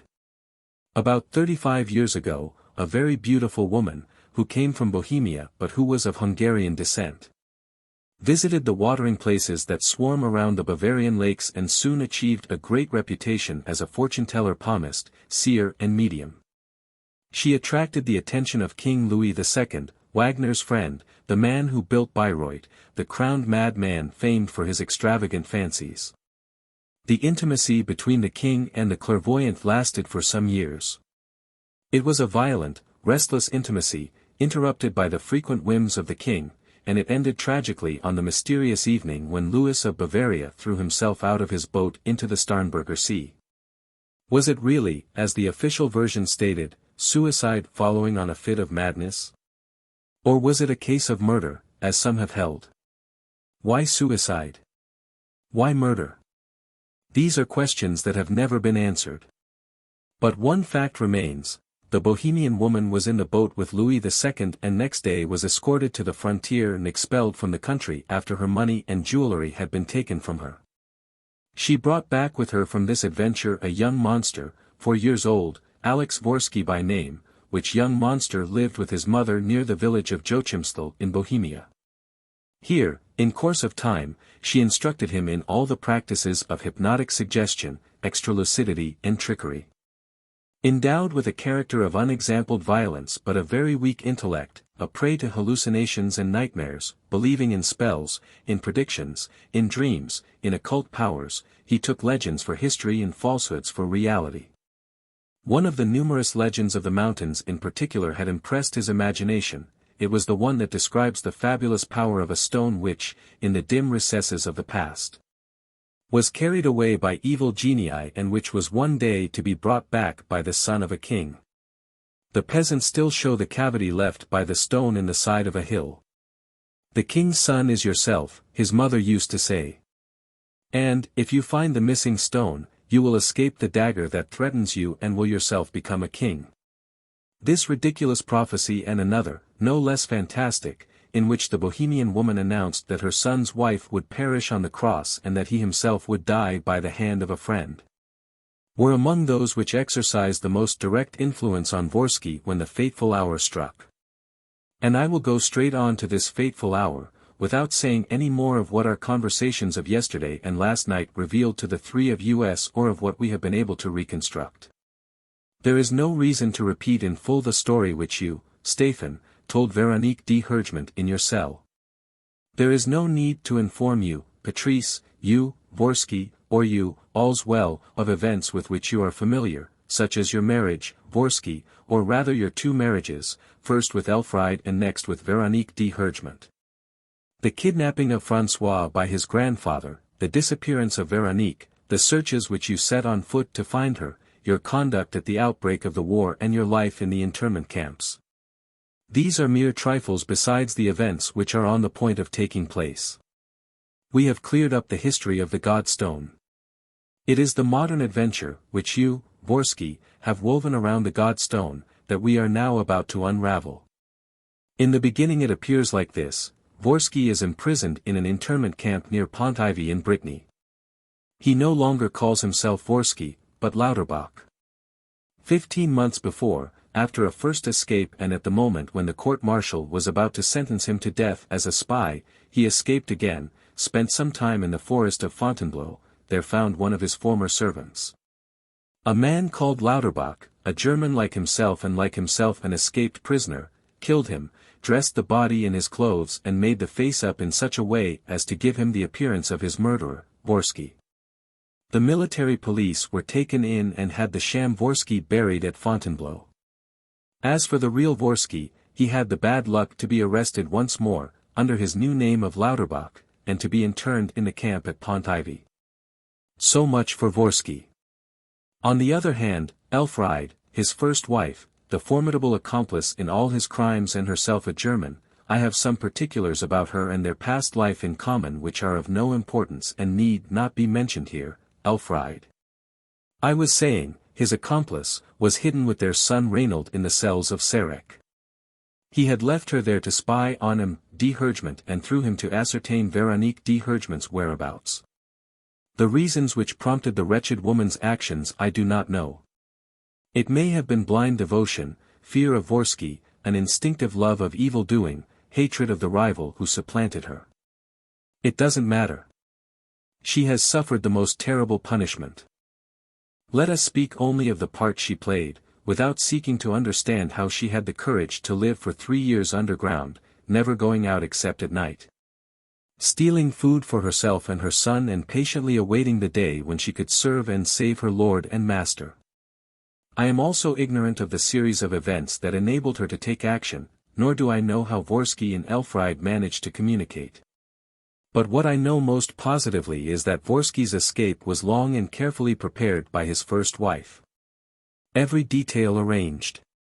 Every precaution was taken.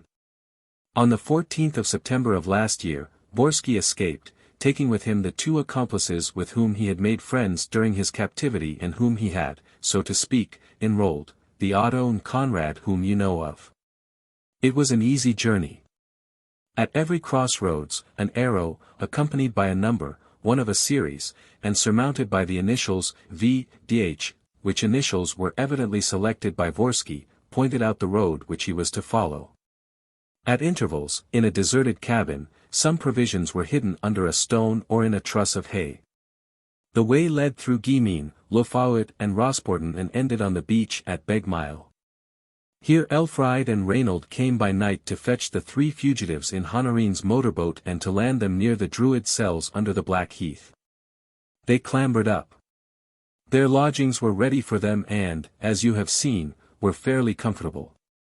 The winter passed, and Vorski's plan, which as yet was very vague, became more precisely outlined from day to day. Strange to say, at the time of his first visit to Sarek, before the war, he had not heard of the secret of the island. It was Elfried who told him the legend of the Godstone in the letters which she wrote to him at Pont-Ivy. You can imagine the effect produced by this revelation on a man like Vorski. The Godstone was bound to be the miraculous stone wrested from the soil of his native land, the stone which was to be discovered by the son of a king and which, from that time onward, would give him power and royalty. Everything that he learnt later confirmed his conviction. But the great fact that dominates his subterranean life at Sarek was the discovery of Brother Thomas's prophecy in the course of the last month. Fragments of this prophecy were lingering on every hand, which he was able to pick up by listening to the conversations of the fisherfolk in the evenings, lurking under the windows of the cottages or on the roofs of the barns. Within mortal memory, the people of Sarek have always feared some terrible events, connected with the discovery and the disappearance of the invisible stone. There was likewise always a question of wrecks and of women crucified. Besides, Vorski was acquainted with the inscription on the ferry's dolman, about the 30 victims destined for the 30 coffins, the martyrdom of the 4 women, the Godstone which gives life or death. What a number of disturbing coincidences for a mind as weak as his. But the prophecy itself, found by Magennic in the illuminated missal, constitutes the essential factor of the whole story. Remember that Magennic had torn out the famous page and that M.D. Hergement, who was fond of drawing, had copied it several times and had unconsciously given to the principal woman the features of his daughter Veronique. Vorski became aware of the existence of the original and of one of the copies when he saw Magennic one night looking at them by the light of his lamp. Immediately, in the darkness, he contrived somehow to pencil in his notebook the 15 lines of this precious document. He now knew and understood everything. He was dazzled by a blinding light. All the scattered elements were gathered into a whole, forming a compact and solid truth. There was no doubt possible, the prophecy concerned him. And it was his mission to realize it. This, I repeat, is the essence of the whole matter. From that moment, Vorski's path was lighted by a beacon. He held in his hand Ariadne's clue of thread. The prophecy represented to him an unimpeachable text. It was one of the tables of the law. It was the Bible. And yet think of the stupidity, of the unspeakable silliness of those 15 lines scribbled at a venture, with no other motive than rhyme. Not a phrase showing a sign of inspiration. Not a spark, not a gleam. Not a trace of the sacred madness that uplifted the Delphian Pythoness or provoked the delirious visions of a Jeremiah or an Ezekiel. Nothing. Syllables, rhymes. Nothing. Less than nothing. But quite enough to enlighten the gentle Vorski and to make him burn with all the enthusiasm of a neophyte. Stéphane, Patrice, listened to the prophecy of Brother Thomas. The Superhun wrote it down on 10 different pages of his notebook, so that he might wear it 10 times next to his skin and engrave it in the very substance of his being. Here's one of the pages. Stéphane, Patrice, listen. Listen, O faithful Otto. And you yourself, Vorski, for the last time listen to the doggerel of Brother Thomas. Listen as I read. In Sarek's Isle, in year 14 and 3. There will be shipwrecks, terrors, grief and crimes. Death chambers, arrows, poison there will be. And woe, for women crucified on tree. For 30 coffins victims 30 times. Before his mother's eyes, Abel kills Cain. The father then, coming forth of Almain. A cruel prince, obeying destiny. By thousand deaths and lingering agony. His wedded wife one night of June hath slain. Fire and loud noise will issue from the earth. In secrecy where the great treasure lies. And man again will on the stone set eyes.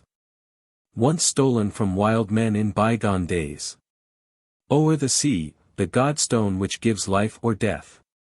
Don Luis Pereira had begun to read in emphatic tones, bringing out the imbecility of the words and the triteness of the rhythm. He ended in a hollow voice, without resonance, which died away in an anguished silence. The whole adventure appeared in all its horror. He continued. You understand how the facts are linked together, don't you, Stéphane, you who were one of the victims and who knew or know the others? So do you, Patrice, don't you? In the 15th century, a poor monk, with a disordered imagination and a brain haunted by infernal visions, expresses his dreams in a prophecy which we will describe as bogus, which rests on no serious data.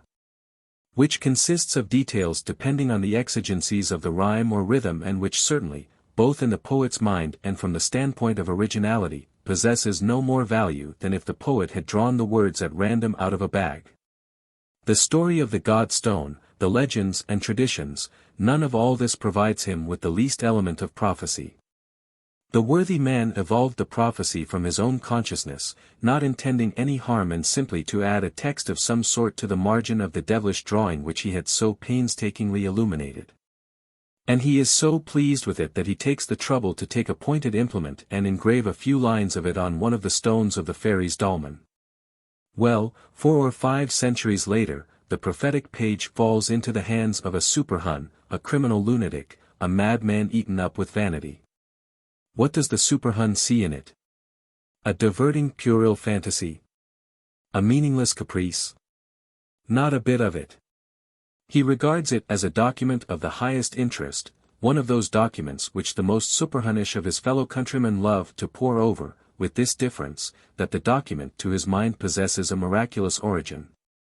He looks upon it as the Old and New Testament, the scriptures which explain and expound the Sarek law, the very gospel of the Godstone. And this gospel designates him, Vorski, him, the superhun, as the Messiah appointed to execute the decrees of providence. To Vorski, there is no possibility of mistake. No doubt he enjoys the business, because it is a matter of stealing wealth and power. But this question occupies a secondary position. He is above all obeying the mystic impulse of a race which believes itself to be marked out by destiny and which flatters itself that it is always fulfilling missions, a mission of regeneration as well as a mission of pillage, arson and murder. And Vorski reads his mission set out in full in Brother Thomas's prophecy. Brother Thomas says explicitly what has to be done and names him, Vorski, in the plainest terms, as the man of destiny. Is he not a king's son, in other words a prince of Almain? Does he not come from the country where the stone was stolen from the wild men o'er the sea?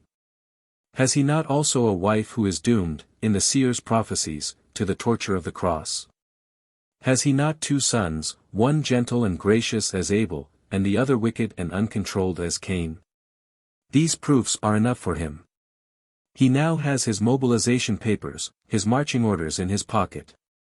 The gods have indicated the objective upon which he is to march, and he marches. True, there are a few living people in his path. So much the better, it is all part of the program. For it is after all these living people have been killed and, moreover, killed in the manner announced by Brother Thomas that the task will be done, the Godstone released and Vorski, the instrument of destiny, crowned king. Therefore, let's turn up our sleeves, take our trusty butcher's knife in hand, and get to work. Vorski will translate Brother Thomas's nightmare into real life. 17. Cruel Prince, Obeying Destiny. Don Luis once more addressed himself to Vorski. We're agreed, aren't we, comrade? All that I'm saying exactly expresses the truth. Vorski had closed his eyes, his head was drooping, and the veins on his temple were immoderately swollen. To prevent any interference by Stéphane, Don Luis exclaimed. "You will speak, my fine fellow. Ah, the pain is beginning to grow serious, is it? The brain is giving way. Remember, just one whistle, a bar or two of Tipperary and I interrupt my speech. You won't? You're not ripe yet. So much the worse for you. And you, Stéphane, have no fear for François. I answer for everything. But no pity for this monster, please. No, no, and again no. Don't forget that he prepared and contrived everything of his own free will. Don't forget. But I'm getting angry. What's the use?" Don Luis unfolded the page of the notebook on which Vorski had written down the prophecy and, holding it under his eyes, continued. "What remains to be said is not so important, once the general explanation is accepted. Nevertheless, we must go into detail to some slight extent, show the mechanism of the affair imagined and built up by Vorski and lastly come to the part played by our attractive ancient druid. So we are now in the month of June. This is the season fixed for the execution of the 30 victims. It was evidently appointed by Brother Thomas because the rhythm of his verse called for a month in one syllable. Just as the year 14 and 3 was selected because 3 rhymes with B and tree, and just as Brother Thomas decided upon the number of 30 victims because 30 is the number of the Sarek reefs and coffins. But Vorski takes it as a definite command. 30 victims are needed in June 17. They will be provided. They will be provided on condition that the 29 inhabitants of Sarek, we shall see presently that Vorski has his 30th victim handy, consent to stay on the island and await their destruction. Well, Vorski suddenly hears of the departure of Honorine and Magenik. Honorine will come back in time. But how about Magenik? Vorski does not hesitate. He sends Elfried and Conrad on his tracks, with instructions to kill him and to wait. He hesitates the less because he believes, from certain words which he has overheard, that Magenik has taken with him the precious stone. The miraculous gem which must not be touched but which must be left in its leaden sheath, this is the actual phrase used by Magenik. Elfried and Conrad therefore set out. One morning, at an inn, Elfried mixes poison with the coffee which Magenik is drinking. The prophecy has stated that there will be poison. Magenik continues his journey. But in an hour or two he is seized with intolerable pain and dies, almost immediately, on the bank by the roadside. Elfried and Conrad come up and go through his pockets. They find nothing, no gem, no precious stone. Vorski's hopes have not been realized. All the same, the corpse is there. What are they to do with it? For the time being, they fling it into a half-demolished hut, which Vorski and his accomplices had visited some months before. Here Veronique d'Hergement discovers the body, and an hour later fails to find it there. Elfried and Conrad, keeping watch close at hand, have taken it away and hidden it, still for the time being, in the cellars of a little empty country house. There's one victim accounted for. We may observe, in passing, that Magenik's predictions relating to the order in which the 30 victims are to be executed, beginning with himself, have no basis. The prophecy doesn't mention such a thing. In any case, Vorski goes to work at random. At Sarek he carries off François and Stéphane Moreau and then, both as a measure of precaution and in order to cross the island without attracting attention and to enter the priory more easily, he dresses himself in Stéphane's clothes. While Reynaud puts on François. The job before them is an easy one. The only people in the house are an old man, M. d'Hergement, and a woman, Marie Leblanc. As soon as these are got rid of, the rooms and Magenik's in particular will be searched. Vorski, as yet unaware of the result of Elfried's expedition, would not be surprised if Magenik had left the miraculous jewel at the priory. The first to fall is the cook, Marie Leblanc, whom Vorski takes by the throat and stabs with a knife. But it so happens that the ruffian's face gets covered with blood, and, seized with one of those fits of cowardice to which he is subject, he runs away, after loosing Reynaud upon M. d'Hergement. The fight between the boy and the old man is a long one. It is continued through the house and, by a tragic chance, ends before Veronique de Hergement's eyes. De Hergement is killed. Honorine arrives at the same moment. She drops, making the fourth victim. Matters now begin to go quickly. Panic sets in during the night. The people of Sarek, frightened out of their wits, seeing that Magenec's predictions are being fulfilled and that the hour of the disaster which has so long threatened their island is about to strike, make up their minds to go. This is what Vorski and his son are waiting for. Taking up their position in the motorboat which they have stolen, they rush after the runaways and the abominable hunt begins, the great disaster foretold by Brother Thomas. There will be shipwrecks, terrors, grief and crimes. Honorine, who witnesses the scene and whose brain is already greatly upset, goes mad and throws herself from the cliff. Thereupon we have a lull of a few days, during which Veronique de Hergement explores the priory and the island without being disturbed. As a matter of fact, after their successful hunt, leaving only Otto, who spends his time drinking in the cells. The father and son have gone off in the boat to fetch Elfried and Conrad and to bring back Magenec's body and fling it in the water within sight of Sarek, since Magenec of necessity has one of the 30 coffins earmarked for his reception. At that moment, that is when he returns to Sarek, Vorski's bag numbers 24 victims.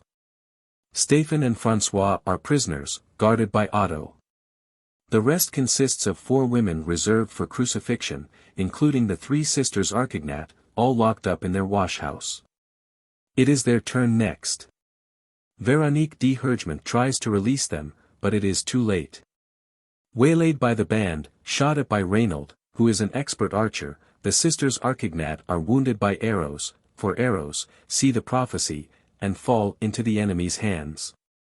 That same evening they are strung up on the 3 oaks, after Vorski has first relieved them of the 50,000 franc notes which they carried concealed on their persons. Total, 29 victims. Who will be the 30th? Who will be the 4th woman? Don Luis paused and continued. As to this, the prophecy speaks very plainly in 2 places, each of which complements the other. Before his mother's eyes, Abel kills Cain. And, a few lines lower down, his wedded wife one night in June hath slain. Vorski, from the moment when he became aware of this document, had interpreted the 2 lines in his own fashion. Being, in fact, unable at that time to dispose of Veronique, for whom he has vainly been hunting all over France, he temporizes with the decrees of destiny. The 4th woman to be tortured shall be a wife, but she shall be his first wife, Elfried. And this will not be absolutely contrary to the prophecy, which, if need be, can apply to the mother of Cain just as well as to the mother of Abel. And observe that the other prophecy, that which was communicated to him by word of mouth in the old days, also failed to specify the woman who was to die. Vorski's wife shall perish on the cross. Which wife? Elfried. So his dear, devoted accomplice is to perish. It's terrible for Vorski, it breaks his heart. But the god Moloch must be obeyed. And, considering that Vorski, to accomplish his task, decided to sacrifice his son Reynold, it would be inexcusable if he refused to sacrifice his wife Elfried. So all will be well. But, suddenly, a dramatic incident occurs. While pursuing the sisters Archignat, he sees and recognizes Veronique de Hergement. A man like Vorski could not fail to behold in this yet another favor vouchsafed by the powers above. The woman whom he has never forgotten is sent to him at the very moment when she is to take her place in the great adventure. She is given to him as a miraculous victim which he can destroy, or conquer. What a prospect! And how the heavens brighten with unexpected light! Vorski loses his head. He becomes more and more convinced that he is the Messiah, the chosen one, the apostle, missionary, the man who is obeying destiny. He is linked up with the line of the high priests, the guardians of the Godstone. He is a druid, an archdruid. And, as such, on the night when Veronique de Hergement burns the bridge, on the 6th night after the moon, he goes and cuts the sacred mistletoe with a golden sickle. And the siege of the priory begins. I will not linger over this. Veronique de Hergement has told you the whole story, Stéphane, and we know her sufferings, the part played by the delightful All's Well, the discovery of the underground passage and the cells, the fight for François, the fight for you, Stéphane, whom Vorski imprisoned in one of the torture cells called death chambers, in the prophecy. Here you are surprised with Madame de Hergement. The young monster, Reynaud, hurls you into the sea. François and his mother escape. Unfortunately, Vorski and his band succeed in reaching the priory. François is captured. His mother joins him. And then the most tragic scenes ensue, scenes upon which I will not enlarge, the interview between Vorski and Veronique de Hergement, the duel between the two brothers, between Cain and Abel, before Veronique de Hergement's very eyes. For the prophecy insists upon it. Before his mother's eyes, Abel kills Cain. And the prophecy likewise demands that she shall suffer beyond expression and that Vorski shall be subtle in doing evil. A cruel prince, he puts marks on the two combatants, and, when Abel is on the point of being defeated, he himself wounds Cain so that Cain may be killed. The monster is mad. He's mad and drunk. The climax is close at hand. He drinks and drinks. For Veronique de Hergement's martyrdom is to take place that evening. By 1,000 deaths and lingering agony. His wedded wife one night of June hath slain. The 1,000 deaths Veronique has already undergone, and the agony will be lingering. The hour comes. Supper, funeral procession, preparations, the setting up of the ladder, the binding of the victim and then the ancient Druid. Don Luis gave a hearty laugh as he uttered the last words. Here, upon my word, things begin to get amusing. From this moment onward, tragedy goes hand in hand with comedy, the gruesome with the burlesque. Oh, that ancient Druid, what a caution! To you, Stéphane, and you, Patrice, who were behind the scenes, the story is devoid of interest. But to you, Vorski, what exciting revelations! I say, Otto, just put the ladder against the trunk of the tree, so that your employer can rest his feet on the top rung. Is that easier for you, Vorski? Mark you, my little attention does not come from any ridiculous feeling of pity. Oh, dear, no. But I'm afraid that you might go fut, and besides I want you to be in a comfortable position to listen to the ancient Druid's confession. He had another burst of laughter. There was no doubt about it, the ancient Druid was a great source of entertainment to Don Luis. The ancient Druid's arrival, he said, introduces order and reason into the adventure. What was loose and vague becomes more compact. Incoherent crime turns into logical punishment. We have no longer blind obedience to Brother Thomas's doggerel, but the submission to common sense, the rigorous method of a man who knows what he wants and who has no time to lose. Really, the ancient Druid deserves all our admiration. The ancient Druid, whom we may call either Don Luis Perenna or Arsène Lupin, you suspect that, don't you? Knew very little of the story when the periscope of his submarine, the Crystal Stopper, emerged in sight of the coast of Sarek at midday yesterday. Very little. Stéphane Moreau cried, in spite of himself. One might say, nothing, Don Luis declared. What? All those facts about Vorski's past, all those precise details about what he did at Sarek, about his plans and the part played by Elfried and the poisoning of Magennik? I learnt all that here, yesterday, said Don Luis. But from whom? We never left one another. Believe me when I say that the ancient Druid, when he landed yesterday on the coast of Sarek, knew nothing at all. But the ancient Druid lays claim to be at least as great a favorite of the gods as you are, Vorski. And in fact he at once had the luck to see, on a lonely little beach, our friend Stéphane, who himself had had the luck to fall into a pretty deep pool of water and thus to escape the fate which you and your son had prepared for him. Rescue work, conversation.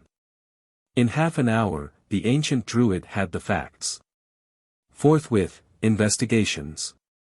He ended by reaching the cells, where he found in yours, Vorski, a white robe which he needed for his own use and a scrap of paper with a copy of the prophecy written by yourself. Excellent. The ancient druid knows the enemy's plans.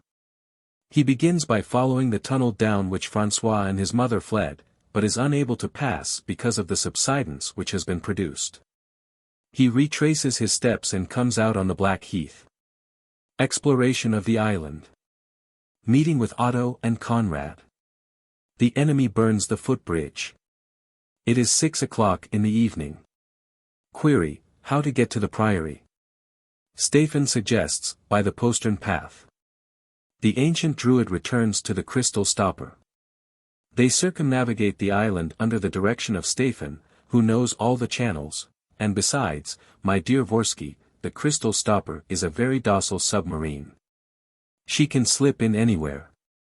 The ancient druid had her built to his own designs, and at last they land at the spot where François' boat is hanging. Here, meeting with All's Well, who is sleeping under the boat, the ancient druid introduces himself. Immediate display of sympathy. They make a start. But, halfway up the ascent, All's Well branches off. At this place the wall is the cliff is, so to speak, patched with movable blocks of stone. In the middle of these stones is an opening made by Magennik, as the ancient druid discovered later, in order to enter the hall of sacrifices and the mortuary crypts. Thus, the ancient druid finds himself in the thick of the plot, master above ground and below. Only, it is 8 o'clock in the evening. As regards François, there is no immediate anxiety. The prophecy says, Abel kills Cain. But Véronique d'Hergement was to perish one night of June. Had she undergone the horrible martyrdom? Was it too late to rescue her? Don Luis turned to Stéphane.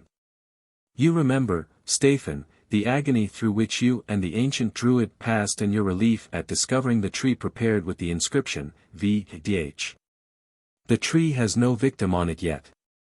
Véronique will be saved, and in fact we hear a sound of voices coming from the priory. It is the grim procession. It slowly climbs the grassy slope amid the thickening darkness. The lantern is waved. A halt is called. Vorski spouts and holds forth. The last scene is at hand. Soon we shall rush to the assault and Véronique will be delivered. But here an incident occurs which will amuse you, Vorski. Yes, we make a strange discovery, my friends and I, we find a woman prowling round the dolmen, who hides as we come up. We seize her.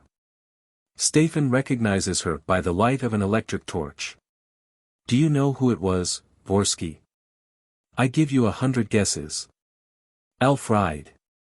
Yes, Elfriede, your accomplice, the one whom you meant to crucify at first. Curious, wasn't it? In an extreme state of excitement, half crazy, she tells us that she consented to the duel between the two boys on your promise that her son would be the victor and kill Véronique's son. But you had locked her up, in the morning. And, in the evening, when she succeeded in making her escape, it was Reynolds' dead body that she found. She has now come to be present at the torture of the rival whom she detests and then to avenge herself on you and kill you, my poor old chap. A capital idea. The ancient druid approves, and, while you go up to the dolmen and Stéphane keeps an eye on you, he continues to question Elfriede. But, lo and behold, Vorski, at the sound of your voice, the jade begins to kick. She veers round unexpectedly. Her master's voice stimulates her to an unparalleled display of ardor. She wants to see you, to warn you of your danger, to save you, and suddenly she makes a rush at the ancient druid with a dagger in her hand. The ancient druid is obliged, in self-defense, to knock her down, half stunning her, and the sight of this moribund woman at once suggests to him a means of turning the incident to good account. The wretched creature is tied up in the twinkling of an eye. The ancient druid intends you yourself to punish her, Vorski, and make her undergo the fate which you had reserved for her before. So he slips his robe on Stéphane, gives him his instructions, shoots an arrow in your direction the moment you come up and, while you go running in pursuit of a white robe, does a conjuring trick and substitutes Elfriede for Véronique. The first wife for the second. How? That's my business. All you need know is that the trick was played and succeeded to perfection. Don Luis stopped to draw breath. One would really have thought, from his familiar and confidential tone, that he was telling Vorski an amusing story, a good joke, which Vorski ought to be the first to laugh at. That's not all, he continued. Patrice Belleville and some of my Moors, you may as well know that we have 18 of them on board, have been working in the underground rooms. There's no getting away from the prophecy. The moment the wife has expired, fire and loud noise will issue from the earth. In secrecy where the great treasure lies. Of course, Brother Thomas never knew where the great treasure lay, nor did anyone else. But the ancient Druid has guessed, and he wants Vorski to receive his signal and to drop ready roasted into his mouth. For this he needs an outlet issuing near the fairy's dolmen. Captain Belleville looks for one and finds it. They clear an old stairway. They clear the inside of the dead tree. They take from the submarine some dynamite cartridges and signal rockets and place them in position. And, when you, Vorski, from your perch, start proclaiming like a herald, she's dead. The fourth woman has died upon the cross, bang, bang, bang. Thunder, flame, uproar, the whole bag of tricks. That does it, you are more and more the darling of the gods, the pet of destiny, and you burn with the noble longing to fling yourself down the chimney and gobble up the godstone. Next day, therefore, after sleeping off your brandy in your rum, you start to work again, smiling. You killed your 30 victims, according to the rites prescribed by Brother Thomas. You have surmounted every obstacle. The prophecy is fulfilled. And man again will on the stone set eyes. Once stolen from wild men in bygone days. Or see, the godstone which gives life or death. The ancient Druid has no choice but to give in and to hand you the key of paradise. But first, of course, a little interlude, a few capers and wizard's tricks, just for a bit of fun. And then hey for the godstone guarded by the sleeping beauty. Don Luis nimbly cut a few of those capers of which he seemed so fond. Then he said to Vorski. Well, old chap, I have a vague impression that you've had enough of my speech and that you would prefer to reveal François' hiding place to me at once, rather than stay here any longer. I'm awfully sorry, but you really must learn how the matter stands with the sleeping beauty and the unexpected presence of Véronique de Hergement. However, 2 minutes will be sufficient. Pardon me. Dropping the character of the ancient Druid and speaking in his own name, Don Luis continued. What you want to know is why I took Véronique de Hergement to that place after snatching her from your clutches. The answer is very simple. Where would you have me take her? To the submarine. An absurd suggestion. The sea was rough that night and Véronique needed rest. To the Priory? Never. That would have been too far from the scene of operations and I should have had no peace of mind. In reality there was only one place sheltered from the storm and sheltered from attack, and that was the Hall of Sacrifices. That was why I took her there and why she was sleeping there, quietly, under the influence of a strong narcotic, when you saw her. I confess that the pleasure of treating you to this spectacle counted for something in my decision. And how splendidly I was rewarded. Oh, if you could have seen the face you pulled. Such a ghastly sight. Véronique raised from the dead. Véronique brought back to life. So horrible was the vision that you ran away helter-skelter. But to cut a long story short, you find the exit blocked. Thereupon you change your mind. Conrad returns to the offensive. He attacks me by stealth while I am preparing to move Véronique de Hergement to the submarine. Conrad receives a mortal blow from one of the Moors. Second comic interlude. Conrad, dressed up in the ancient Druid's robe, is laid on the floor in one of the crypts. And of course your first thought is to leap on him and wreak your vengeance on him. And, when you see Elfried's body, which has taken the place of Véronique de Hergement in the sacred table, whoosh. You jump on that too and reduce the woman whom you have already crucified to a bleeding pulp. Blunder upon blunder. And the end of the whole story likewise strikes a comic note. You are strung up on the pillory while I deliver straight at you a speech which does for you and which proves that, if you have won the Godstone by virtue of your 30 coffins, I am taking possession of it by my own intrinsic virtue. There's the whole adventure for you, my dear Vorski. Except for a few secondary incidents, or some others, of greater importance, which there is no need for you to know, you know as much as I do. You've been quite comfortable and have had lots of time to think. So I am confidently expecting your answer about François. Come, out with your little song. It's a long, long way to Tipperary. It's a long way to go. Well? Are you feeling in a chatty mood? Don Luis had climbed a few rungs. Stéphane and Patrice had come near and were anxiously listening. It was evident that Vorski meant to speak. He had opened his eyes and was staring at Don Luis with a look of mingled hatred and fear. This extraordinary man must have appeared to him as one of those persons against whom it is absolutely useless to fight and to whom it is equally useless to appeal for compassion. Don Luis represented the conqueror. And, in the presence of one stronger than yourself, there is nothing for it but to yield in all humility. Besides, Vorski was incapable of further resistance. The torture was becoming intolerable. He spoke a few words in an unintelligible voice. A little louder, please, said Don Luis. I can't hear. Where's François?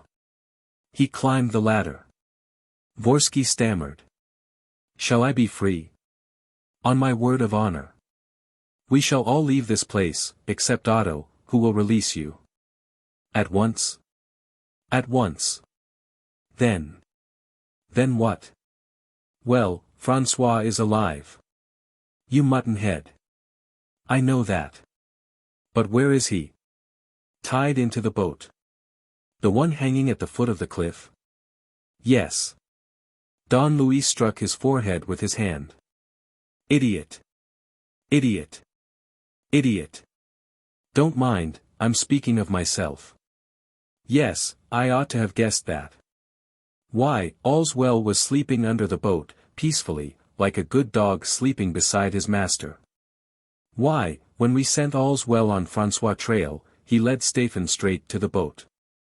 It's true enough, there are times when the cleverest of us behave like simpletons. But you, Vorski, did you know that there was a way down there and a boat? I knew it since yesterday. And, you artful dog, you intended to skedaddle in her? Yes. Well, Vorski, you shall skedaddle in her, with Otto. I'll leave her for you. Stéphane. But Stéphane Moreau was already running towards the cliff, escorted by All's Well. Release him, Stéphane, cried Don Luis. And he added, addressing the Moors. Help him, you others. And get the submarine underway. We shall sail in 10 minutes. He turned to Vorski. Goodbye, my dear chap. Oh, just one more word. Every well-regulated adventure contains a love story. Ours appears to be without one, for I should never dare to allude to the feelings that urged you towards the sainted woman who bore your name. And yet I must tell you of a very pure and noble affection. Did you notice the eagerness with which Stéphane flew to François' assistance? Obviously he loves his young pupil, but he loves the mother still more. And, since everything that pleases Véronique de Hergement is bound to please you, I wish to admit that he is not indifferent to her, that his wonderful love has touched her heart. That it was with real joy that she saw him restored to her this morning and that this will all end in a wedding. As soon as she's a widow, of course. You follow me, don't you? The only obstacle to their happiness is yourself. Therefore, as you are a perfect little gentleman, you will not like to. But I need not go on. I rely on your good manners to die as soon as you can. Goodbye, old fellow, I won't offer you my hand, but my heart's with you. Otto, in 10 minutes, unless you hear to the contrary, release your employer. You'll find the boat at the bottom of the cliff. Good luck, my friends. It was finished. The battle between Don Luis and Vorski was ended, and the issue had not been in doubt for a single instant. From the first minute, one of the two adversaries had so consistently dominated the other, that the latter, in spite of all his daring and his training as a criminal, had been nothing more than a grotesque, absurd, disjointed puppet in his opponent's hands. After succeeding in the entire execution of his plan, after attaining and surpassing his object, he, the master of events, in the moment of victory, found himself suddenly strung up on the tree of torture. And there he remained, gasping and captive like an insect pinned to a strip of cork. Without troubling any further about his victims, Don Luis went off with Patrice Belleville, who could not help saying to him, "All the same, you're letting those vile scoundrels down very lightly." "Pooh, it won't be long before they get themselves nabbed elsewhere," said Don Luis, chuckling. "What do you expect them to do?" "Well, first of all, to take the God Stone."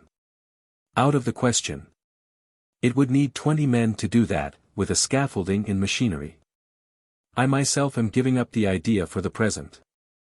I shall come back after the war. But, look here, Don Luis, what is this miraculous stone?"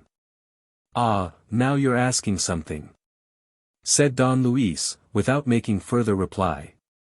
They set out, and Don Luis, rubbing his hands, said, "I worked the thing well. It's not much over 24 hours since we landed at Sarek. And the riddle had lasted 24 centuries. 1 century an hour. My congratulations, Lupin." "I should be glad to offer you mine, Don Luis," said Patrice Belleville, "but they are not worth as much as those of an expert like yourself." When they reached the sands of the little beach, François' boat had already been lowered and was empty. Farther away, on the right, the crystal stopper was floating on the calm sea. François came running up to them, stopped a few yards from Don Luis and looked at him with wide-open eyes. "I say," he murmured, "then it's you. It's you I was expecting." "Faith," said Don Luis, laughing. "I don't know if you were expecting me. But I'm sure it's me. You. Don Luis Perena. That is to say. Hush, no other names. Perena's enough for me. Besides, we won't talk about me, if you don't mind. I was just a chance, a gentleman who happened to drop in at the right moment. Whereas you, by Jove, youngster, but you've done jolly well. So you spent the night in the boat?" "Yes, under the tarpaulin, lashed to the bottom and tightly gagged." "Uncomfortable?" "Not at all. I hadn't been there 10 minutes when all's well appeared." "So. But the man, the scoundrel, what had he threatened to do to you?" "Nothing. After the duel, while the others were attending to my opponent, he brought me down here, pretending that he was going to take me to Mother and put us both on board the boat. Then, when we got to the boat, he laid hold of me without a word." "Do you know the man? Do you know his name?" "I know nothing about him. All I can say is that he was persecuting us, Mother and me. For reasons which I shall explain to you, François. In any case, you have nothing to fear from him now." "Oh, but you haven't killed him?" "No, but I have put it out of his power to do any more harm. This will all be explained to you, but I think that, for the moment, the most urgent thing is that we should go to your mother. Stéphane told me that she was resting over there, in the submarine, and that you had saved her too. Does she expect me?" "Yes, we had a talk last night, she and I promised to find you. I felt that she trusted me. All the same, Stéphane, you had better go ahead and prepare her." The crystal stopper lay at the end of a reef of rocks which formed a sort of natural jetty. Some 10 or 12 Moors were running to and fro. 2 had drawn apart and were whispering together. 2 of them were holding a gangway which Don Luis and François crossed a minute later. In one of the cabins, arranged as a drawing room, Veronique lay stretched on a couch. Her pale face bore the marks of the unspeakable suffering which she had undergone. She seemed very weak, very weary. But her eyes, full of tears, were bright with happiness. François rushed into her arms. She burst into sobs, without speaking a word. Opposite them, All's Well, seated on his haunches, beat the air with his forepaws and looked at them, with his head a little on one side. "Mother," said François, "Don Luis is here." She took Don Luis' hand and pressed a long kiss upon it, while François murmured, "You saved mother. You saved us both." Don Luis interrupted him.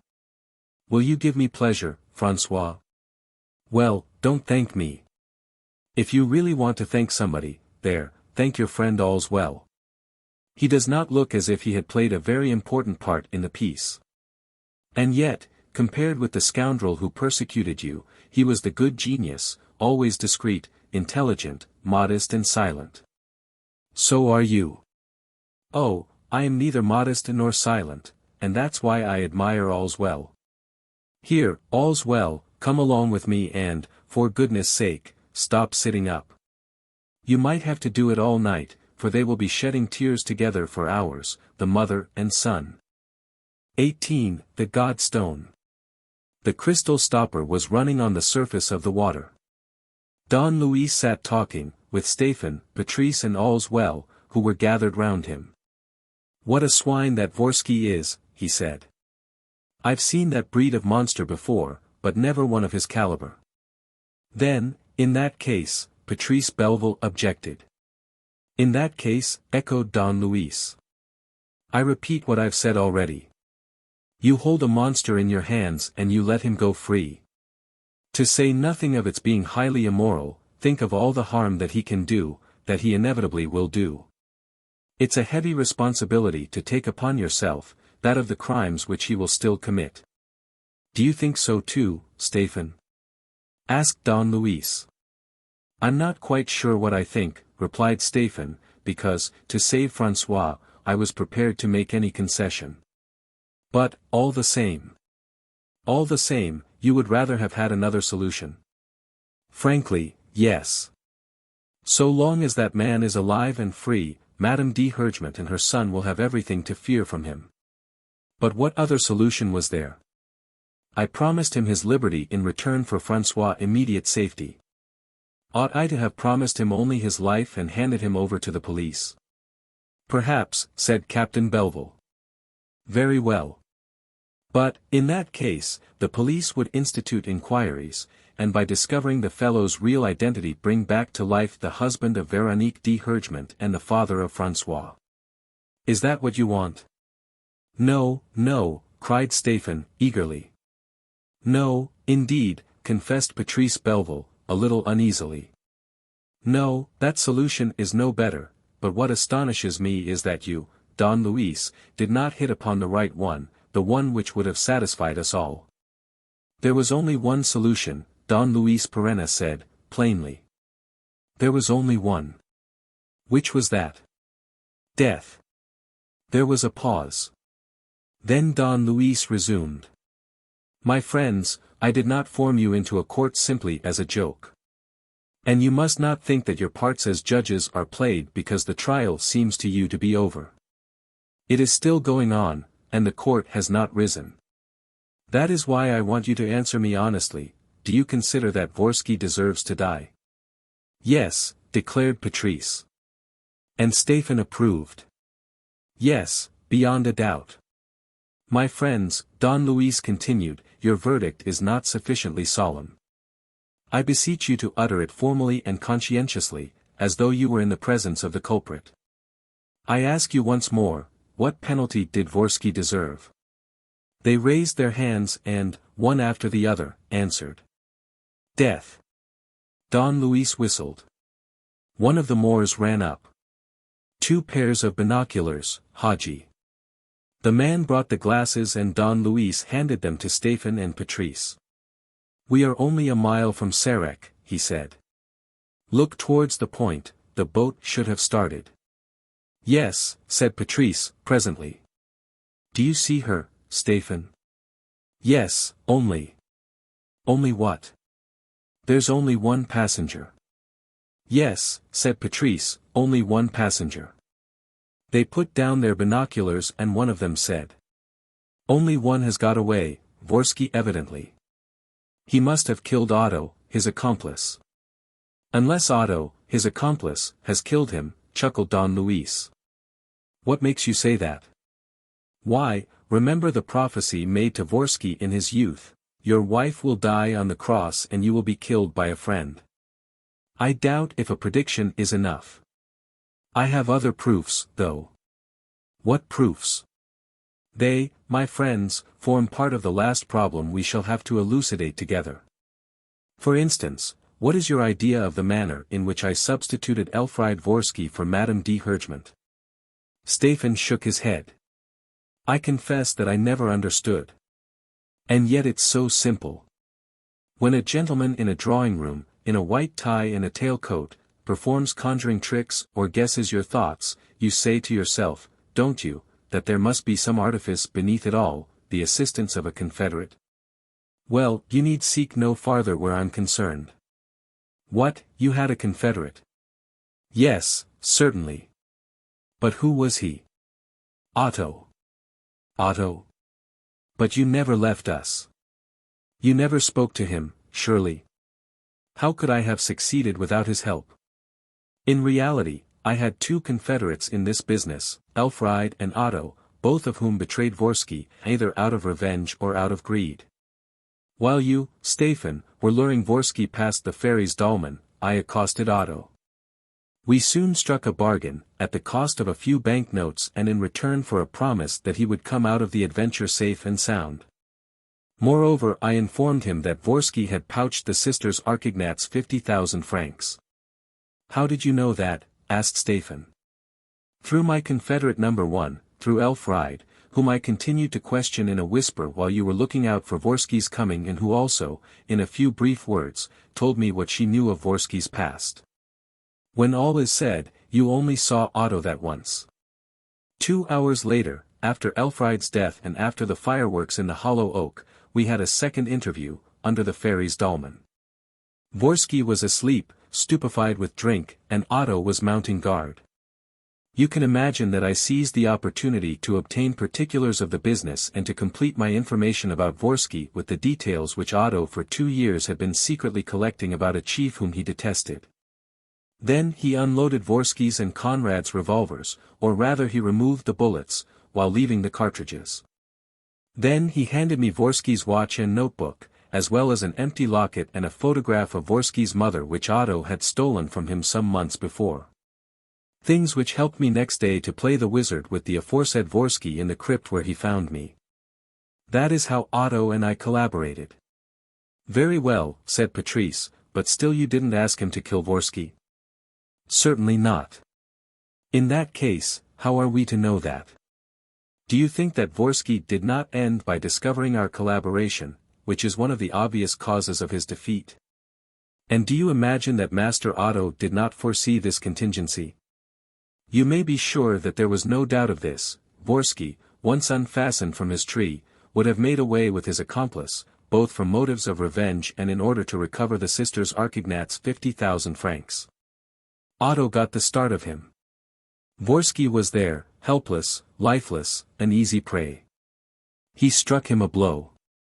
I will go farther and say that Otto, who is a coward, did not even strike him a blow. He will simply have left Vorski on his tree. And so the punishment is complete. Are you appeased now, my friends? Is your craving for justice satisfied? Patrice and Stéphane were silent, impressed by the terrible vision which Don Luis was conjuring up before their eyes. There, he said, laughing, I was right not to make you pronounce sentence over there, when we were standing at the foot of the oak, with the live man in front of us. I can see that my 2 judges might have flinched a little at that moment. And so would my 3rd judge, all's well, you sensitive, tearful fellow. And I am like you, my friends. We are not people who condemn and execute. But, all the same, think of what Vorski was, think of his 30 murders and his refinements of cruelty and congratulate me on having, in the last resort, chosen blind destiny as his judge and the loathsome Otto as his responsible executioner.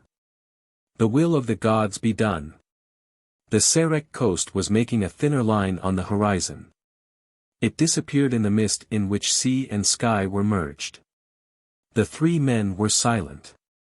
All three were thinking of the Isle of the Dead, laid waste by one man's madness, the Isle of the Dead where soon some visitor would find the inexplicable traces of the tragedy, the entrances to the tunnels, the cells with their death chambers. The Hall of the God Stone, the mortuary crypts, Elfried's body, Conrad's body, the skeletons of the sisters Archignat and, right at the end of the island, near the fairies' dolmen, where the prophecy of the 30 coffins and the 4 crosses was written for all to read, Vorski's great body, lonely and pitiable, mangled by the ravens and owls. A villa near Arcachon, in the pretty village of Les Mallots, whose pine trees run down to the shores of the gulf. Veronique is sitting in the garden. A week's rest and happiness have restored the color to her comely face and assuaged all evil memories. She is looking with a smile at her son, who, standing a little way off, is listening to and questioning Don Luis Perenna. She also looks at Stéphane, and their eyes meet gently. It is easy to see that the affection in which they both hold the boy is a link which unites them closely and which is strengthened by their secret thoughts and their unuttered feelings. Not once has Stéphane recalled the avowals which he made in the cell, under the black heath, but Veronique has not forgotten them.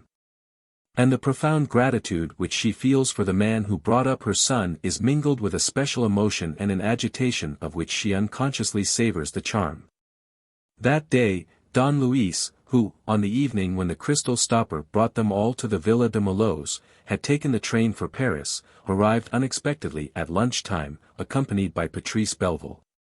And during the hour that they have been sitting in their rocking chairs in the garden, the boy, his face all pink with excitement, has never ceased to question his rescuer. "And what did you do next? But how did you know? And what put you on the track of that?" "My darling," says Veronique, "aren't you afraid of boring Don Luis?" "No, madam," replies Don Luis, rising, going up to Veronique and speaking in such a way that the boy cannot hear. "No, François is not boring me, and in fact I like answering his questions. But I confess that he perplexes me a little and that I am afraid of saying something awkward." "Tell me, how much exactly does he know of the whole story?" "As much as I know myself, except Vorski's name, of course." "But does he know the part which Vorski played?" "Yes, but with certain differences. He thinks that Vorski is an escaped prisoner who picked up the legend of Sarek and, in order to get hold of the Godstone, proceeded to carry out the prophecy touching it. I have kept some of the lines of the prophecy from François." "And the part played by Elfried?" "Her hatred for you. The threats she made you." "Madwoman's talk, I told François, of which I myself did not understand the meaning." Don Luis smiled. "The explanation is a little arbitrary. And I have a notion that François quite well understands that certain parts of the tragedy remain and must remain obscure to him. The great thing, don't you think, is that he should not know that Vorski was his father? He does not know and he never will. And then, and this is what I was coming to, what name will he bear himself?" "What do you mean? Whose son will he believe himself to be? For you know as well as I do that the legal reality is this, that François Vorski died 15 years ago, drowned in a shipwreck, and his grandfather with him. And Vorski died last year, stabbed by a fellow prisoner. Neither of them is alive in the eyes of the law. So." Veronique nodded her head and smiled. "So I don't know. The position seems to me, as you say, incapable of explanation. But everything will come out all right." "Why?" "Because you're here to do it." It was his turn to smile. "I can no longer take credit for the actions which I perform or the steps which I take. Everything is arranging itself a priori. Then why worry? Am I not right to?" "Yes," he said, gravely. "The woman who has suffered all that you have must not be subjected to the least additional annoyance. And nothing shall happen to her after this, I swear. So what I suggest to you is this: long ago, you married against your father's wish a very distant cousin, who died after leaving you a son, François. This son your father, to be revenged upon you, kidnapped and brought to Sarek. At your father's death, the name of de Hergement became extinct and there is nothing to recall the events of your marriage. But my name remains. Legally, in the official records, I am Veronique de Hergement. Your maiden name disappears under your married name. You mean under that of Vorski? No, because you did not marry that fellow Vorski, but one of your cousins called. Called what? Jean Moreau. Here is a stamped certificate of your marriage to Jean Moreau, a marriage mentioned in your official records, as this other document shows. Veronique looked at Don Luis in amazement. But why? Why that name? Why? So that your son may be neither de Hergement, which would have recalled past events, nor Vorski, which would have recalled the name of a traitor. Here is his birth certificate, as François Moreau. She repeated, all blushing and confused. But why did you choose just that name? It seemed easy for François. It's the name of Stéphane, with whom François will go on living for some time. We can say that Stéphane was a relation of your husband's, and this will explain the intimacy generally. That is my plan. It presents, believe me, no possible danger. When one is confronted by an inexplicable and painful position like yours, one must needs employ special means and resort to drastic and, I admit, very illegal measures. I did so without scruple, because I have the good fortune to dispose of resources which are not within everybody's reach. Do you approve of what I have done? Veronique bent her head. Yes, she said, yes. He half rose from his seat. Besides, he added, if there should be any drawbacks, the future will no doubt take upon itself the burden of removing them. It would be enough, for instance, there is no indiscretion, is there, in alluding to the feelings which Stéphane entertains for François' mother? It would be enough if, one day or another, for reasons of common sense, or reasons of gratitude, François' mother were moved to accept the homage of those feelings. How much simpler everything will be if François already bears the name of Moreau. How much more easily the past will be abolished, both for the outside world and for François, who will no longer be able to pry into the secret of bygone events which there will be nothing to recall to memory. It seemed to me that these were rather weighty arguments. I am glad to see that you share my opinion. Don Luis bowed to Veronique and, without insisting any further, without appearing to notice her confusion, turned to François and exclaimed. I'm at your orders now, young man. And, since you don't want to leave anything unexplained, let's go back to the Godstone and the scoundrel who coveted its possession. Yes, the scoundrel, repeated Don Luis, seeing no reason not to speak of Vorski with absolute frankness, and the most terrible scoundrel that I have ever met with, because he believed in his mission, in short, a sick-brained man, a lunatic. Well, first of all, François observed, what I don't understand is that you waited all night to capture him, when he and his accomplices were sleeping under the fairy's dolmen. Well done, youngster, said Don Luis, laughing, you have put your finger on a weak point. If I had acted as you suggest, the tragedy would have been finished 12 or 15 hours earlier. But think, would you have been released? Would the scoundrel have spoken and revealed your hiding place? I don't think so. To loosen his tongue I had to keep him simmering. I had to make him dizzy, to drive him mad with apprehension and anguish and to convince him by means of a mass of proofs, that he was irretrievably defeated. Otherwise he would have held his tongue and we might perhaps not have found you. Besides, at that time, my plan was not very clear, I did not quite know how to wind up. And it was not until much later that I thought not of submitting him to violent torture, I am incapable of that, but of tying him to that tree on which he wanted to let your mother die. So that, in my perplexity and hesitation, I simply yielded, in the end, to the wish, the rather puerile wish, I blush to confess, to carry out the prophecy to the end, to see how the missionary would behave in the presence of the ancient Druid. In short, to amuse myself. After all, the adventure was so dark and gloomy that a little fun seemed to me essential. And I laughed like blazes. That was wrong. I admit it and I apologize. The boy was laughing too. Don Luis, who was holding him between his knees, kissed him and asked. Do you forgive me? Yes, on condition that you answer 2 more questions. The first is not important. Ask away. It's about the ring. Where did you get that ring which you put first on mother's finger and afterwards on Elfride's? I made it that same night, in a few minutes, out of an old wedding ring and some colored stones. But the scoundrel recognized it as having belonged to his mother. He thought he recognized it, and he thought it because the ring was like the other. But how did you know that? And how did you learn the story? From himself. You don't mean that? Certainly I do. From words that escaped him while he was sleeping under the fairy's dolmen. A drunkard's nightmare. Bit by bit he told the whole story of his mother. Elfride knew a good part of it besides.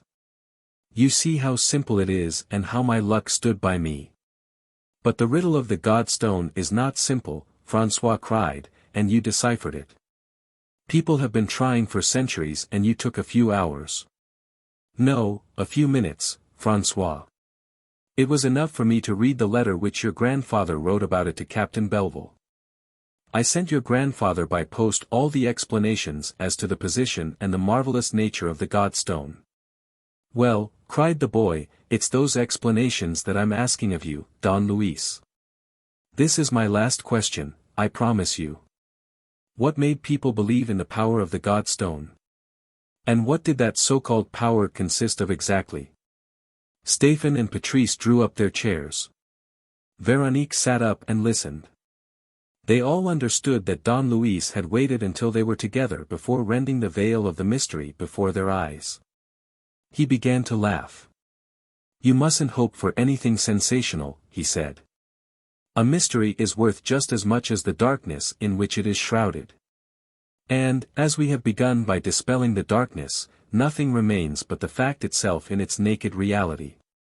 Nevertheless the facts in this case are strange and the reality is not denuded of a certain grandeur. It must needs be so, said Patrice Belleville, seeing that the reality left so miraculous a legend in the Isle of Sarek and even all over Brittany. Yes, said Don Luis, and a legend so persistent that it influences us to this day and that not one of you has escaped the obsession of the miraculous. What do you mean? Protested Patrice. I don't believe in miracles. No more do I, said the boy. Yes, you do, you believe in them, you accept miracles as possible. If not, you would long ago have seen the whole truth.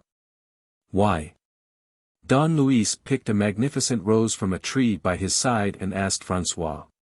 Is it possible for me to transform this rose, whose proportions, as it is, are larger than those a rose often attains, into a flower double the size and this rose tree into a shrub twice as tall? Certainly not, said François. Then why did you all admit that Magenec could achieve that result, merely by digging up earth in certain parts of the island, at certain fixed hours? That was a miracle. And you accepted it without hesitation, unconsciously. Stéphane objected. We accept what we saw with our eyes. But you accepted it as a miracle, that is to say, as a phenomenon which Magenec produced by special and, truth to tell, by supernatural means. Whereas I, when I read this detail in M. D. Hergeman's letter, at once, what shall I say, caught on. I at once established the connection between those monstrous blossoms and the name borne by the Calvary of the flowers. And my conviction was immediate, no, Magenec is not a wizard. He simply cleared a piece of uncultivated land around the Calvary, and all he had to do, to produce abnormal flowers, was to bring along a layer of mold. So the Godstone is underneath. The Godstone which, in the Middle Ages, produced the same abnormal flowers, the Godstone, which, in the days of the Druids, healed the sick and strengthened children. Therefore, said Patrice, there is a miracle. There is a miracle if we accept the supernatural explanation. There is a natural phenomenon if we look for it and if we find the physical cause capable of giving rise to the apparent miracle. But those physical causes don't exist. They are not present. They exist, because you have seen monstrous flowers. Then there is a stone, asked Patrice, almost chaffingly, which can naturally give health and strength. And that stone is the God stone. There is not a particular, individual stone. But there are stones, blocks of stone, rocks, hills and mountains of rock, which contain mineral veins formed of various metals, oxides of uranium, silver, lead, copper, nickel, cobalt and so on. And among these metals are some which emit a special radiation, endowed with peculiar properties known as radioactivity. These veins are veins of pitchblende which are found hardly anywhere in Europe except in the north of Bohemia and which are worked near the little town of Joachimsthal. And those radioactive bodies are uranium, thorium, helium and chiefly, in the case which we are considering. Radium, François interrupted. You've said it, my boy, radium. Phenomena of radioactivity occur more or less everywhere. And we may say that they are manifested throughout nature, as in the healing action of thermal springs. But plainly radioactive bodies like radium possess more definite properties.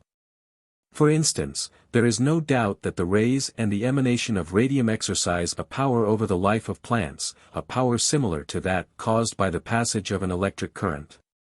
In both cases, the stimulation of the nutritive centers makes the elements required by the plant more easy to assimilate and promotes its growth. In the same way, there is no doubt that the radium rays are capable of exercising a physiological action on living tissues, by producing more or less profound modifications.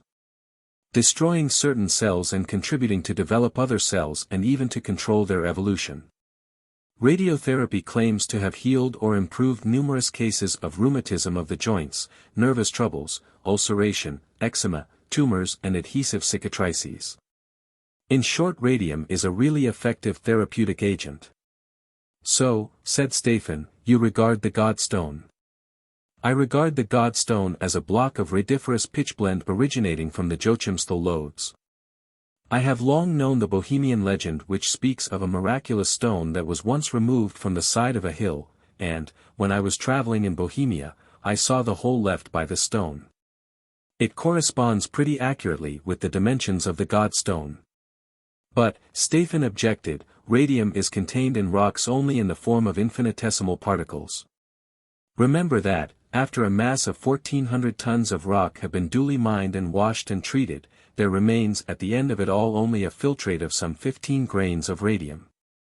And you attribute a miraculous power to the God stone, which weighs 2 tons at most. But it evidently contains radium in appreciable quantities. Nature has not pledged herself to be always niggardly and invariably to dilute the radium. She was pleased to accumulate in the God stone a generous supply which enabled it to produce the apparently extraordinary phenomena which we know of, not forgetting that we have to allow for popular exaggeration. Stéphane seemed to be yielding to conviction. Nevertheless, he said. One last point. Apart from the God stone, there was the little chip of stone which Magenec found in the leaden scepter, the prolonged touch of which burnt his hand. According to you, this was a particle of radium? Undoubtedly. And it is this perhaps that most clearly reveals the presence and the power of radium in all this adventure. When Henri Becquerel, the great physicist, kept a tube containing a salt of radium in his waistcoat pocket, his skin became covered in a few days with suppurating ulcers. Curie repeated the experiment, with the same result. Magenec's case was more serious, because he held the particle of radium in his hand. A wound formed which had a cancerous appearance. Scared by all that he knew and all that he himself had said about the miraculous stone which burns like hellfire and gives life or death, he chopped off his hand. Very well, said Stéphane, but where did that particle of pure radium come from? It can't have been a chip of the God stone, because, once again, however rich a mineral may be, radium is incorporated in it, not in isolated grains, but in a soluble form, which has to be dissolved and afterwards collected by a series of mechanical operations, into a solution rich enough to enable successive crystallizations and concentrations to isolate the active product which the solution contains. All this and a number of other later operations demand an enormous plant, with workshops, laboratories, expert chemists, in short, a very different state of civilization, you must admit, from the state of barbarism in which our ancestors the Celts were immersed. Don Luis smiled and tapped the young man on the shoulder. Here, Stéphane. I am glad to see that François friend and tutor has a far-seeing and logical mind. The objection is perfectly valid and suggested itself to me at once. I might reply by putting forward some quite legitimate theory. I might presume a natural means of isolating radium and imagine that, in a geological fault occurring in the granite, at the bottom of a big pocket containing radiferous ore, a fissure has opened through which the waters of the river slowly trickle, carrying with them infinitesimal quantities of radium. That the waters so charged flow for a long time in a narrow channel, combine again, become concentrated and, after centuries upon centuries, filter through in little drops, which evaporate at once, and form at the point of emergence a tiny stalactite, exceedingly rich in radium, the tip of which is broken off one day by some Gallic warrior. But is there any need to seek so far and to have recourse to hypotheses? Cannot we rely on the unaided genius and the inexhaustible resources of nature? Does it call for a more wonderful effort on her part to evolve by her own methods a particle of pure radium than to make a cherry ripen or to make this rose bloom, or to give life to our delightful all's well? What do you say, young François? Do we agree? We always agree, replied the boy. So you don't unduly regret the miracle of the Godstone? Why, the miracle still exists. You're right, François, it still exists and 100 times more beautiful and dazzling than before. Science does not kill miracles, it purifies them and ennobles them. What was that crafty, capricious, wicked, incomprehensible little power attached to the tip of a magic wand and acting at random, according to the ignorant fancy of a barbarian chief or druid? What was it, I ask you, beside the beneficent, logical, reliable and quite as miraculous power which we behold today in a pinch of radium? Don Luis suddenly interrupted himself and began to laugh. Come, I'm allowing myself to be carried away in singing an ode to science. Forgive me, madam, he added, rising and going up to Veronique, and tell me that I have not bored you too much with my explanations. I haven't, have I? Not too much. Besides, it's finished, or nearly finished. There is only one more point to make clear, one decision to take. He sat down beside her. It's this. Now that we have won the Godstone, in other words, an actual treasure, what are we going to do with it? Veronique spoke with a heartfelt impulse. Oh, as to that, don't let us speak of it. I don't want anything that may come from Sarek, or anything that's found in the priory. We will work. Still, the priory belongs to you. No, Veronique de Hergman no longer exists and the priory no longer belongs to anyone. Let it all be put up to auction. I don't want anything of that accursed past.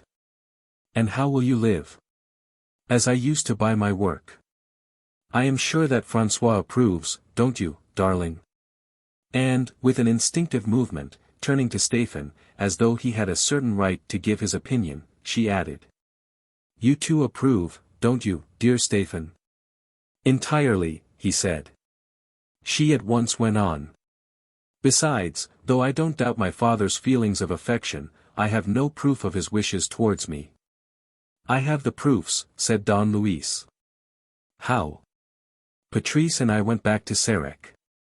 In a writing desk in Magenek's room, in a secret drawer, we found a sealed, but unaddressed envelope, and opened it. It contained a bond worth 10,000 francs a year in a sheet of paper which read as follows. After my death, Magenek will hand this bond to Stéphane Moreau, to whom I confide the charge of my grandson, François. When François is 18 years of age, the bond will be his to do what he likes with. I hope and trust, however, that he will seek his mother and find her and that she will pray for my soul. I bless them both. Here is the bond, said Don Luis, and here is the letter. It is dated April of this year. Veronique was astounded. She looked at Don Luis and the thought occurred to her that all this was perhaps merely a story invented by that strange man to place her and her son beyond the reach of want. It was a passing thought. When all was considered, it was a natural consequence.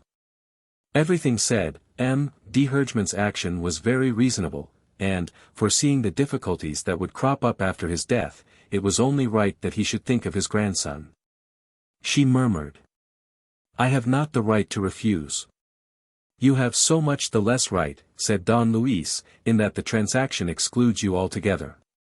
Your father's wishes affect François and Stéphane directly. So we are agreed. There remains the God Stone, and I repeat my question. What are we to do with it? To whom does it belong? To you, said Veronique, definitely. To me? Yes, to you. You discovered it and you have given it a real signification. I must remind you, said Don Luis, that this block of stone possesses, beyond a doubt, an incalculable value. However great the miracles wrought by nature may be, it is only through a wonderful concourse of circumstances that she was able to perform the miracle of collecting so much precious matter in so small a volume. There are treasures and treasures there. So much the better, said Veronique, you will be able to make a better use of them than anyone else. Don Luis thought for a moment and added. You are quite right. And I confess that I prepared for this climax. First, because my right to the Godstone seemed to me to be proved by adequate titles of ownership, and, next, because I have need of that block of stone. Yes, upon my word, the tombstone of the kings of Bohemia has not exhausted its magic power. There are plenty of nations left on whom that power might produce as great an effect as on our ancestors the Gauls. And, as it happens, I am tackling a formidable undertaking in which an assistance of this kind will be invaluable to me. In a few years, when my task is completed, I will bring the Godstone back to France and present it to a national laboratory which I intend to found. In this way science will purge any evil that the Godstone may have done and the horrible adventure of Sarek will be atoned for. Do you approve, madam? She gave him her hand. With all my heart.